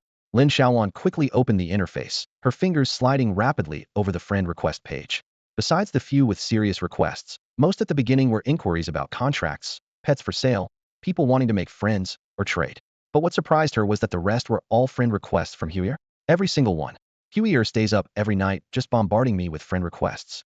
Lin Xiaoyuan stared at the screen, feeling both touched and a bit exasperated. This wasn't just a friend request, it was a bombardment. The kid's persistence moved her. After adding friends, Lin Xiaoyuan juggled the inquiries popping up in her friends list while chatting with her girlfriends. She felt more fulfilled today than ever before. She took a moment to glance at the original channel, where messages were scrolling rapidly. A heated discussion was underway. There's drama tonight. Lin Xiaoyuan smirked. Today, the big shots in the group are getting creative with their insults. That's progress.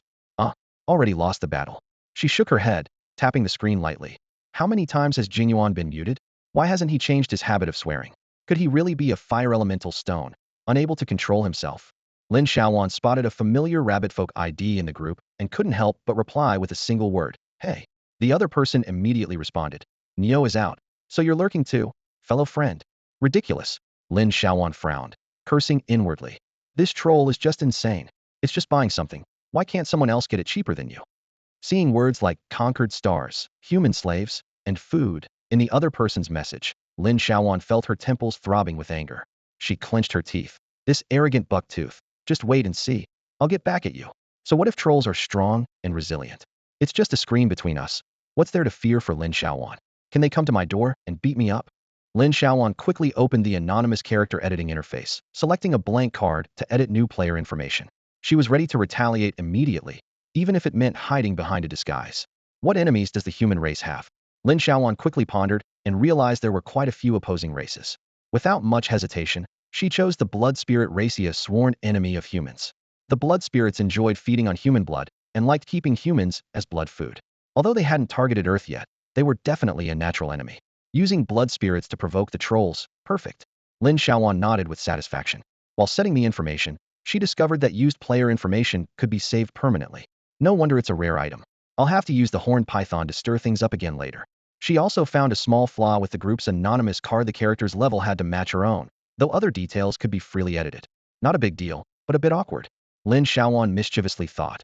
What if one day Neo discovers that all of his friends in the friend channel are the same level? How delightful would that be? And would he start to suspect something? In the game channel, Lin Xiaoyuan, under her alias, was on fire, with each reply filled with a strong sense of provocation, clearly looking for trouble. The goblin merchant's remarks inspired her. The term, ugly thing, was incredibly offensive to certain races. Watching Bucktooth angrily ranting in the group, Lin Xiaoyuan's fingers hovered eagerly over the skill key, but since he didn't tag her, the perfect chance for a comeback slipped away. She switched back to the character interface and began crafting a serious reply to Nyoga. To save on announcements, she decided to clarify everything in one go, so the sponsors in the comments wouldn't be clueless about the insults. But how to explain the internet slang 6 and 666, which is more about feeling than words? She racked her brains and finally came up with a non-offensive explanation. In my hometown, 6 means amazing, impressive, awe-inspiring. 666 is extremely shocking, awesome, wow, incredible. It's civilized and polite, and we all love using it. Lin Xiaoyuan always felt there was something indescribable about Nyogo, and now she realized was a curious learner. It's perplexing how a wealthy young master would take interest in such things. When she sent out this explanation, Sarian couldn't stop laughing, and Bucktooth was hopping mad. Players began to follow suit by posting 6 below. Lin Xiaoyuan seized the opportunity to further fuel the fire in the group channel. The orderly display in the comments was quite impressive and unexpectedly effective. Many players from the original channel now remembered. A rabbit people slave costs only 6 gold. Xiyuan Jun watched this unfold with an expressionless face, yet there was a subtle change in his voice. The major event simulation reasoning system suddenly provided a reasoning prompt. The orderly 666 array in the original group channel had caught the attention of over 50 of S-level players and 30 of A-level players. System analysis showed that the spread of the 6 gold per rabbit people concept would significantly impact the rabbit lineage of the orc race in the future. 1. Due to low profits and credibility issues, most goblin merchants would refuse to sell rabbit people. 2. Official rabbit people slave prices would plummet. 3. The scandal of cheap rabbit people being slaughtered for meat in the black market would be exposed, and rabbit people slave traders would likely retaliate and track down the instigator. 4. The price of mid to low tier meat would slightly increase. Conclusion: system simulation analysis indicates that this 6 incident offers a 0.9 chance for the rabbit people to rise again and return to the orc race. Xiyuan Jun, from the mechanoid race, was indifferent to this. In his view, the rise and fall of races followed their own patterns. He was only interested in the reasoning and prediction process itself. All races were merely data to improve predictive accuracy. Lin Xiaoyuan looked at the neat 660 SIXS in the channel and felt a sense of disappointment. Today's side job seemed doomed. However, unexpectedly, the situation took a turn. The reason was that Nyoga kept making sarcastic comments. Lin Xiaoyuan couldn't help but wonder, could there be some personal grudge between these two? Nyogi's attitude today was indeed unusual. The troll with the buck teeth has always been a tough character. At this moment, he stared at the screen filled with 666, his eyes turning red from the glaring red characters. The bull-headed creature, unaware of the troll's transformation and increased strength, continued to provoke him. Fueled by anger, the troll's thick fingers pounded on the keyboard. "Oomph, do you think you can mess with me? Watch closely. Kids, this is what happens when you cross me." With that, he opened the bounty system and issued a bounty notice. Lin Xiaoyuan was stunned to see the sudden bounty announcement in the group chat. This troll was too impulsive, issuing a bounty over a single comment. What infuriated her even more was that her bounty was a mere 50 gold, while Sarayan's was a whopping 500 gold. Seeing this, Sarayan burst into laughter. "Huh, I'm going to become famous again. But that bucktooth troll is so stingy, only 500 gold. What an insult." He turned to Lin Xiaoyuan, laughing even harder. "My poor friend, only 50 gold? That's blatant discrimination." The group chat erupted in chaos. Issuing a bounty without even getting past the newbie phase? All this just because someone typed 6. Skepticism filled the air. Yet, the mechanical race's comments oddly pleased the hot-tempered troll. "These ignorant fools, it's time you witnessed the S-level prowess of the troll genius," he thought triumphantly. This time, the bull-headed creature on planet Dora has brought this upon himself. At that moment, Lin Xiaoyuan, unable to hold back any longer, activated Skill 1, Combo. Suddenly, a system prompt appeared. She had unlocked the talent skill, Evil Plague S. Even more astonishing, this skill was automatically bound and categorized under the Thief's Path skill sequence. Lin Xiaoyuan stared at her attribute panel in disbelief. Her talent skill description had transformed. Thief's Path S. To steal is to follow a path, and the path is also to steal. A thief's code is to never offend unless provoked, and those who dare will face retribution. Following this were 3 talent skills. Skill 1, Thief's Code. Skill 2, the Thief's Prestige. Skill 3, Evil Plague S, the signature move of the Cataclysmic Sovereign. She couldn't believe it had not only mastered the counter ability of its level Skill 1, but also gained an additional level 3rd talent skill. It felt like the treatment of a novel's heroine, leaving her momentarily stunned. It's been over half an hour, and Baoya hasn't stopped crying. Inside a tall building nestled in a mountain canyon of the primeval proving grounds, this fierce character from Bapu Star is in tears. The black-winged, big-mouthed troll sobs and curses, mainly targeting the system, and also those troll geniuses. His current state is a stark contrast to the arrogance he displayed when issuing the bounty not long ago, now appearing particularly desolate. He's experiencing the darkest moment of his life. His once proud S-level skill, Source of Plague, has been downgraded to S-level, and of the 3 innate skills he originally possessed, only 2 remain. Oh, my demon god. Balya clutches his head, screaming hysterically. Who did this? My SS. This was an S-level innate skill. I awaken myself. No one can take it. He suddenly stands up, his eyes bloodshot. How can it just disappear? Why can skill levels drop? I don't believe it. I've never heard of a player's innate skill level dropping. I've never heard of anyone's skills mysteriously disappearing. Balya's anger quickly turns to the system. System, is it you messing with me? He believes that the only entity capable of silently taking away a player's skill is the system. System, is it you? Only you can do this. Damn it, I want to report this. Why can't I report it? He looks around, his voice tinged with madness. I was just staying in my own territory. No player could attack me. The Source of Plague cleared everything within 2 kilometers. Not a living thing left. Tell me, who could attack me? After venting, Balya collapses to the ground, staring blankly at the attacked by unknown source notice on the system panel. His mind races, trying to comprehend this absurd reality. Why would an unknown attack be able to take his innate skill? This was an S-level plague skill.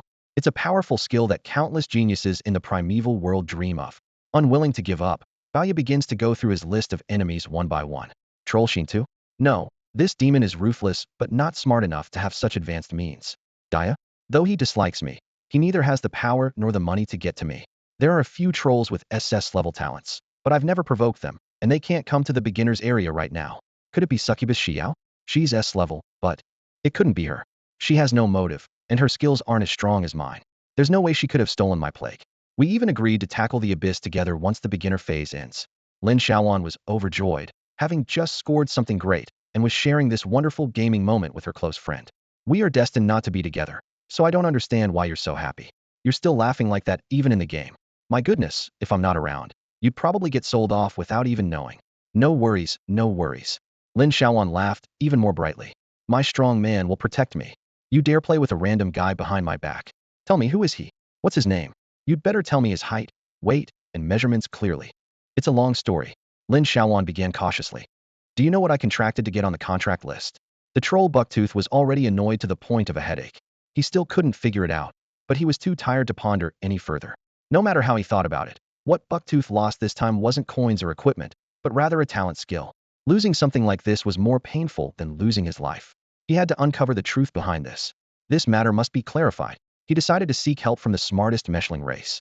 After all, only they could analyze the complex environment of origin and find a clue to the truth. Xiaoyuan, a high-intelligence meshling with powerful cloud computing abilities, was sitting in his territory, collecting and organizing information from several different groups and conducting in-depth analysis. His blue crystalline eyes flickered with lines of complex code, scanning quickly. Statistics and analysis were Xiaoyuan's favorite activities. He enjoyed extracting clues from massive, complex information and using these traces to deduce hidden secrets. At this moment, he noticed that the troll Bucktooth's mental state was clearly poor, as if he had just suffered a major blow. From Bucktooth's demeanor, he quickly recorded the character traits of this notoriously cruel demon's offspring. Once he understood everything, Xiaoyuan quoted his price. Bucktooth nearly exploded with anger at the quoted price of 2,000 gold coins. 2,000 gold coins. It's still the beginner protection period, and coins are locked, making it impossible to gather that much money. He had just posted a bounty, and removing 2,000 gold coins would severely impact his territory's development. However, he knew he had no choice but to agree. This concerned his talent skill. He couldn't endure this unclear situation any longer. Bucktooth gritted his teeth and agreed. 5,000 gold coins, payable 2 months after the beginner phase. Xiaoyuan signed the contract, committing the troll Bucktooth's details to memory. Cloud computing initiated, and the entire network began searching for information related to the unknown attack, comparing it one by one. In truth, even if Bucktooth didn't pay the coins, Xiaoyuan would have investigated this unknown attack. It was an incredibly intriguing challenge. As a deduction master of the meshling race, Xiaoyuan hadn't found any clues except for Lin Xiaoyuan. Xiaoyuan decided he must save up to buy higher-level tracking tools. These tools weren't cheap, but to uncover this unknown master, he was willing to invest more. What an interesting challenge, Xiaoyuan mused to himself. Who exactly is this unknown master? These two players differ in race, stance, and have completely opposite personalities. Their territories are thousands of kilometers apart, and the items they lost are entirely different. This unknown entity seems to have no restrictions or preferences. Xiaoyuan furrowed his brows, pondering what kind of extraordinary power it would take to stealthily strip players of their basic attribute points and talent skills. He quickly sifted through potential suspects in his mind. The ancient ancestors of the Thunder Dragon clan could indeed perform such feats with divine spells, but it would be limited to such extreme measures. The legendary skill Wrath of the God King of the Bull King Solid and might also forcefully seize player skills, but it couldn't be done silently. The Blood Spirit clan's divine skill Bloodline Parasite might destroy a player's talent skills and basic attribute points, but it causes self-inflicted damage, and neither of the victims had lost any health. Xiaoyuan tapped his fingers on the table, continuing to eliminate possibilities. Theft skills? Impossible. They require proximity to the target, and no research has shown that theft skills can steal attribute points or talent attributes. Among the legendary and god-level experts he knew, no one could achieve this. As for other high-level skills like confiscation, deprivation, plunder, or sacrifice, they all come with high costs and severe side effects. Who would sacrifice their permanent life points or attribute points to steal a single point of strength from a Yin Clan cub? It's pointless. This doesn't make sense. Xiaoyuan slapped the table, dismissing all these possibilities. He was stuck in a mental dead end. Low-level players lacked the capability. High-level players had no reason. So what was the truth? Could it be an item? The original items are numerous and varied, with useful and useless ones. There's nothing that can't exist. Xiaoyuan's eyes lit up as he quickly jotted down this hypothesis and began searching the database for related items, preparing to initiate a simulation screening system for deduction. As for Bao Ya's suspicion of the system, Xiaoyuan shook his head resolutely. The unknown attack couldn't possibly come from the system. The system is neutral, just like the greatest first-generation spirit brain of the Meshling clan, absolutely impartial. The system and the Meshling clan's spirit brain are his ultimate faith, and he cherishes them as much as his own life, loyal and fearless. Meanwhile, Lin Xiaoyuan was chatting enthusiastically with her friend. Aren't macho men kind of ugly? I remember seeing one at the zoo when I was a kid, her friend messaged. Lin Xiaoyuan immediately retorted, no way. My macho man is the cutest. Who would dislike a super tank who can grind levels and find treasure chests on his own? What? What kind of little angel is this? Her friend replied in surprise. As they were happily chatting, Qianlai suddenly sent a trade request. Lin Xiaoyuan opened the message to find 3 level 1 mutated native seeds of different colors and sizes. Receive, Lin Xiaoyuan replied. I'll be able to start the identification tomorrow around 8 a.m. once my skills cool down. I'll send you the seeds with the identification book then. Qianlai quickly listed the conditions. First, for every 10 seeds identified, 1 seed is free. Second, a 30 profit share from the first 5 years of this mutated native species. Third, join Huannong seed industry, with a researcher position and treatment equivalent to a senior expert level, ensuring no worries about gold, levels, equipment, or territory. Lin Xiaoyuan chose the first option without hesitation. Although she was usually quiet, gentle, and inclined to compromise, her purpose for entering this game was crystal clear. She wanted to become stronger. She intended to personally reclaim those primordial fortune items. She was determined to break the shackles of her bloodline and escape the fate of being plundered. No longer would she place her hopes on others, not even onto Lin at home. Before entering the game, she naively thought that becoming strong was all that mattered. But now, her perspective had shifted. Strength was important, but even more crucial were money and resources. For her, only the first path was the right one. Qianlai also knew Lin Xiaoyuan would choose this path, and it was the outcome he most hoped to see. After all, from various considerations, this decision maximized benefits for both parties, especially as it provided invisible support for his own future plans and development. At that moment, Lin Xiaoyuan suddenly remembered the large courtyard she had just built, and a sense of anxiety gripped her. Could she defend it? Her worries surged like a tide, and she felt a twinge of panic, even suspecting she had developed a fear of insufficient firepower, afraid her defenses were far from adequate to face the impending threats. Again? Is Fat Brother's information reliable? Are they really going to wipe us out? Lin Xiaoyuan was stunned, secretly muttering to herself. This made her think of the protagonist's halo and the daily life of the child of Destinius. This her fate? Meanwhile, Huier continued to smile brightly, seemingly unbothered by the current situation. Xiaoyuan, what's your skill? Huier suddenly asked. Lin Xiaoyuan was taken aback, feeling a surge of excitement. Only then did she realize why Huier couldn't help but admire her. Her skill was certainly extraordinary. So, she smiled smugly, her words carrying a hint of pride. Level curse. An unknown curse. Whoever I curse loses health, loses mana, and gains negative status. Wait. Huier suddenly halted, a slight surprise in her expression. Are you saying you have this skill? Lin Xiaoyuan chuckled, feeling somewhat proud. What? You don't want to give me the good stuff? This is the divine skill I've dreamed of. As long as I cast the curse, whoever loses health, whoever loses mana, Whoever I curse dies. Look at my probability. It's enough. She rolled her eyes slightly, with a hint of self-mockery. Though, it really can curse someone to death, just the probability is a bit low. Huier's gaze was somewhat complex, clearly puzzled by Lin Xiaoyuan's thoughts. You truly are amazing. So what skill did you awaken? Lin Xiaoyuan laughed softly and retorted. You're so sly. How come you don't think you're more suited for the fleece, divine skill? A sly glint flashed in Huier's eyes as she whispered. My skill is called Super Multiply. Anything can be multiplied. Lin Xiaoyuan paused, pondering, how so? Huier squinted slightly, a confident smile playing on her lips. When I use Super Multiply, not only are skill damage and healing effects doubled, but experience and skill proficiency are too. There's a 30 chance of triggering a 2x effect, and even a 10 chance. However, before she could finish, a sudden loud bang on the door interrupted her explanation. Lin Xiaoyuan jumped in fright, barely having time to react before the system panel erupted with a series of blood red alerts. System alert. Territory under player attack. Level 1 arrow tower automatically entering war mode. System alert. Territory under player attack. Level 1 arrow tower automatically entering war mode. System alert. Territory under player attack. Level 1 arrow tower automatically entering war mode. The system's alert was as deafening as a bell, each message emphasized in bold red font, and the blinding warning information made Lin Xiaoyuan's heart race. Bang! Bang! The sound of gunfire pierced the silent night, startling Lin Xiaoyuan to the core. Could there really be intruders? And so soon? They came every night without fail? Thud! Thud! Thud! Came the urgent knocking on her door. Xiaoyuan, quick! Get up! A voice outside called with urgency. The captain said someone is approaching from the 2 o'clock direction, and they've already engaged with the captain and Qindong. They're here. Lin Xiaoyuan quickly typed, let's talk tomorrow, I'm off to sleep, to her friend on her communication device, then dropped everything and rushed out the door. The camp was in chaos, everyone awakened and out of their tents, including the rabbit people from their tent. The guard at the entrance had already vanished into the darkness. Within moments, a series of magical explosions erupted from the southwest, illuminating the night with bright flashes Captain Hong's fireball spells. Xiaoyuan. It seems to be 2 squads coming from the 2 o'clock direction. Someone shouted with tension in their voice. They're after you. You must not leave the territory. You're too important. You have to survive. Before Lin Xiaoyuan could be moved by these words, she saw He Gu already sprinting away. Old He, run, she called out, but Siete had already gone. The fireball flashes and gunfire grew more frequent, and Lin Xiaoyuan was drenched in cold sweat. There were 2 teams of them, while the captain and Qindong were just 2 people. How could they fight this?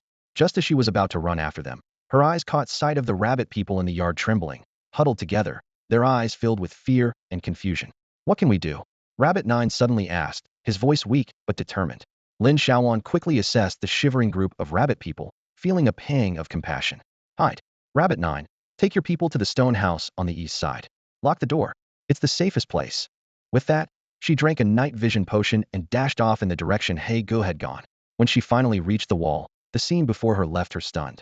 In the dark night, on a large tree about 4 or 5 meters outside the wall, Captain Hong was perched on a branch, occasionally launching small fireballs in a direction, the firelight illuminating his triumphant grin. Qindong stood silently aiming his gun at the darkness beyond. He Gu had climbed to the top of an arrow tower, peering eagerly into the distance. Meanwhile, Siete and Qi Gu stood on a pile of stones by the wall, peering over with expressions of excitement and joy. Captain Hong, come over here. You're already here. What are you afraid of? A taunting voice came from the other side. Huh? Why don't you come out? Hiding in your turtle shell? Come out and fight. Captain Hong, come on. Aren't you going to besiege the territory? Lin Xiaoyuan was bewildered. What was going on? Weren't there supposed to be 2 teams attacking? How did it turn into a shouting match? Siete saw Lin Xiaoyuan and quickly waved her over, whispering, come quick. Look, they're barking impotently out there. Lin Xiaoyuan cautiously stepped onto the stones piled by the wall and looked out. About 30 meters away, a group of people was jumping and cursing, yet didn't dare to approach. What's happening? Is this a war of words now? Lin Xiaoyuan asked, puzzled. Siete explained excitedly in a low voice. Xiaoyuan, you're amazing. You've got such a grand setup. An arrow tower every 10 meters. A 100-meter wall with 10 towers. That's dense for now. But they're only level 5. They want to attack, but they don't dare. Ha ha, we finally got the upper hand this time. Want to slaughter us? Come on, we're standing right here, ready for you. Qi Gu chuckled, his eyes curving into crescents. Xiaoyuan, I have to say, your array of arrow towers every 10 meters is something most people can't get through at this stage, unless they have some siege weaponry. But with the high attribute requirements of such weapons, they can't even be brought in during the newbie protection period. It's ridiculous. Ha ha. He Gu flew down from a high spot, full of admiration. He couldn't help but praise the other team's audacity, daring to hurl insults from 30 meters away without flinching. As soon as he landed, he eagerly joined the conversation. If they don't have heavy firearms or artillery, how long will it take them to use skills to break through the arrow towers? We can't let them keep attacking like this. Old Chin was positioned within the safety line of the arrow towers, about 5 meters away. His range was 25 meters, while the opponents could only stand 30 meters away and shout. Now it was clear why these guys only dared to provoke from a distance.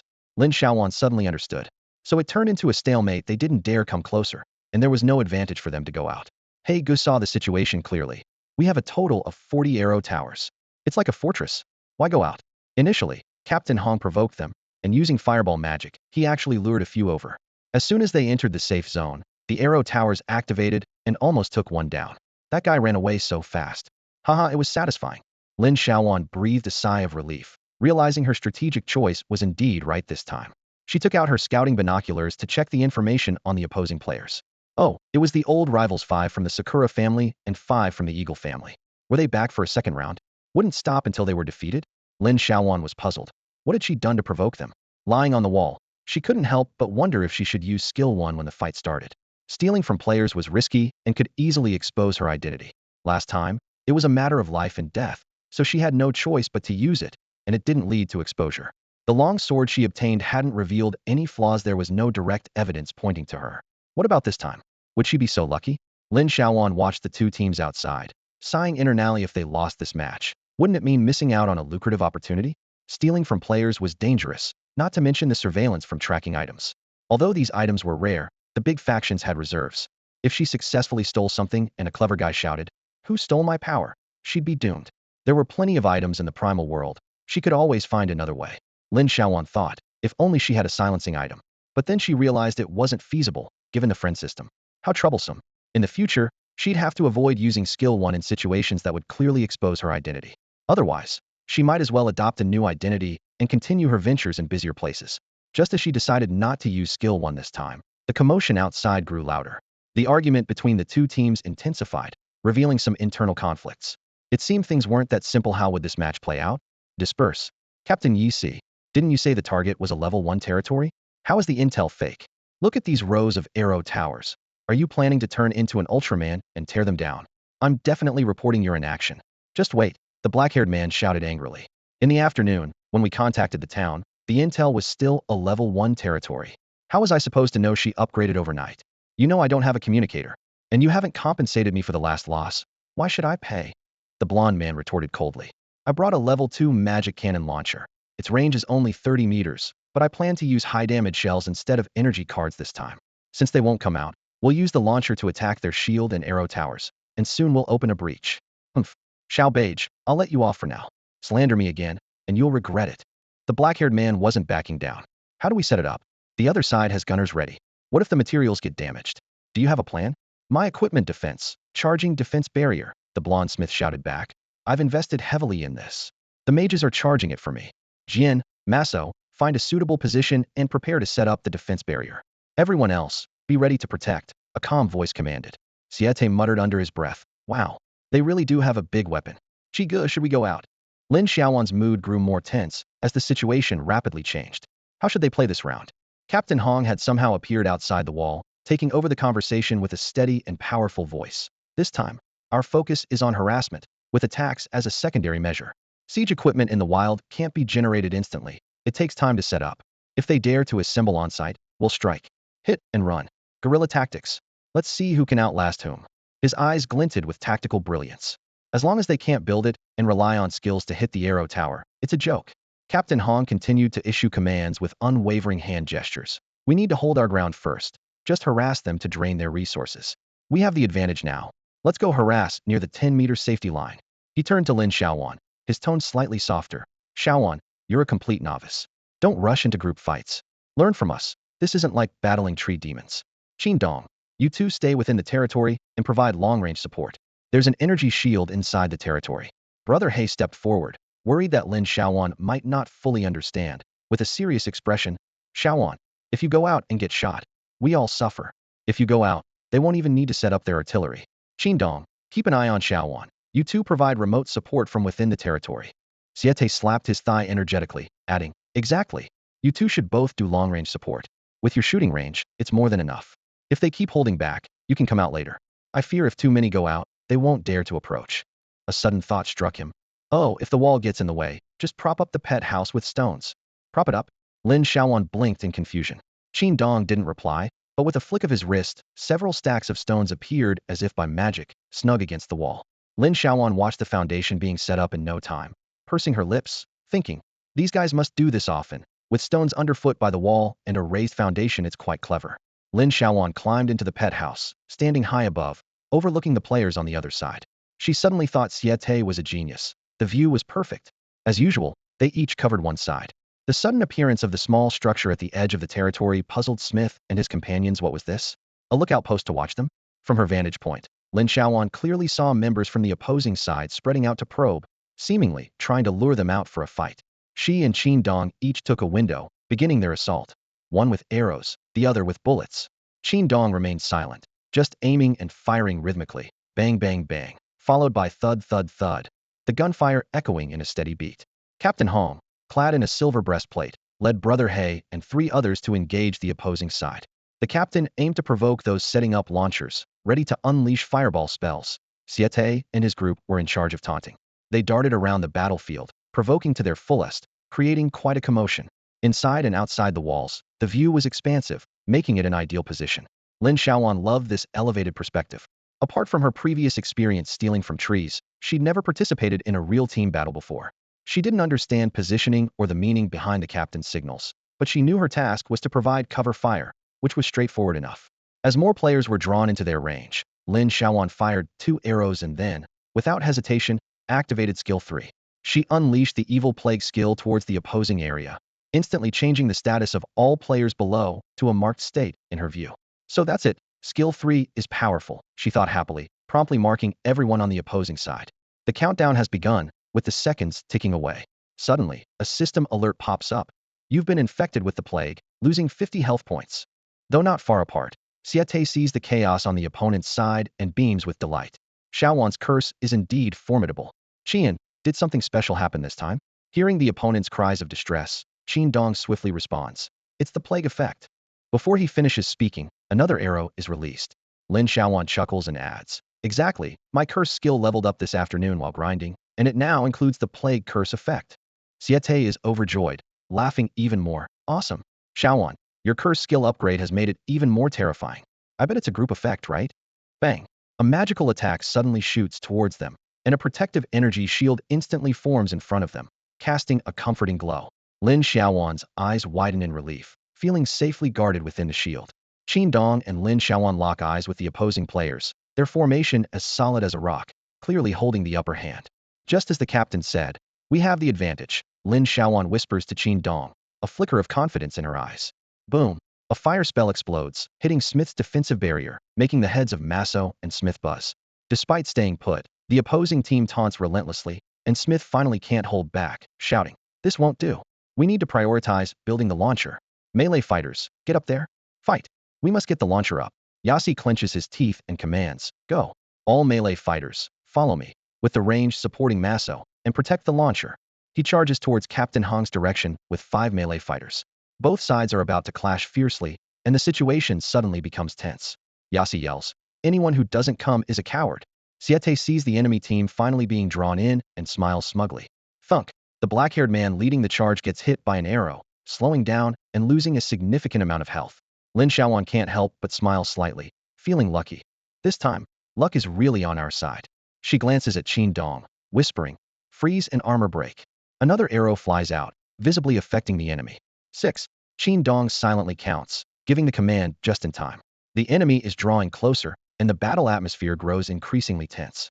Siete remains cautious, retreating towards the safety line while trying to lure the enemy with fancy maneuvers, but they don't take the bait.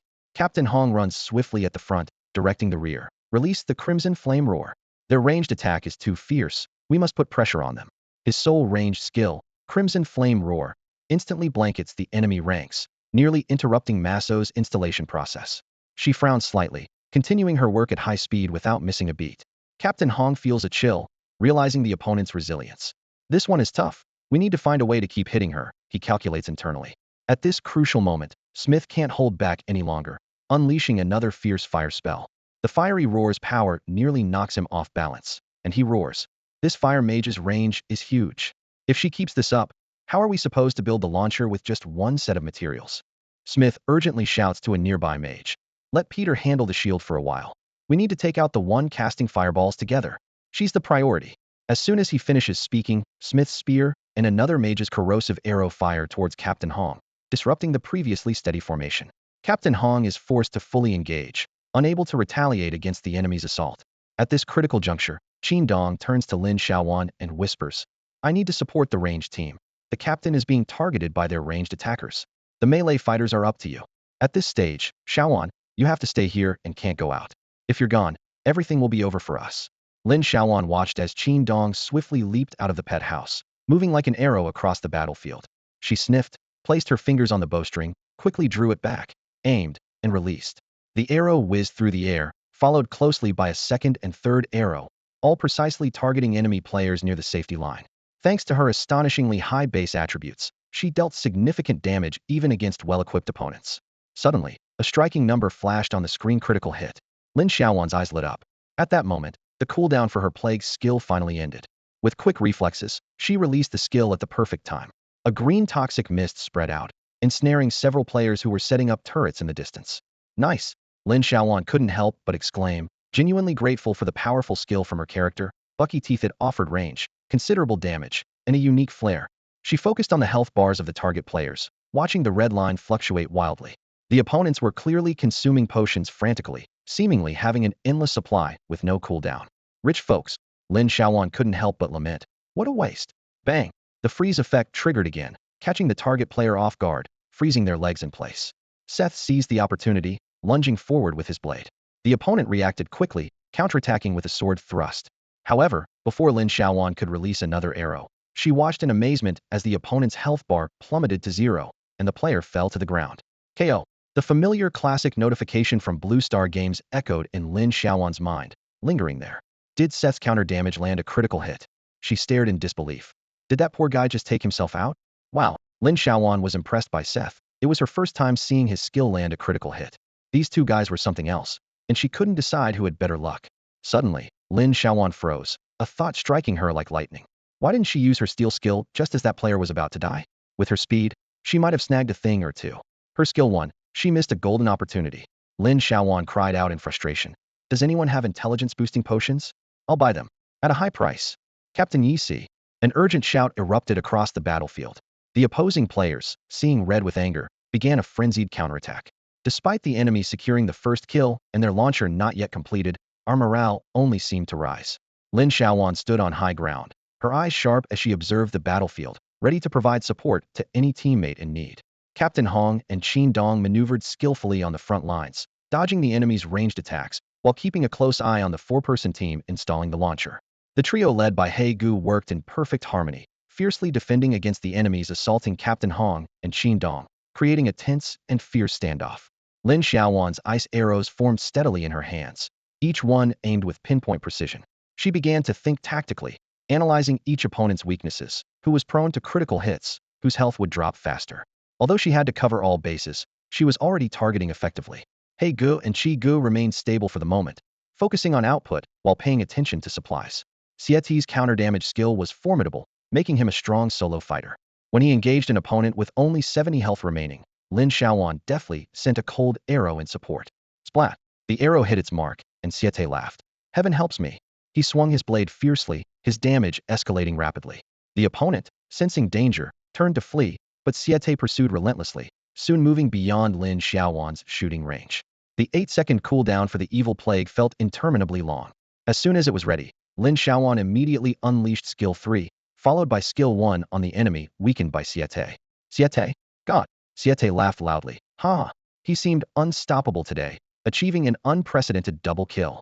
Lin Xiaoyuan's plague effect caused the unlucky foe's attributes to plummet by 30, and Xiete seized the opportunity, landing critical hits to secure a double kill. A system message suddenly flashed. Skill cannot be used. Lin Xiaoyuan sighed. A level 5 player's skill range indeed couldn't match a level 9 monster. Xiete quickly gathered the spoils and retreated to a safe area to support Old He. The tide of battle turned, with our side gaining a 5-4 advantage. Protect Maso. Maintain the magic defense barrier. Smith, furious at losing two teammates so quickly, shouted, "The launcher is our last hope." Masso nodded silently, focused on the final 11 of the assembly. Smith's anger erupted as he charged at his most hated foe, the Fire Mage. From her vantage point, Lin Xiaoyuan clearly saw the specialist rushing toward the captain. "Captain, watch out," she shouted in warning, continuously firing ice arrows. Captain Hong's spirits lifted. "Bring it on." In an instant, a new confrontation unfolded on the battlefield. Captain Hong skillfully handled the close combat with ease, showcasing his impressive melee skills. Lin Xiaoyuan watched the battlefield in awe, shocked by the sheer number of health and mana potions being consumed. It was a level of chaos she had never witnessed since entering the game. Quickly, she downed a potion of dark vision, aimed at the newly arrived specialist, and released her bowstring. The cold arrow shot through the air. However, her attack, combined with the plague effect, only knocked off a few health points from the opponent. Lin Xiaoyuan was taken aback. This person was definitely a big spender in the game. She silently reminded herself to keep a close eye on this dangerous figure. Captain Hong attempted to lure the aggressive specialist into the safety zone, but the opponent maintained composure, skillfully pursuing him just outside the safe line. The battle was intense. Captain Hong unleashed fireballs and melee magic in rapid succession, while the wealthy specialist alternated between wielding a spear and a magic wand. The two exchanged blows while running, creating a lively spectacle. Lin Xiaoyuan occasionally shot ice arrows at the specialist while also supporting her teammates. The battlefield seemed stable, with no significant changes in players' health. It seemed she would have to wait for her third skill to cool down to turn the tide. Her ice arrows were more effective at freezing than piercing armor, and at that moment, the freezing effect triggered again. Captain Hong seized the opportunity, launching a roaring flame that reduced the specialist's health by 48 points, a critical hit for this wealthy adversary. Lin Xiaoyuan focused all her attention on the specialist, raining ice arrows upon him. Surprisingly, he showed no fear, relentlessly pursuing Captain Hong despite being targeted by her attacks. His determination was astonishing. "Time's up." Skill 3 had cooled down. Lin Xiaoyuan quickly marked all the players and unleashed her skill without hesitation.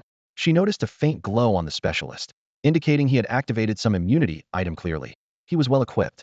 Despite this, her plague skill still had an effect. A player who was fiercely battling with He Gu suddenly froze for a moment before turning to flee. Meanwhile, Chi Gu sacrificed 40 of his health to trigger the Rampaging Bull skill, boosting his attack, strength, and speed by 40. His body swelled like an enraged beast, charging at the fleeing player with astonishing speed. Lin Xiaoyuan didn't even have time to assist with her bow. He Ji's slowing skill missed, and Qin Don's follow-up shot failed. The player vanished into the distance, clearly terrified. With two players gone, the others continued to fight fiercely. Lin Xiaoyuan noticed that during this short time, Siete had quietly approached Captain Hong, with 4 of them closing in. She sensed that Siete might pull off an impressive triple kill, as he seemed unusually lucky today. Sure enough, moments later, Lin Xiaoyuan watched Siete down a potion, then turn his blade towards the wealthy specialist. He swung his sword, unleashing a dazzling skill that made him look incredibly cool. This attack dealt the highest damage the specialist had taken that day, dropping his health to just over 60, an impressive effect. At this point, Lin Xiaoyuan's plague skill had a cooldown of 3.5 minutes left. She silently vowed that she would buy a potion to reduce skill cooldowns if she had the money, as the wait was excruciating. If she could use her plague skill again, the wealthy specialist would likely be begging for mercy. It turned out that Bucktooth's temper wasn't without reason. Lin Xiaoyuan only managed to catch a glimpse of the player falling to the ground. Another opponent down. Qi Ji's victory was spectacular, proving the immense power of his ultimate skill. As soon as the cooldown for the evil plague was over, Lin Xiaoyuan quickly pressed skill 3. Her fingers deftly marked the opposing players and unleashed the skill again. Just as the skill's glow faded, the blonde specialist made a stylish turn and used a charge skill to make a swift escape. Captain Hong was stunned, eyes wide open. A captain running away with a charge skill? He estimated that the opponent's speed at that moment was at least over 50, which was rare in the game. No one chased after the fleeing Padoan specialist.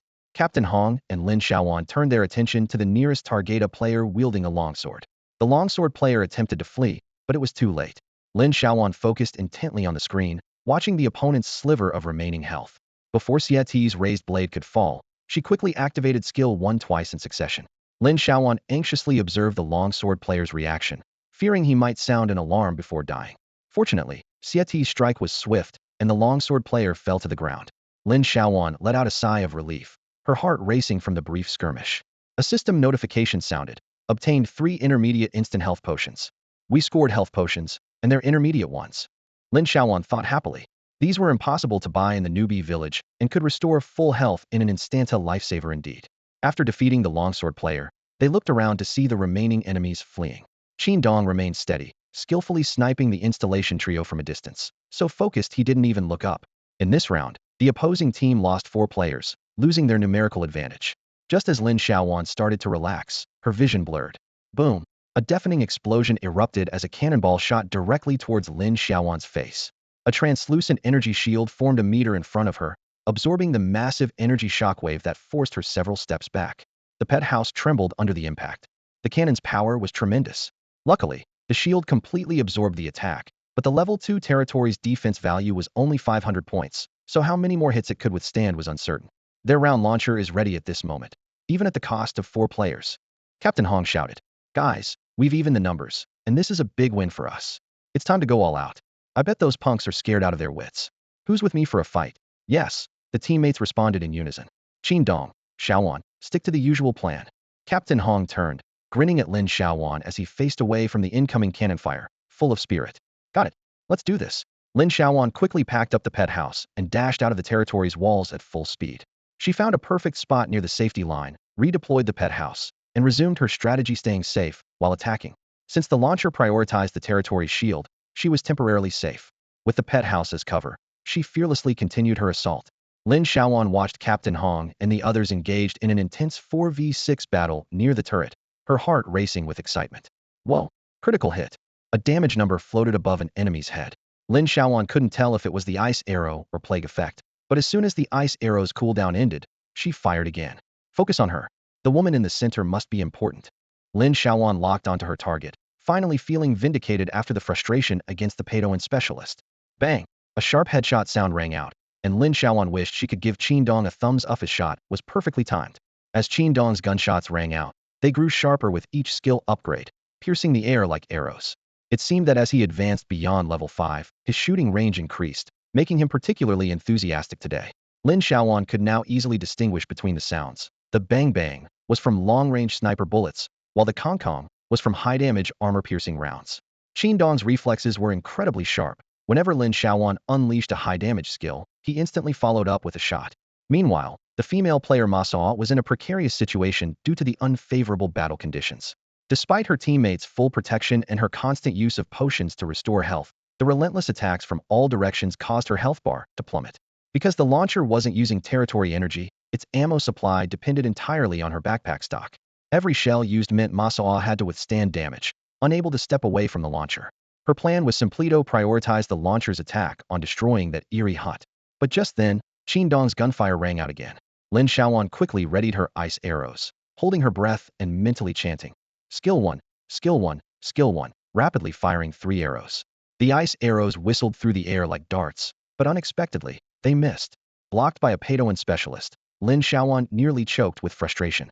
She watched as Ma Sao froze, her mouth open to speak, only to be swiftly slain by Siete with a single strike. Lin Xiaoyuan clutched her chest, her heart racing. Teamwork. The coordination was so moving, it nearly brought her to tears. The heavens hadn't forsaken her. With her heart still pounding, Lin Xiaoyuan realized that if Ma Sao had called out, her skill 1 might have been exposed, turning her into a game-wide enemy. Apparently, using skill 1 wasn't foolproof. Dazed, she hurriedly ignored what she had stolen, her mind occupied with the recent danger. With Ma Sao gone, the opposing player's formation fell into chaos. Although no one knew the true identity of the female player, the opportunity for a counterattack had arrived, and the team seized it without hesitation, launching a fierce assault. At this moment, the effect of the evil plague became evident, significantly boosting Captain Hong's team's damage. However, what happened next stunned everyone. A formerly booming launcher suddenly fell silent. Everyone was taken aback, the atmosphere freezing instantly. "Useless. How could you not protect Ma Sao?" The Padoan specialist's angry shout pierced the silence. Without Ma Sao's support, the launcher was out of ammo. What use was it now?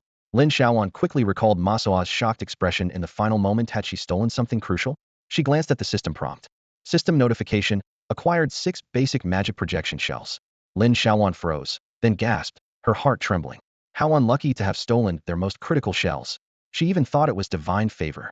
"Siete, brother Xia, save me." Just then, the launcher went completely silent, but the battle raged on. The opposing camp, lacking core support, was gradually retreating. Lin Xiaoyuan knew that they were on the verge of collapse. Indeed, the remaining 5 enemy players began to scatter, quickly fleeing in all directions, with the Padoan specialist sprinting away and disappearing at the edge of the battlefield. "Captain, Should we pursue them? No, just gather the dropped items and return to our territory. They're guarding their territory now, and they're already in an unbeatable position. Chasing them would be too risky, especially in this wilderness at night, without long-range scouting tools or advanced night vision. Venturing into unknown territory could be asking for trouble. This territorial skirmish ended rather anticlimactically. Lin Xiaoyuan looked down and saw it was already 3:47 a.m. Another thrilling night. In the game, items drop randomly when a player dies, so you don't need to loot the bodies yourself. Siete and the others quickly picked up the dropped items and then stood around the launcher, puzzled. It's not easy to take this thing with them once it's assembled. They hadn't planned to dismantle it, but should they destroy it? Just smashing it seemed like a waste. Lin Xiaoyuan hesitated, knowing she still had 6 shells in her backpack. Captain Hong sighed, his voice full of helplessness. Yeah, this launcher could easily sell for 100 or 200 gold at the auction house. After all, it's a level 2 launcher. But the problem was they couldn't take it with them. Even though it wasn't huge, no one could carry the assembled equipment, and backpacks wouldn't recognize it. There were no transport tools in the beginner area, so there was nothing they could do. Shigu also seemed at a loss. We can't just leave it here, can we? But leaving it here was too dangerous. Who knew if there were still enemies nearby? As they discussed around the turret, Lin Xiaoyuan suddenly noticed a man in the distance sneaking around, as if checking if the battle was over. Following her gaze, Captain Hong saw the man holding something, and with a flash of red light, he suddenly moved several meters closer, almost reaching them in just a few breaths. Lin Xiaoyuan was incredulous, shocked. What kind of skill is that? Is it a blink skill? Lin Xiaoyuan moved closer to check, noticing that the loyalty of the little rascal had increased to 87 points, though the other attributes remained unchanged. Just as she was about to look away, she spotted something tightly clutched in the little tough guy's paw. Xiaoyuan, what is it holding? Is it an item we got from the treasure chest before? I've never seen it before. Is it powerful? Lin Xiaoyuan then took a closer look and realized that the little tough guy was holding a red yo-yo tied with colorful strings. She gently stroked the little tough guy's head while examining the yo-yo's item information. Interesting yo-yo. Rarity, rare. Description, a toy for a cute little angel. Skill, powerful rebound utilizing the yo-yo's super rebound ability. Expending a certain amount of magic power, the holder can instantly reach wherever the yo-yo goes by holding the colorful string. This is incredible, Lin Xiaoyuan exclaimed, her eyes wide with surprise. The little tough guy actually got a short-distance teleportation item, and it can even play with it. She furrowed her brow as a question popped into her mind. But why does the little tough guy know how to use a yo-yo? It doesn't make sense. Even if it's smart, how does it know how to use it so quickly and skillfully? Has it used one before? Seen someone use it? Or, more directly, did someone teach it? Her teammates exchanged glances, unsure whether to envy Lin Xiaoyuan or the little tough guy. That iron treasure chest was truly worth it, yielding something valuable. As Lin Xiaoyuan pondered the little tough guy's unusual behavior, she thought to herself, maybe I could borrow it someday? This little thing is practically a lifesaver for a master thief. Although the teleportation distance is short, it could be life-saving in a critical moment. She gazed at the little tough guy, her eyes gleaming with anticipation. Sensing her gaze, the little tough guy quickly tucked the yo-yo into its bracelet. Perhaps realizing its action was inappropriate, it casually circled around a nearby circular launcher. Watching the interaction between the little tough guy and the launcher, Lin Xiaoyuan had a sudden insight. The little tough guy's bracelet might be useful. Maybe it can take the launcher with it. Excitedly, she analyzed. Our backpack grids can't accommodate the launcher because they're grid-based. But the little tough guy's space bracelet isn't a grid, it's a cubic space. In theory, it's highly feasible. She had previously checked and knew that the goblin-exclusive bracelet had a 2 cubic meter capacity. Lin Xiaoyuan turned to assess the size of the cannon, estimating that its volume was definitely less than 2 cubic meters. If her hypothesis was correct, the little tough guy's bracelet should be able to take the launcher. Captain! Lin Xiaoyuan was almost jumping with joy. The little tough guy might be able to take the launcher. She thought excitedly, the little tough guy was truly her lucky star. If successful, they could obtain another level 2 launcher. Captain Hong and the others exchanged a glance, not taking it too seriously, thinking Lin Xiaoyuan, a newcomer to the game, was just dreaming up wild ideas. She hadn't dealt with installation or construction type large equipment and might not realize that even with pet space equipment, such items couldn't be stored in a backpack. Brother Hay chuckled. That's what being a newbie is like, wanting to try everything, having a blast. The veterans had long passed that stage of novelty. With a smile, they watched as Lin Xiaoyuan coaxed the little tough guy with promises of treats, potions, and finally pet equipment, until it happily nodded in agreement. The little tough guy placed its paw on the edge of the launcher, tentatively touching it, seemingly realizing it couldn't be stored. Its black and white head seemed to freeze for a moment. Then it squatted down and began pulling things out. Watching the little tough guy's sudden dazed expression, everyone couldn't help but laugh. Captain Hong also found the pairing of Lin Xiaoyuan and the little tough guy added a lot of energy and fun to the team. Shete looked at the scene before him and couldn't help but ask, Xiaoyuan, why did you say that the mighty man could take it away? Isn't the pet's backpack space the same as ours? The original rules clearly state that large equipment can't be stored in a backpack, and this is siege equipment. At that moment, Hage was already dumbfounded by the items in Mighty Man's backpack. Chica crouched down to carefully inventory them. There are over 30 wild eggs, about a dozen large chicken legs, along with rabbit meat and wild boar meat. These must be smoked, right? There's also a chicken coop, a food bowl, a bird's nest. Wait, are those red-capped giant lizard eggs? Mighty Man, did you seriously dare to steal from a red-capped giant lizard? Mighty Man ignored their amazement and once again pressed its little paw on the launcher, which instantly disappeared into its space. This left everyone present speechless with shock. Captain Hong's voice trembled slightly. Xiaoyuan, is Mighty Man's bracelet different from ours? Lin Xiaoyuan, with her clear eyes, calmly responded, yes, it's a 2 cubic meters goblin-specialized bracelet. As soon as she said this, the room erupted. Everyone in Blue Star's Hall 66 was thrown into unprecedented chaos. What? 2 cubic meters? Why cubic meters instead of slots? This can't be true. Quick, block her information. This is a groundbreaking event. Damn it, we don't have any rare blocking items left. The observation hall buzzed with discussions. Someone analyzed. This is significant and could affect the fate of the entire Blue Star. Lin Xiaoyuan likely has more than one follower item. Other factions already know about the bracelet. We must investigate exactly how many follower items she possesses. Suddenly, a heavy slap on the table interrupted the chaos. Report immediately, a voice said decisively. Initiate super-level event privileges. All national and faction representatives must meet offline immediately. This information must not leak. Send letters to unite all relevant parties, and use special measures against those who don't cooperate. This could be Blue Star's only chance to shed its planet to be plundered status. Notify the Resources Department to fully tackle the goblin merchants at all costs. The original struggle had always been complex, with national leaders strictly controlling the dissemination of intelligence, resources, and information. Besides necessary publicity and daily videos accessible to important players' families, much information was classified. At this moment, everyone present began to question whether this approach was correct, feeling both anxious and helpless. If Lin Xiaoyuan had been more familiar with large-scale siege battles, or if the officials had properly promoted the information about spatial backpacks, she could have realized the uniqueness of this 2 cubic meter space on the second day of the game, right when she contracted Mingnan. This might have prevented her from revealing this secret in front of everyone. In fact, Lin Xiaoyuan had inadvertently given the observers many clues. She truly didn't understand the bracelet's value, but the people in the observation room had the opportunity to explore it further. Unfortunately, they all dismissed it as regular pet equipment, a trivial gadget. If they had been a bit more patient and checked the details more carefully, could they have discovered the secret earlier and avoided being so passive now? One observer murmured, nervously tapping his fingers on the table. Another chuckled wryly, shaking his head. Isn't the purpose of the observation room to prevent situations like this? Yet, we've stumbled on such a crucial issue. The atmosphere in the meeting room was tense, and everyone fell silent, their morale visibly low. Lin Xiaoyuan's oblivious face on the screen only heightened their anxiety. 2 cubic meters isn't much, a veteran observer broke the silence, his voice slightly trembling with shock. But this space can carry assembled machinery. This is unprecedented. His words seemed to drop the room's temperature. Everyone knew what this meant: previous territorial wars, large-scale siege battles, endless battlefields, all suffered immense losses in manpower, materials, and finances due to the frontline assembly, transfer, and transportation of siege equipment. Countless players died protecting these massive weapons, but now, a bracelet could solve all these problems with ease. Everyone fell into a deeper silence. Even though it was just a 2 cubic meter bracelet, its strategic significance was entirely different, and its importance was undeniable.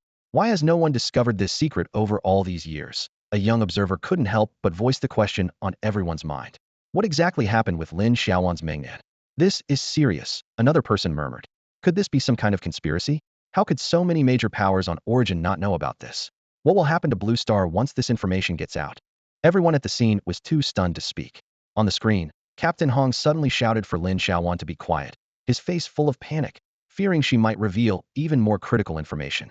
As a veteran of Huaxia's siege battles, he understood the complexity and difficulty involved. Dear God!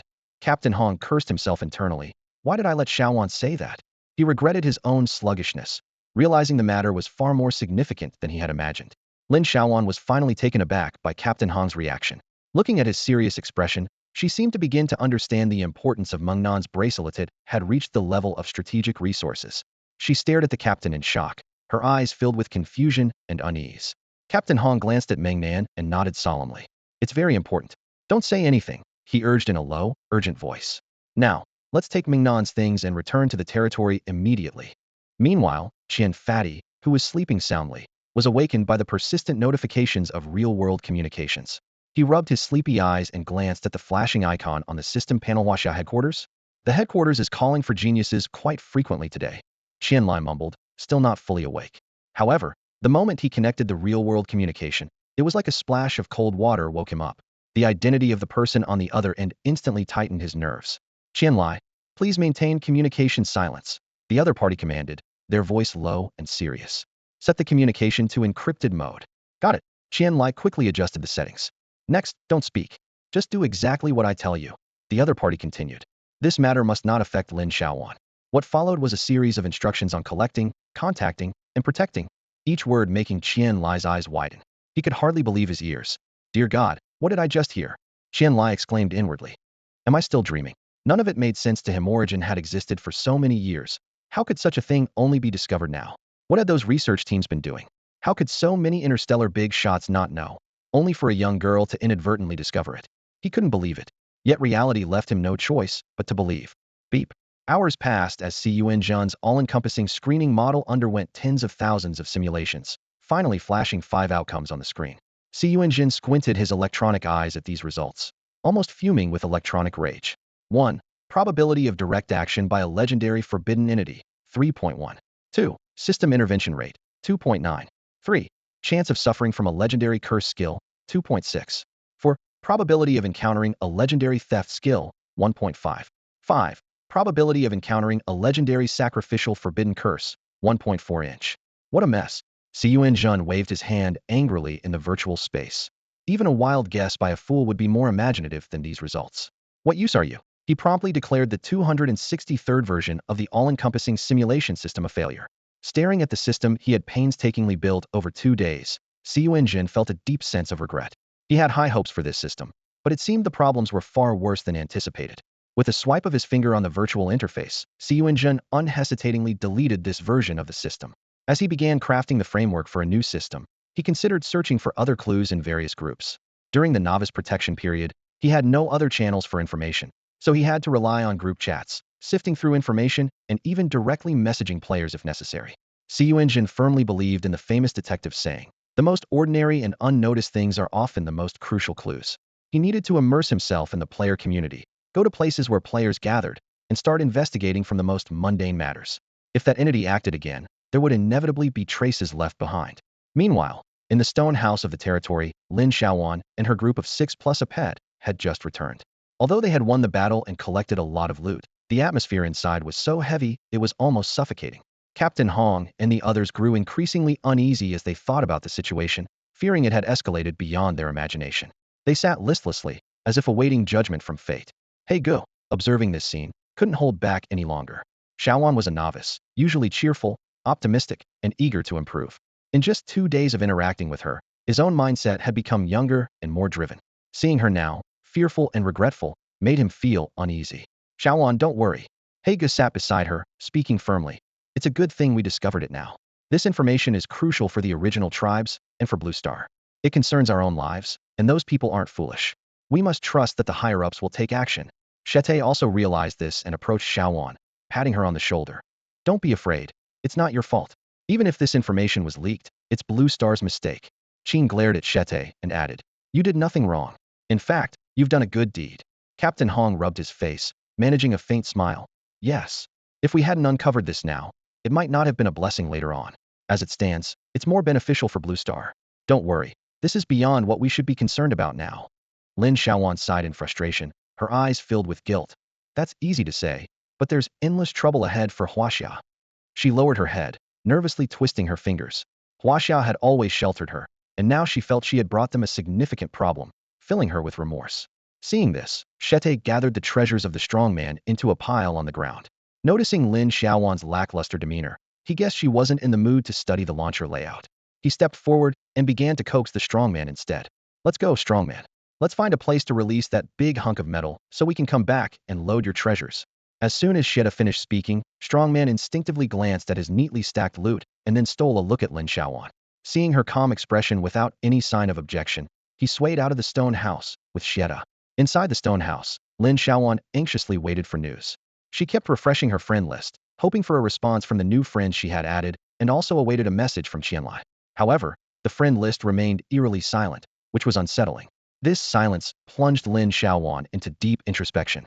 She began to review her recent experiences in the game, from obtaining S-level skill on the first day to getting a basic contract scroll to build a house. The second day, contracting with Strongman. She couldn't help but wonder if she had been too carefree and casual about the game.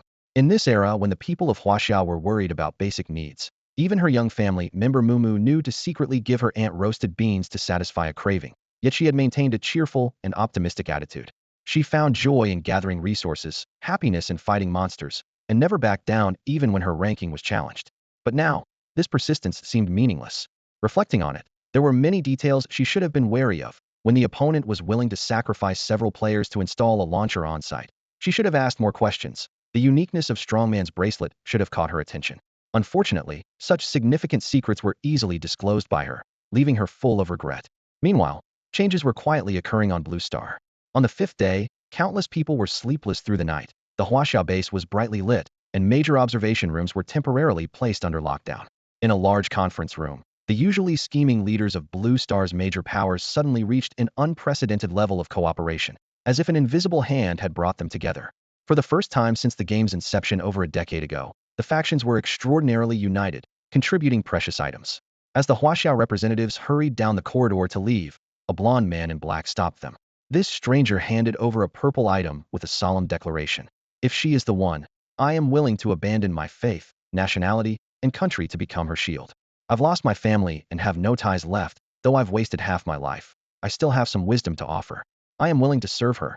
The Huaxia representatives received the epic-level shielding and locking item, their eyes welling up. They had to quickly shield all traceable and trackable system information for Lin Xiaoyuan. Whether or not she truly was the legendary lucky charm of the tribe, her current capabilities alone were worth Huaxia's full commitment. Such an opportunity must not be missed a second time. At this moment, in a dense forest in the primordial wilderness, Smith, who was hidden inside a large invisible tree stump item, was suddenly awakened by a communication from Blue Star's reality. He hesitated for a few moments before answering the call. Officer, a hurried voice came from the other end. Due to some urgent matters, the boss has decided not to hold you accountable for fleeing the battlefield this time. Smith let out a sigh of relief upon hearing this, feeling the tension in his shoulders ease. He took a deep breath and focused on listening to the instructions. From now on, the leaderboard elimination plan is officially over. Please gather all remaining players immediately. Captain Nick has already headed to coordinates 563225-234-758. Your task is to assist Captain Nick and help him complete the mission. Good luck, officer. Understood. Smith straightened his back, his voice firm. Smith has received the mission instructions. Meanwhile, in the distant territory, Lin Xiaoyuan woke up to the morning of the fifth day in the game. The daylight was bright, with sunlight streaming through the gaps in the stone house onto the floor. She rubbed her tired eyes, feeling both exhausted and guilty, not even knowing when she had fallen asleep. She stretched and stepped out of the bedroom. The fire pit was still burning, with Siete sprawled on the ground, sleeping soundly, while the others were no longer inside the stone house. Outside, there was the sound of voices and bustling activity, indicating that Captain Hong and the others had started working early, though it was unclear if they had rested. Lin Xiaoyuan pushed open the door of the stone house, squinting against the bright sunlight.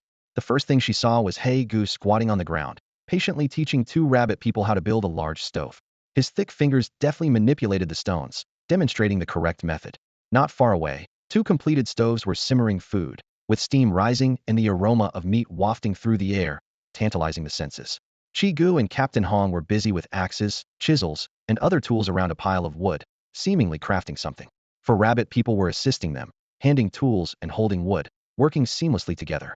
Seeing Lin Xiaoyuan emerge, they all looked up to greet her, smiles on their faces. Perhaps after a night's rest, they had come to terms with the situation, or maybe they felt it wasn't entirely a bad thing, as they regained their usual vigor and enthusiasm. Looking at the large stoves, Lin Xiaoyuan suddenly slapped her forehead. Oh no, I've been careless again. How could I let He Gu do all the work and spend his resources? That's not right. With so many rabbit people, He Ji's food may not last long. He Gu, noticing Lin Xiaoyuan's embarrassed expression, put down the stone in his hand, and laughed heartily.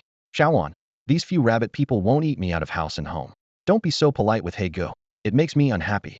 Lin Xiaoyuan scratched her head and chuckled. I'm just worried you might run out of supplies. We've got a lot more people in the territory now. Hey Gu continued his work while chatting. Qin Dong took some rabbit people to fetch water by the river. This is Tua Chiu and Tua Mao Mao. He pointed to the two young rabbit people beside him. These two are learning to cook with me. They can learn whatever they can. The food in the original world is rather crude, really wasting good ingredients. Lin Xiaoyuan observed the two small rabbit people, who were thin and small, but their large eyes appeared more spirited than the day before. When they noticed Lin Xiaoyuan looking at them, they immediately bowed deeply and stammered. Lord, we will learn well and cook for you in the future. Lin Xiaoyuan quickly waved her hands. No need for that. A deep bow is too much for me. In our place, deep bows have a lot of power, and I can't handle it. We don't have so many rules here. Just do what you need to do. The little rabbit people looked anxious, not understanding why the Lord would say she couldn't handle it, but they knew she didn't like it. They silently noted it down, planning to inform their companions later that the Lord had a good temper, didn't punish or scold harshly, and they wanted to perform well and stay in the territory for a long time. Tua Chiu watched the busy people, his mind filled with thoughts. Their rabbit tribe had been through so much, with members killed or sold, leaving few remaining. The original world was so vast, yet there seemed to be no place for the rabbit people. Tua Chiu couldn't understand it. He secretly observed this kind-looking lord, feeling a glimmer of hope. Could this be their safe haven? Seeing the three of them busy, Lin Xiaoyuan approached a makeshift workstation nearby. This platform, about a meter high and made of wood and stone, was scattered with wild onions, garlic, and other seasonings. She neatly arranged large chunks of fresh meat on the cutting board, filling the air with a tempting aroma. Although she had already prepared 2 pots of meat, based on her observations of the rabbit tribe, she suspected these ingredients might not be enough for these small but hearty eaters and decided to roast more. As she was busy, Captain Hong waved her over, putting down his chisel and saying, Xiaoyuan, I suspect the leaderboard event might end sooner than expected. So, for the next few days, let's hunt nearby monsters and explore the map. We'll gather resources in the forest with the rabbit tribe and start building the basics of the territory. Once things settle down here and the spotlight moves on, we can leave. How does that sound? Lin Xiaoyuan looked at him with delight, unsure whether to be happy about the leaderboard event ending or about Captain Hong and his team staying longer to help. She nodded repeatedly. Yes, yes, thank you, Captain. You all have sacrificed your levels and time to help me build this territory. Captain Hong laughed heartily. We're all on the same team. No need for formalities. But don't think you can slack off. There's plenty to do in the coming days. First, we need to build an open-air kitchen. Food is essential, after all. Look at the rabbit tribe. They're so weak. Our ancestors were right. Even in a game, we need to do this. Who knows, maybe eating can unlock some of those bloodline shackles. Hearing this, Lin Xiaoyuan gave a thumbs up. Absolutely. When it comes to food, no one does it like us in China. Black Brother immediately chimed in. Exactly. Look at all these potion recipes, with such strict usage controls. Yet there's not a decent culinary recipe, let alone food therapy. What have these people been doing all these years? Lin Xiaoyuan nodded thoughtfully, realizing she had never considered this aspect, treating the place like an ordinary game, even planning to cook enough meals for several days to store in her backpack. Nearby, the little rabbit, Tu Chiu, listened intently. While handing over stones, he pondered, culinary recipes. Food therapy? What are these magical things? Can eating really unlock bloodline shackles? Thinking about the bloodline defects left by their ancestors' failed trials, especially the weakening caused by the slave mark, unlocking the shackles would be a blessing. If food can truly enhance their physique, he was determined to learn. He watched the tall, dark-skinned human closely, hoping to learn more. Just then, Qin Dong returned with several rabbit tribe members. The little rabbits carried grass or vines, while the young ones wrapped gathered supplies in large green leaves. The strong man followed closely behind them, looking very pleased. As the group approached, Tu Jiu stepped forward and addressed Lin Xiaoyuan. My lady, we just went out to explore. The vegetation around the territory is quite rich. We were only out for a short while and found plenty of wild greens. There are no high-level monster zones nearby, so even the little ones like Aya can go out and gather in the future. This place is truly a gem. Lin Xiaoyuan nodded, her eyes sparkling with curiosity. It's a pity I don't recognize many of them. You should find some time to teach me. The small and slender Aya immediately jumped up, her face flushed with excitement. Aya knows them all. Aya will show you, my lady. Lin Xiaoyuan smiled and nodded, her curious gaze falling on the green leaf bundle in Aya's hands. Aya, what do you have wrapped in those leaves? Aya eagerly unfolded the green leaves, her voice crisp. This is sorrel, to go with roasted meat. This is field lettuce root for Uncle Hay's cooking. And this bunch is black tian tian, for you, my lady. Oh, there's something for me too. Lin Xiaoyuan exclaimed with delight. What is black tion tion? Let me see. She leaned in to look and saw a small cluster of black berries, neatly arranged on top of the wide green leaves. They were about the size of blueberries, round and full, roughly 5 or 6 in number. Aya carefully offered the berries to Lin Xiaoyuan, her large red eyes watching intently. Looking at the smiling rabbit people around her, Lin Xiaoyuan didn't hesitate to reach out, pick a berry, and pop it into her mouth. It's sweet, she exclaimed in surprise, chewing happily. The flesh is soft and delicious. Yay! The little rabbit people jumped up and down with joy at her words, cheering excitedly. Tu Jio was about to speak when Qin Dong interjected. The little ones searched for a long time to bring them back for you. I only managed to eat 2. Aya's eyes sparkled with anticipation. Brother Qin, my lady, next time we go out, we'll find more so everyone can try. Everyone was amused by their genuine enthusiasm. Qin Dong turned and took out several large buckets filled with water, explaining to Lin Xiaoyuan.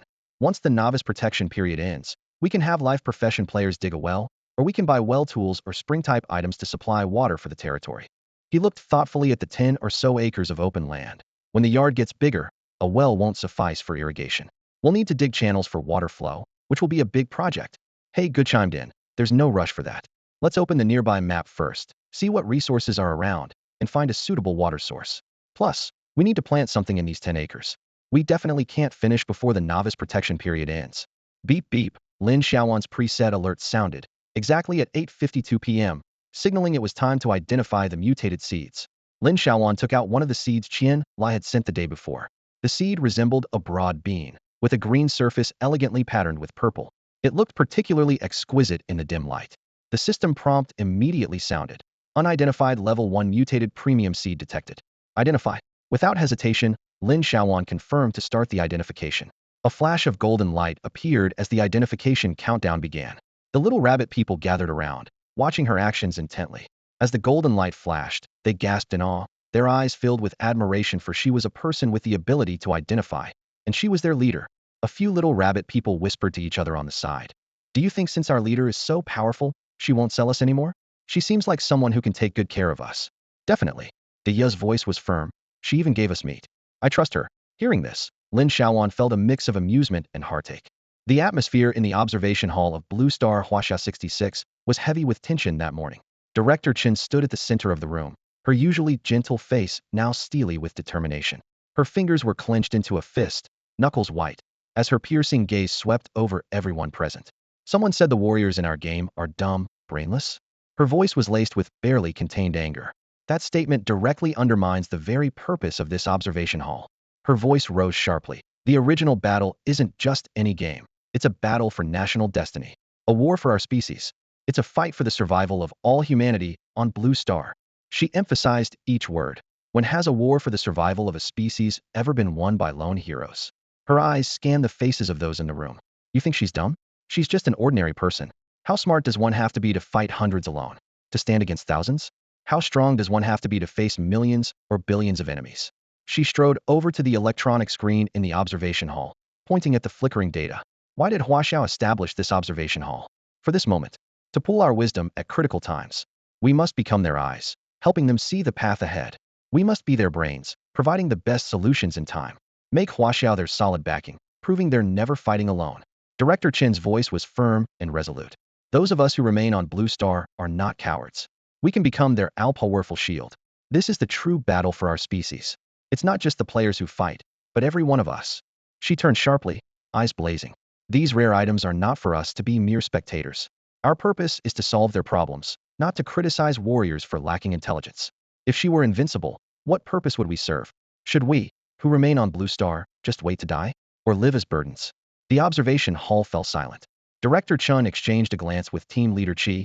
Having noticed that some had started to lose focus, it was time for a shakeup. Team Leader Chi pulled out a list, his voice cold. Numbers 3, 18, 19, 23, 145, step forward. Assemble in the meeting room. He Gu instructed Tu Chio to gather everyone for a barbecue while he focused on preparing the fresh vegetables that the rabbit people had gathered. As a skilled chef, he naturally paid attention to balancing meat and vegetables. Lin Xiaoyuan looked around and eventually found Tu Jio organizing vines near the pile of materials. Tu Jio was meticulously removing excess leaves from the long vines, her movements skillful and precise. Without a word, Lin Xiaoyuan crouched down to help, surprising Tu Jio. Seeing the Lord herself assisting, Tu Jio quickly tried to stop her.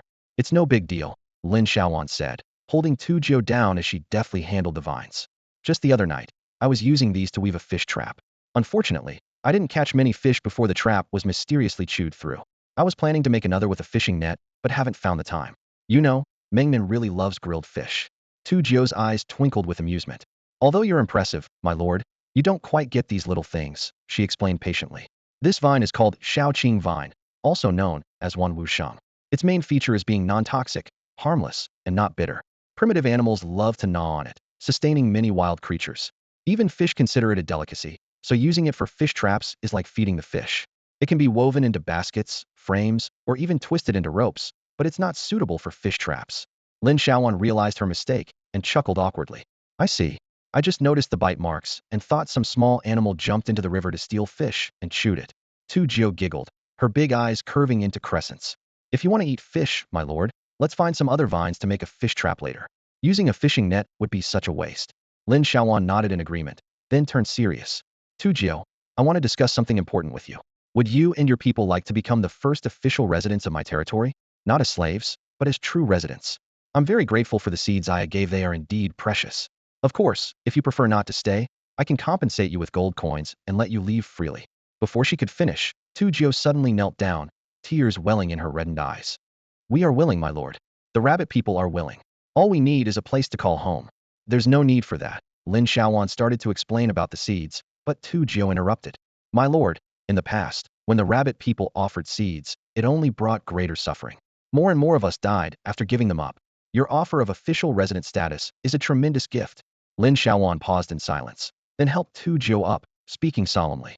I must make it clear that I'm a human player from Blue Star, currently on Hunting Star. My abilities are limited, and there's only so much I can do for you. If the rabbit people have other long-term goals, I'll set you free now. If you just want to live peacefully and don't violate the territory's rules, my land will always protect the rabbit people. Lin Xiaoyuan declared with firm authority in her voice. Her kindness had its limits. She wasn't blindly benevolent and understood that every race had its own motives, especially those who were different. Even with a seemingly weak race like the rabbit people, she couldn't afford to be careless. She wanted residents who would abide by the rules, not ambitious individuals with revenge or other schemes in mind. I can't handle any trouble. You must understand that, Tujio. Her gaze was deep as she looked at Tujio. This can be a paradise, but it won't tolerate ambition. Tujio lowered his head silently, then stood tall, placing his right hand over his heart as he solemnly replied. Tujio understands. We only ask for a safe place for our young ones. Lin Xiaoyuan said no more, taking out the rabbit people's slave identification and unhesitatingly confirmed its destruction. Upon successful destruction, all slave statuses of the rabbit people will be annulled, the system prompted, and with a soft sound, the identities of 15 rabbit people were fully restored to freedom. Confirm the official registration of Tu Jio and 14 other rabbit people as residents of the territory, becoming part of the land. Lin Xiaoyuan confirmed once more, her gaze unwavering. The system promptly responded. Lin Xiaoyuan's territory now has 15 official residents. Activating the resident management system. The residents' identities have been recognized by the primary system. You may appoint other managers to oversee territory affairs. In that instant, the rabbit people felt an unprecedented change. The binding sensation that had held them captive vanished, and the heavy force within their bodies was instantly released. Their spines no longer bent, allowing them to stand upright. The young ones like Tu Ya and Tu Ge cheered with delight, their laughter ringing loudly. The adults, such as Tu Chio and Tu Qing, couldn't hold back their emotions. Their throats choked, and tears flowed freely. Their eyes shone brightly, as if all their hardships and shackles had been redeemed at that moment. We are free. Their heartfelt cries echoed around them, as if all oppression had been swept away, and the latent power within them began to surge. The rabbit people, overwhelmed with emotion, bowed deeply, right fists pressed against their hearts. In that moment, their gratitude and respect seemed to melt the heavens and earth. Tu Jio followed suit, his eyes blurred with tears. Thank you, my lord. Tu Jio will forever be loyal to you. Lin Xiaoyuan extended her right hand, grasping Tu Jio's hand with a voice that was gentle yet powerful. This is what you deserve. There's no need to thank me. Let's work together from now on. Tu Jio, smiling through his tears, held her hand tightly and responded with enthusiasm. Together. We will work together. As Lin Xiaoyuan was about to take Tu Jio to eat, her friend's message notification chimed. Her mind was a whirlwind of questions, unsure where to begin. After hesitating for a moment, she finally sent a message. Brother Pang, did I bring a big problem? I'm really sorry. On the other side of the screen, Qian's face broke into an involuntary smile. With Lin Xiaoyuan's level skill and expert appraisal skill, even if someone discovered the bracelet's secret, she was still a treasure of Huaxia. How could there be a problem with such a treasure? Qian quickly replied. What problem are you talking about? Besides, they prepared an epic-level shielding tool just for you, which can completely block all traceable and trackable information, so you never have to worry about being tracked. In real life, you have high-level security measures too, way better than what this brother gets. Lin Xiaoyuan was taken aback by the message. She had thought she stirred up a storm, but it turned out that they could still protect her. Her shock was mixed with a sense of relief, easing the pressure on her heart. At that moment, Lin Xiaoyuan felt a sudden resurgence of her previously waning spirit, and her eyes grew slightly misty. She gazed at the scene before her, her mind awhirl with thoughts. Do you want to completely lock your information, or leave an observation window open for Huaxia? This choice lay before her. It's your decision. The autonomy is yours. As an ordinary person, Lin Xiaoyuan was well aware that she was not extraordinarily intelligent, but she was quick-witted and knew how to assess situations. She quickly weighed the pros and cons. Following the tool would indeed mean intelligent integration, with her personal player panel and physiological privacy shielded. Apart from being somewhat concerned about skill 1, the rest seemed manageable. Her eyes scanned the camp. He Gu was focused on roasting meat. Captain Hong and Qi Gu were busy tidying up the wooden structures. Siete was teasing Ming Nan, and Qin Dong stared expressionlessly at the large pot. Looking at these people, a smile involuntarily spread across her face. There are plenty of smart people in Huaxia. I must hold on to this golden opportunity tightly, she calculated to herself. Even if epic tools are powerful, they can't compare to having strong backing. If skill 1 slips up in the future and my identity is exposed, I'll have support. Having made up her mind, Lin Xiaoyuan nodded decisively. Leave a window open, she said with a sly smile. But fatty, I've got secrets, you know. You get it. This decision brought relief to both Lin Xiaoyuan and Qian Lai. Qian Lai nodded internally, recognizing her understanding and awareness. Oh, by the way, Qian Lai reminded, you absolutely can't keep those items in Ming Nan's bracelet anymore. If someone sees them, it would be catastrophic. Got it, fatty, Lin Xiaoyuan replied, as she received the mutated seed identification report for the day. When she chatted with Tu Jiao, the identification result was already out, a level 1 Fei Qingna seed, along with a matching level 2 magic potion recipe. She promptly sent both the seed and the mutation certificate to Qian Lai. The exhaustion from the previous day finally caught up with her, and as the aroma of the roasting meat wafted through the air, Lin Xiaoyuan made a beeline for the large stove, feeling as though she could devour an entire cow. After Lin Xiaoyuan drank the bowl of meat and vegetable soup, she felt completely satisfied, as if the familiar taste had transported her back to Huaxia. Siete approached with his own bowl, wearing a friendly smile. Xiaoyuan, we discussed it yesterday. As newcomers, we all had to figure things out on our own. For the next few days, just stick with us, and we'll introduce you to the world of origin. Lin Xiaoyuan nodded eagerly while sipping her soup, her eyes narrowing slightly in pleasure. Absolutely. She put down her bowl and glanced at her companions. Also, help me figure out how to build houses for the rabbit tribe, and where would be the best location. Sister Tujio, do you have any specific requirements for the houses? The rabbit tribe members immediately looked over with barely concealed excitement in their eyes. They all expressed that they didn't have any special requirements, as long as the houses could provide shelter from the elements. Their ears twitched slightly with excitement. Meanwhile, to the southwest of Lin Xiaoyuan's territory, about half a day's journey away, was a small level 1 city called Maple City. Within the city was a large, rustic goblin manor, bustling as usual. In the manor, goblins busily moved about, while Master Gamoon Arthur of the Goblin clan strolled leisurely around the grounds. His small stature made him appear even older as he walked along the wide, orderly tree-lined avenue. This manor, specially crafted by the Goblin clan, was Arthur's favorite place to linger. Gorina was hurrying out of the manor when he was suddenly stopped by the passing Master Arthur. The young goblin looked up at him with wide green eyes and quickly bowed. Sorry, Master Arthur. I was lost in thought and didn't notice you. Arthur squinted at the young one and smiled. Come on, little Gorina. Have a chat with this old fellow. You look so downcast. What's troubling you? Arthur found it amusing to see the young goblin's drooping ears. He chose a large stone by the roadside to sit on before looking back at Gorina, who was following him with his head down. Gorina furrowed his green brow and replied, Master Arthur, my performance has been at the bottom these days, and Teacher Susan scolded me harshly. I'm also swamped with new client demands, and it's overwhelming. Oh, new demands? What could possibly stump our bright and capable Gorina? The young goblin's ears perked up immediately, and he said excitedly, Treasure chests. You know, Master Arthur, a human player near Moon Lake, wants to buy treasure chests from me. The most ordinary ones. 1 gold each. Can you believe it? Why would she pay so much for ordinary chests? Even with luck, they're not worth 1 gold each. Even I know that. A human player? Lucky perhaps. The old goblin stroked his bald chin and paused thoughtfully. Treasure chests? Maybe she has some peculiar habit. Fate is the most unpredictable, and relying solely on luck is unwise. Except, he looked seriously at the young goblin. You must not learn from her. Relying on treasure chests for your future is not the way. Do you understand, young one? Understood, master. The young goblin nodded compliantly, though he thought Arthur was getting increasingly preachy. Also, whenever you come across any essence-type items, make sure to collect them all, and I'll reward you. Yes, master.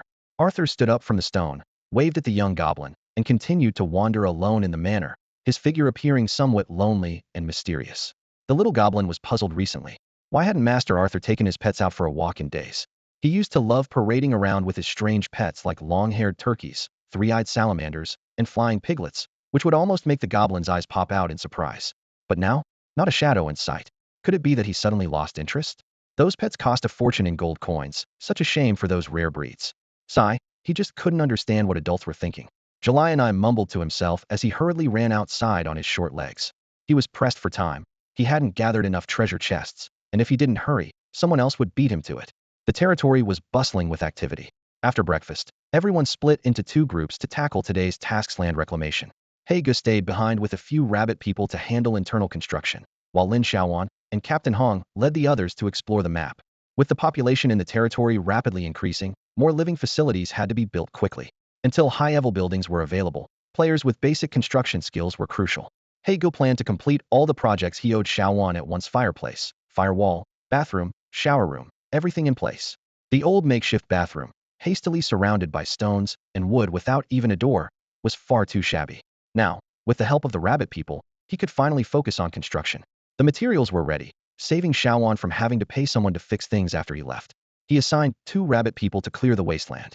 The plots without attributes only needed weeding, and the rabbit people were quick at such tasks. Lin Xiaoyuan and Captain Hong led a team of rabbit people toward the direction of the mixed forest. They first surveyed the distribution of wild creatures within a 2-kilometer radius. The monsters' levels were not high, and the team quickly cleared them out. Whenever they encountered plants that could be collected, the rabbit people darted forward like arrows. Even Aya, a young rabbit, was astonishingly fast at picking. A small patch of just-ripe bitter beans was stripped bare in the blink of an eye. Holding a large leaf filled with dozens of small green beans, Lin Xiaoyuan was full of admiration. Their speed was indeed impressive. In the mixed forest, every time they encountered a new plant, Captain Hong and Brother Chi took turns explaining to Lin Xiaoyuan, leaving her amazed. The biodiversity of the primal world was truly astonishing. Any random patch of land could become a botanical garden on Blue Star, though most were inedible, at least for humans and rabbit people. Humans were currently weak, even less robust than freed adult rabbit people, with their bloodlines somewhat incomplete. Aya hopped around identifying plants. This is field lettuce root, which Uncle Hay specifically asked for. Let's dig some up for the vegetable garden. It makes meals smell amazing. And the purple-flowered green vine, don't touch it with your hands. Aunt Gio said it's for weaving fish traps. This blackfield seedling should be taken back too. Everyone loves it, and if we can grow it, we'll be able to harvest it right at our doorstep without going out. Although they didn't have planting skills, the rabbit people could still transplant these non-attribute plants. The survival rate might be slightly lower, but with care, a few would always thrive. Aya and Amiao, with their big, blinking eyes, looked at her with anticipation. Lin Xiaoyuan's heart melted at their cuteness. Dig them up, she said, slapping her thigh without hesitation. Not a single one of the tasty ones should be left behind. We'll take them all back. Food is the most important thing for the people. The little bunnies were joyfully hopping around, scattering in search of their favorite plants. Amidst the hustle and bustle, Lin Xiaoyuan caught a glimpse of Mengnan out of the corner of her eye. The little guy was sneaking around, with his tiny paws emitting an eerie red glow, and in a flash, he appeared several meters away, only to reappear right in front of her. He's quite adept at using that skill, Lin Xiaoyuan muttered to herself. Once Mengnan stopped, panting heavily, she noticed that he was dragging behind him an object the size of a watermelon, a beautifully woven, teardrop-shaped red item. Mengnan tilted his head, his beady black eyes glancing proudly at Lin Xiaoyuan as he let out a smug "awoo," dragging the trophy before her. Standing nearby, Aya was stunned. This is a swordbeak bird's nest. Sister leader, swordbeak birds hold grudges. This is going to be trouble. The bunnies who had gathered around looked terrified, pleading with Mengnan to return the item to its rightful owner. But Mengnan stubbornly turned his head away, clearly unwilling to relinquish his trophy. It was a habit of his couldn't resist anything pretty, particularly fancy bird nests. Lin Xiaoyuan rubbed her temples, sensing trouble was brewing. Just when they had a peaceful morning, this little troublemaker stirred up chaos. Shet bounced over, taking one look and gasping, "Whoa, that's a level 12 swordbeak bird's nest. They're fierce hunters, Even fish underwater can't escape their claws. You're so small, yet you dare provoke them? Last time, you stole a red-topped giant lizard's egg, and at least they live alone. But now you've stolen the home of a communal bird. Captain Hong arrived, yet a hint of joy appeared on his face. Xiaoyuan, having this means there's definitely a water source near your territory, at least a small lake. We should search in the direction Mengnan came from. Brother Qi excitedly agreed. If there's a natural large water source, and with this flat terrain, we could actually build a large territory. Shet quickly brought the conversation back to the pressing issue. Let's not get ahead of ourselves. The immediate concern is this bird's nest. A level 12 communal creature that holds grudge sweet can't fight them. Lin Xiaoyuan was contemplating whether to force Mengnan to return the nest when someone suddenly pointed and shouted, "Oh no, look over there." In the distance, several red, long-beaked birds were circling above the forest, letting out piercing cries as they swiftly searched the area. Oh my goodness. Run. Back to the territory. There are arrow towers for protection. Everyone scattered in panic. Chasing after Mengnan, Lin Xiaoyuan shouted in frustration, "Mengnan, drop the nest before you run." But the little troublemaker was gleefully dragging his trophy as he sprinted away, ignoring his owner's calls. "Put the nest away and then run. You're driving me crazy," Lin Xiaoyuan yelled as she chased, utterly speechless at the mischief maker. The rabbit people aren't very strong, but they're agile enough to run far away in an instant, so Lin Xiaoyuan doesn't have to worry about them. The sword-beaked birds, with their bright red wings, swooped down from above the trees, their sharp eyes quickly locking onto the last runner in the group, the home thief. Several large red sword-beaked birds screech angrily, flapping their wings fiercely to accelerate their dive, opening their sharp beaks to spray streams of water swords at the fleeing group. Two of the largest sword-beaked birds even unleashed their special attacks, one targeting Mengnan and the other aiming at Siete. Lin Xiaoyuan finally witnessed a sword technique from the sky. Siete, now at level 6, was caught off guard and hit squarely in the back by a water sword, crashing heavily to the ground and losing over 100 health points instantly. Damn it, why are they targeting me specifically? Siete yelled in frustration, cursing the unfairness as he scrambled back to his feet. Mengnan, however, was more alert. As the red bird charged, he swiftly dodged, appearing safely 5 or 6 meters away, allowing Lin Xiaoyuan to breathe a sigh of relief. Seeing Siete get hit, Lin Xiaoyuan quickened her pace and used skill 1. This action stirred up the hornet's nest even more, causing the sword-beaked birds to screech more violently, flying faster, and shooting water swords more densely, creating a dangerous rain of water swords in the air. Fortunately, the group was not far from their territory. Mengnan ran the fastest, not even bothering to hide the stolen bird's nest in his bracelet, dragging it as he flashed into the territory gates. Once in the safe zone, Mengnan sneakily peeked out from the gate, observing the furious sword-beaked birds, looking increasingly cunning. The group finally breathed a sigh of relief once they were back within the arrow tower's defensive range. The sword-beaked birds were kept at bay by the arrow tower and the newly installed launcher, circling endlessly in the air, their loud screeches deafening. Lin Xiaoyuan stood near the main gate, seizing every opportunity to use skill 1. Although the level gap meant they didn't gain much, only a few beautiful feathers, some smooth pebbles, and a few red algae seeds, there was at least some reward. Lin Xiaoyuan noticed the sword-beaked birds were screeching incredibly fiercely, with a few even spitting in anger, seemingly cursing in bird language. This dramatic exploration took a turn when Mengnan returned with the bird's nest, ending with the sword-beaked birds spitting at the gate. The level 2 launcher that Mengnan brought back proved invaluable. Siete and Mengnan worked together to install it inside the main gate's wall, while Lin Xiaoyuan used the territory's defense points at the crystal to activate the automatic defense mode. The launcher's effectiveness was clear, with its 30-meter attack range almost causing the sword-beaked birds to suffer several times during their charges. The group stood at the gate, catching their breath and exchanging anxious glances. Had they been a step slower, the consequences of more charges from the sword-beaked birds would have been dire. Most of the morning was spent clearing a few waves of wild creatures, with barely any experience gained or treasure chests found, though they did dig up quite a few strange plants. The sword-beaked birds continued to watch the territory intently, and the group dared not linger in the unprotected areas within the territory, each becoming unusually cautious. Hey Gu, who had been busy working inside the territory, watched in surprise at the circling red birds in the distance, still angrily screeching. He turned with a smile, sizing up the group who had run back in disarray. You were only out for a short while, and you've already brought back these troublemakers? Lin Xiaoyuan glared fiercely at Mengnan, her eyes blazing with anger. This is all you're doing. You already have a bird's nest and a chicken coop, isn't that enough for you? Why did you have to go and steal the swordbeak's nest?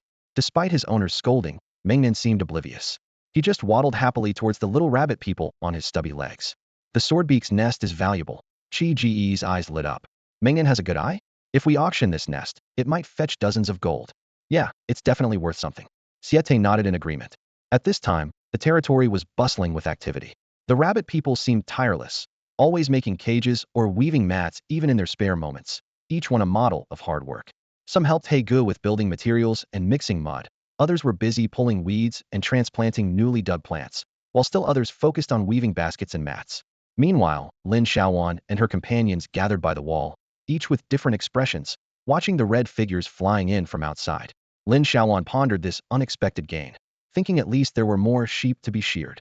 Qian, however, frowned. Looks like they're blocking the entrance. They're really angry. Siete was also worried. This won't do. We can't just not go out. We need to figure something out. Captain Hong mused for a moment. Sword beaks hold grudges and will probably guard us for 2 or 3 days. During this time, everyone should be careful and avoid using the main entrance. He turned to Lin Xiaoyuan. Keep a close eye on Mingnan. Don't let it get out.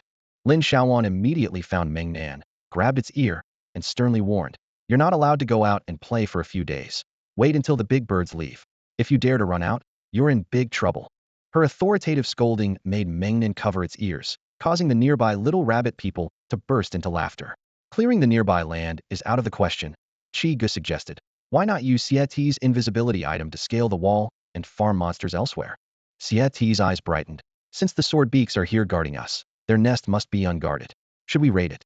The proposal was immediately met with unanimous approval. Lin Xiaoyuan left enough food for the rabbit people, instructing them not to leave the protection of the Arrow Tower, and entrusted Mingnan to Aya's care. Then, the group of 6 headed to the northernmost part of the territory. Despite the delay in construction, Haegu insisted on joining the mission, eager to see the swordbeak's nest for himself. Siete pulled out a simple invisibility cloak, effective for 2 minutes. Lin Xiaoyuan used the item to turn invisible, working in tandem with Siete's stealth skills, and the two silently scaled the wall, hiding in a dense thicket. The captain had warned that sword beaks had exceptionally sharp eyesight, so they had to be extra cautious. In the thicket, Siete handed the invisibility cloak to the captain, and they waited quietly. According to the original system rules, trades in the wild had to be face-to-face. Other long-distance trades and auction house collections could only be done back in the territory or main city. Like Lin Xiaoyuan, within her territory, she can directly receive traded items. However, once she steps outside her territory, she can still accept trade requests but must wait until she returns to her territory or a city to retrieve the items. Of course, items can be collected in other towns or private lands for a small fee, but with Lin Xiaoyuan's territory level being below level 3, she is not yet eligible for this feature. Without directly adding Captain Hong and others as friends, items had to be transferred to Captain Hong within the territory via Siete. Once he successfully received them, the other 4 teammates quietly slipped into the forest and vanished among the dense foliage. The 6 of them began searching in the direction where the strongman appeared, always on guard for any aerial threats overhead. Fortunately, the arrow-beaked birds that rushed by seemed to have a clear target and did not notice them hidden among the trees. Even though they were far from the territory, the angry cawing was still clearly audible. The deeper they went, the denser the forest became. Along the way, they passed through the territory of level 7 flame porcupines, crossed the domain of level 9 carnivorous plants, and spotted from afar the level 10 golden blade mantis beast. Most frightening was a level 15 beehive. When Lin Xiaoyuan saw the golden giant beehive hanging from a tall tree and observed the fist-sized bees buzzing around it, cold sweat trickled down her spine. If the strongman had stolen something from there, they might have already met their doom. Captain Hong introduced them to the tiger-striped spinning bees, nicknamed Little Whirlwind, known for their tiger-striped bodies and powerful attacks while spinning at high speed. However, as long as they didn't provoke them, there was no need to worry too much. After nearly 2 hours of weaving through the forest, Lin Xiaoyuan finally spotted the target through her scouting binoculars. On several large weeping lime trees in the distance hung 20 to 30 red teardrop-shaped nests, resembling bright red fruits, standing out conspicuously. There, I found it. Following Lin Xiaoyuan's direction, the group saw the sword-beaked birds' nests. The area within several meters was barren, as if deliberately cleared, further highlighting the majestic weeping lime trees. Not bad luck, Captain Hong whispered. This is just a very small clan settlement. Although it's close to the territory, the impact should be minimal. If we encountered a super-large sword-beaked bird clan, we would have to retreat. Having located the target, Captain Hong decided to first test the situation, and if the timing was right, to quickly seize the opportunity and retreat immediately. As they got closer, Lin Xiaoyuan realized just how tall and enormous the tree was. It was covered in bird nests, far more than she had initially seen. Looking up, she roughly counted 30 to 40 nests and couldn't help but wonder, is this really considered a small colony? The closer they got to the area with the nests, the more breathtaking the scene became. The red nests glistened brilliantly in the sunlight, looking absolutely stunning. No wonder those daredevils risked danger to snatch them. Chiga noticed Lin Xiaoyuan's astonished expression and leaned in to explain. Yeah, if you've seen a large gingerbread colony, you'd know what spectacular really means. When they take flight, they can block out the sun, but such massive colonies are only found near extremely large water sources. He lowered his voice and continued. Every part of the gingerbread is valuable. Even the sap from the lime trees they live on can fetch a good price. These creatures are highly social, numerous, aggressive, and they can fly, making them quite a handful. Most people prefer not to provoke them. Hey Gu led the group cautiously around the area until they found a dense thicket to use as cover. Once everyone was well hidden, Shieta took a deep breath, activated his stealth skill, and his figure gradually turned transparent as he carefully approached the large tree.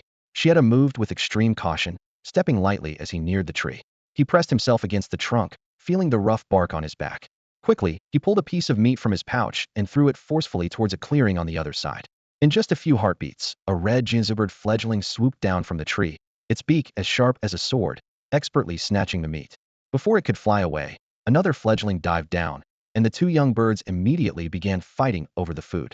Shieta stayed close to the tree trunk, still in his invisible state, watching as the two birds fought fiercely right in front of him. Their long beaks clashed, producing sharp, bang-bang sounds, almost sparking from the impact.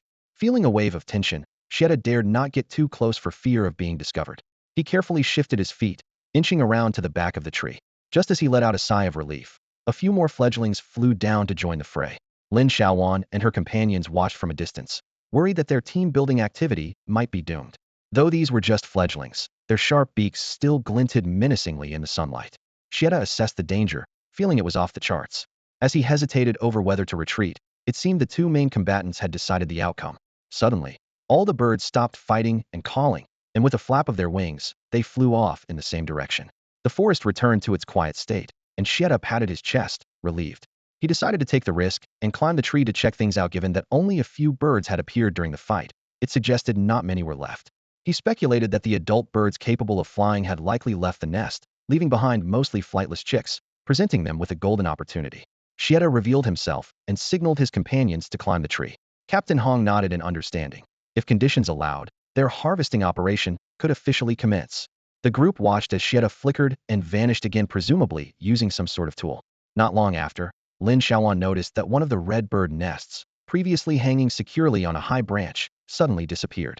The anticipated chaos did not occur. The forest remained still and quiet. It's a success. Shieta cheered internally, briefly revealing himself to wave to his companions below, before continuing his climb. With the Jianzhou birds away, he intended to take as much as he could.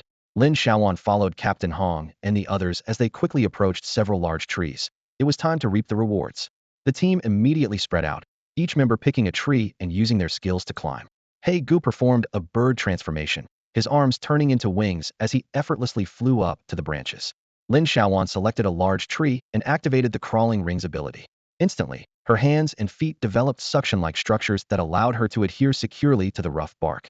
Moving with the grace of a gecko, she swiftly climbed upwards and soon reached the first sturdy branch.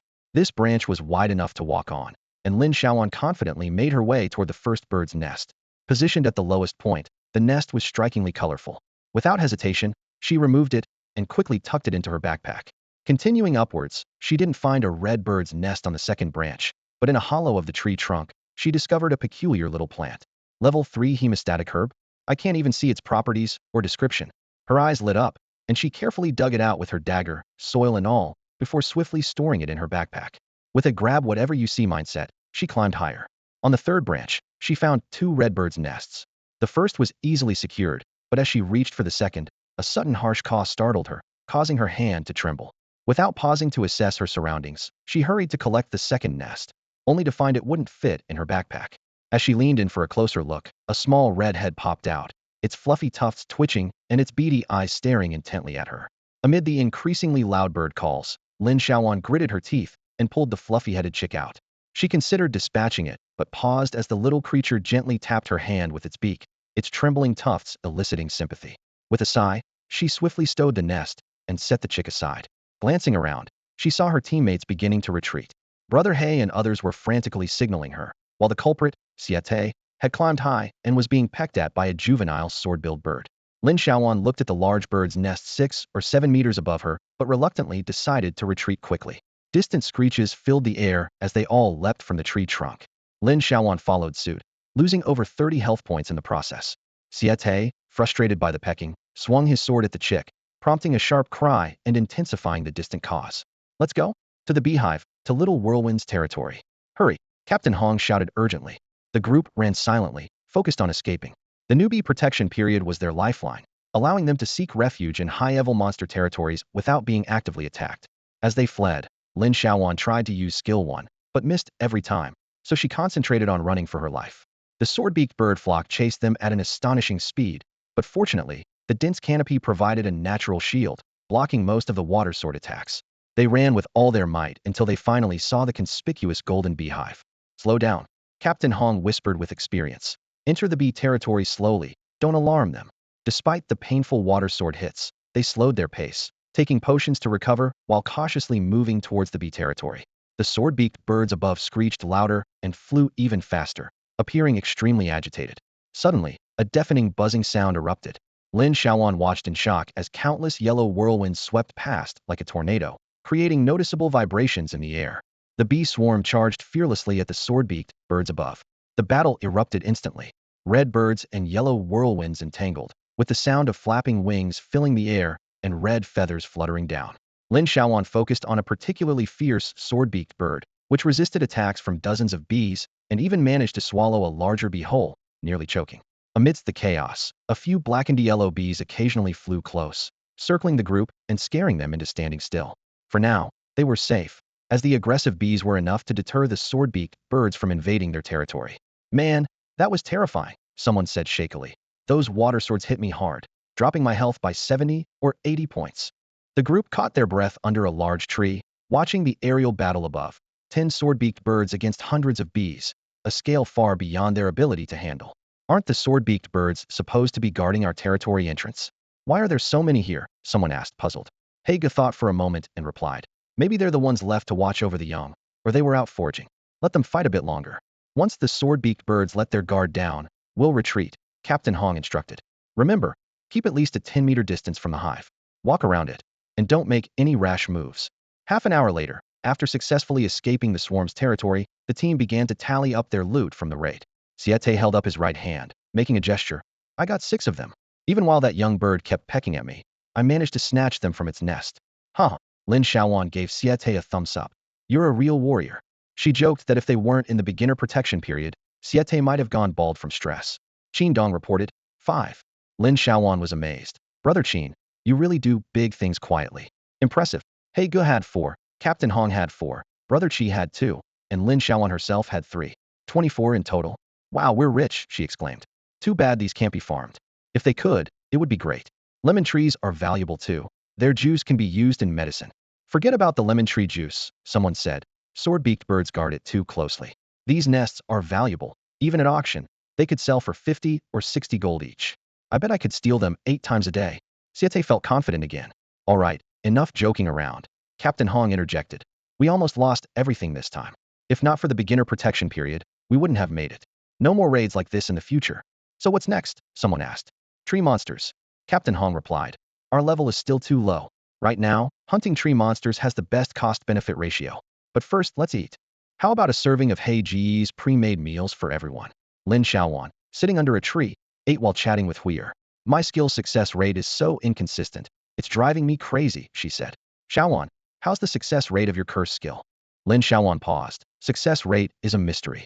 When it's good, it's really good. But when it's not, even with maximum luck, I've had a 0 out of 80 record, she admitted. Not great, huh? Her friend replied. Once, I tried 80 times in a row without success. No guarantees at all, her friend exclaimed. Not even a 0.1 baseline? This is a bottomless pit. What if you have a bad day and not a single curse works? Shut up, Lin Xiaoyuan retorted. You're hurting my feelings. Maybe you're not cut out for this skill, her friend teased. You're too soft-hearted. Forget your lines when insulting people. Wasting such a good skill. I'm the one who's really good at it. You? Lin Xiaoyuan laughed. I thought your super multiplier was impressive, but it's just the effect of maxed out skill points. Why don't you brag a bit more? Lin Xiaoyuan caught her breath, wanting to settle the score with her best friend. Tell me, when will you max out your skills? Level 1 alone needs 1,000 points for proficiency. When will you get strong? Even your skill upgrades are doubled. Level 1, Level 2, Level 3, Intermediate 1, Intermediate 2, Intermediate 3". Pointing out my flaws, her friend challenged. Alright, Lin Xiaoyuan. Let's go head to head. Cursing isn't your forte, Lin Xiaoyuan declared. Bragging is your true talent. Ha ha. Feeling refreshed, Lin Xiaoyuan's spirits were lifted, ready to follow the captain and hunt tree monsters for 3 days and nights. Her close friend was indeed an irreplaceable source of motivation. After everyone had their fill, they continued on their journey, aiming for the familiar territory of the level 9 tree spirits. Level 10 monsters were still a tough challenge for them, so the level 9 tree spirits offered the best value. While traversing the territory of the powerful tree spirits, Lin Xiaoyuan's keen eyes spotted an ordinary locked chest. She pulled out a master key and deftly turned the lock. A system notification popped up, unlocking proficiency beginner 1100. Upon opening the chest, she found a finely crafted axe, a hoe, and a dagger, just a regular supply chest. Without hesitation, Lin Xiaoyuan quickly pocketed the loot. Once they encountered the powerful tree spirits, the group settled back into their familiar combat rhythm. There were no surprises, no ambushes. Everything was orderly. Lin Xiaoyuan and Qin Dong stayed safely 20 meters away, attacking from a distance from the comfort of their pet shelter. Meanwhile, the others had to dart around the battlefield, much like when Siete lounged on the small sofa to regain his strength, humorously comparing himself to a leg-flipping donkey, which made Lin Xiaoyuan giggle. When the tree spirits entered a frenzy, Lin Xiaoyuan and Qin Dong had to join the leg-flipping donkey routine, awkwardly dodging attacks. Yet Lin Xiaoyuan found joy in the chaos, laughing heartily as she ran. Seeing her regain her usual vitality, Brother He breathed a sigh of relief. He had been worried that the bracelet incident might have affected her emotionally. This reminded Brother He of his daughter, whom he hadn't seen in 6 years on Blue Star. He wondered if the little girl was as cheerful as Lin Xiaoyuan. Despite his rough exterior, Brother He was surprisingly sensitive, often worrying about his team members, and now he had to care for this new friend in need of protection. He couldn't help but reflect that perhaps their group wasn't cut out to be mercenaries. Their emotional depth seemed more of a burden. The rewards from fighting higher-level monsters were substantial. By the end of the half-day, the 6-member team had each received equipment and materials, mostly of blue quality. Lin Xiaoyuan, the lucky red hand, lived up to her reputation with an impressive drop rate. She received a pair of level 9 boots with 17 speed, but her feelings were mixed. She was thrilled with the find, but also a bit disheartened that she was still wearing level 23 green gear. At this point, Captain Hong and the others were around 40 into level 6, while Lin Xiaoyuan was at level 5 with 27 progress. Experience requirements surged after level 5, noticeably slowing her leveling pace. However, Lin Xiaoyuan wasn't worried, as she had a hidden fortune tucked away in her backpack. In the afternoon, the group defeated 4 tree demons. She managed to collect 5 precious tree demon leaves, 1 essence of the tree demon, 1 spirit wood crystal, a green ring, a sturdy green tree demon thorn, 2 resilient tree demon roots, 1 solid tree demon vine, 317 copper coins, and some experience, mana, and health points. Lin Xiaoyuan stared at the crystal-clear tree demon essence in her hand, her brow slightly furrowed. This item emitted a faint green glow and felt warm to the touch, seemingly containing some special energy. This essence must be special. Maybe it's a quest item, she pondered. Everyone can loot leaves, crystals, and roots from the corpses, but why does this essence only drop through skills? By 5 in the afternoon, the sun was setting, and the group prepared to head home. Lin Xiaoyuan had unconsciously started to refer to that territory as home. What was once an empty grove now felt incredibly familiar to her. Finally, she had a place of her own in this primordial world. However, from a distance, they could hear persistent cawing coming from the direction of their territory. They exchanged knowing glances and decided to take a detour to the other side of the territory. To ensure they had a path and a yard to return to in the future, they chose to conceal themselves and used invisibility items to sneak back. Siete activated stealth mode, making trips back and forth to deliver invisibility items to everyone. Eventually, they all returned to the territory safely and breathed a collective sigh of relief, their tense nerves finally relaxing. Before they reached the stone house in front, Mengnan ran joyfully to greet them. It ran so happily that it looked just like a pet dog from China, only missing a wagging tail. The group affectionately petted its little head, smiles of satisfaction on their faces. Where else could they find such a wonderful pet? Meanwhile, there was no such warmth in the domain of the troll Baya. He had waited for a long time, with no clues about the unknown attacks and no one interested in his bounty. This pushed his already stretched emotions to the brink of collapse. Baya was at a loss for words. He abruptly shut down the system panel, his face twisted in fury, and he erupted in rage. Damn it! Damn it all! He snarled through gritted teeth. I've lost face and dignity this time. I can't swallow this anger. You all wait and see. Minotaurs, this won't end here. And as for the gold, you just want to charge me more, Don't think I don't know. Baya roared angrily, his voice carrying far. Then, the sound of things being smashed echoed from the tall stone house, while the slaves huddled in the thatched huts of the territory trembled. The Demon King was angry again, and who knew how many slaves would meet a grim fate this time. Lin Xiaoyuan stepped into the territory and was instantly stunned. The once empty yard had been completely transformed. Neatly arranged on the ground were several wicker baskets filled with freshly picked bitter beans and wild vegetables from the morning. Nearby, a few mats were almost dry under the sun, and a few fish traps lay quietly. To the right of the house, a few utility rooms were taking shape, still under construction, waiting for Brother Hay to return and finish them off. Adjacent to these rooms, a small vegetable patch was meticulously organized. Though small, the variety was clear, resembling a miniature garden. Lin Xiaoyuan couldn't help but take a few extra glances, silently admiring that it was like a dream garden come true. The two large stoves in the yard had become four, and they were spotless, a testament to the rabbit's diligence, surpassing her expectations and making them seem more like the true owners than she, the Lord. Rabbit Ball and Rabbit Tooth were busy preparing dinner, making soup and roasting meat as Brother Hay had taught them. The aroma wafted through the air, tempting Lin Xiaoyuan and the little rabbits to inch closer to the kitchen. Brother Hay watched with satisfaction, thinking as he blanched the dried bitter beans and added them to the meat soup, filling the air with an irresistible fragrance that made everyone's mouth water. Suddenly, Lin Xiaoyuan noticed something unusual with the sword-billed birds at the gate. Their calls were becoming more urgent, especially the one with a tuft of feathers on its head, which flew more frequently, as if circling in an attempt to approach her territory. Although they dared not come too close, their longing was evident. Lin Xiaoyuan paused, realizing that even the sword-billed birds were drawn to the scent. Once again, she profoundly felt that this world was no longer just a simple game. Everything players, rabbits, and even the squawking creatures was real, vivid, and seemingly alive. Everyone gathered around happily to enjoy dinner. After quickly finishing her meal, Lin Xiaoyuan decided to find a spot behind the stone house to build some new houses. She briefly greeted Captain Hong and the rabbit people before heading towards the territory crystal in her bedroom. Checking the map, she found that the only available house types were thatched huts and exquisite stone houses. Without hesitation, Lin Xiaoyuan decided to build stone houses. With winter approaching, she couldn't imagine how the rabbits would survive the long, cold season without the warmth of stone houses. Although the loyalty of the rabbit people was high, and she wasn't worried about them leaving, investing in formal housing seemed particularly important based on several cases. Based on everyone's suggestions, Lin Xiaoyuan decided to build 2 stone houses about 10 meters directly behind the main building, conveniently within the range of the defender's protection. With this, her accumulated iron blocks were completely used up, and she realized that any further construction would require spending gold coins to purchase materials. The task of developing the territory seemed endless, and Lin Xiaoyuan felt both the challenge and importance of it. She understood that she needed to learn about territory management, and with Captain Hong nearby, she decided to seek his advice. After organizing her backpack, Lin Xiaoyuan carefully stored away items she didn't need for the moment into the warehouse. Watching as the items piled up and gradually filled the space, she felt a sense of accomplishment and happiness. Once everything was settled, she stepped out of the stone house and waved to everyone. Tu Jio, yeah. Tu Chio, come on, let's go check out your new homes. Captain Hong and the others seemed quite interested as well, raising their sunflowers and following her enthusiastically. Wow, stone houses, just like the Lord's. Are these really our houses? I thought they would be thatched huts. Tu Jio exclaimed, eyes fixed on the buildings in front of him. That's right. This is the result of our hard work. Lin Xiaoyuan replied with a smile, feeling secretly proud. Keep working hard, and there will be even better things in the future.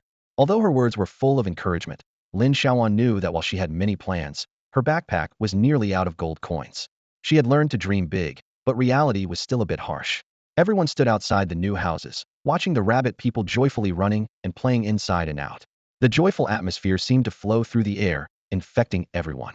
Tu Chio and the others gradually relaxed and entered the house. Soon, a small fire was lit inside, filling the room with warm light, and instantly, it felt like home.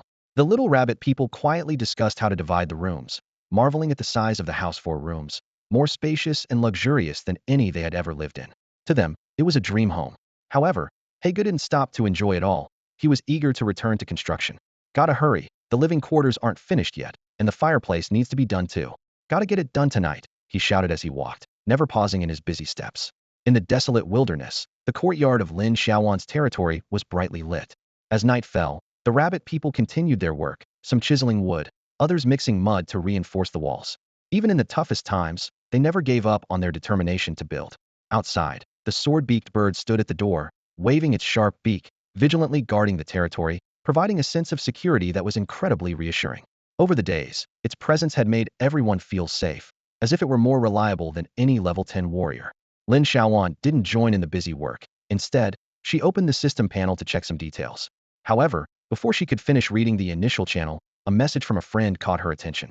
We're not destined to meet, Xiaoyuan. Xiaoyuan, I opened a treasure chest today, triggered a super bonus, and got 2 small flower beds. Don't say your sister doesn't take care of you. I'm giving you one. Huir, what is a small flower bed? Lin Xiaoyuan curiously asked. The system notification sounded.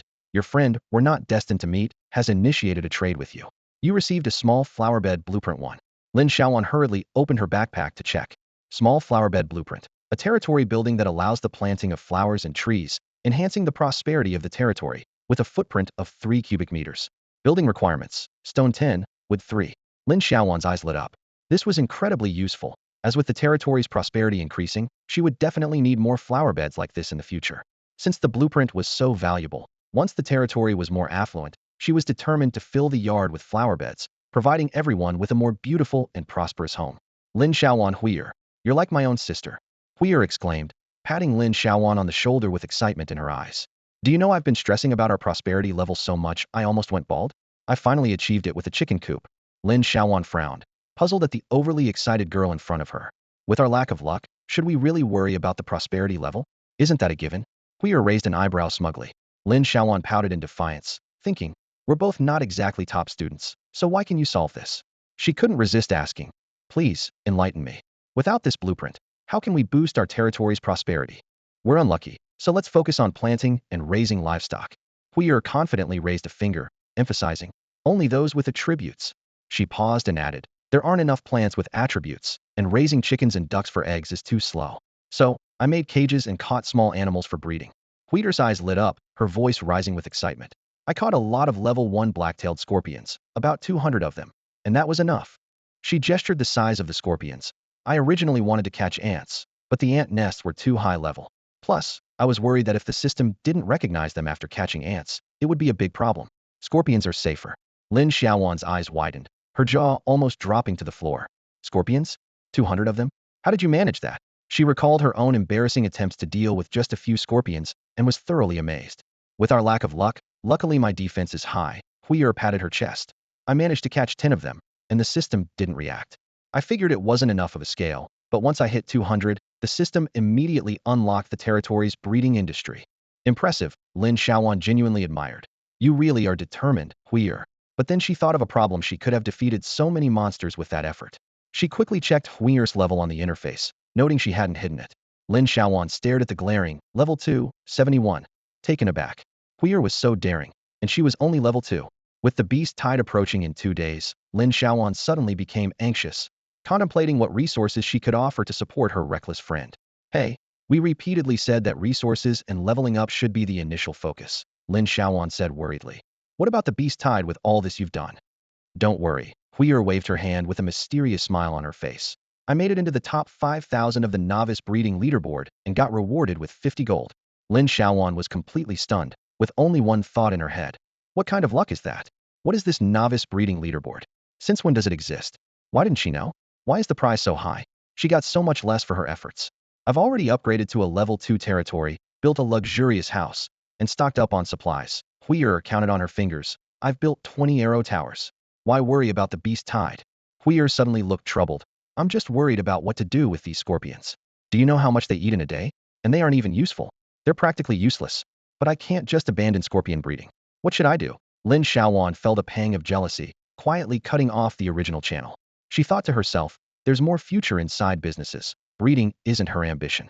The original channel is still bustling, with a few outspoken and ban-happy troublemakers remaining active. Even Jingyuan seems a bit sharper today. Although he argued with other players twice, he somehow avoided being muted. It seems everyone is indeed making progress. Qianlai had previously sent 5 mutated seeds, and Lin Xiaoyuan took advantage of some free time in the evening to identify them, and then sent the results back to him. Thinking about the newly acquired level 3 hemostatic herb, Lin Xiaoyuan inquired if there was any black soil available, but no matter how she asked, there was none. It seems she'll have to wait for the auction house to open.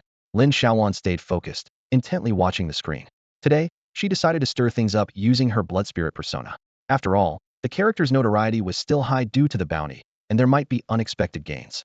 Where exactly was the blood spirit tribe's gathering place again? Lin Xiaoyuan pondered for a while, but couldn't contribute to the conversation, resolving to study these basic facts more diligently in the future. Just then, a friend request popped up. Lin Xiaoyuan clicked on it, noting that the applicant was named Po Mia, a Huaxia player, with a note saying they were an official staff member. Lin Xiaoyuan was puzzled why would an official contact her directly when they usually went through Qianlai. Nevertheless, since they added her, she decided to accept and see what it was about. Lin Xiaoyuan, I'm the Territory Information Registrar for our organization. I'm collecting all players' information and need you to provide details about your territory and personal information. Please cooperate and provide it quickly, as I have to move on to the next person. Pamia messaged. Lin Xiaoyuan was taken aback and immediately suspicious. A scam. Her territory information was well known in Huaxia, and recalling the bounty notice in the original group, she felt she needed to test what this person was up to. He didn't seem legitimate, so she decided to use an old trick as a code phrase. Although it was overused, it was perfect for the situation, as Huaxia players would instantly recognize it. The organization finally sent someone to contact us. I'm so moved I could cry, but I have an urgent matter right now and need some advice. Organization, I need you to help me come up with a name. Lin Xiaoyuan quickly replied. Go ahead. Pamia responded promptly. A resident just had a child and insists on naming them. Their surname is Zhuge, and the child was born just as the sky brightened. What name should I give them? I'm quite anxious. There was a pause of 7 or 8 seconds before the reply. Zhuge just in time? Lin Xiaoyuan squinted her eyes, thinking to herself, what nonsense. Not knowing even the Prime Minister's famous name, and still daring to pretend to be Huaxia? Who gave you the nerve? She almost couldn't resist the urge to act, but ultimately refrained from using skill 1 to steal, as the risk of unknown theft was too high. This was clearly an enemy force, and she needed to hold back and stay cautious. Lin Xiaoyuan immediately deleted Pamia, not bothering to waste a single word on him. This move left the other party stunned for a while, unsure of what had happened. Was the name unsatisfactory? Did the cover get blown? Trying to earn a measly 50 gold, he even had to moonlight as a name giver? Frustrated, Pamia angrily logged off. Lin Xiaoyuan continued to watch the screen, noticing the big players in the channel passionately discussing city-related topics, in which she had no interest whatsoever, even feeling a bit sleepy. She forced herself to stay awake, managing to gain some aggro with her Jiao Meng and Blood Spirit aliases, and finally succeeded in using skill 1 to steal 3 gold. With that, she could no longer hold on and drifted into a deep sleep. Lin Xiaoyuan hadn't had a proper rest for 2 days, but now she felt completely refreshed after a good night's sleep. She opened her eyes to see warm sunlight streaming through the glass window, casting dappled shadows on the stone house floor and creating a peaceful and serene atmosphere. Looking outside, she noticed that no one was up early today, not even He Gu, who was usually the most diligent. It seems everyone can finally relax, Lin Xiaoyuan thought with a slight smile. Everyone's nerves had been stretched tight over the past few days, but now they could finally take a breather. She pushed open the door and stepped outside, immediately hearing the familiar calls of birds. Looking up, she saw several sword-billed birds circling the treetops, calling to her energetically. Ignoring them, she headed straight to the warehouse to grant food access permissions to He Gu and Tu Jiu. Just as she finished, the door of the eastern stone house opened, and He Gu emerged. Up early today, huh? The weather is great. He Gu greeted warmly. What do you want for breakfast? I'll cook for you. Lin Xiaoyuan felt a wave of warmth wash over her, reminiscent of being back in Huaxia. Anything is fine. I'm not picky, she replied. I've already unlocked the food storage permissions for you and Tu Jiu, so it's up to you to decide what we eat. He Gu headed towards the warehouse, saying as he went, let's see what we have. The downside of a beginner's village is the lack of supplies. Lin Xiaoyuan then turned towards 2 patches of black soil nearby, where she could see seeds sprouting. In the area where He Gu had planted seeds, a sharp green shoot had already broken through the soil. She crouched down to take a closer look and noticed faint, irregular dark blue lines on the tender leaf, instantly recognizing it as something other than a regular crop. Mutant plants definitely look different, Lin Xiaoyuan thought, feeling delighted at the prospect of soon being able to propagate the mutant bean grass on a large scale using cuttings. She was already planning to buy more black soil after the novice period to prepare for large-scale cultivation, and she also needed to arrange for her precious tree demon seeds as soon as possible. Just then, Aya and a few others came running over with Meng Nan. Lin Xiaoyuan felt a twinge of jealousy seeing Meng Nan so happy and carefree, seemingly having forgotten his owner now that he had the little rabbit people for company. The little rabbit people greeted her and immediately crouched down to admire the tiny sprout. Wow, the seed has sprouted, exclaimed one of the little rabbit people. It sprouted much faster than our serrated beans. That's because it's black soil, another explained. I think it's the seed, a third little rabbit person added. Too bad I don't have the skills, otherwise I could tend to it twice a day and it would grow even faster. That's a planting skill book. If I had it, I could do it too. After a moment's thought, Lin Xiaoyuan decided to entrust her ordinary seeds, like those of ground berries, mushrooms, and soybeans, to Aya and the others for planting. There weren't many, and they were just sitting idle anyway. The little rabbit people were almost ecstatic, thrilled to be given a special task by their leader, and nearly swore an oath to complete it diligently. Lin Xiaoyuan noticed that the little rabbit people seemed much more energetic today, likely because their life force was gradually recovering without the suppression of the slave mark. Stretching, Lin Xiaoyuan cast her gaze over the distant woods, the sound of the sword-billed birds' calls at the front gate reaching her ears. It was another bright, vibrant day, as the aroma of the secret recipe braised meat with astringent beans wafted through the courtyard once again. Not only did the muscular man and the little rabbit person find themselves unable to resist, gathering early around the big stove, but even Captain Hong and Siete, who usually didn't show hunger easily, couldn't help swallowing. It must be said, Old Hay's culinary skills were unmatched. The flavor was simply beyond words. Who would have thought that those astringent beans, once added to the soup, would lose all bitterness? Aren't astringent beans just ordinary ingredients? How could they become so delicious? Regardless of what it was, Hey-gu could turn even fodder into a masterpiece with a little seasoning. Look over there. Aren't there more sword-beaked birds than yesterday? Why do I feel like their calls are louder too? Siete squinted, observing the flock of sword-beaked birds drawing nearer and louder, realizing that the bird with the messy feathers on its head wasn't the same one that appeared yesterday, right? Every time it was mealtime, it was the first to arrive. Could it be that this creature is also a food enthusiast? The muscular man mumbled as he stuffed more stew into his mouth. Look at it. It definitely wants a taste. Siete glanced at the food hanging from the muscular man's mouth and laughed. Haha, it sure has good taste, but if Hey-gu doesn't leave soon, these sword-beaked birds might just make a home in the trees at our doorstep. Captain Hong couldn't help but chuckle. This is quite a story, being besieged by strange birds just because the food smells good. After the meal, Lin Xiaoyuan and Tu Jiu discussed how to proceed with the situation. The rabbit people needed to stay within the territory to keep the sword-beaked birds' attention, allowing operations outside to continue smoothly. The astringent beans dried last night were running low, and Tu Jiu suggested planting some more, with the rabbit people carefully tending to them, hoping for another harvest next year. Although the quantity was small, once the sword-beaked birds left, resource gathering outside could resume, and they could dry and plant more, gradually accumulating over time. Lin Xiaoyuan finally understood Tu Jiu's expression of both heartache and satisfaction. So she wants to farm, and is worried about the dwindling supply of astringent beans. Moved by this realization, she felt Tu Jiu's investment in the land was more fitting for a lord than her own, and she comforted, "Don't worry, after the novice village phase, I'll bring back some higher yield seeds, making planting easier. Take your time, we'll definitely harvest more." Today, the six-member team decided to explore the map in a different direction, using the novice protection period to thoroughly understand the surrounding terrain, to prevent Lin Xiaoyuan from impulsively wandering into dangerous areas. As usual, they sneaked out of the territory through the back wall, heading further afield this time. Captain Hong believed there might be a water source to the northeast of the territory, which, if found, could become their new target. Captain Hong and his team decided to postpone their monster hunting plans and spend the day observing, marking, and traveling. Along the way, they would collect any valuable items they encountered.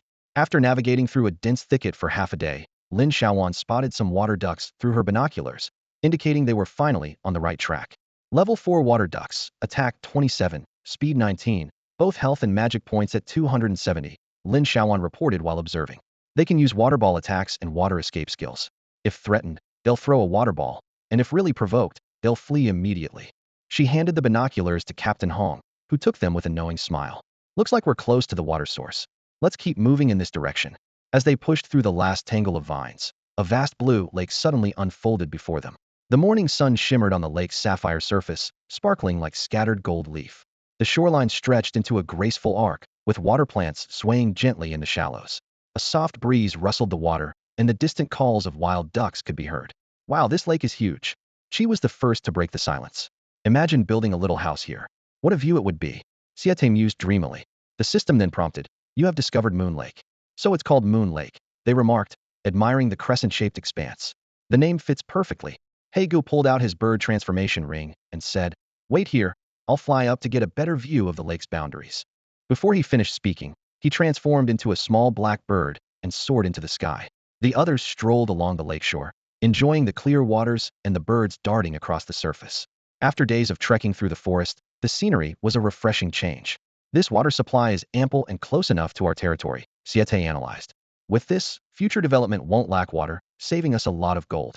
Xiaoyuan, when expanding the territory, consider developing in this direction. As the level increases, focus on agriculture, forestry, and fisheries. Your territory has a great location. Managed well, it could rival Maple City. Isn't Maple City a level 1 neutral city with teleportation arrays and flying stations? How can our territory compare? Lin Xiaoyuan asked, puzzled. Maple City's current prosperity relies mainly on maple syrup wine. Since the Red Squirrel tribe left, its development barely meets level 1 city standards, Siete explained. Sounds like there's an interesting story there, Lin Xiaoyuan said, intrigued. Captain Hong chuckled. No rush. Once your novice protection period ends and you officially enter the vast primal trial grounds, you can learn more in the official channels. The Blue Star human race has been in the game for over a decade, spread across the lands. We have some understanding of the major factions in the primal world. You can ask in the group or pay for answers. Players can dig up all sorts of gossip. By the way, don't rush to buy the original plant guide. Chi quickly added, his eyes filled with concern for Lin Xiaoyuan's savings. The official channel has already added plenty of free plant and animal guides. He was worried Lin Xiaoyuan might spend unnecessary gold coins. Lin Xiaoyuan's eyes lit up, and a joyful smile spread across her face. I told you, Hasha wouldn't leave us without any support. It's been tough for the newbies. She sighed in relief. Thankfully, everyone is almost through the worst of it. Just one more day, and I'll be through it too. Once the newbie period is over, I'll take you to Maple City, Siete said with a look of anticipation. We'll try the authentic maple syrup wine. I've heard about it, but never tasted it. I was in such a rush when I arrived, I didn't have time to look around. He was eager, having heard a lot about the famous drink, and he intended to have a couple of glasses before leaving. As a newcomer, Lin Xiaoyuan couldn't leave the novice village, nestled deep within the wilderness. All she had seen were primitive jungles. Her eyes sparkled with curiosity about the unknown world. The various cities in the original world had unique characteristics, with different racial settlements creating diverse styles. Many cities matched the aesthetic of Huaxia people, built beautifully. She had watched game documentaries on Blue Star and was eager to see those cities.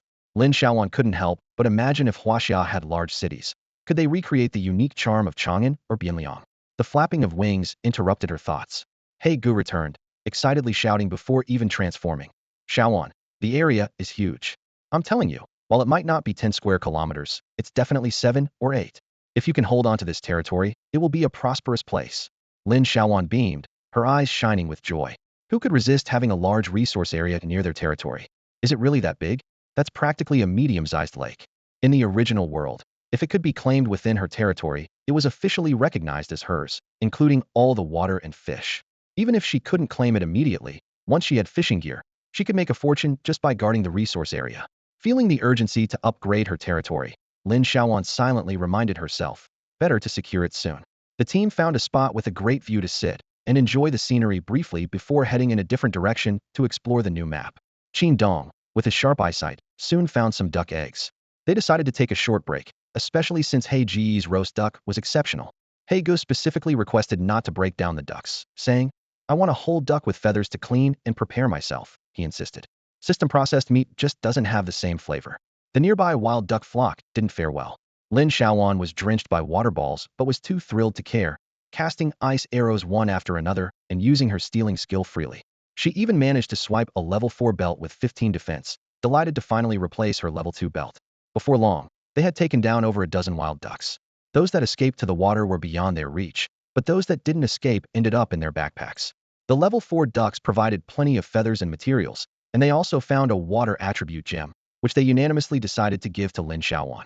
When the team arrived at the beginner's area, everyone except Xiaoyuan was fully equipped with level 5 gear, while she was wearing level 2 or 3 gear. Acquiring equipment in the beginner's area isn't easy and usually depends on defeating monsters. Xiaoyuan was lucky enough to get a piece of equipment from a wild duck, earning praise from Siete. As they walked, the group paused to gather resources and explore the terrain. By evening, Lin Xiaoyuan's system map was covered with various markers. The most notable was a level 15 monster area, the habitat of the swamp red-crested giant lizard. This reminded Lin Xiaoyuan of Meng Nan's audacity, daring to steal the lizard's eggs at level 5. Due to the significant level difference, even with a rare item like binoculars, the attributes of the giant lizard still appeared as question marks. This is common when the scouting skill level is insufficient or the item level is too low, often resulting in failed attempts to investigate higher-level targets. As sunset approached, the group headed back to their territory. As soon as they entered, the little rabbit people eagerly gathered to check their harvest. Lin Xiaoyuan cheerfully displayed their findings, saying, just some greens, both meat and wild vegetables. With the addition of the territory's courtyard, Lin Xiaoyuan's farming talent quickly emerged. With the help of Hage and other teammates, They brought back various wild vegetable seedlings, bringing Lin Xiaoyuan's primitive farm life dream closer to reality. This aligns well with the Chinese characteristic of having a vegetable garden wherever possible, especially in a primitive game setting. Seeing the abundance of wild vegetables, the little rabbit people joyfully exclaimed, "Great! Now we can save on meat." However, they frowned at the sight of Sichuan pepper, saying, "This is bitter and numbing, we can't eat it." Lin Xiaoyuan explained that this was the primitive version of Sichuan pepper and secretly planned to make a spicy hot pot for everyone once she gathered the necessary ingredients. Meanwhile, Tu Chio and Tu Mao Mao had already prepared a meal and thoughtfully boiled a pot of hot water. Hage was pleased and immediately started building a grill with the two rabbit people, preparing to showcase his skills in roasting duck. The group gathered the wild ducks they had collected and, under Brother Chi's guidance, began the process of scalding, plucking, and cleaning them. Lin Xiaoyuan, along with the little rabbit people, helped with the duck preparation in the courtyard. While they were busy, the little rabbit people reported the day's events to Lin Xiaoyuan. It turned out that around noon, a flock of sword-billed birds visited their territory several times, but unfortunately, the arrow tower didn't manage to shoot down a single one, leaving Tuchio disappointed. Lin Xiaoyuan looked up at the sword-billed birds circling above, deep in thought. Some of the birds perched in the trees, while others hovered in the air, unwilling to leave.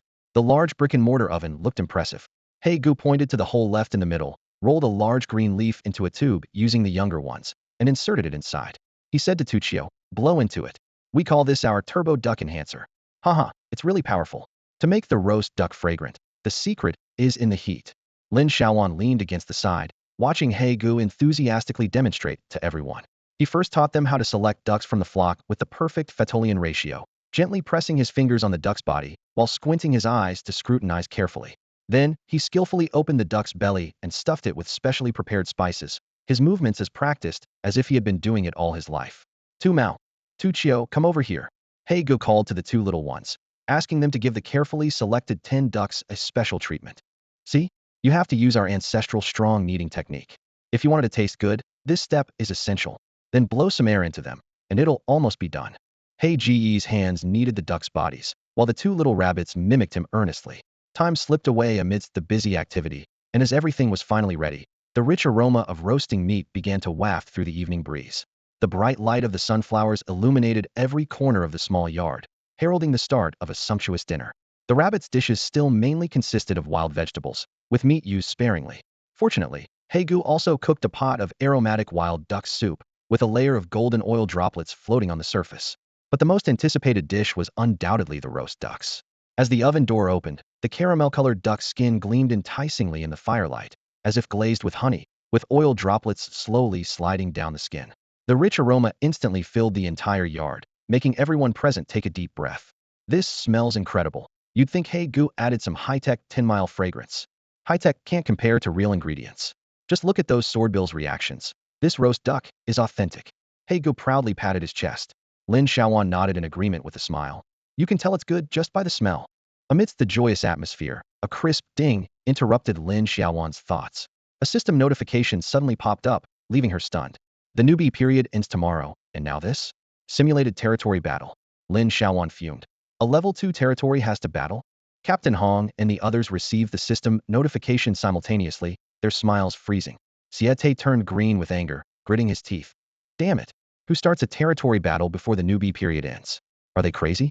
Why not wait until the level is higher and there are more resources? Captain Hong immediately turned to Lin Xiaoyuan to explain.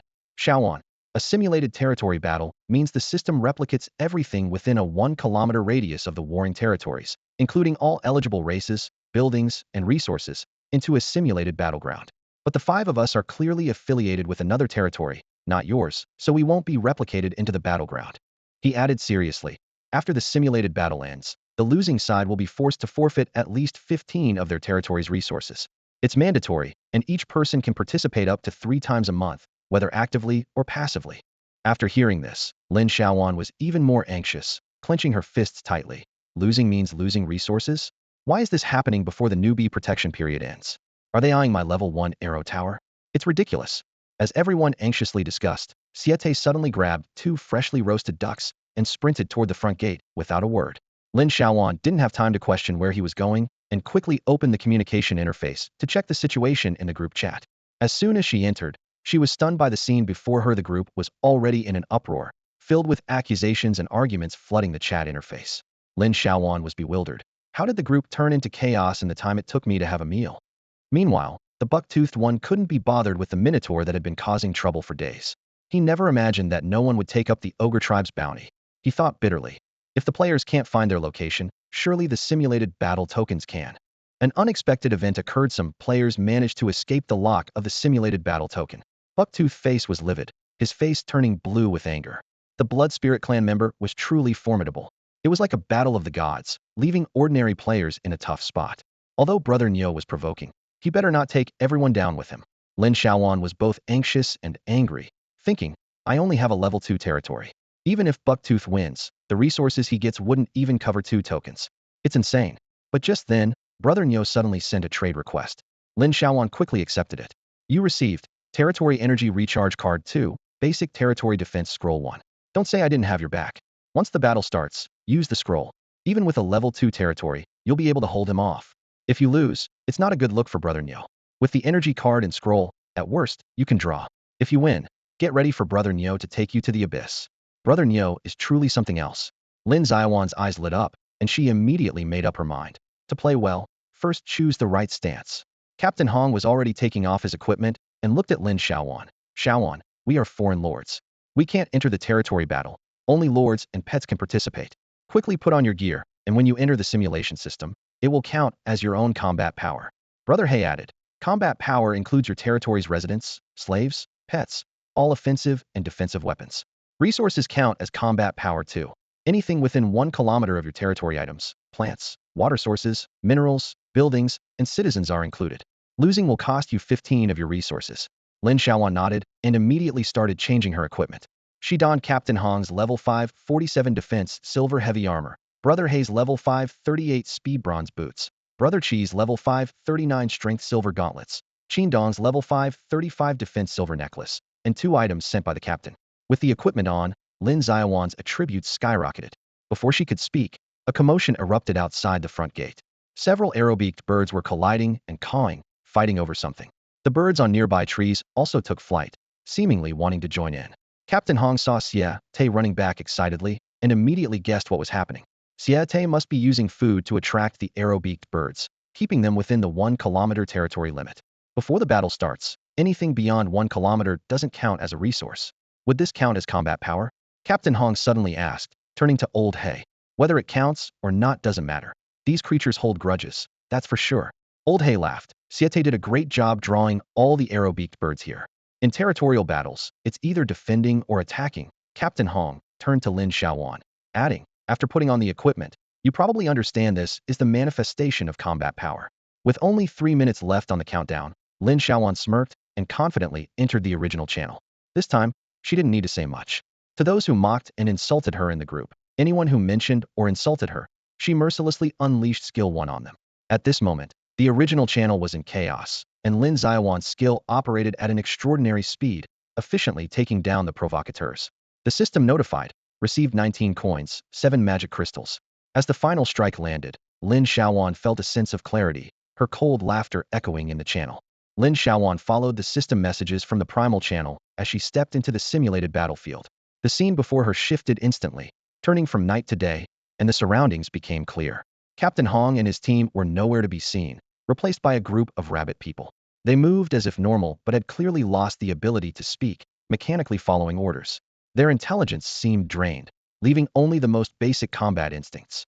The burly man remained seated, clutching a large piece of meat, tearing at it continuously. The only change was the addition of a string of red names and a red-blue health bar above his head. His expression remained vacant, unreactive to the sudden change in environment. When Lin Xiaoyuan looked at him, he managed to bare his teeth in a strange smile, as if greeting her. Above the rabbit people's heads floated similar red names and health bars. Lin Xiaoyuan realized she was likely the same. In this scenario, she and these creatures were classified as red team forces. She looked up at the sky above the territory and saw the sword-beaked birds still circling, unchanged. This indicated they belonged to neither side's forces and were likely considered resource units.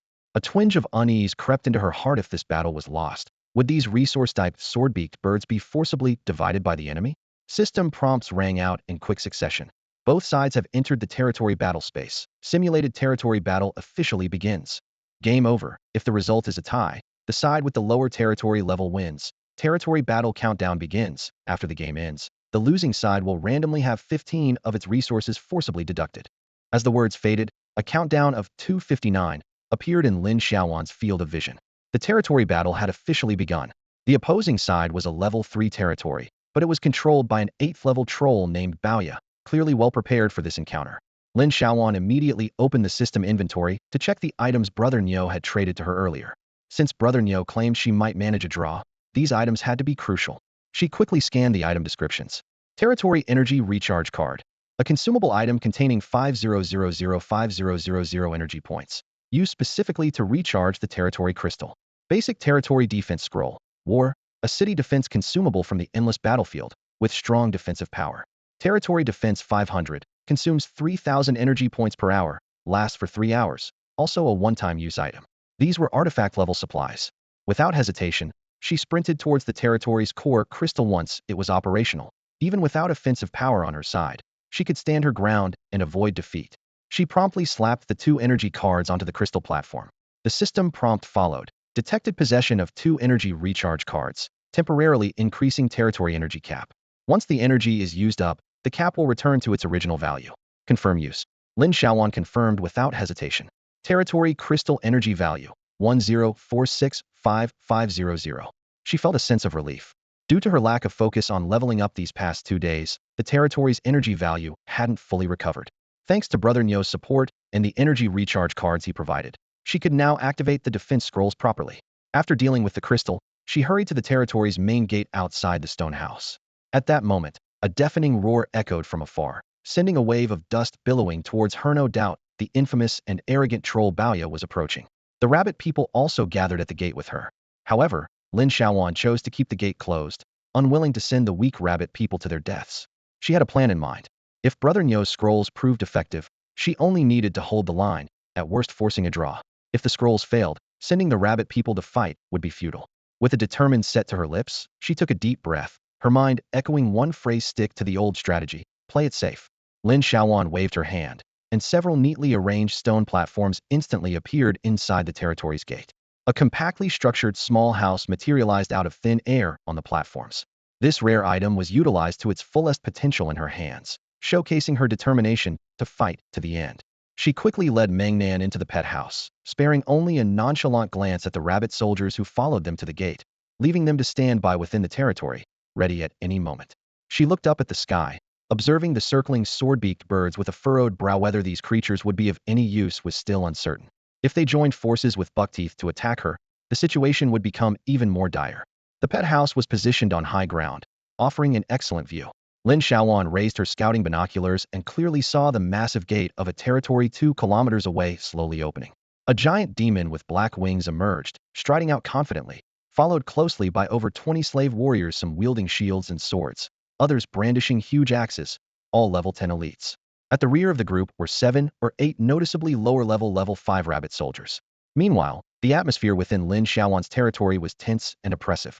Not only Captain Hong and his team, but even the rabbit soldiers were in low spirits. Everyone was present except for Lin Xiaoyuan and Mengnan. Chet was so anxious he kept wringing his hands, he lamented. It's a shame our systems are locked. Otherwise, we could see what's actually happening right now.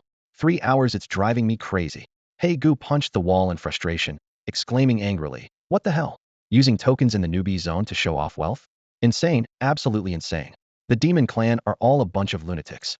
Captain Hong merely patted He Ji's shoulder and sighed without saying more. At this moment, because of this simulated territory battle, the verbal war in the newbie zone's original channel had reached a fever pitch. The Bull clan, Earth Turtle clan, and humans were jointly cursing all the demon clans like the trolls, bone demons, and sky demons, while the Blood Spirit clan uncharacteristically spared no one. Though the newbie zone couldn't enter the simulated battle system to spectate, Sarian wasn't too disappointed, as the verbal battles in the original channel were equally thrilling. A dark horse had suddenly emerged, a distinctive human player whose performance was remarkable. This player was so skilled that Sarian was nearly in awe. Without using a single curse word, she could single-handedly berate 10 clans without losing ground, silencing demon players one after another, and prompting more and more onlookers to flood the channel with 666. Expressing relief for the Bull's long-standing grievances. Sarian was moved to tears. If only I had met this goddess when I was younger, I wouldn't have been cyber-bullied for so many years. I've finally encountered a peerless master today. Amid this chaos, he discovered new clues about an unknown attacker. The mysterious powerhouse had struck again amid the commotion. Several victims had already voiced their complaints in the channel. This bold action from the mysterious attacker made even the usually stoic Xiaoyuan unusually excited. More people have lost items, Xiaoyuan said, showing a rare look of delight, his eyes gleaming with an unusual light. Xiaoyuan focused intently on the data stream from the Primal channel, quickly sending friend requests to players who had been attacked by an unknown force. His brow furrowed as his fingers danced over the virtual interface. The ability of this unknown entity to target multiple players simultaneously was suspicious. What puzzled him even more was that one of the victims had only lost 13 health points, not a high-level skill or attribute points, just a mere 13 points of health. Is this really necessary? Xiaoyuan muttered to himself, tapping on the control panel. I could understand if it was about stealing gold coins. He soon identified a commonality among the victims. They were all engaged in chatting or arguing in the Primal group. Xiaoyuan immediately began compiling information on all players currently arguing, silenced, or spamming 666 in the Primal channel. Data scrolled rapidly across the screen. By comparing the three instances of unknown attacks, he identified a key pattern: nighttime, Primal channel, arguments. As he analyzed the number of participants in the third argument, Xiaoyuan noted that there were indeed many, and the conflict was escalating, with more victims emerging. The culprit might not have stopped yet, he murmured, quickly pulling up detailed information on the young master of the Mangyu clan. If the attack came from this player wielding top-tier items, it might make sense. Xiaoyuan knew the players in the Primal beginners area were diverse, with many not being ordinary challengers, but official residents of the Primal Grand Alliance. Among those with the capability and audacity to cause trouble, the young master of the Mangyu clan stood out. The member of the Thunder Dragon family was also a possibility, but his immaturity made Xiaoyuan temporarily discount him. Even with top-tier items and talents, how was it done? Xiaoyuan's mechanical eyes flickered with thought. Network targeting? Item name targeting? Or just sheer coincidence? He glanced around. Almost everyone was chatting on the system panel, including himself, who was conversing with multiple players simultaneously. There were too many contradictions, but Xiaoyuan was at least certain about one thing: what kind of tracking item he needed to purchase next. If the attack was related to the Primal channel, then the hypothesis of network targeting through Primal was worth considering, despite his doubts. How could the system allow such a vulnerability, he pondered. If true, this is a big deal. Could the system itself be up to something? He recalled a rumor, half believed. For centuries, as few hunting star races succeeded in challenges, the Primal monitoring system scattered throughout the vast universe might have randomly granted lucky chips to some races to increase their success rate in Primal trials, achieving some balance. Although this theory was not recognized by any racial force, it was this mystery that drew the mechanical spirit Xiaoyuan to the Primal trial field. Was too curious and wanted to uncover the truth. Over the centuries, many inexplicable events had occurred in the Primal game, even baffling to a mechanical being like him. Despite this, Xiaoyuan remained convinced that the system was absolutely fair. If the Primal system can't achieve absolute fairness, then this world is not far from destruction. His processor worked at high speed. Xiaoyuan couldn't help but connect these two incidents in his mind. This attack was too bizarre. He initially thought the unknown attack targeted attribute points and high-level skills, indicating some intent, but he hadn't expected even 13 health points to be spared, suggesting the attacker was indiscriminate. Could it be the Mangyu clan? His gaze swept over the data again. But the Mangyu clan doesn't fit the lucky chip criteria. His thoughts began to expand. Perhaps the unknown attack wasn't from a single player but multiple ones? Maybe there was some random selection mechanism? Or was the attack itself highly random? There might even be other victims yet to be discovered. In the simulated battlefield, Lin Xiaoyuan and her gap-toothed opponent were closing in on each other. She could now clearly see the missing tip on one of his horns. As she got closer, she noticed his prominent, oversized teeth and couldn't help but think how fitting his nickname was in almost hyper-realistic portrayal. Despite her anger burning intensely, Lin Xiaoyuan didn't hesitate. She quickly pulled a defense scroll from her backpack. Even though she had become adept at using the Evil Plague skill over the past 2 days, she refrained from using it now, fearing it might reveal the original owner of the skill and trigger an unwanted resonance. As for her stealing skill, she dared not use it on the gap-toothed man. This battle was far too precarious for her. Without Brother Nyo, she couldn't imagine how she would cope. Once her novice period was over, she definitely needed to expand her skill set. Fortunately, the replicated combatants lacked awareness and couldn't speak, making the fight more straightforward. As long as she didn't make major mistakes, her skill 1 was sufficient to handle the threat posed by her opponent. However, the gap-toothed man clearly didn't think much of Lin Xiaoyuan's level 2 territory. As soon as her protective shield was raised, he sneered dismissively. A mere level 2 territory. How long can it hold me off? His eyes were filled with disdain. Good things should be used. Otherwise, there's no sense of achievement. Before his words even faded, he raised a cyan scroll and, turning his back to his soldiers, commanded loudly, "All warriors, charge forward." Immediately, Snow Wolf warriors, Silver Bear warriors, and even the frail rabbit people launched a full-on assault towards the main gate of Lin Xiaoyuan's territory. Lin Xiaoyuan felt a pang of anxiety. Captain Hong was wrong this time. Some still don't play by the rules. Watching the gap-toothed man lead his forces in a reckless charge, Lin Xiaoyuan was incensed. This demon had no regard for tactics, opting instead for sheer brute force, launching an all-out attack from the start. It was as if he considered her not worth any elaborate strategy. But in the next moment, as the gap-toothed man crushed the cyan scroll, Lin Xiaoyuan's eyes flashed with alertness. The Snow Wolf warriors at the front suddenly accelerated, and a cyan energy enveloped all the orc warriors on the battlefield, dramatically boosting their speed. Lin Xiaoyuan's heart skipped a beat. A speed scroll? No, this was more than just acceleration. In no time, the fastest Snow Wolf warriors had breached the 30-meter range of her territory, within the firing range of her level 2 magic launcher. Without hesitation, she grabbed her silver longbow from her back and quickly prepared. 20 meters. She aimed and released the first arrow, a freezing critical hit that struck with precision. As the arrow flew, she swiftly prepared a second shot, ready to use skill 1 when they got closer. By this time, the gap-toothed man's warriors had reached the main gate of her territory and began attacking the protective barrier, their power evident. Standing at the back, the gap-toothed man smirked coldly. "This will break through your territory."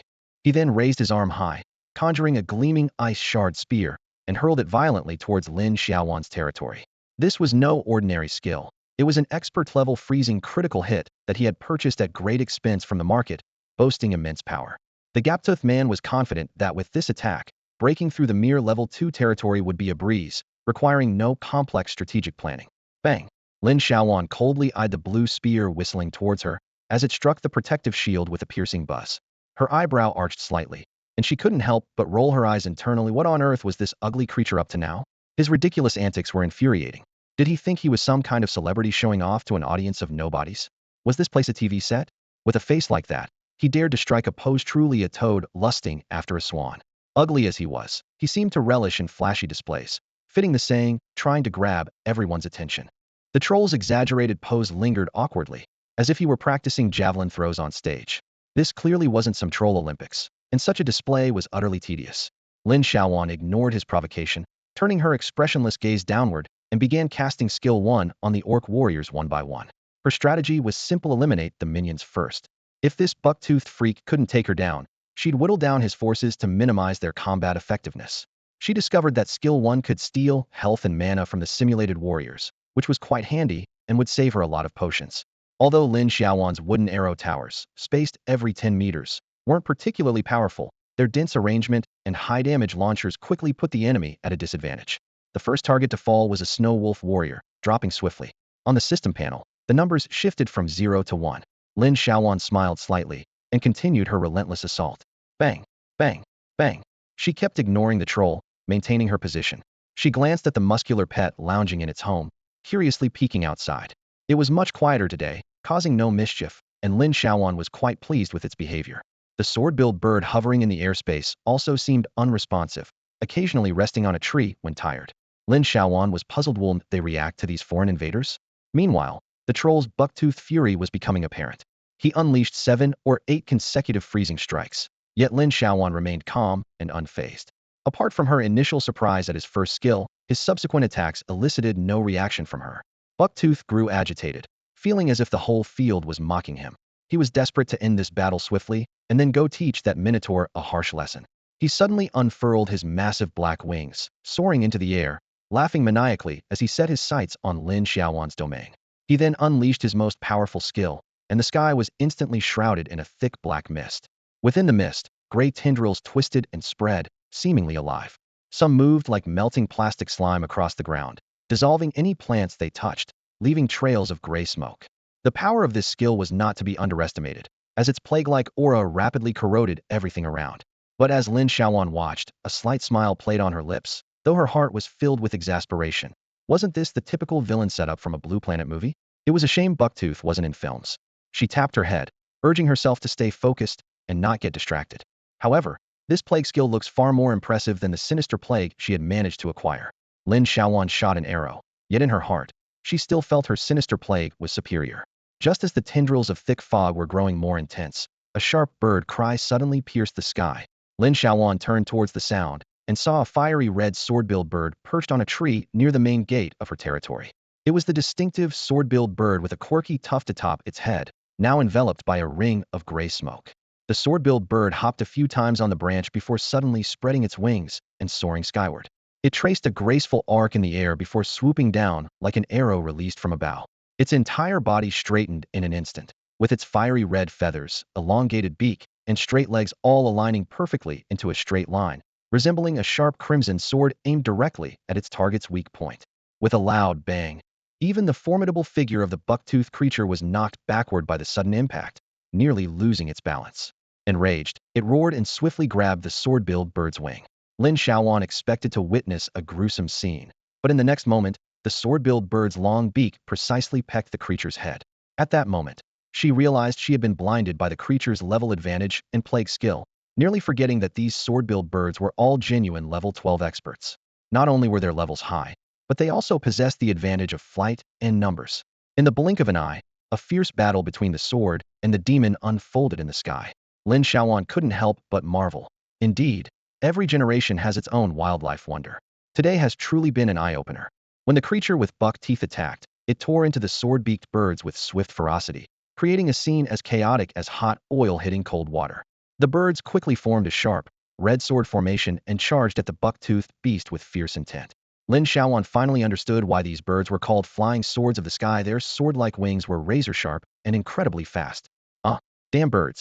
Lin Xiaoyuan gritted her teeth, almost picturing the chaos the creature would face from these avian attackers. Watch as my mighty troll tears you to shreds. The buck-toothed creature let out cries of agony, unable to fend off the bird's sharp beaks.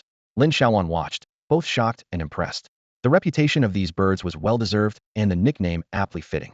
She glanced at the spot where Qin Dong used to sit, grateful for the chaos the young man had inadvertently stirred up by provoking the sword-beaked birds, turning this ordinary secondary territory into a perilous battlefield. The bird's sword formation was relentless, a merciless strike aimed directly at the creature. This reimagined version seemed more aggressive, attacking without hesitation.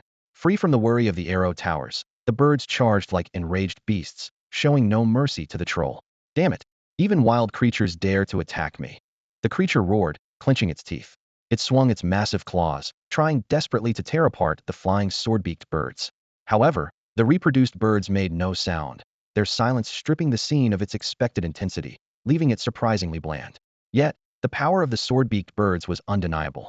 Their reputation as flying swords was well-earned, and Lin Xiaoyuan finally understood why Rabbit Tooth had been so alarmed upon seeing the bird's nest in the woods. She exhaled deeply, feeling that the situation had finally turned a corner. As long as the birds were present, the immediate danger seemed manageable. The next task was to quickly clear the orcs blocking the entrance. While attacking the enemy, Lin Xiaoyuan noticed her damage output suddenly spiked, reminiscent of the effects of an evil plague. Upon closer inspection, she realized that the orcs were already being ravaged by the plague, gray mist swirling around them with a deadly aura. The rabbit people, in particular, were losing health rapidly, even without being attacked by the arrow towers. The plague skill of the buck-toothed creature was indeed formidable, drastically weakening the enemy's combat abilities and even affecting its own allies. Lin Xiaoyuan was stunned by the indiscriminate spread of the plague, which seemed to spare no one, not even its own side. She couldn't help but marvel at the creature's madness. It spared no one, not even its own, seemingly oblivious to the potential consequences of such reckless behavior. This lunatic, Lin Xiaoyuan thought with a cold smile. Sooner or later, the buck-toothed creature would pay for its arrogance. The plague's effects significantly reduced the orc's attributes, leading to heavy casualties. 2 more silver bear orcs, charging at the protective barrier with weapons in hand, fell. However, Lin Xiaoyuan didn't notice that near the main gate, far from her battle, black tendrils were silently infiltrating the barrier. The barrier was ineffective against this plague skill, allowing the tendrils to crawl up the walls and silently penetrate the barrier, quickly invading the waiting rabbit people. The muscular man kept his gaze fixed on the buck-toothed creature's intense battle with the sword-beaked birds in the distance. The scene of the buck-toothed troll clashing with the black-winged birds clearly captivated him. At that moment, a system alert sounded in his ear. A soldier in the team had fallen. Lin Xiaoyuan was taken aback. She hadn't expected the buck-toothed creature's skill to breach her defenses and infiltrate directly. Her defenses couldn't hold against this dreadful plague. She stared at the dense poisonous fog spreading across the territory, her brow furrowed. This was quite a powerful move, though the enemy didn't use much of it. The destruction was astonishing. In a real territorial battle, failure to address this could lead to heavy losses. She quickly shouted to Meng Nan, "If you get hit by the plague effect later, don't panic about losing health. Quickly use the red potion. Survive this period, and victory will be yours." She breathed a sigh of relief, reassuring herself that although the plague skill was terrifying, it merely caused gradual health loss, which could be countered with health potions. If impatience wouldn't solve the problem, then she'd face it head-on. Lin Xiaoyuan's archery had become increasingly precise, almost hitting the target every time. At this moment, Bucktooth had no time to pay attention to her, focusing instead on dealing with the sword-beaked birds flying overhead. The tension on the battlefield was rising. Lin Xiaoyuan, without hesitation, began clearing waves of minions attempting to attack the shield below. She controlled the orc tribe around her, while Bucktooth fiercely battled the sword-beaked birds in the air, their silent cooperation and unspoken agreement. The duration of the plague skill finally ended, and Bucktooth took a quick glance amidst the chaos, suddenly stunned. Although he had anticipated that his orc warriors would be wiped out, Lin Xiaoyuan's health was inexplicably full, with almost no loss of magic. He frowned, glanced at her little house, and couldn't help but wonder, was the plague really ineffective against her, or did her little house have some kind of healing capability? Lin Xiaoyuan quickly realized she was immune to the ugly creature's ultimate move.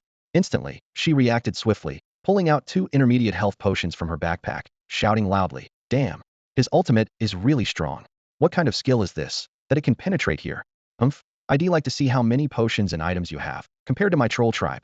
Bucktooth cast a cold glance at the pet still gulping down potions, a slight smirk on his lips, before redirecting his focus to continue confronting the sword-beaked birds. Lin Xiaoyuan calmed herself with great effort, finally confirming. She could indeed be immune to the plague. She had almost given herself away, but her quick reaction saved her from exposure. She continued fighting, outwardly appearing anxious while meticulously adjusting her state. Activating a powerful tower defense skill, she preemptively cleared the enemy minions, ensuring that the snow wolves, silver bears, and rabbit warriors at the gate were thoroughly dealt with. The countdown now showed 2:03, with a score of 1534.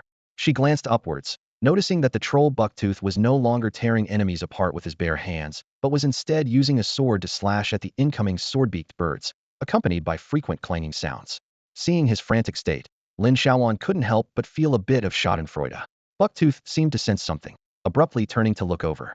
His gaze swept over the scattered orc warriors on the ground without surprise, as if he had foreseen this. But seeing Lin Xiaoyuan nearly at full health, he couldn't help but be taken aback. This time, Lin Xiaoyuan was much smarter. Holding a health potion in one hand and a ring tightly in the other, she shouted excitedly, "Thanks to Brother Nyo's gift. Brother Nyo saved me again. Long live Brother Nyo." Hearing this, Bucktooth almost exploded with rage. He was so furious he could barely contain himself, shaking with anger at the human woman loudly praising the Minotaur. He raised his hand and unleashed a powerful attack aimed directly at Lin Xiaoyuan, his movements swift and decisive. This move was originally a secret weapon intended for an ambush on the Minotaur, but he could no longer hold back. A sinister smile crept across his buck-toothed face, and his eyes gleamed with cunning. His totem power could also bypass defenses, and he was curious to see how many tricks this woman had up her sleeve, and how she had withstood several rounds of plague attacks. He wondered just how many times the Minotaur's items could save her. Lin Xiaoyuan's eyes narrowed as she watched the dense black energy fog rapidly approaching her.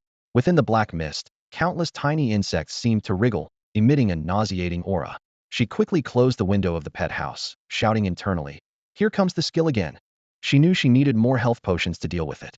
If her performance wasn't enough, she would rely on props. After all, nobody knew exactly what the Bull Brother had given her, and even he couldn't expose her act. Whoosh! The black mist collided with the protective shield. Boom! A dull thud echoed as the new skill's momentum was indeed impressive. The transparent shield trembled violently, its surface rippling with energy waves. Despite the war defense enhancement, a significant amount of black energy seeped through like tiny snakes, heading straight for Lin Xiaoyuan and the strongman inside the pet house. The pet house's defense value of 500 points blocked most of the black energy, but with her health already at full value, Lin Xiaoyuan was anxious. She had no way to expend her health points, making it difficult to continue her act. As she hesitated, wisps of black mist slithered into their bodies like serpents.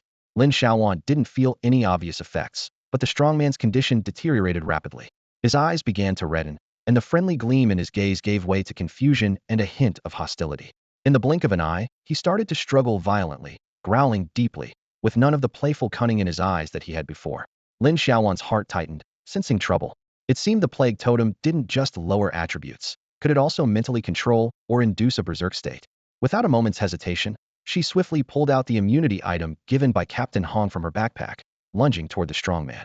She held him down with one hand to dispel his plague state, while with the other, she retrieved a medium-level potion from her waist pouch and shoved it into his mouth, shouting loudly. We've got tools and high-level health potions. We can definitely hold on. Strongman, eat up. Her dramatic performance infuriated Bucktooth from afar, veins bulging on his forehead as he ground his teeth. Minotaur, he roared internally. That damned Minotaur had everything prepared in advance. How could he afford to do that? As Lin Xiaoyuan was collecting props, she unexpectedly discovered several unfamiliar items in her backpack. A haul so incredible, it was hard to believe. Her eyes widened slightly as her fingers lightly touched these mysterious objects, her heart racing. She immediately decided that after this territorial battle ended, she would return to explore the origin thoroughly. She cautiously surveyed her surroundings, contemplating the spectator mechanics of the simulated battleground. Based on Tooth's previous behavior, it was likely that this place allowed for spectator following. Lin Xiaoyuan quickly hid those items deep in her backpack, deciding to keep this unexpected windfall a secret, as if they didn't exist. Meanwhile, inside Hall 009 on Blue Star, several carefully selected observers were intently recording every move Tooth made on the screen. They exchanged insights as they documented their findings. The troll race really is blessed, one observer remarked. High attack, high defense, and they can fly, with skills that are powerful enough. Another shook their head and said, but he's lost this one. If there are no objections, I'll start summarizing. The lead recorder cleared their throat. Known information about the troll Tooth skills, top-tier plague skills, both ignoring defense, with the plague totem suspected to have control or frenzy effects. Lin Xiaoyuan's strongman almost got into trouble. He must have at least S-level skills, maybe even S-level, a senior observer added. So far, he seems more ally than enemy. There are no absolute friends, only absolute interests, another calmly analyzed. If this one is truly a big shot, we need to find a way to bind Xiaoyuan's interests with this Minotaur, or rather, cater to his interests. In the corner of the meeting room, an older observer sighed. If Huaxiao's combat power isn't up to par, there's a high chance we won't make it into the origin rankings. If unlocking the bloodline path doesn't work either, we can try the cultural entertainment direction. As long as the impact is significant enough, even one breakthrough could give us a chance. We'll treat a dead horse as if it's alive, the host summarized. We've run out of other options. Anything that can help increase Huaxiao's influence in the origin is worth trying. The related materials and resources Huaxia has prepared over the years can be appropriately tilted towards them. Meanwhile, Sarian was basking in the joy of victory. A smug smile spread across his face as he finally got some satisfaction in the origin group, standing his ground against several races while following the goddess. The reason he provoked Tooth was simple, summed up in 6 words. Face slapping, face slapping, face slapping. Even though the novice period wasn't over, a mere third-rate character from the troll race dared to put a bounty on Sarian, clearly trying to step on him to gain fame. In the interstellar world, the Sarian family provided him with impeccable personal safety, but in the realm of public opinion, he had to fend for himself. Being cyberbullied on the interstellar network was bad enough, but in origin, the tide had turned. Sarian clenched his fist, unwilling to endure any longer. This was no longer the interstellar network's battleground of public opinion, and he was no longer the worthless Minotaur for others to trample on. Now, he had the solid confidence of his strength. His plan was simple. Provoke Tooth, get him to seek a confrontation, and use this opportunity to slap him in the face, announcing to the entire Origin channel that Sarian was no longer to be trifled with. He initially planned to warm up in the Origin group channel, aiming to arrange a showdown before the protection period ended. But who knew Tooth couldn't hold back and came knocking early. Sarian's lips curled upward. Tonight was destined to be the day of his rise. Sarian was filled with confidence for the upcoming battle. He had already arranged for people to closely monitor Tooth's every move and had analyzed the basic situation of his territory at most a level 3 territory. Conservatively estimating, Tooth could purchase at most 15 werewolf warriors, 10 silver bear warriors, plus various rabbit people. As for his innate ability, the plague, it is indeed not something to be feared. The Serra family never lacks gold or items. Any plague can be countered with tools and potions. As long as it's not a fatal blow, what does he have to worry about?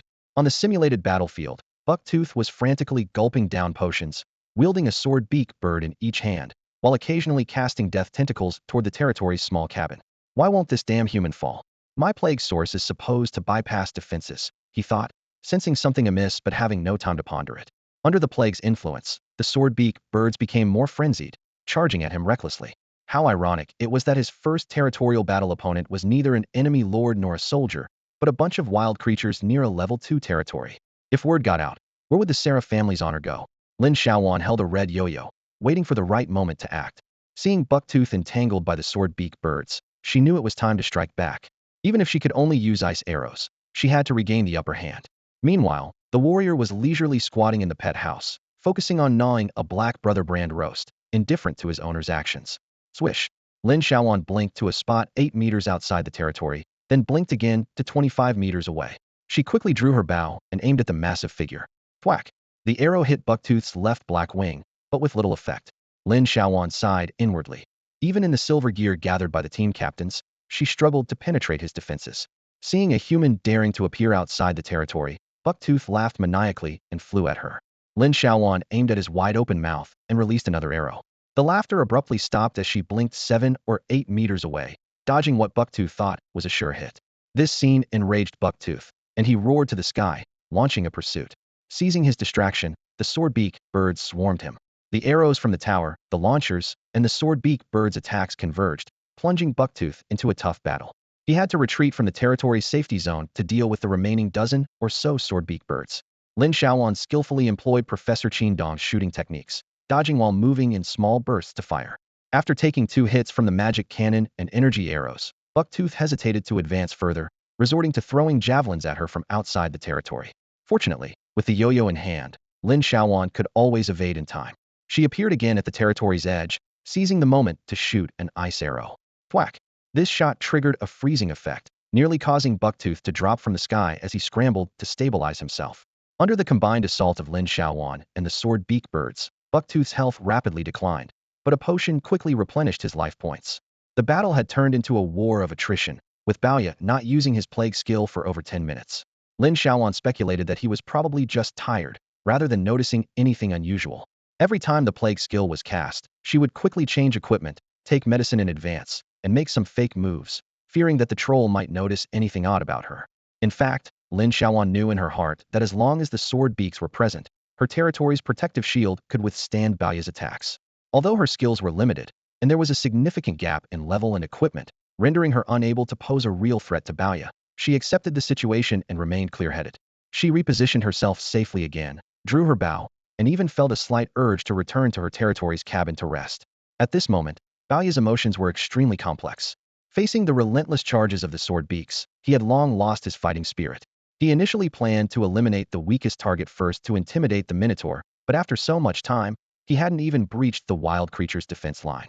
Glancing at the countdown timer, he realized there was still over an hour left, and he had only managed to take down 11 sword beaks. Baoya finally felt some regret for provoking these troublesome bird flocks. He attempted to retreat, trying to exit the aggro range of the sword beaks to regroup. However, his plan failed. These sword beaks had no aggro range and continued to pursue him relentlessly. The battle in the simulated combat space remained deadlocked, while outside, in the Primal Channel, Li Xiaoyuan, who had been fighting for half a day, also began to grow bored. These interstellar parasites had even challenged her friend Xiaoyuan, which made her very displeased. What was even more frustrating was that the novice period was not over, leaving her with no opportunity to help. Besides venting in the channel, she could hardly provide any substantial aid. After expressing her frustration, she suddenly realized that if Xiaoyuan lost, although there wouldn't be any life-threatening danger in the simulated battlefield, it would be a significant blow to her friend. What if Xiaoyuan lost her confidence and was no longer so clever and happy? For the first time, Li Xiaoyuan regretted not spending more time leveling up instead of focusing all her energy on breeding. Well, she decided to leave the scorpion breeding to the residents of her territory and resolved to go out and improve her own strength. Whoosh! Lin Xiaoyuan and the strong man appeared in their territory as if they had teleported, the air still tingling with the warmth of the transfer. Captain Hong and the others quickly gathered around, their faces full of concern, worried that the young girl might break down due to failure. Xiaoyuan, don't be upset, said He Gu nervously. We're still at a low level. Losing isn't a big deal. We'll regain our place when we get stronger. Siete nodded in agreement. Yeah, it's just 15 of the resources, don't worry about it. Once the protection period is over, we'll make it up to you with something better.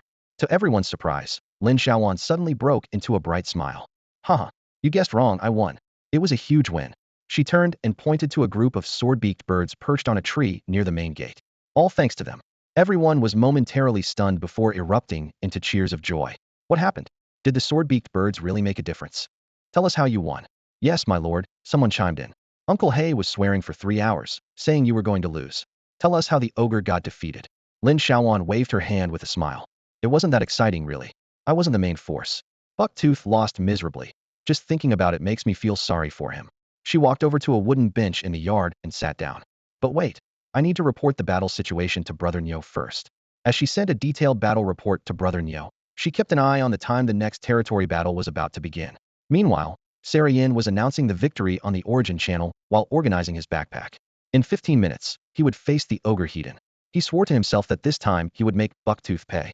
Lin Xiaoyuan briefly recounted the battle to Captain Hong and the others, returning the borrowed silver equipment one by one. Hei Gu enthusiastically brought her meal, and as she ate, she opened the Origin group. The screen immediately filled with dazzling fireworks effects, and a flood of 666 congratulatory messages left her stunned.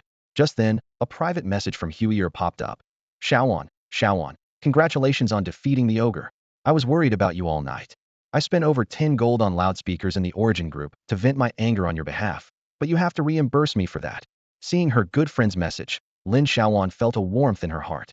This is what true friendship is all about. However, she was somewhat worried. The players hurling insults in the original channel were just at a basic level, like children playing house. How could someone as advanced as Huier be affected by such low-level attacks? Lin Xiaoyuan looked at Huier in disbelief. Huier truly lived up to her reputation. Even in the original channel, her ranking and strength remained unaffected.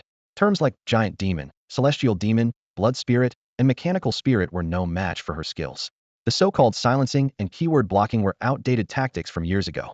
Lin Xiaoyuan watched as players with demon in their names swarmed, but were all silenced, feeling an unprecedented sense of satisfaction. Then she saw players trying to retaliate, only to have their insults intercepted by a swarm of screen-watching monsters before they could even be voiced. It was like a chaotic comedy show. Lin Xiaoyuan felt a rush of excitement and couldn't help but join Huier in enjoying the thrill of the battle.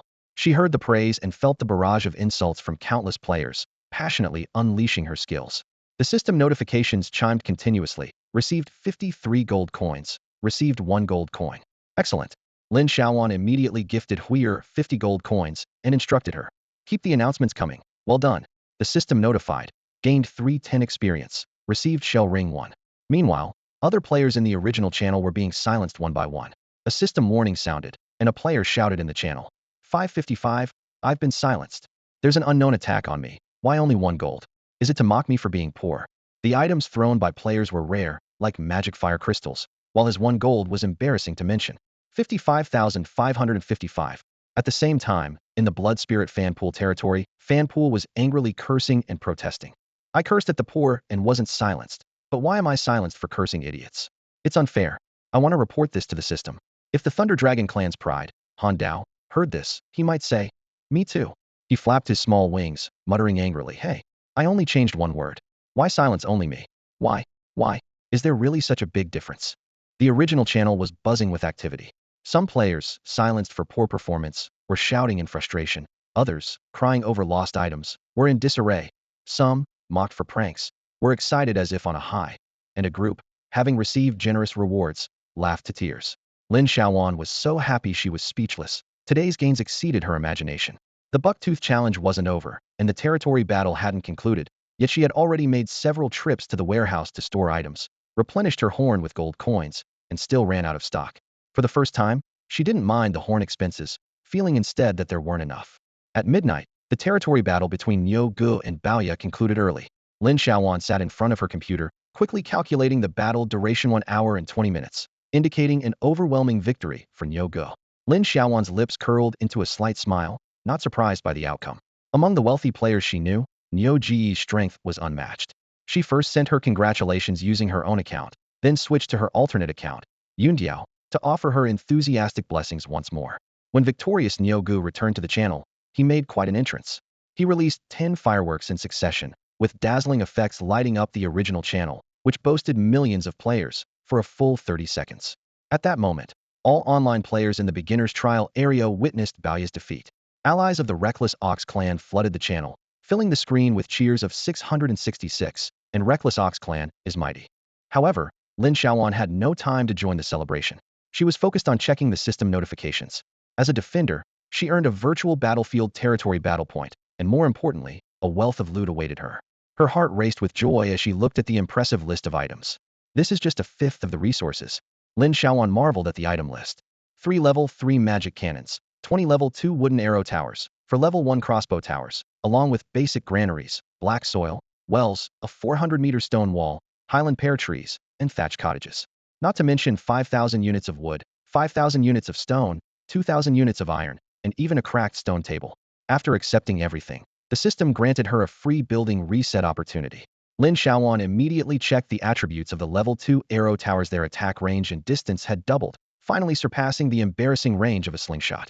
The level 3 magic cannons were even more impressive, with an attack increase of 160 points, though her current level 2 territory couldn't utilize them yet.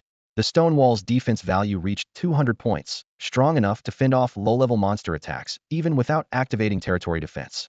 She opened the territory map, carefully planning her defense layout.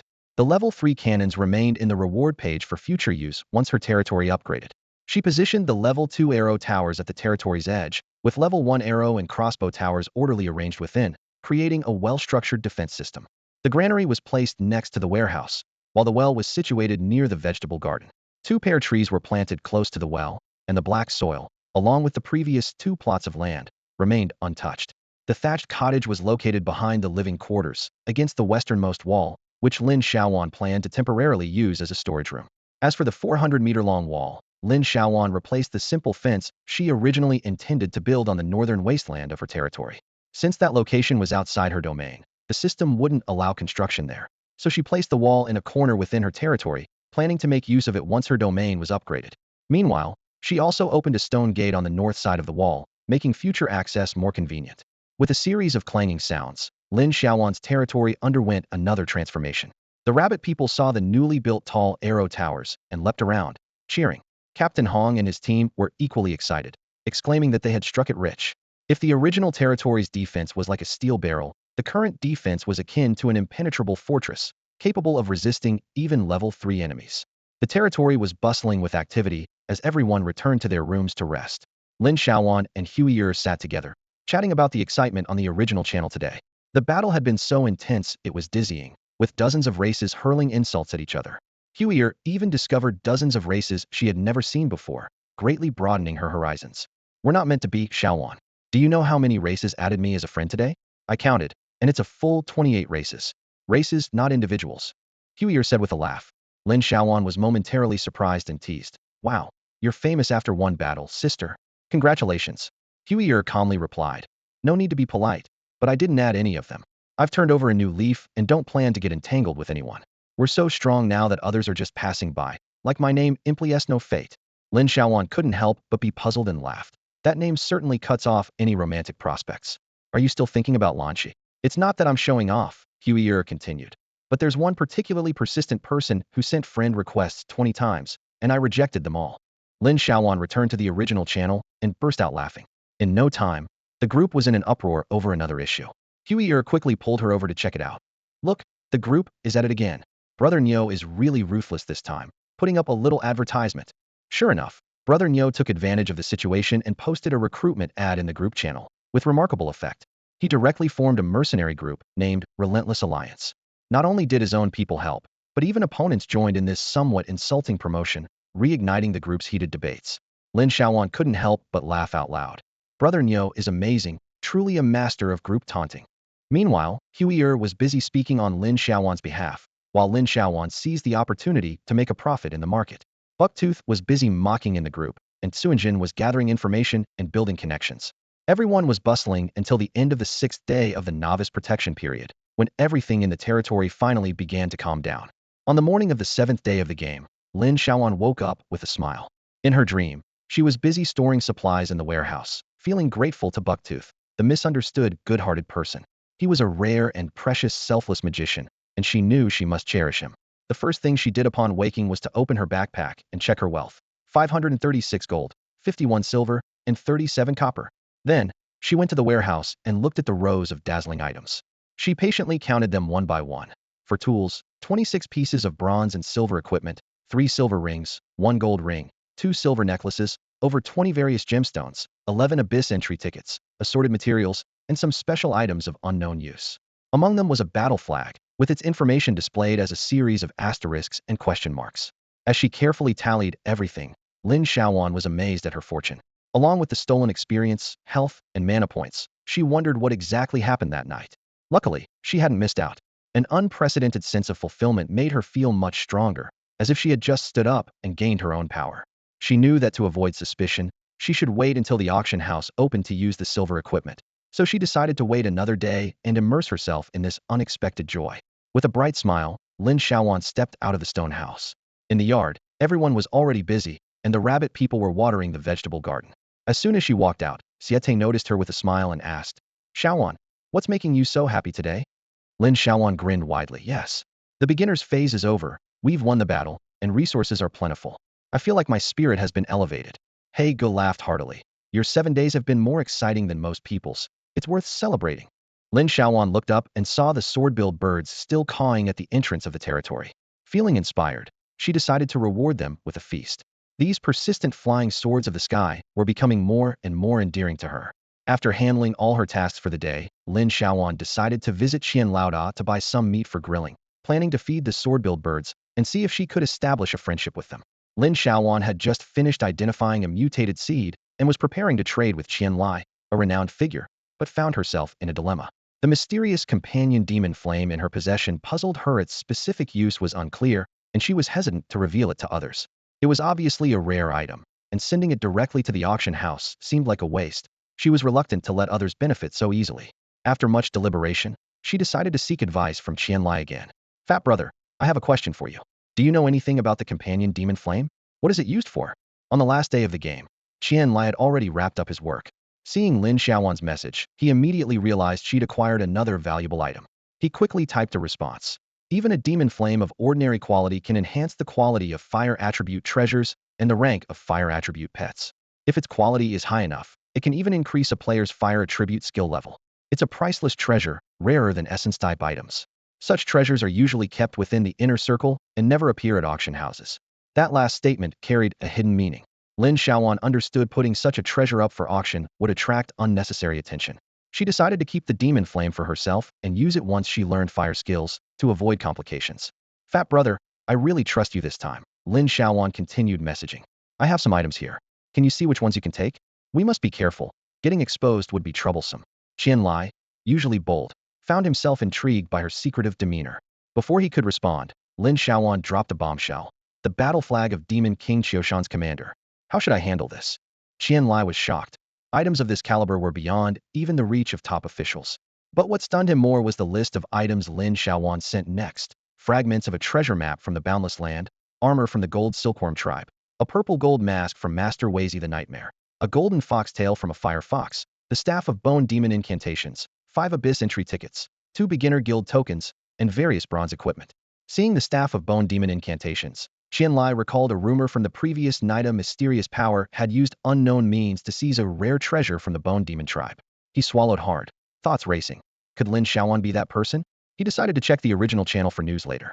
If Lin Xiaoyuan truly had such capabilities, even as just a partner in crime, it would be a tremendous opportunity for the Chinese side. Qian Lai made up his mind and decided to take on this business deal. Anyway, he's not the chief steward. At worst, he can go undercover in the chaotic black market to barter, which is better than Lin Xiaoyuan selling it to the auction house. Qian Lai's words carried a hint of determination. Lin Xiaoyuan's lips curled up slightly, a trace of amusement in her eyes.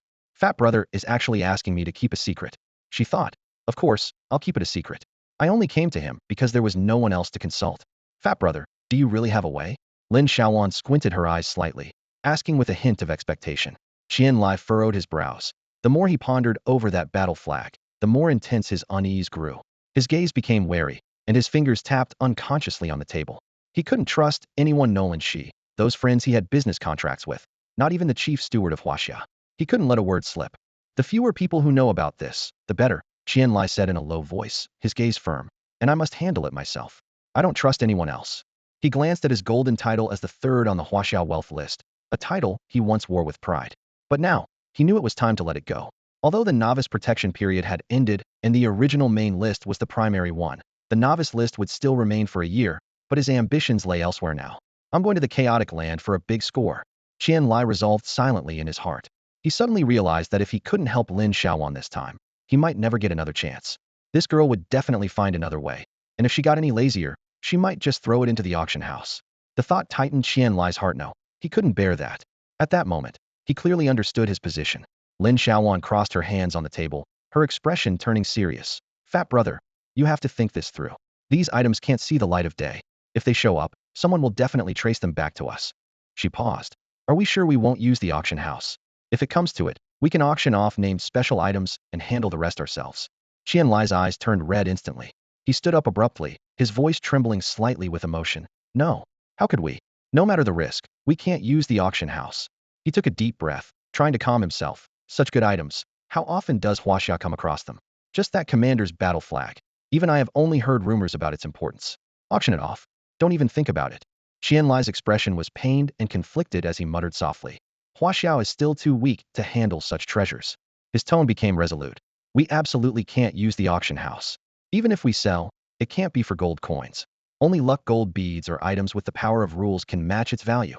Qianlai felt it necessary to make Lin Xiaoyuan realize the item's value. He looked directly into her eyes. Do you understand? Lin Xiaoyuan was stunned, her eyes wide. This item could be exchanged for luck gold beads? Those are luck gold beads, and items that can unlock bloodline shackles. She became excited instantly, her heart racing, silently thanking the system god in her heart for granting her skills, maxing out her luck, and giving her such an opportunity. But the chaotic land over there, it sounds not easy to trade either. Lin Xiaoyuan's voice carried a hint of hesitation. Qianlai laughed heartily, his eyes shining with confidence, filled with boldness. Not easy? Compared to countless countrymen fighting in the abyss, in endless battlefields, and places of order, it's much easier. Lin Xiaoyuan's eyes sparkled with anticipation. I'll wait for your good news. Players in the novice area have already started to get busy, especially the most diligent among them. At this moment, Xiyuan Jun of the mechanical spirit race is rushing around, overwhelmed with tasks. Since he saw several players complaining about losing items in the group chat last night, he has been posting paid advertisements seeking information, which quickly attracted a lot of attention from players. Although initially he felt there were no leads due to the sheer volume and chaos of information, he now finds himself overwhelmed by the abundance of clues. The number of players losing items is increasing, and the variety of lost items is baffling. At first, Xiyuan Jin suspected a mysterious expert was behind it, but he soon realized that the lost items were scattered widely and the manner of their disappearance seemed random. Some lost gold coins, suspecting territory slaves. One player lost 700 magic crystals, similar to another player who lost dark gold equipment, which made Xiyuan Jin skeptical of the information. There were even losses of silver and bronze equipment, necklaces, and rings. The most peculiar was a player who lost 10 pieces of wood. This left Xiyuan Jin puzzled, wondering if such an item was necessary for someone with 13 HP. He thought to himself whether this was a diversion tactic. However, what baffled him the most was a player named Jingfen, who specifically approached him claiming to have lost self-esteem and received an unknown taunt. When Xiyuan Jun asked for specifics, Jingfen refused to elaborate, insisting it was his self-esteem that was lost. Xiyuan Jun was left speechless, but still awarded him 1 gold coin as per the rules. After the transaction, Jingfen erupted, cursed Xiyuan Jun 3 times, and immediately blocked him. Xiyuan Jun mused. Truly a grievance demon, venting even through a system screen. Such temper was unpredictable, but at least he saved 1 gold coin, so it wasn't a total loss. Today, a flood of messages came in, with a constant stream of players adding him as a friend.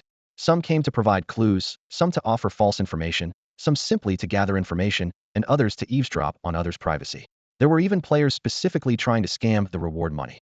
With so many players coming in with all sorts of intentions, Xiyuan Jun had never truly understood the phrase, all sorts and conditions of players, until now. The most troubling issue was that the battle flag of the Demon King's commander from the Demon Clan was lost. The young demon was crying heartbreakingly, which was truly heartrending. This was a major event. It immediately triggered Xiyuan Jun's conspiracy theories, leading him to suspect that all previous incidents might have been a smokescreen. The real target might actually be the Demon King's commander's battle flag. This would explain the previous bizarre behaviors. Those odd little items could have been practice or to build up some special success rate, leading to a decisive strike at the critical moment. Could the master thief have done the same? Xiyuan Jin's thoughts quickly shifted, recalling that a high-level thief in Emerald City had once used such tactics. To ensure his success, he preemptively stole from numerous high-level players. Once he felt confident about his chances, he targeted the Gem Master and successfully stole the most important growth gem. The Gem Master had to spend a fortune to eventually capture the skilled thief with the help of a top bounty hunter, creating one of the most classic gem theft cases in history. Xiyuan Jin's eyes sparkled as he leaned forward unconsciously, convinced he had found a crucial clue. In his mind, he calculated the need to invest more gold and enthusiasm to seek out more victims, gather more clues, and unravel the mystery step by step. Qianlai was equally excited, quickly scrolling through the chat logs of the original channel. His fingers flew across the screen as he read, becoming increasingly alarmed as he matched more items to the case. It was far bigger than he had imagined. Suddenly, Qianlai remembered something. She had also bought a rare group message anonymity card from him. This discovery left him with mixed feelings, and his fingers trembled slightly as he closed the group channel. At that moment, all Qianlai wanted was to light a cigarette, letting the nicotine numb his tense nerves, temporarily clear his thoughts, and give himself a moment to breathe. He realized clearly that his calm and stable days were coming to an end, and a grander life was about to begin. After breakfast, Lin Xiaoyuan crouched by a patch of black soil, gently and solemnly holding a level 3 hemostatic herb in her hands. The group of He Gu watched intently, their eyes fixed on the rare plant. Lin Xiaoyuan had purchased and learned the basic planting skill, allowing her to transplant plants with attributes by herself. This wild level 3 hemostatic herb, about the height of an adult's finger, was a true native species and one of the most important resources in the original world. As the main ingredient for restorative potions, it could be recognized without any identification skill books and was always in high demand on the resource market. A few of Aya's companions squatted nearby, staring at the small green sprout, muttering about how one plant could become two, and two could become four, their faces full of anticipation. Siete, beside them, was envious, slapping his thigh and howling. Why do we always find bird nests, and Xiaoyuan finds level 3 hemostatic herbs? Oh heavens, if I knew there were wild hemostatic herbs in the trees, who would care about bird nests? 55555, why can't I find any? Boss, why don't we go to the bird's nest again? Everyone rolled their eyes at him, ignoring his lament, knowing his efforts often went unrewarded. After planting the herb, Lin Xiaoyuan found 2 Chio and 2 Mao Mao, asking them to help roast some meat. When she took out a full 50 pieces of meat from her backpack, the 2 rabbit people were stunned. 2 Chio blinked his round eyes in disbelief and asked, Lord, are we really going to roast all this meat to feed the birds? Isn't that a bit wasteful? 2 Mao Mao nodded vigorously in agreement. Lin Xiaoyuan pointed to the newly added watchtowers and the massive pile of supplies near the warehouse, confidently saying, See all that? It's the kingdom the sword-beaked birds have helped us build. Don't worry, we'll only feed them this once. It's just a gesture. I can't do this every day. Even if I wanted to, my gold wouldn't agree. The rabbit people were relieved, eagerly setting to work sharpening sticks and skewering meat. Soon, the enticing aroma of roasting meat wafted through the territory again. Not only were the men drooling, but Lin Xiaoyuan also noticed through her telescope that the loudest bird, Yizuomo, was salivating from the trees, making her smile with cunning glinting in her eyes. Once everyone finished roasting the meat, Lin Xiaoyuan gathered the rabbit people and Captain Hong, cautiously advancing towards the edge of the safe zone. With seasoned expertise, Siete picked up a sizzling piece of roasted meat, spun around twice, and flung it into the air. The sword-beaked birds, who had been watching closely, swooped in to snatch it. The fastest bird grabbed the meat, its long beak holding the prize, red wings flapping as it flew away. The remaining birds, having missed out, stared intently at the people on the ground. Understanding the situation, everyone began tossing pieces of meat into the air, creating a chaotic scene with red wings flapping and sharp beaks competing for the food. A few clever sword-beaked birds quickly swallowed their prizes before returning for more. Once all the meat was gone, these savvy birds flew away with their final spoils. Everyone exchanged glances, surprised that the sword-beaked birds had given up guarding the door so easily. The rabbit people were the happiest, fearing the birds might return after eating, urging Lin Xiaoyuan and others to quickly go out and collect resources, insisting they leave immediately. On the 7th day of the novice protection period, the lively development of the territory resumed. The rabbit people, both young and old, were happily gathering fruits and herbs in the forest, while those with higher levels teamed up to hunt low-level monsters, helping to clear the surrounding dangerous areas. With the addition of these rabbit folk, the group's atmosphere became particularly lively, filled with laughter and chatter. On this day, everyone was busier than ever, yet felt an unprecedented sense of ease and freedom. Even the fish traps that had been left aside a few days ago were once again placed in the clear stream by the forest. A burly man squatted by the fish trap, eagerly watching for a long time. Lin Xiaoyuan immediately saw through him this big kid was craving grilled fish. As dusk fell and the sunset painted the sky red, Lin Xiaoyuan and the others had been battling monsters all day. The rabbit people had been tirelessly gathering and fighting, with their efforts piling up so much that their bags were almost bursting. So, they decided to pack up and head back. On their way past the stream, they made a detour to collect the fish traps, catching 5 palm-sized fish. Though not many, no one complained, and with smiles, they carried the fish and materials back towards their territory, content. But as they neared their territory, the harsh caw-caw calls echoed in their ears again. Lin Xiaoyuan chuckled awkwardly. Haha, I didn't expect these sword-beaked birds to be so persistent, not leaving even after a good meal. I thought they'd fly away once they were full. The group hesitated, unsure if they should brace themselves and rush into the territory under the birds' attack. Siete spoke up. I'll go check things out first. If it doesn't work, we'll scatter and run in. I've got plenty of food in my bag to throw out and distract them if needed. Lin Xiaoyuan didn't hesitate. I'll go too. I've got a lot of food in my backpack as well. The two of them crouched low and quickly darted out from the bushes, heading toward the main entrance. Once they were out of the forest line of sight, they immediately noticed the number of sword-beaked birds hadn't decreased but increased, with many fluffy sword-beaked bird chicks now present. Xiaoti's face darkened, and he growled in frustration. This is too much. Bringing their whole family to block the entrance? These ungrateful creatures. The two sped up, heading straight for the main gate of the territory. Several sword-beaked birds suddenly took flight, circling above them and cawing loudly, but they did not attack. Once the two breathlessly reached the safety of the arrow tower, Lin Xiaoyuan laughed with her hands on her hips. They're not attacking us anymore. Ha ha ha, feeding them worked. Before she could finish her sentence, Lin Xiaoyuan suddenly felt something flying towards her and quickly dodged to the side. Upon closer inspection, it was the sword-beaked bird with a tuft of feathers on its head throwing something at her. A wild duck? She barely had time to see before Siete exclaimed in shock. Looking down, Lin Xiaoyuan was also stunned. A plump, already plucked wild duck lay on the ground. They exchanged bewildered glances, both feeling a strange sensation. Siete immediately sent a message to Captain Hong and the others, who were equally puzzled by how the situation had turned out this way. When everyone cautiously and carefully made their way through the dense flock of circling sword-beaked birds to finally enter the safety of the territory, they all breathed a sigh of relief. Upon reaching the main gate, they found a pile of wild ducks around Lin Xiaoyuan and Siete, along with 7 or 8 silver-white fish still flopping on the ground, clearly freshly caught. Meanwhile, the sword-beaked birds stood outside the gate, cawing incessantly, their red eyes filled with eager anticipation. The two sides stared at each other, and the air was filled with a subtle, yet inexplicably strange atmosphere. Everything was understood without words. Gu had already started discussing with Lin Xiaoyuan. With a serious expression, he said, Xiaoyuan, I think I need to stay a couple more days. My skills are really useful. Something doesn't seem right here. Chiga nodded in agreement from the side, his eyes reflecting deep thought. They even brought the young ones. They really value this. We need to plan carefully. Siete stood not far away, already stunned by the scene before him, muttering to himself, I never expected this. At this moment, Lin Xiaoyuan's territory was buzzing with excitement. It was an unprecedented celebration, a grand feast involving both humans and animals.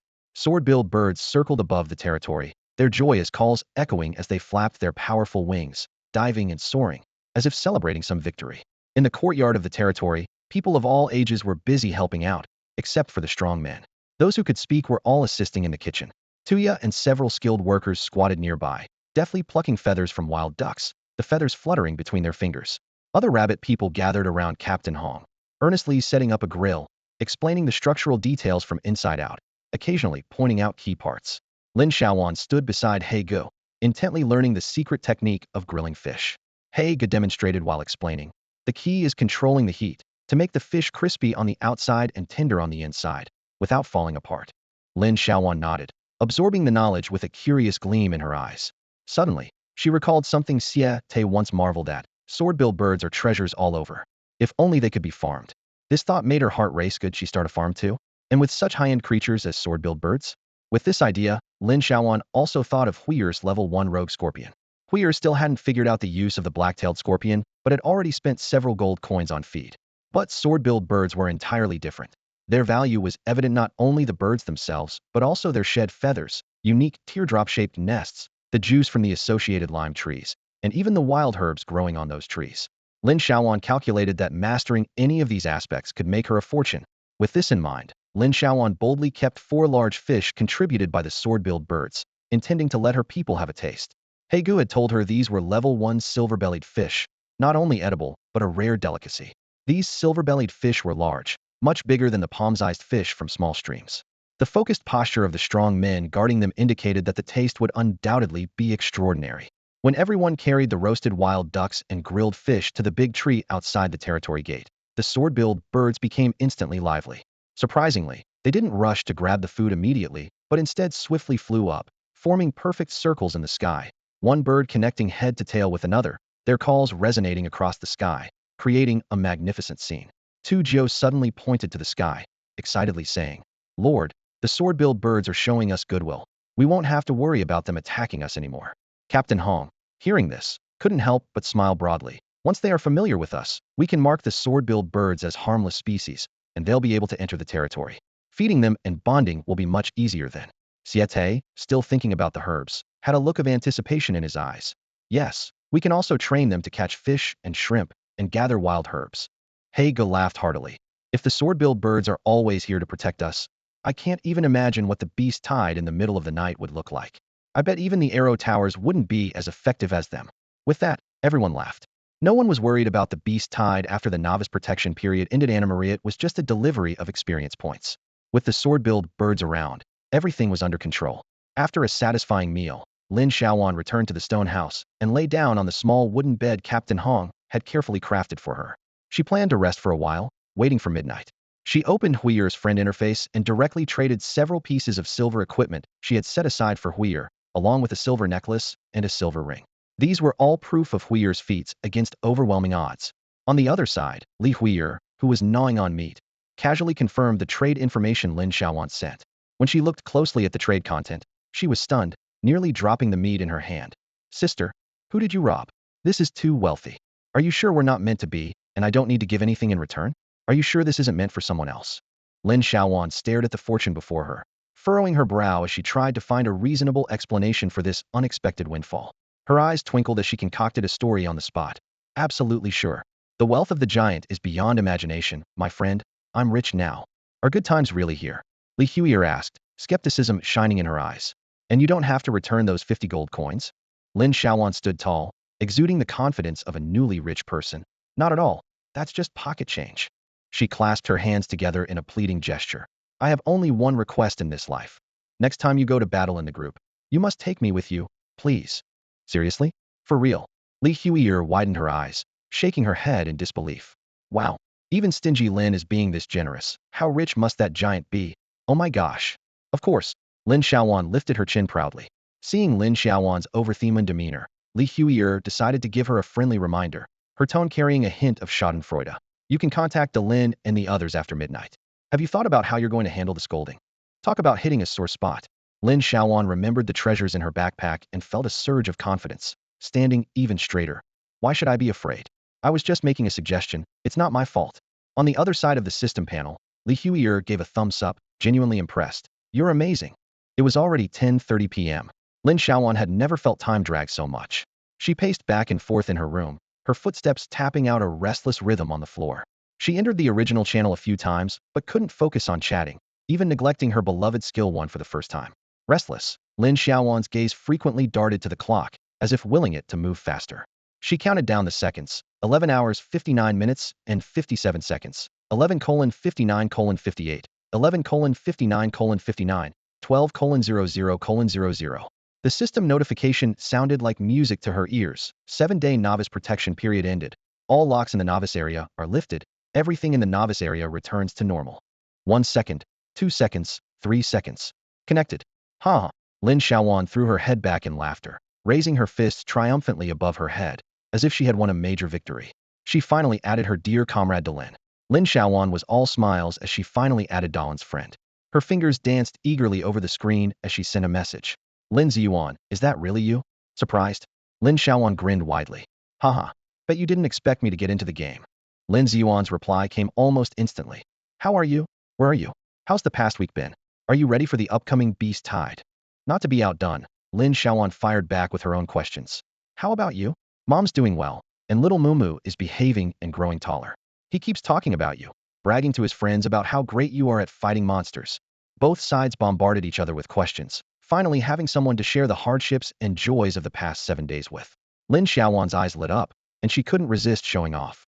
I'm near Maple City, and I'm a level 2 lord with 60 arrow towers, she typed proudly. I'm just worried the beast tide won't be big enough to be a challenge. Roar. How? At that moment, a deafening roar echoed from afar, signaling the impending beast tide. Meanwhile, on a desolate night, Lin Xiaoyuan and his group were huddled within a ruined complex in the desert. Gale winds mixed with thunder, and yellow sand whipped through the air. Inside a half-buried, crumbling building, a transparent shield stood firm. The flickering campfire within the shield cast shadows on their faces, revealing their expressions in an ever-changing light. Lin Xiaoyuan felt a twinge of emotion, blinking as he quickly scanned his old friends. The little girl made it into the game, near Maple City. Anyone heard of it? He asked. Xiaoyuan's in the game? Wow, one teammate exclaimed in surprise. Steel Egg was just talking about her the other day. That's great. The kid's got spirit. I believe in her, another commented. It sounds familiar. I'll ask around in the group later. Another person mused. We're stuck in the endless battlefield for now, no rush. Shoo, someone hushed the group. Steel Egg's little brother is in the game too. Look, is he shedding tears of gold? The mood instantly lightened, and a few mischievous teammates crowded around Steel Egg. Ha ha ha, Steel Egg, it's okay to cry. Everyone has their moments of strong emotions. Lin Xiaoyuan shook his head with a smile, thinking his friends were a bunch of childish guys, then turned back to continue chatting with his sister. I have 10 points in luck and am known as the super lucky hand, Lin Xiaoyuan boasted in her message. I've opened lots of great stuff from chests. You'll definitely be interested. A system prompt popped up. Your friend Lin Xiaoyuan has initiated a trade with you. Do you accept? Lin Xiaoyuan had no idea what treasures could be found in the beginner area chests. He hadn't even sent supplies to his sister, yet she was already sending him gifts. Lin Xiaoyuan couldn't help but chuckle. What treasures hadn't he seen from the beginner area? Out of respect for his sister's goodwill, Lin Xiaoyuan casually accepted the trade. But the next moment, he stared at the trade notification, rubbing his eyes in disbelief. This can't be real, he muttered. What kind of beginner village chest gives out a guild token? Even more shocking were the 5 20-person Abyss entry tickets and group mana recovery items in the trade window, items so rare that even large, well-established mercenary groups might not possess them. He quickly checked his sister's level information and found she had already reached level 5. Lin Xiaoyuan hesitated for a moment, then leaned over to quietly ask the burly man next to him. Hey pig, can low-level chests give out guild tokens? The big man was taken aback and immediately refuted. No way, show me if you find one. Getting a basic skill book would be the best you could hope for. Lin Xiaoyuan furrowed his brow, his gaze becoming contemplative. The little girl had secrets. At that moment, Lin Xiaoyuan's furrowed brow relaxed, and a slight smile appeared on his lips. They've really grown up, even learning to keep secrets from their own brother, he thought to himself, feeling a sense of relief. That's my sister for you, always knowing what I'm thinking. Well done. Lin Xiaoyuan typed into the system panel. Lin Xiaoyuan saw the message and replied with a smug smile. Make sure to give Brother Zhua, Brother Wang, and Brother Gang each an Abyss entry ticket as a small apology. Lin Xiaoyuan quickly looked up, his gaze sweeping to the distance. Brother Zhua was currently laughing and joking with Gang Dan, so he immediately replied to Lin Xiaoyuan. Your brother Zhua, such a chatty and cheerful person, has stopped talking to people because of the name you gave him. He's become quieter. Feeling that wasn't enough, Lin Xiaoyuan continued to admonish her. This kid was getting bold and needed to be taught a lesson. Your brother Gang, such a strong and steadfast man, is being called Steel Egg all the time. The most pitiful is your brother Wang. People don't even know his last name. They just call him Pig Feeder. They're suffering, and it pains me to see it.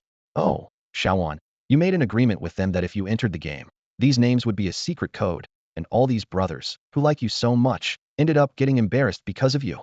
Lin Xiaoyuan was shocked after reading the message, her fingers hovering above the screen, unsure how to respond. Are the brothers really that sensitive? Can't be, she muttered, though to Lin's words seemed so tragic, she was unsure. I was just worried that if you had 2 formal names, you'd be targeted or ambushed, Lin Xiaoyuan defended. Having quirky names makes you less likely to be seen as officials by foreigners. I thought it was quite practical. If it's so practical, why don't you use it? Lin Xiaoyuan retorted sharply. Lin Xiaoyuan sheepishly closed her mouth, thinking that she was just young and naive back then. She had no choice but to admit her mistake. I was wrong. I won't make decisions on my own again. I'll follow orders from now on. Only then did Lin Xiaoyuan let it go. They exchanged updates on their lives, and both felt reassured.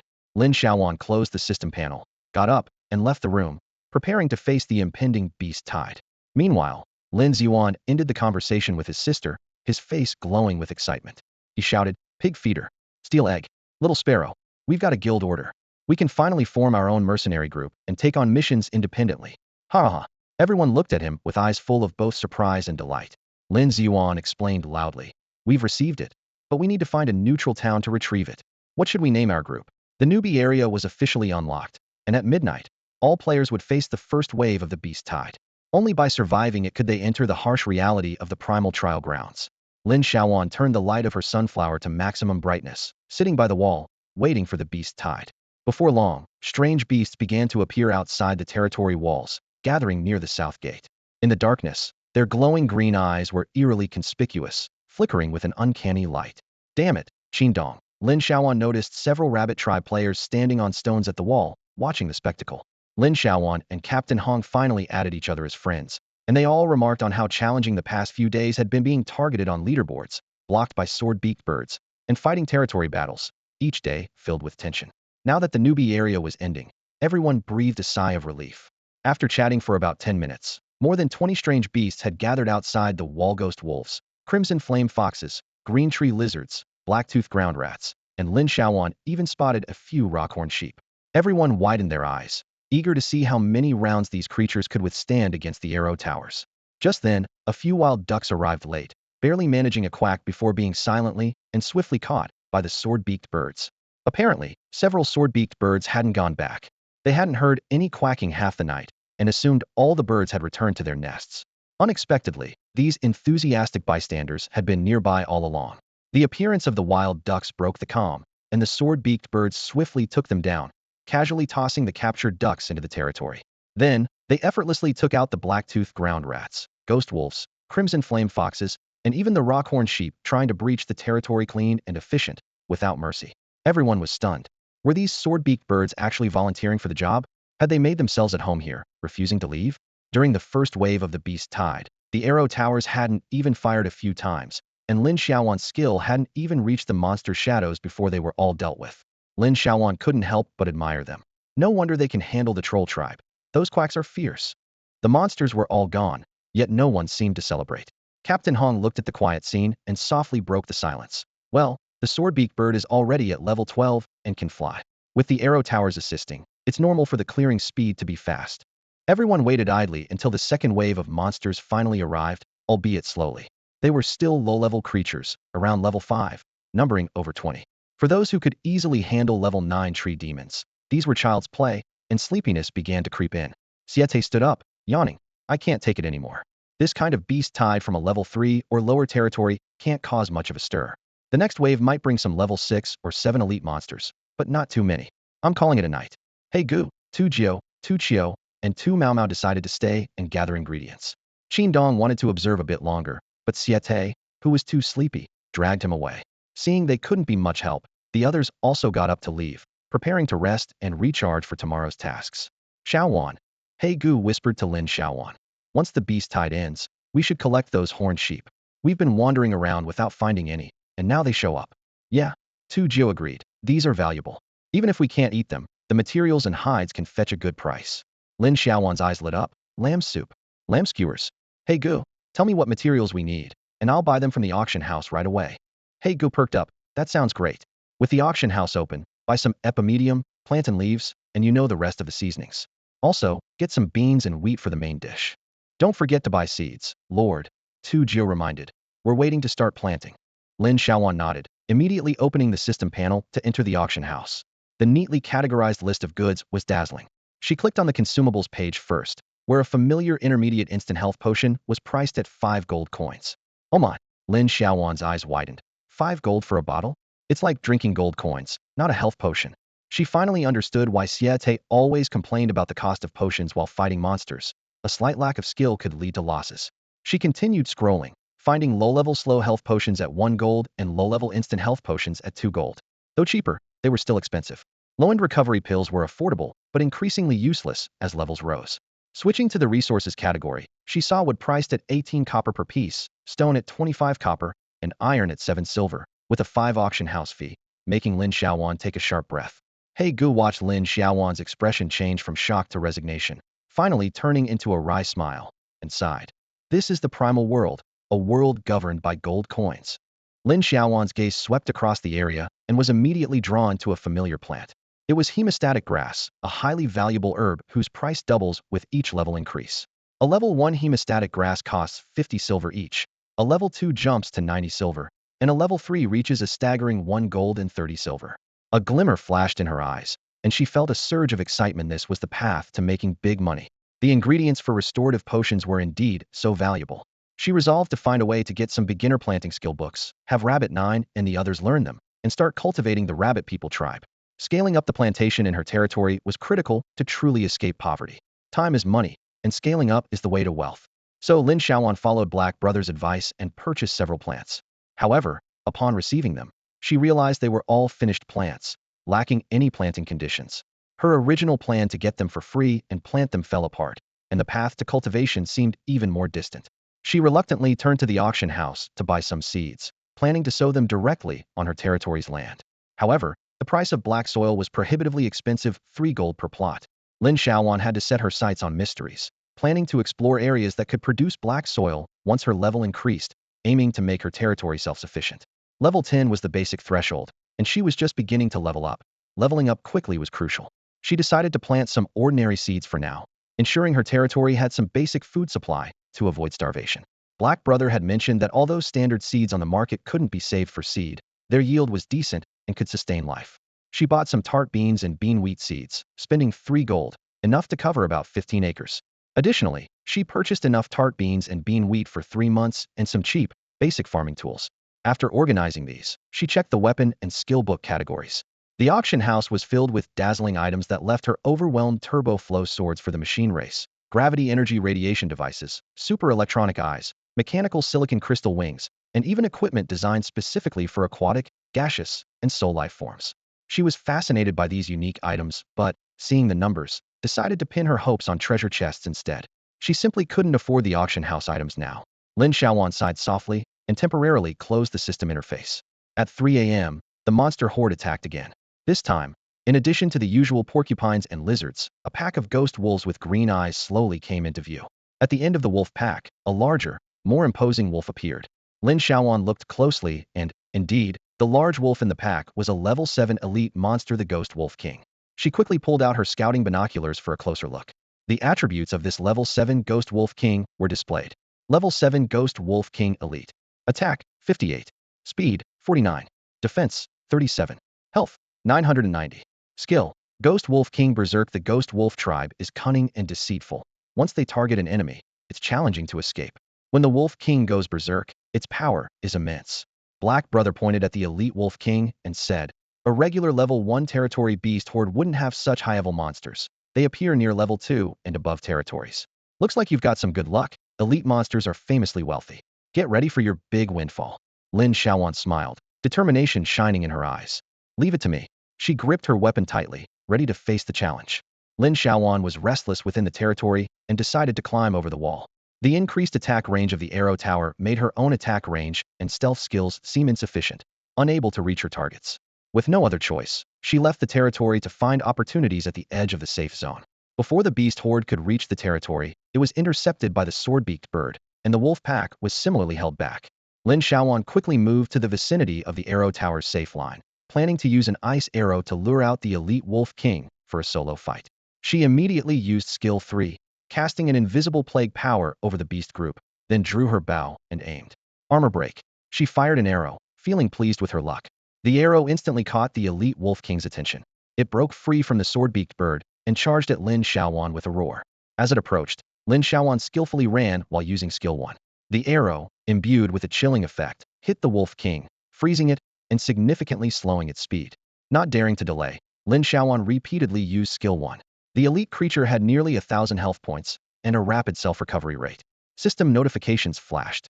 Gained health 147. Gained health 198. Acquired Dark Crystal 1.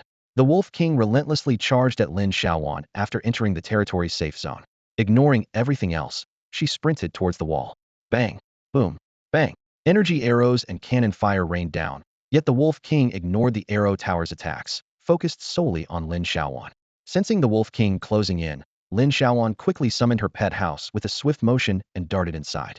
Oh whoa! Just as it was about to catch its prey, the Wolf King was abruptly halted by the obstacle, angrily clawing at the pet house, making it hum with the impact. Inside, Lin Xiaoyuan laughed heartily, continuously using her skills. Skill 1, Skill 1, Skill 1, Skill 3. Bang! Bang! The Wolf King took several energy arrows, causing the pet house to resonate with loud bangs. Lin Xiaoyuan watched its sharp, ash-colored claws and teased. Wow! Even its nails are gray. System notifications appeared again. Gained health 99. Gained experience 35. As Lin Xiaoyuan cheerfully used Skill 1, the Wolf King suddenly turned and fled. Determined not to let the elite soul escape, she quickly opened the door and rushed out, slyly retracting the pet house before leaving. The Wolf King remained silent until it was out of the arrow tower's range, then stopped. It glanced back, its green eyes fixed on Lin Xiaoyuan. Lin Xiaoyuan halted immediately, standing about 10 meters away. She silently continued using Skill 1 mercilessly. After a prolonged attack, Lin Xiaoyuan took a small potion and noticed Skill 1's probability was becoming unstable. She drew her silver bow, but before she could shoot again, she saw the elite Wolf King suddenly howl, its body visibly growing larger and changing color.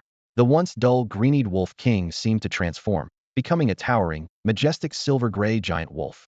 Checking its information again, Lin Xiaoyuan discovered it had undergone a complete transformation. It had entered a berserk state.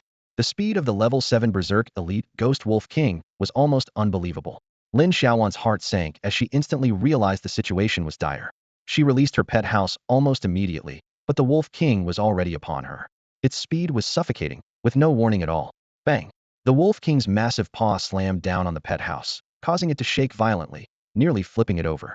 What happened next stunned everyone. An enormous Wolf King extended a paw and began dragging the pet house away. It moved as if playing, its immense strength sliding the house across the ground like a tiny toy. The onlookers were dumbfounded, including the players watching from the wall. Inside the pet house, Lin Xiaoyuan's eyes widened, her mouth agape in disbelief. She was shocked to see the Wolf King, a chill running down her spine. The pet house had a weakness she hadn't anticipated. She was amazed at the Wolf King's intelligence, realizing it must have an IQ of at least 180 to think of dragging the pet house away. Was it planning to take her out of the safe zone and finish her off? Lin Xiaoyuan cursed inwardly. Though she had mentally prepared, she hadn't expected the Wolf King to be so clever. In the moment she hesitated, the Wolf King had already dragged the pet house out of the safe zone.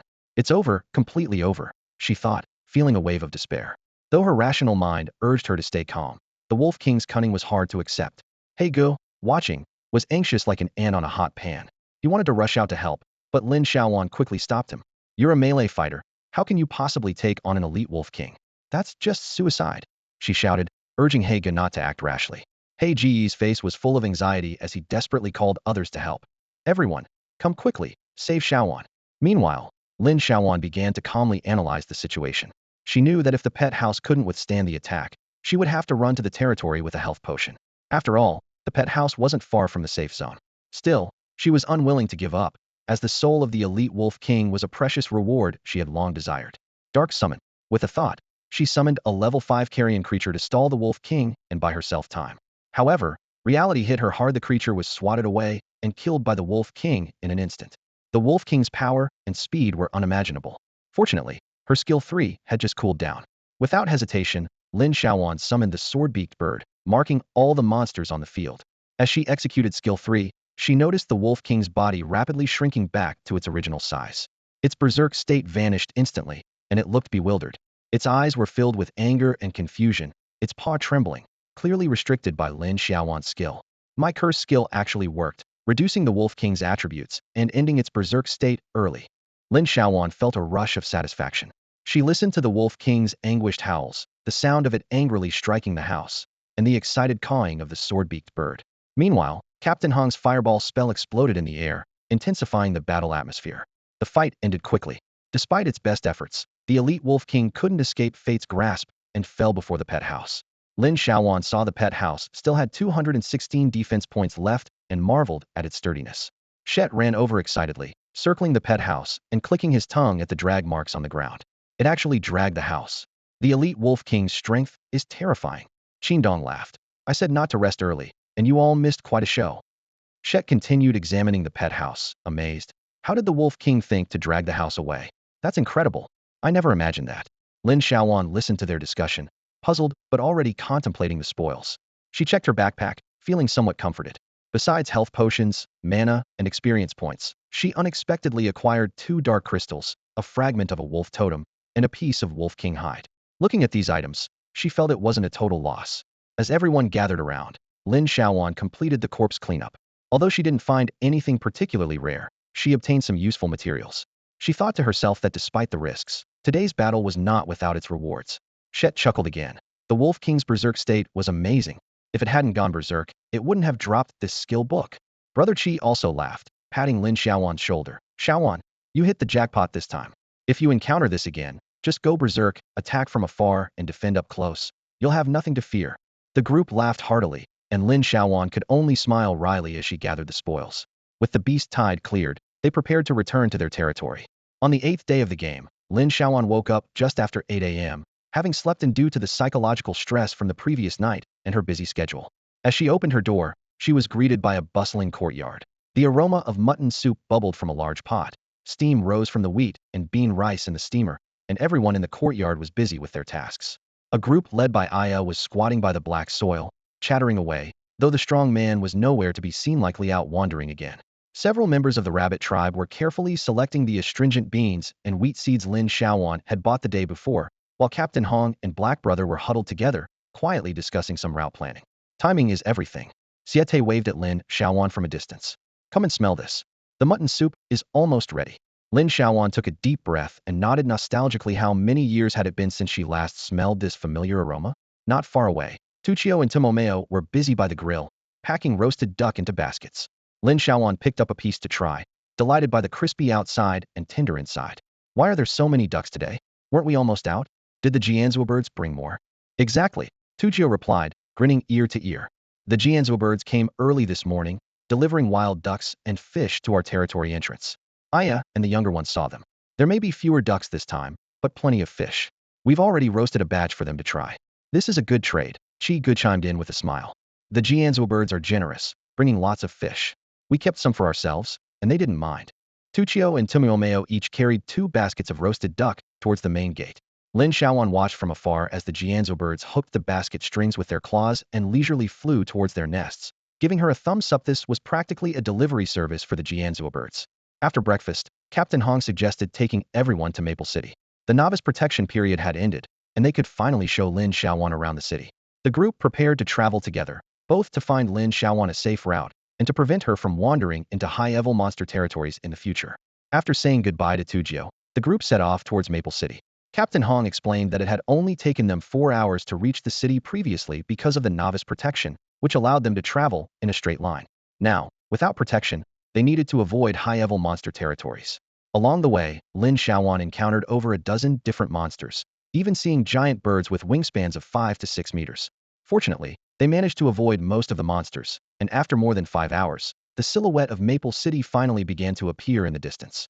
The system promptly issued a notification. You have discovered Maple City. A winding route appeared on Lin Xiaoyuan's map, leading directly to the first city she had found.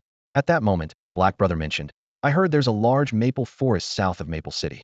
Every autumn, people come specifically to collect maple sap to brew maple syrup wine. No matter what, it's said that nothing compares to the maple wine made by Grandma Nut back in the day, with the red squirrel lineage producing the most authentic and delicious version. Captain Hong stood beside Lin Xiaoyuan, nostalgia flickering in his eyes, as he added in a low voice. However, these days, the most authentic is said to be the one brewed by the Moonfox tribe, but it's not the original, and the taste is still lacking. The Moonfox tribe has been researching for nearly 20 years, but they've gained nothing so far. Lin Xiaoyuan blinked, her curiosity piqued. What about the red squirrel tribe? Where did they go? SHD, they should be wiped out. Captain Hong shook his head. The entire tribe just vanished suddenly. Leaning against the city wall, he began recounting the well-known tale. The red squirrel tribe entered the hunting star of the Primal World over 30 years ago. Squirrel beastmen are naturally timid and have stayed in the forest since entering the Primal World. By chance, an old beastman known as Grandma Nut created a unique maple wine. Captain Hong traced an upward arc in the air with his finger. The red squirrel tribe's fame skyrocketed because of this maple wine, with countless wine enthusiasts traveling long distances to buy it. His gesture suddenly fell. Unfortunately, the good times didn't last. Within just a few years, the recipe for the maple wine was sold for unknown reasons, and the red squirrel beastmen disappeared entirely. From entering the game to vanishing completely, it only took them 8 years. Lin Xiaoyuan frowned. Who did they sell the maple wine recipe to? Shete spread his hands helplessly. No one knows. All tribes deny buying the recipe directly from Grandma Nut, yet they all insist the secret recipe came from her, claiming they bought it at a high price from elsewhere. Shameless, Lin Xiaoyuan sneered, her voice dripping with sarcasm. As they approached the city gate, Lin Xiaoyuan looked up to see the entrance to Maple Tree City, formed by several towering red maple trees intertwined into a natural archway. On either side of the gate, intricately carved statues of red squirrel beastmen holding wine jars adorned the trees. These lifelike statues depicted the small bodies, furry ears, and signature large teeth of squirrel beastmen, irresistibly cute. Lin Xiaoyuan glanced again at the statues and sighed softly. Being weak is a sin. Nearby, a long line of players waited to enter the city. Lin Xiaoyuan curiously observed her surroundings, spotting the tall and formidable elephant tribe, the muscular ape tribe, the fragrant flower demon tribe, and the three-eyed tribe with a third eye on their foreheads. Many players wore large cloaks, concealing themselves completely except for their names and racial markers, adding a mysterious air. Lin Xiaoyuan, like a child on her first outing, found everything fascinating, her gaze drifting among the various tribes.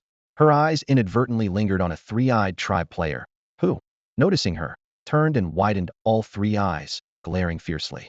Startled, Lin Xiaoyuan instinctively stepped back. Unexpectedly, the three-eyed tribe player wasn't angry but instead chuckled. You're a newbie, right? First time out. I knew you'd react like that. Huh? Newbies are always the most fun. The surrounding players laughed. This seemingly fierce, three-eyed tribe player was surprisingly lively. You're here for the maple wine too, right? The three-eyed tribe player said enthusiastically. I'll tell you a great place, absolutely top-notch. The Dwarf Tavern on Backstreet 3.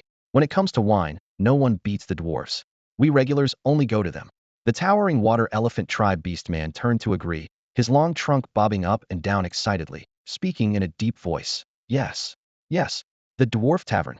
They have the best. Shete frowned and countered. But I heard the Moonfox tribe's maple wine is the best. The three-eyed tribe player rolled all three eyes simultaneously. Listen to the Moonfox bragging. They're way off. Not a word of truth from them. The elephant tribe's long trunk resumed its nodding. Yes. Yes. Yes. Lin Xiaoyuan clapped her hands joyfully. Thanks to both of you. Let's head straight to the Dwarf Tavern to try this famous maple wine. Backstreet 3, right? The elephant tribe's trunk continued nodding, as if it would never stop. Yes. Yes. Yes. Lin Xiaoyuan felt a wave of novelty as she encountered players from different races for the first time. Each race had its unique appearance, making humans seem somewhat ordinary by comparison. It was as if she were a country girl visiting a big city, surrounded by fascinating sights. Maple Leaf City, being a neutral town, allowed players from all factions humans, orcs, demons, and vampiresto come and go freely, as long as they didn't cause trouble. The guards at the city gate only gave a cursory glance at the players' identities, intervening only if someone created a disturbance. The group stepped into the city and strolled along the wide central avenue. The layout of Maple Leaf City was straightforward, with the commercial district divided into front streets 1, 2, and 3, and back streets 1, 2, and 3, while the central avenue and the main square intersected them. Residential areas on the east and west flanked these main roads, forming the town's framework. The most crucial teleportation array was located in the central square. This array could transport players to the Level 2 City Calvins and the Level 3 City Hurricane City, making Maple Leaf City a common transit point for many players. Captain Hong cheerfully explained to Lin Xiaoyuan that their group had also come via Calvins. Amazing, Lin Xiaoyuan marveled internally. I heard about these teleportation arrays back on Blue Star, but I didn't expect to be so close to one, able to reach distant places instantly.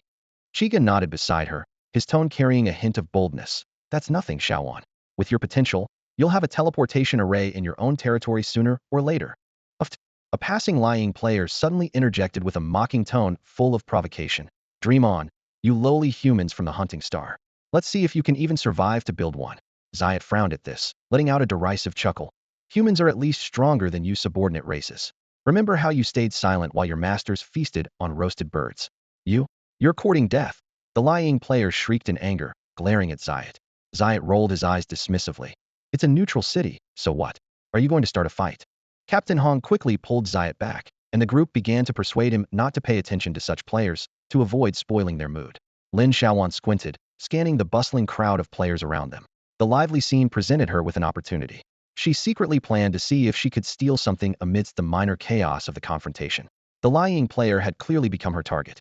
Lin Xiaoyuan quietly activated Skill 1 Triple Strike. She keenly noticed that the opponent's health bar didn't decrease, and there was no reaction at all. It seemed she hadn't caused any damage, and the lying player remained as arrogant as ever, apparently unaware of anything unusual. Just as Lin Xiaoyuan was feeling smug, a figure suddenly approached. Heish quickly stepped forward, unceremoniously pulling her away and swiftly dragging her into a nearby alley. Once they were out of the crowd, Heish breathed a sigh of relief, a hint of relief on his face. Xiaoyuan, don't forget that player attacks are forbidden in neutral towns. If the city guards caught you, you'd be paying thousands to get out. Lin Xiaoyuan looked puzzled, her mind full of questions. What? I don't understand. Heish lowered his voice, sneaking a glance around, and explained quietly. Did you curse her? I saw your health dropping. Fortunately, the arrogant player didn't notice them. Lin Xiaoyuan suddenly realized that Skill 1 would cause a health drop, which would definitely attract attention in a peaceful city. She smiled awkwardly, acknowledging that it was her first time out and lacking experience was inevitable. Once Siete and the others caught up, the group decided to head straight to the Dwarf Tavern on 3rd Street for a rest. As they made their way through the bustling 1st and 2nd Streets, a rugged and imposing stone building came into view, exuding a strong industrial style typical of the dwarven race. Pushing open the heavy wooden door, they were immediately enveloped by the rich aroma of alcohol. Under the warm yellow lights, the tavern was lively and bustling. The walls were casually adorned with failed alchemical products. The ceiling was hung with metal pipes of varying thickness, and the wall opposite the entrance featured an arrangement of gears, rusty chains, and colorful glass orbs, all showcasing a unique industrial aesthetic. As Lin Xiaoyuan was mesmerized by the sight, A broad, bearded face suddenly appeared in her view. Do you have the eyes to see through the haze? Look into my big eyes. Aren't they beautiful? Startled, Lin Xiaoyuan looked closely and saw a slightly unkempt dwarf elder, which put her at ease. She found herself drawn to his round, steel-gray eyes with sparse lashes, reminding her of another pair of similarly round green eyes. Siete leaned in for a closer look at the elder and suddenly sang, "Your eyes are bright and clear, like the full moon in the sky." The elder's face turned stern. "No matter how sweet your song, it's not for you." Laughter erupted around them. Haha, the mystic dwarf is at it again. I won. You owe me maple wine and ale. It turned out this scruffy dwarf was a tavern celebrity, known as Mystic Dwarf, for his habit of mysteriously addressing new patrons. He was actually a master blacksmith who occasionally crafted trinkets in the basement to give away. The Mystic Dwarf cheerfully examined Lin Xiaoyuan and suddenly handed her a badge. "Young friend, I see great potential in you. I made this myself. Consider it a souvenir. I'm Sid of the Dwarven clan. Do visit often." He then loudly called out, "A heart of ice and fire for the new human girl. On me." Wow. The Mystic Dwarf is being generous. "Miss, your luck must be over 8 points. He only treats those exceptionally lucky." Siete pulled Lin Xiaoyuan further inside, shouting, "That's a secret. Unless you treat me to a heart of ice and fire." Haha, I can't afford a heart of ice and fire. Mystic Dwarf, I'm at 7 points of luck. Can I get one too? A fiery maple syrup will do. The Mystic Dwarf, with a dramatic gesture as if reading fortunes, shook his head proudly. No, no, I foresee only one lucky person today. Don't think you can trick me into giving away my drinks. In a corner of the tavern, a player from the Wing tribe observed the entire encounter and casually asked a nearby patron, "Does that dwarf always do this? What's with the luck stat? Why is he giving stuff away for free?" A nearby player took a large gulp of chilled maple wine, his Adam's apple moving as he sighed contentedly before replying, "It's just a gimmick. That shaman dwarf pulls this stunt every few days. He probably has some item that lets him see luck values. The stuff he gives away is worthless, just toys to amuse young girls." Another player with a stubbly face chimed in, pointing to the air, "I reckon this badge is probably a beauty item or something like that, something the young girls fancy." Exactly. Another agreed, slapping the table. "Once, a guy with a luck stat of 8 showed us that the item shaman dwarf gave him could make him taller and stronger in an instant, but it didn't actually increase his stats at all. Total gimmick." The Wing tribe player squinted, his gaze lingering on the scruffy dwarf for a moment, pondering.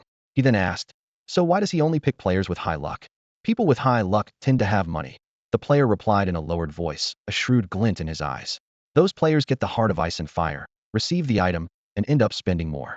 Do you think he'd give me an item, and I'd spend a few more gold coins here?" He shook his head, clearly seeing through the tavern's little customer drawing tricks. The Wing tribe player took a sip of his drink, the amber liquid swirling in the glass.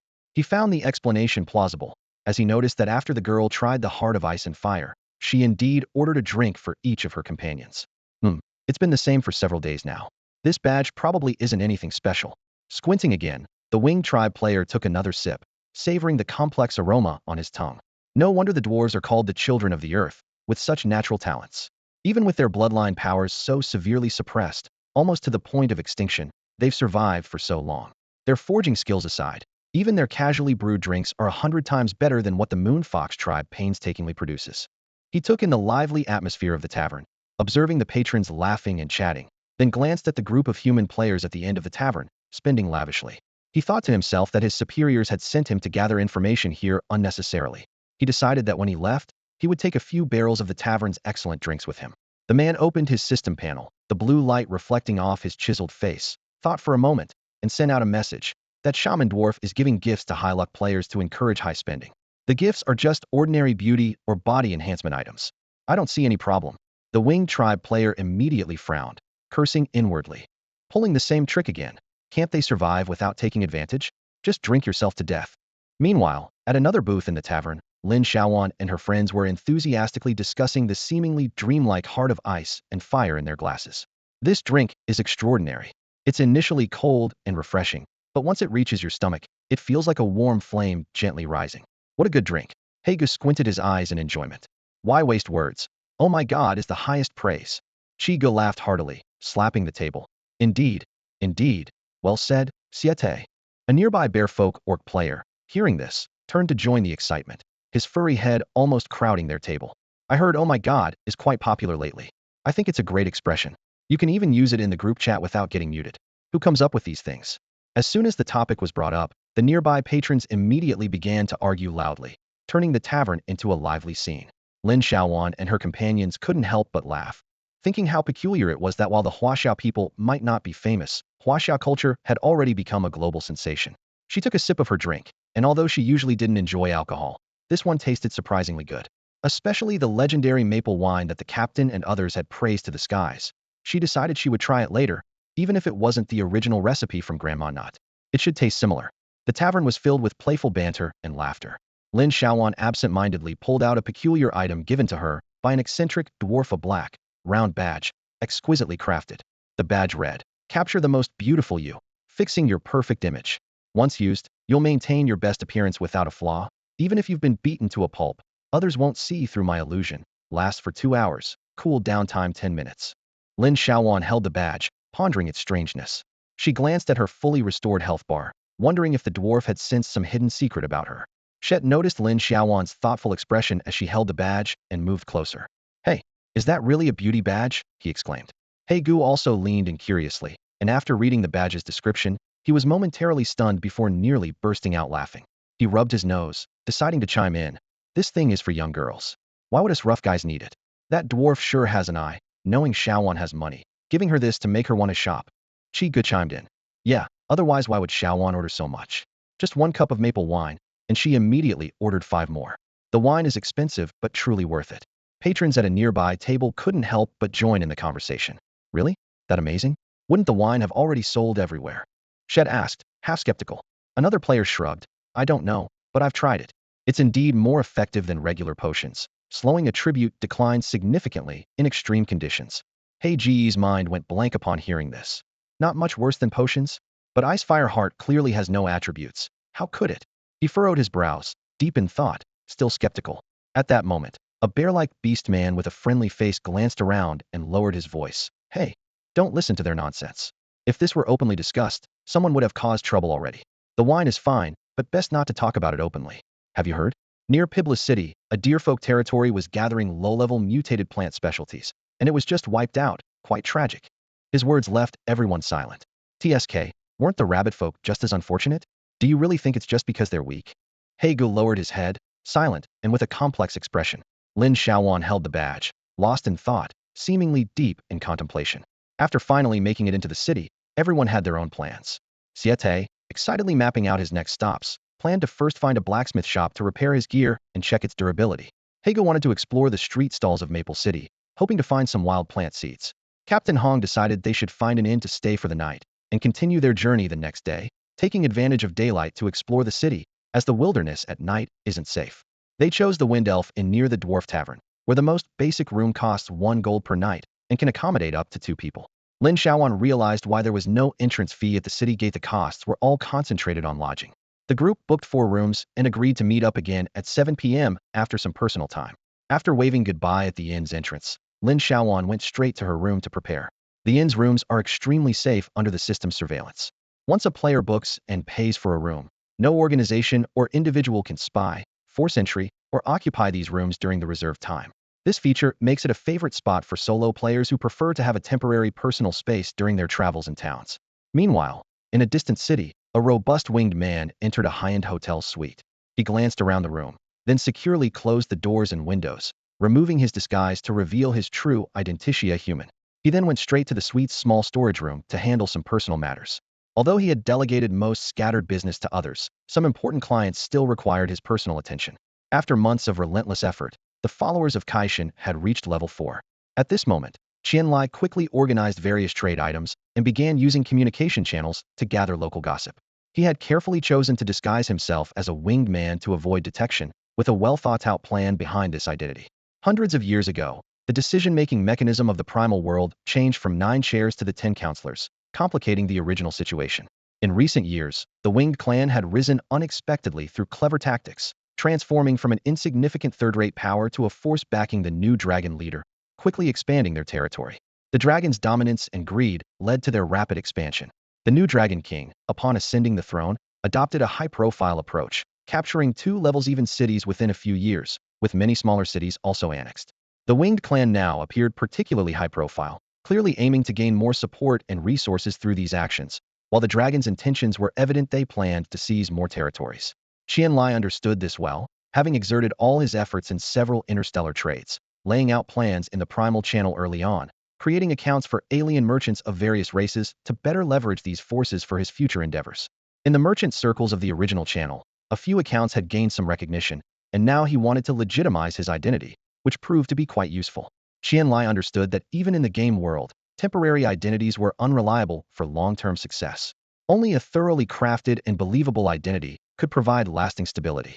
To honor his pledge of not relying on personal connections, he selected a contact from his original channel's friend list, a powerful winged merchant with whom he had collaborated multiple times. Unexpectedly, Qianlai managed to persuade the merchant to help introduce him into the field with minimal effort. Thus, the merchant, Eli from the original group, transformed into a close relative of this winged player, with his status appropriately arranged and seemingly of high rank. Qianlai held around 10 such identities from various races. Initially, to earn the coins of influential figures from other races and expand into the interstellar market, he frequently used anonymous identity cards and put in significant effort to penetrate the original channel's inner circles. If his previous goal was merely to earn coins, now he had secured both coins and identity. Under the identity of Eli, Qianlai quickly established connections within a day and became one of the winged race's grassroots informants, collecting intelligence for the upper echelons. This identity allowed him considerable freedom of movement and didn't hinder his business dealings. As he organized his inventory, Qianlai pondered how to acquire more advanced tools from the dwarf race to ensure his survival in the chaotic lands. Lin Xiaoyuan was also organizing her inventory, with 13 slots remaining. Before arriving in Maple City, she had cleared most of her inventory, keeping only essential potions and a few useful items. Later, she acquired 5 cups of ice and fire heart, several barrels of ale, and some maple syrup wine, along with a badge from the dwarves and a feathered armor and life essence contributed by a talkative lying race player, making her limited inventory space even more cramped.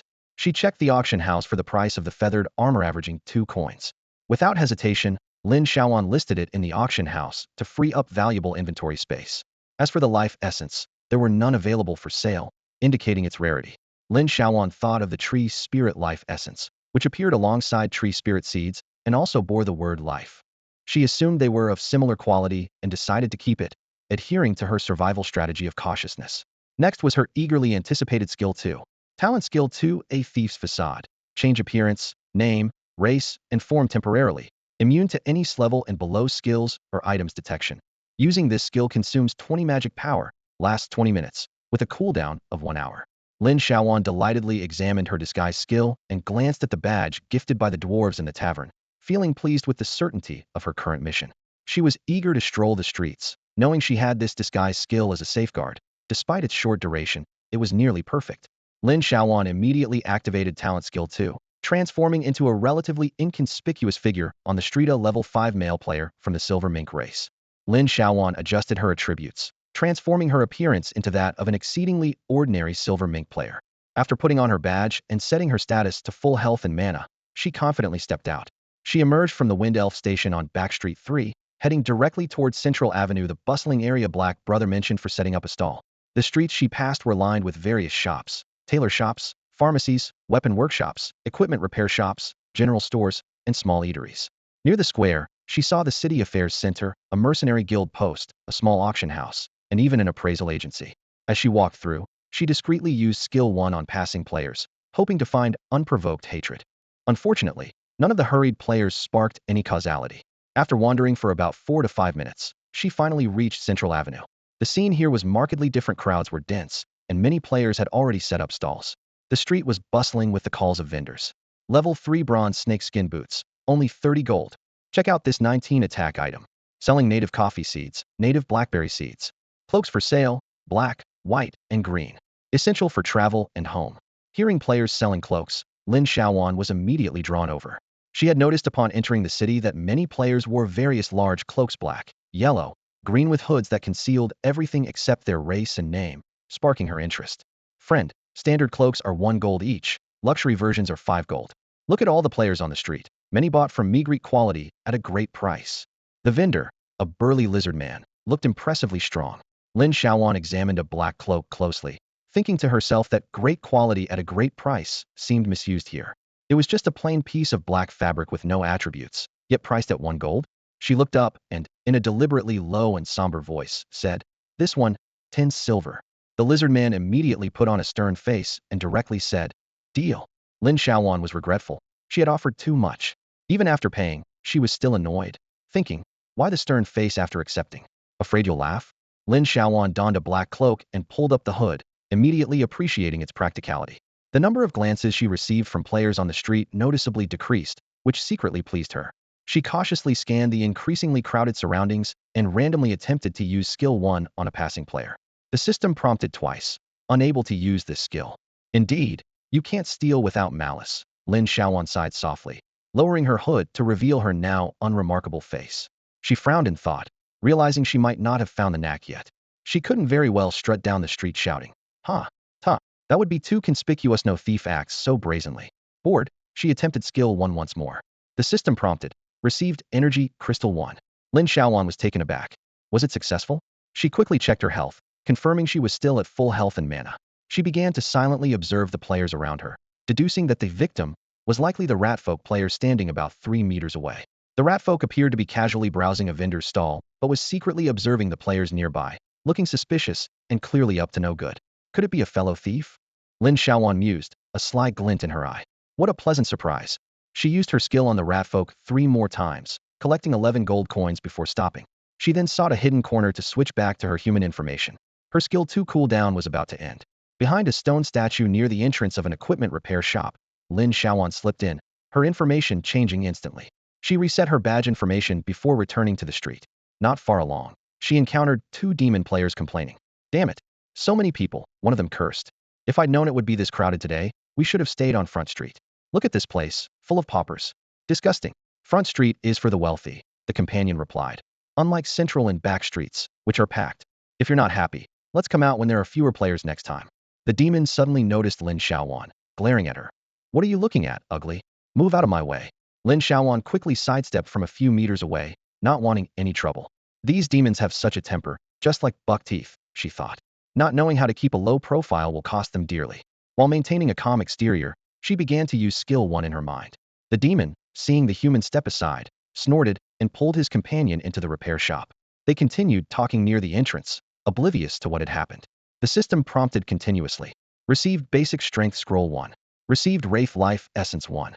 Received Territory Energy Card 1. In a matter of seconds, Lin Xiaoyuan's skill 1 proved to be quick and efficient.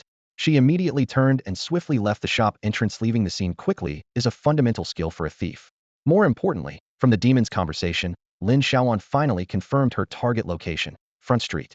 Lin Xiaoyuan checked her backpack and opened a Territory Energy card, astonished to find it was worth 2,000 points. She was momentarily stunned, then overwhelmed with joy.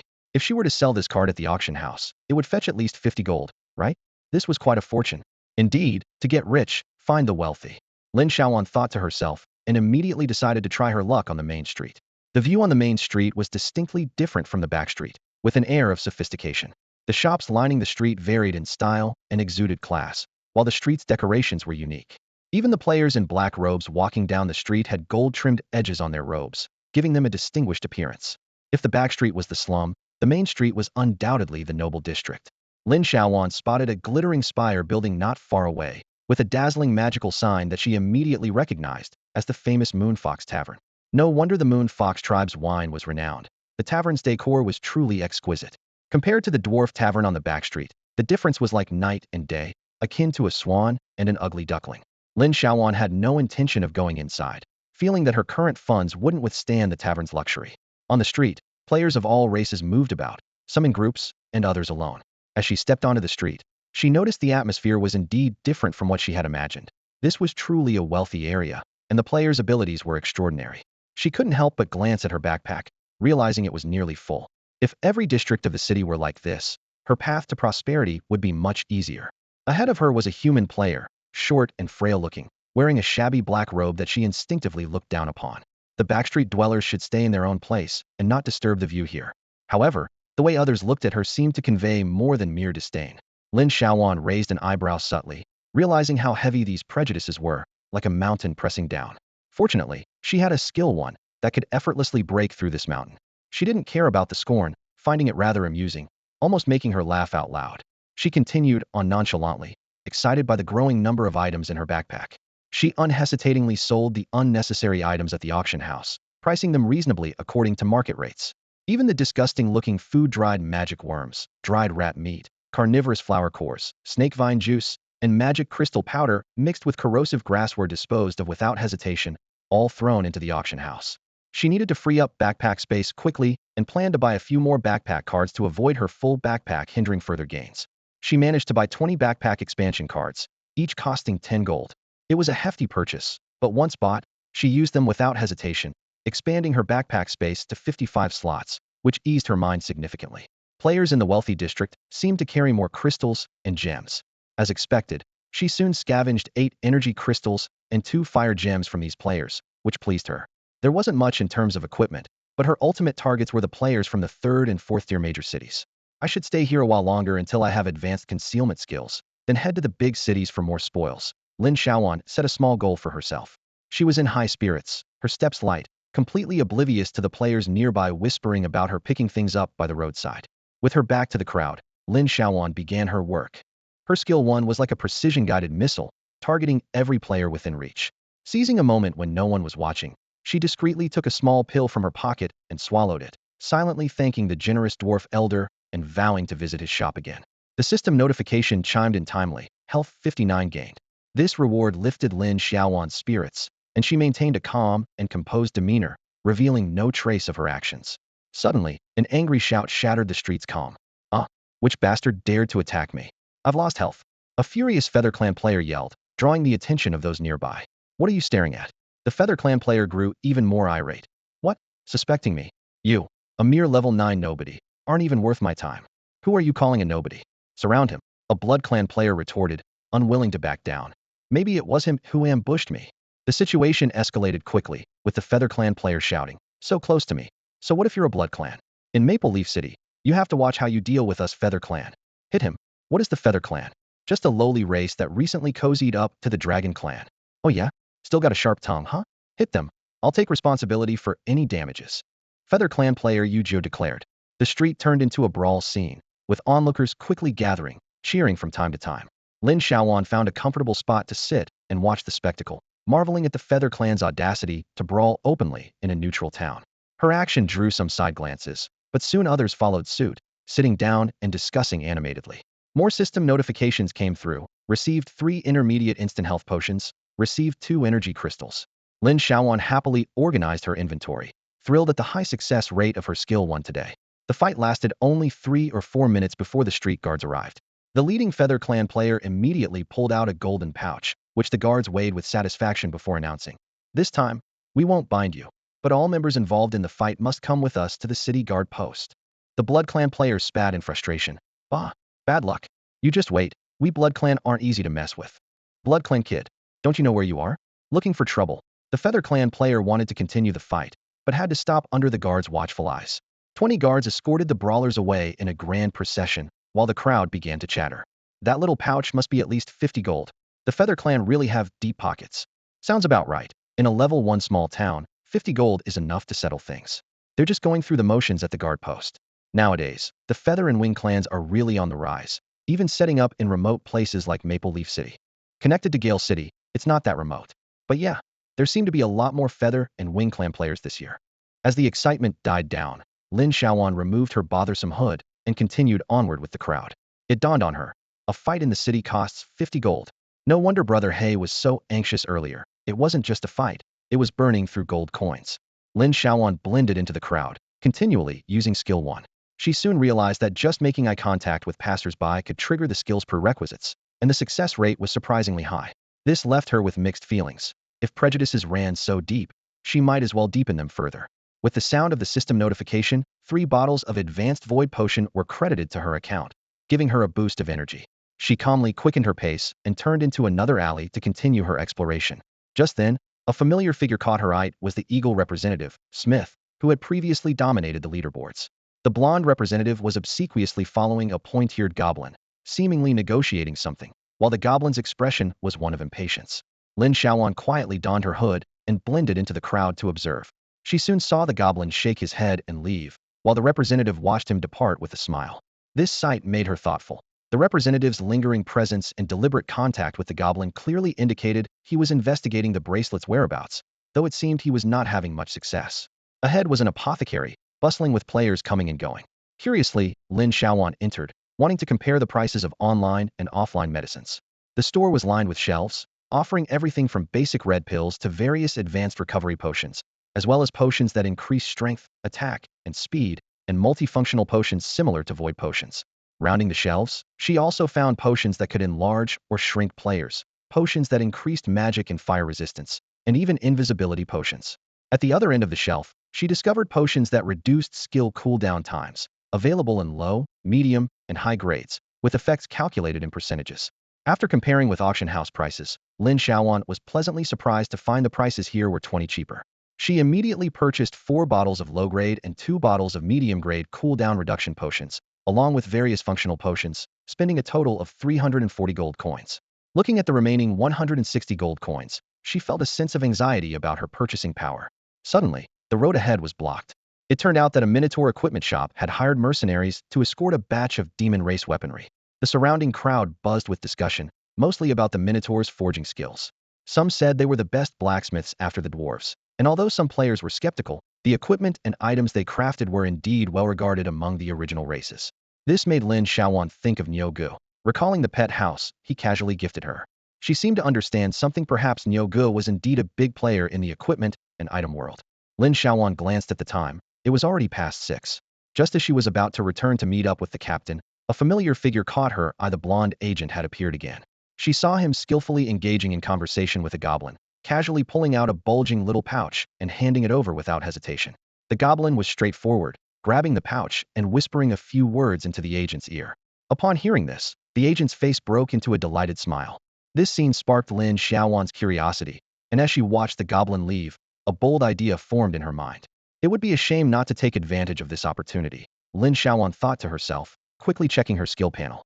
Perfect, her transformation skill 2 would be ready for use again in a few minutes. She quietly slipped into a secluded corner of the street, hiding behind a large tree. Moments later, what emerged from behind the tree was a short goblin with a green name flashing above its head, Ge Lei Yi.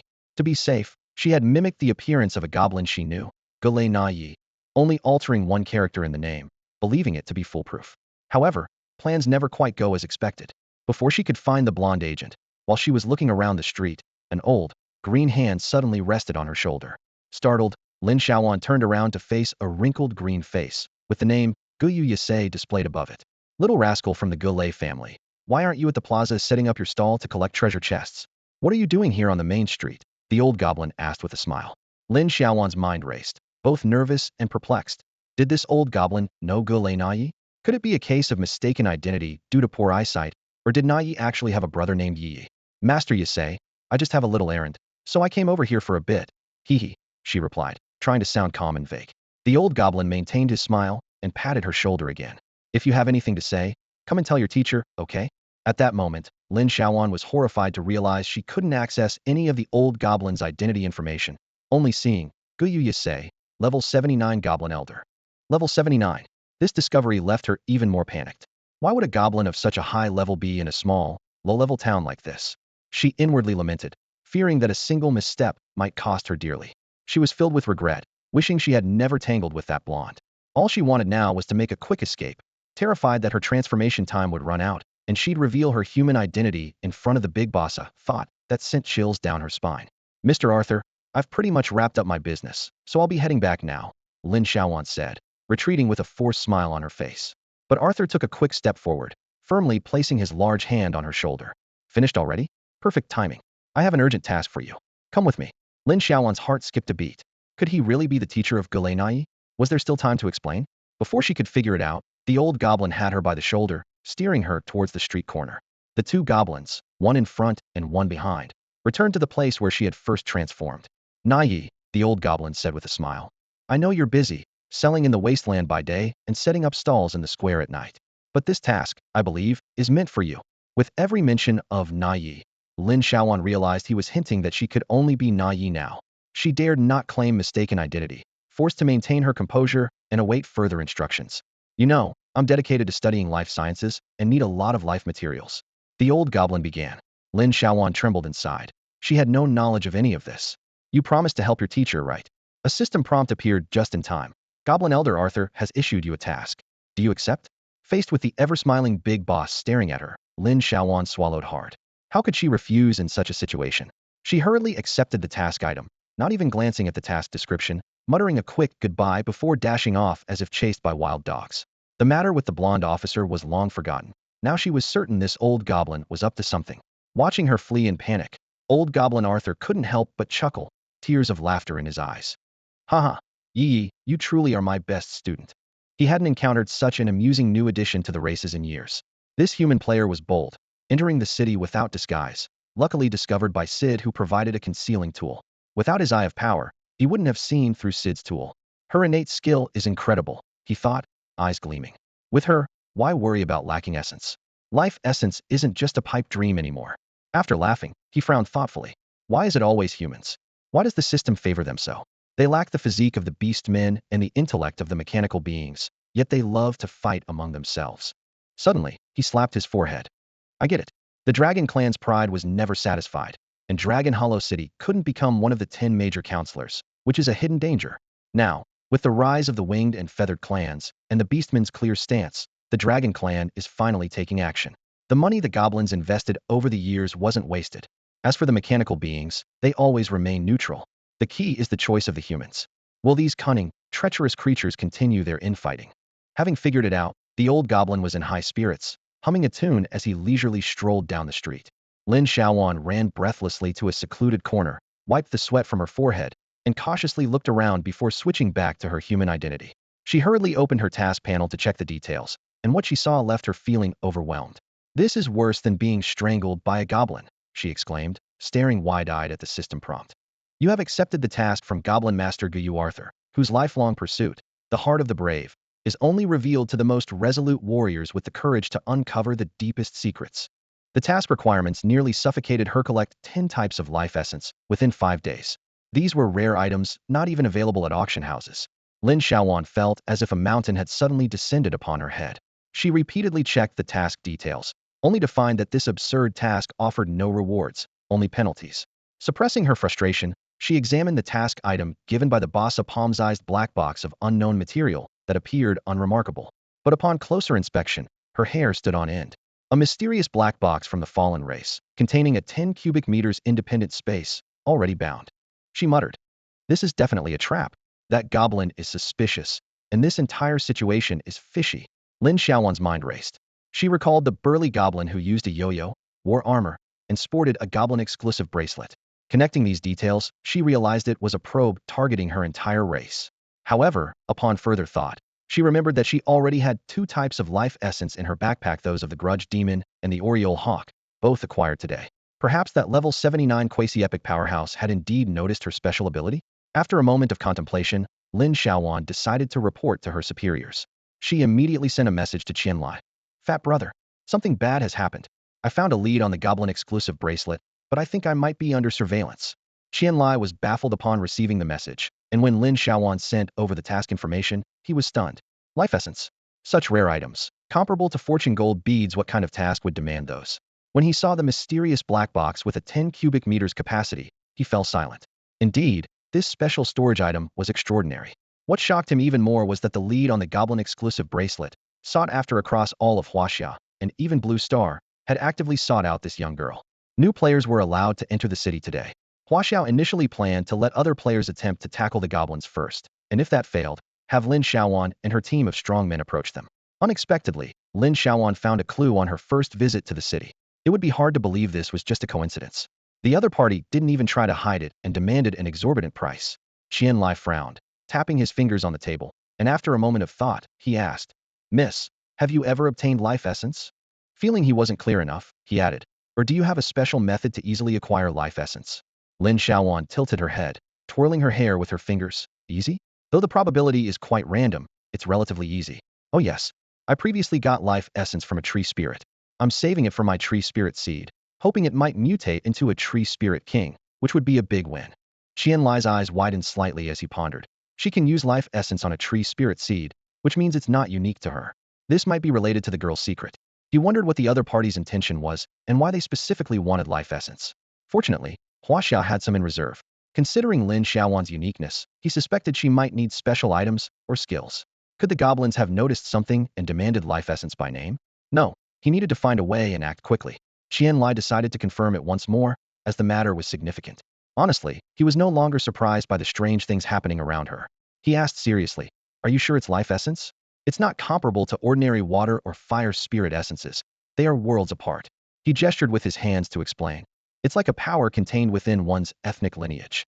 Even though it can't unlock bloodline shackles, it's extremely important. For example, life essence can elevate an individual's life level and dispel advanced curses, among other things." Lin Xiaoyuan's eyes lit up as she immediately thought of the life gem, realizing that anything with life in its name was good. She confidently replied, "I'm sure it's life essence. To be honest, I have other life essences too." She knew it could increase mutation rates, which was valuable, but she didn't expect it to be this good. No wonder it couldn't be obtained by defeating monsters, but only by stealing.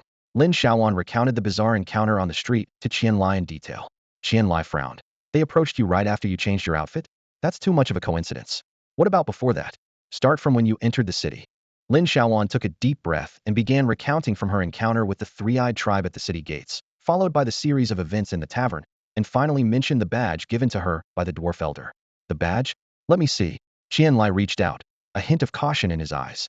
Without hesitation, Lin Xiaoyuan traded the badge to Qianlai for appraisal. Qianlai examined the so-called beauty item carefully. He found nothing special about it, even using advanced appraisal skills. It appeared to be an ordinary beauty item with no detectable hidden functions. However, the item's function was intriguing, particularly the mention of illusion.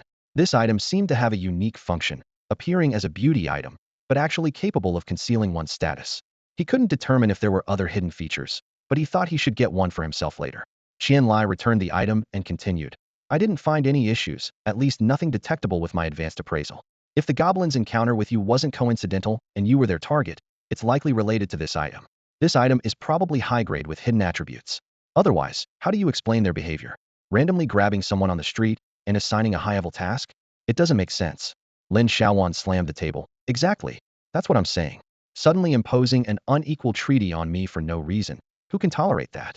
Qianlai shared her concern, frowning.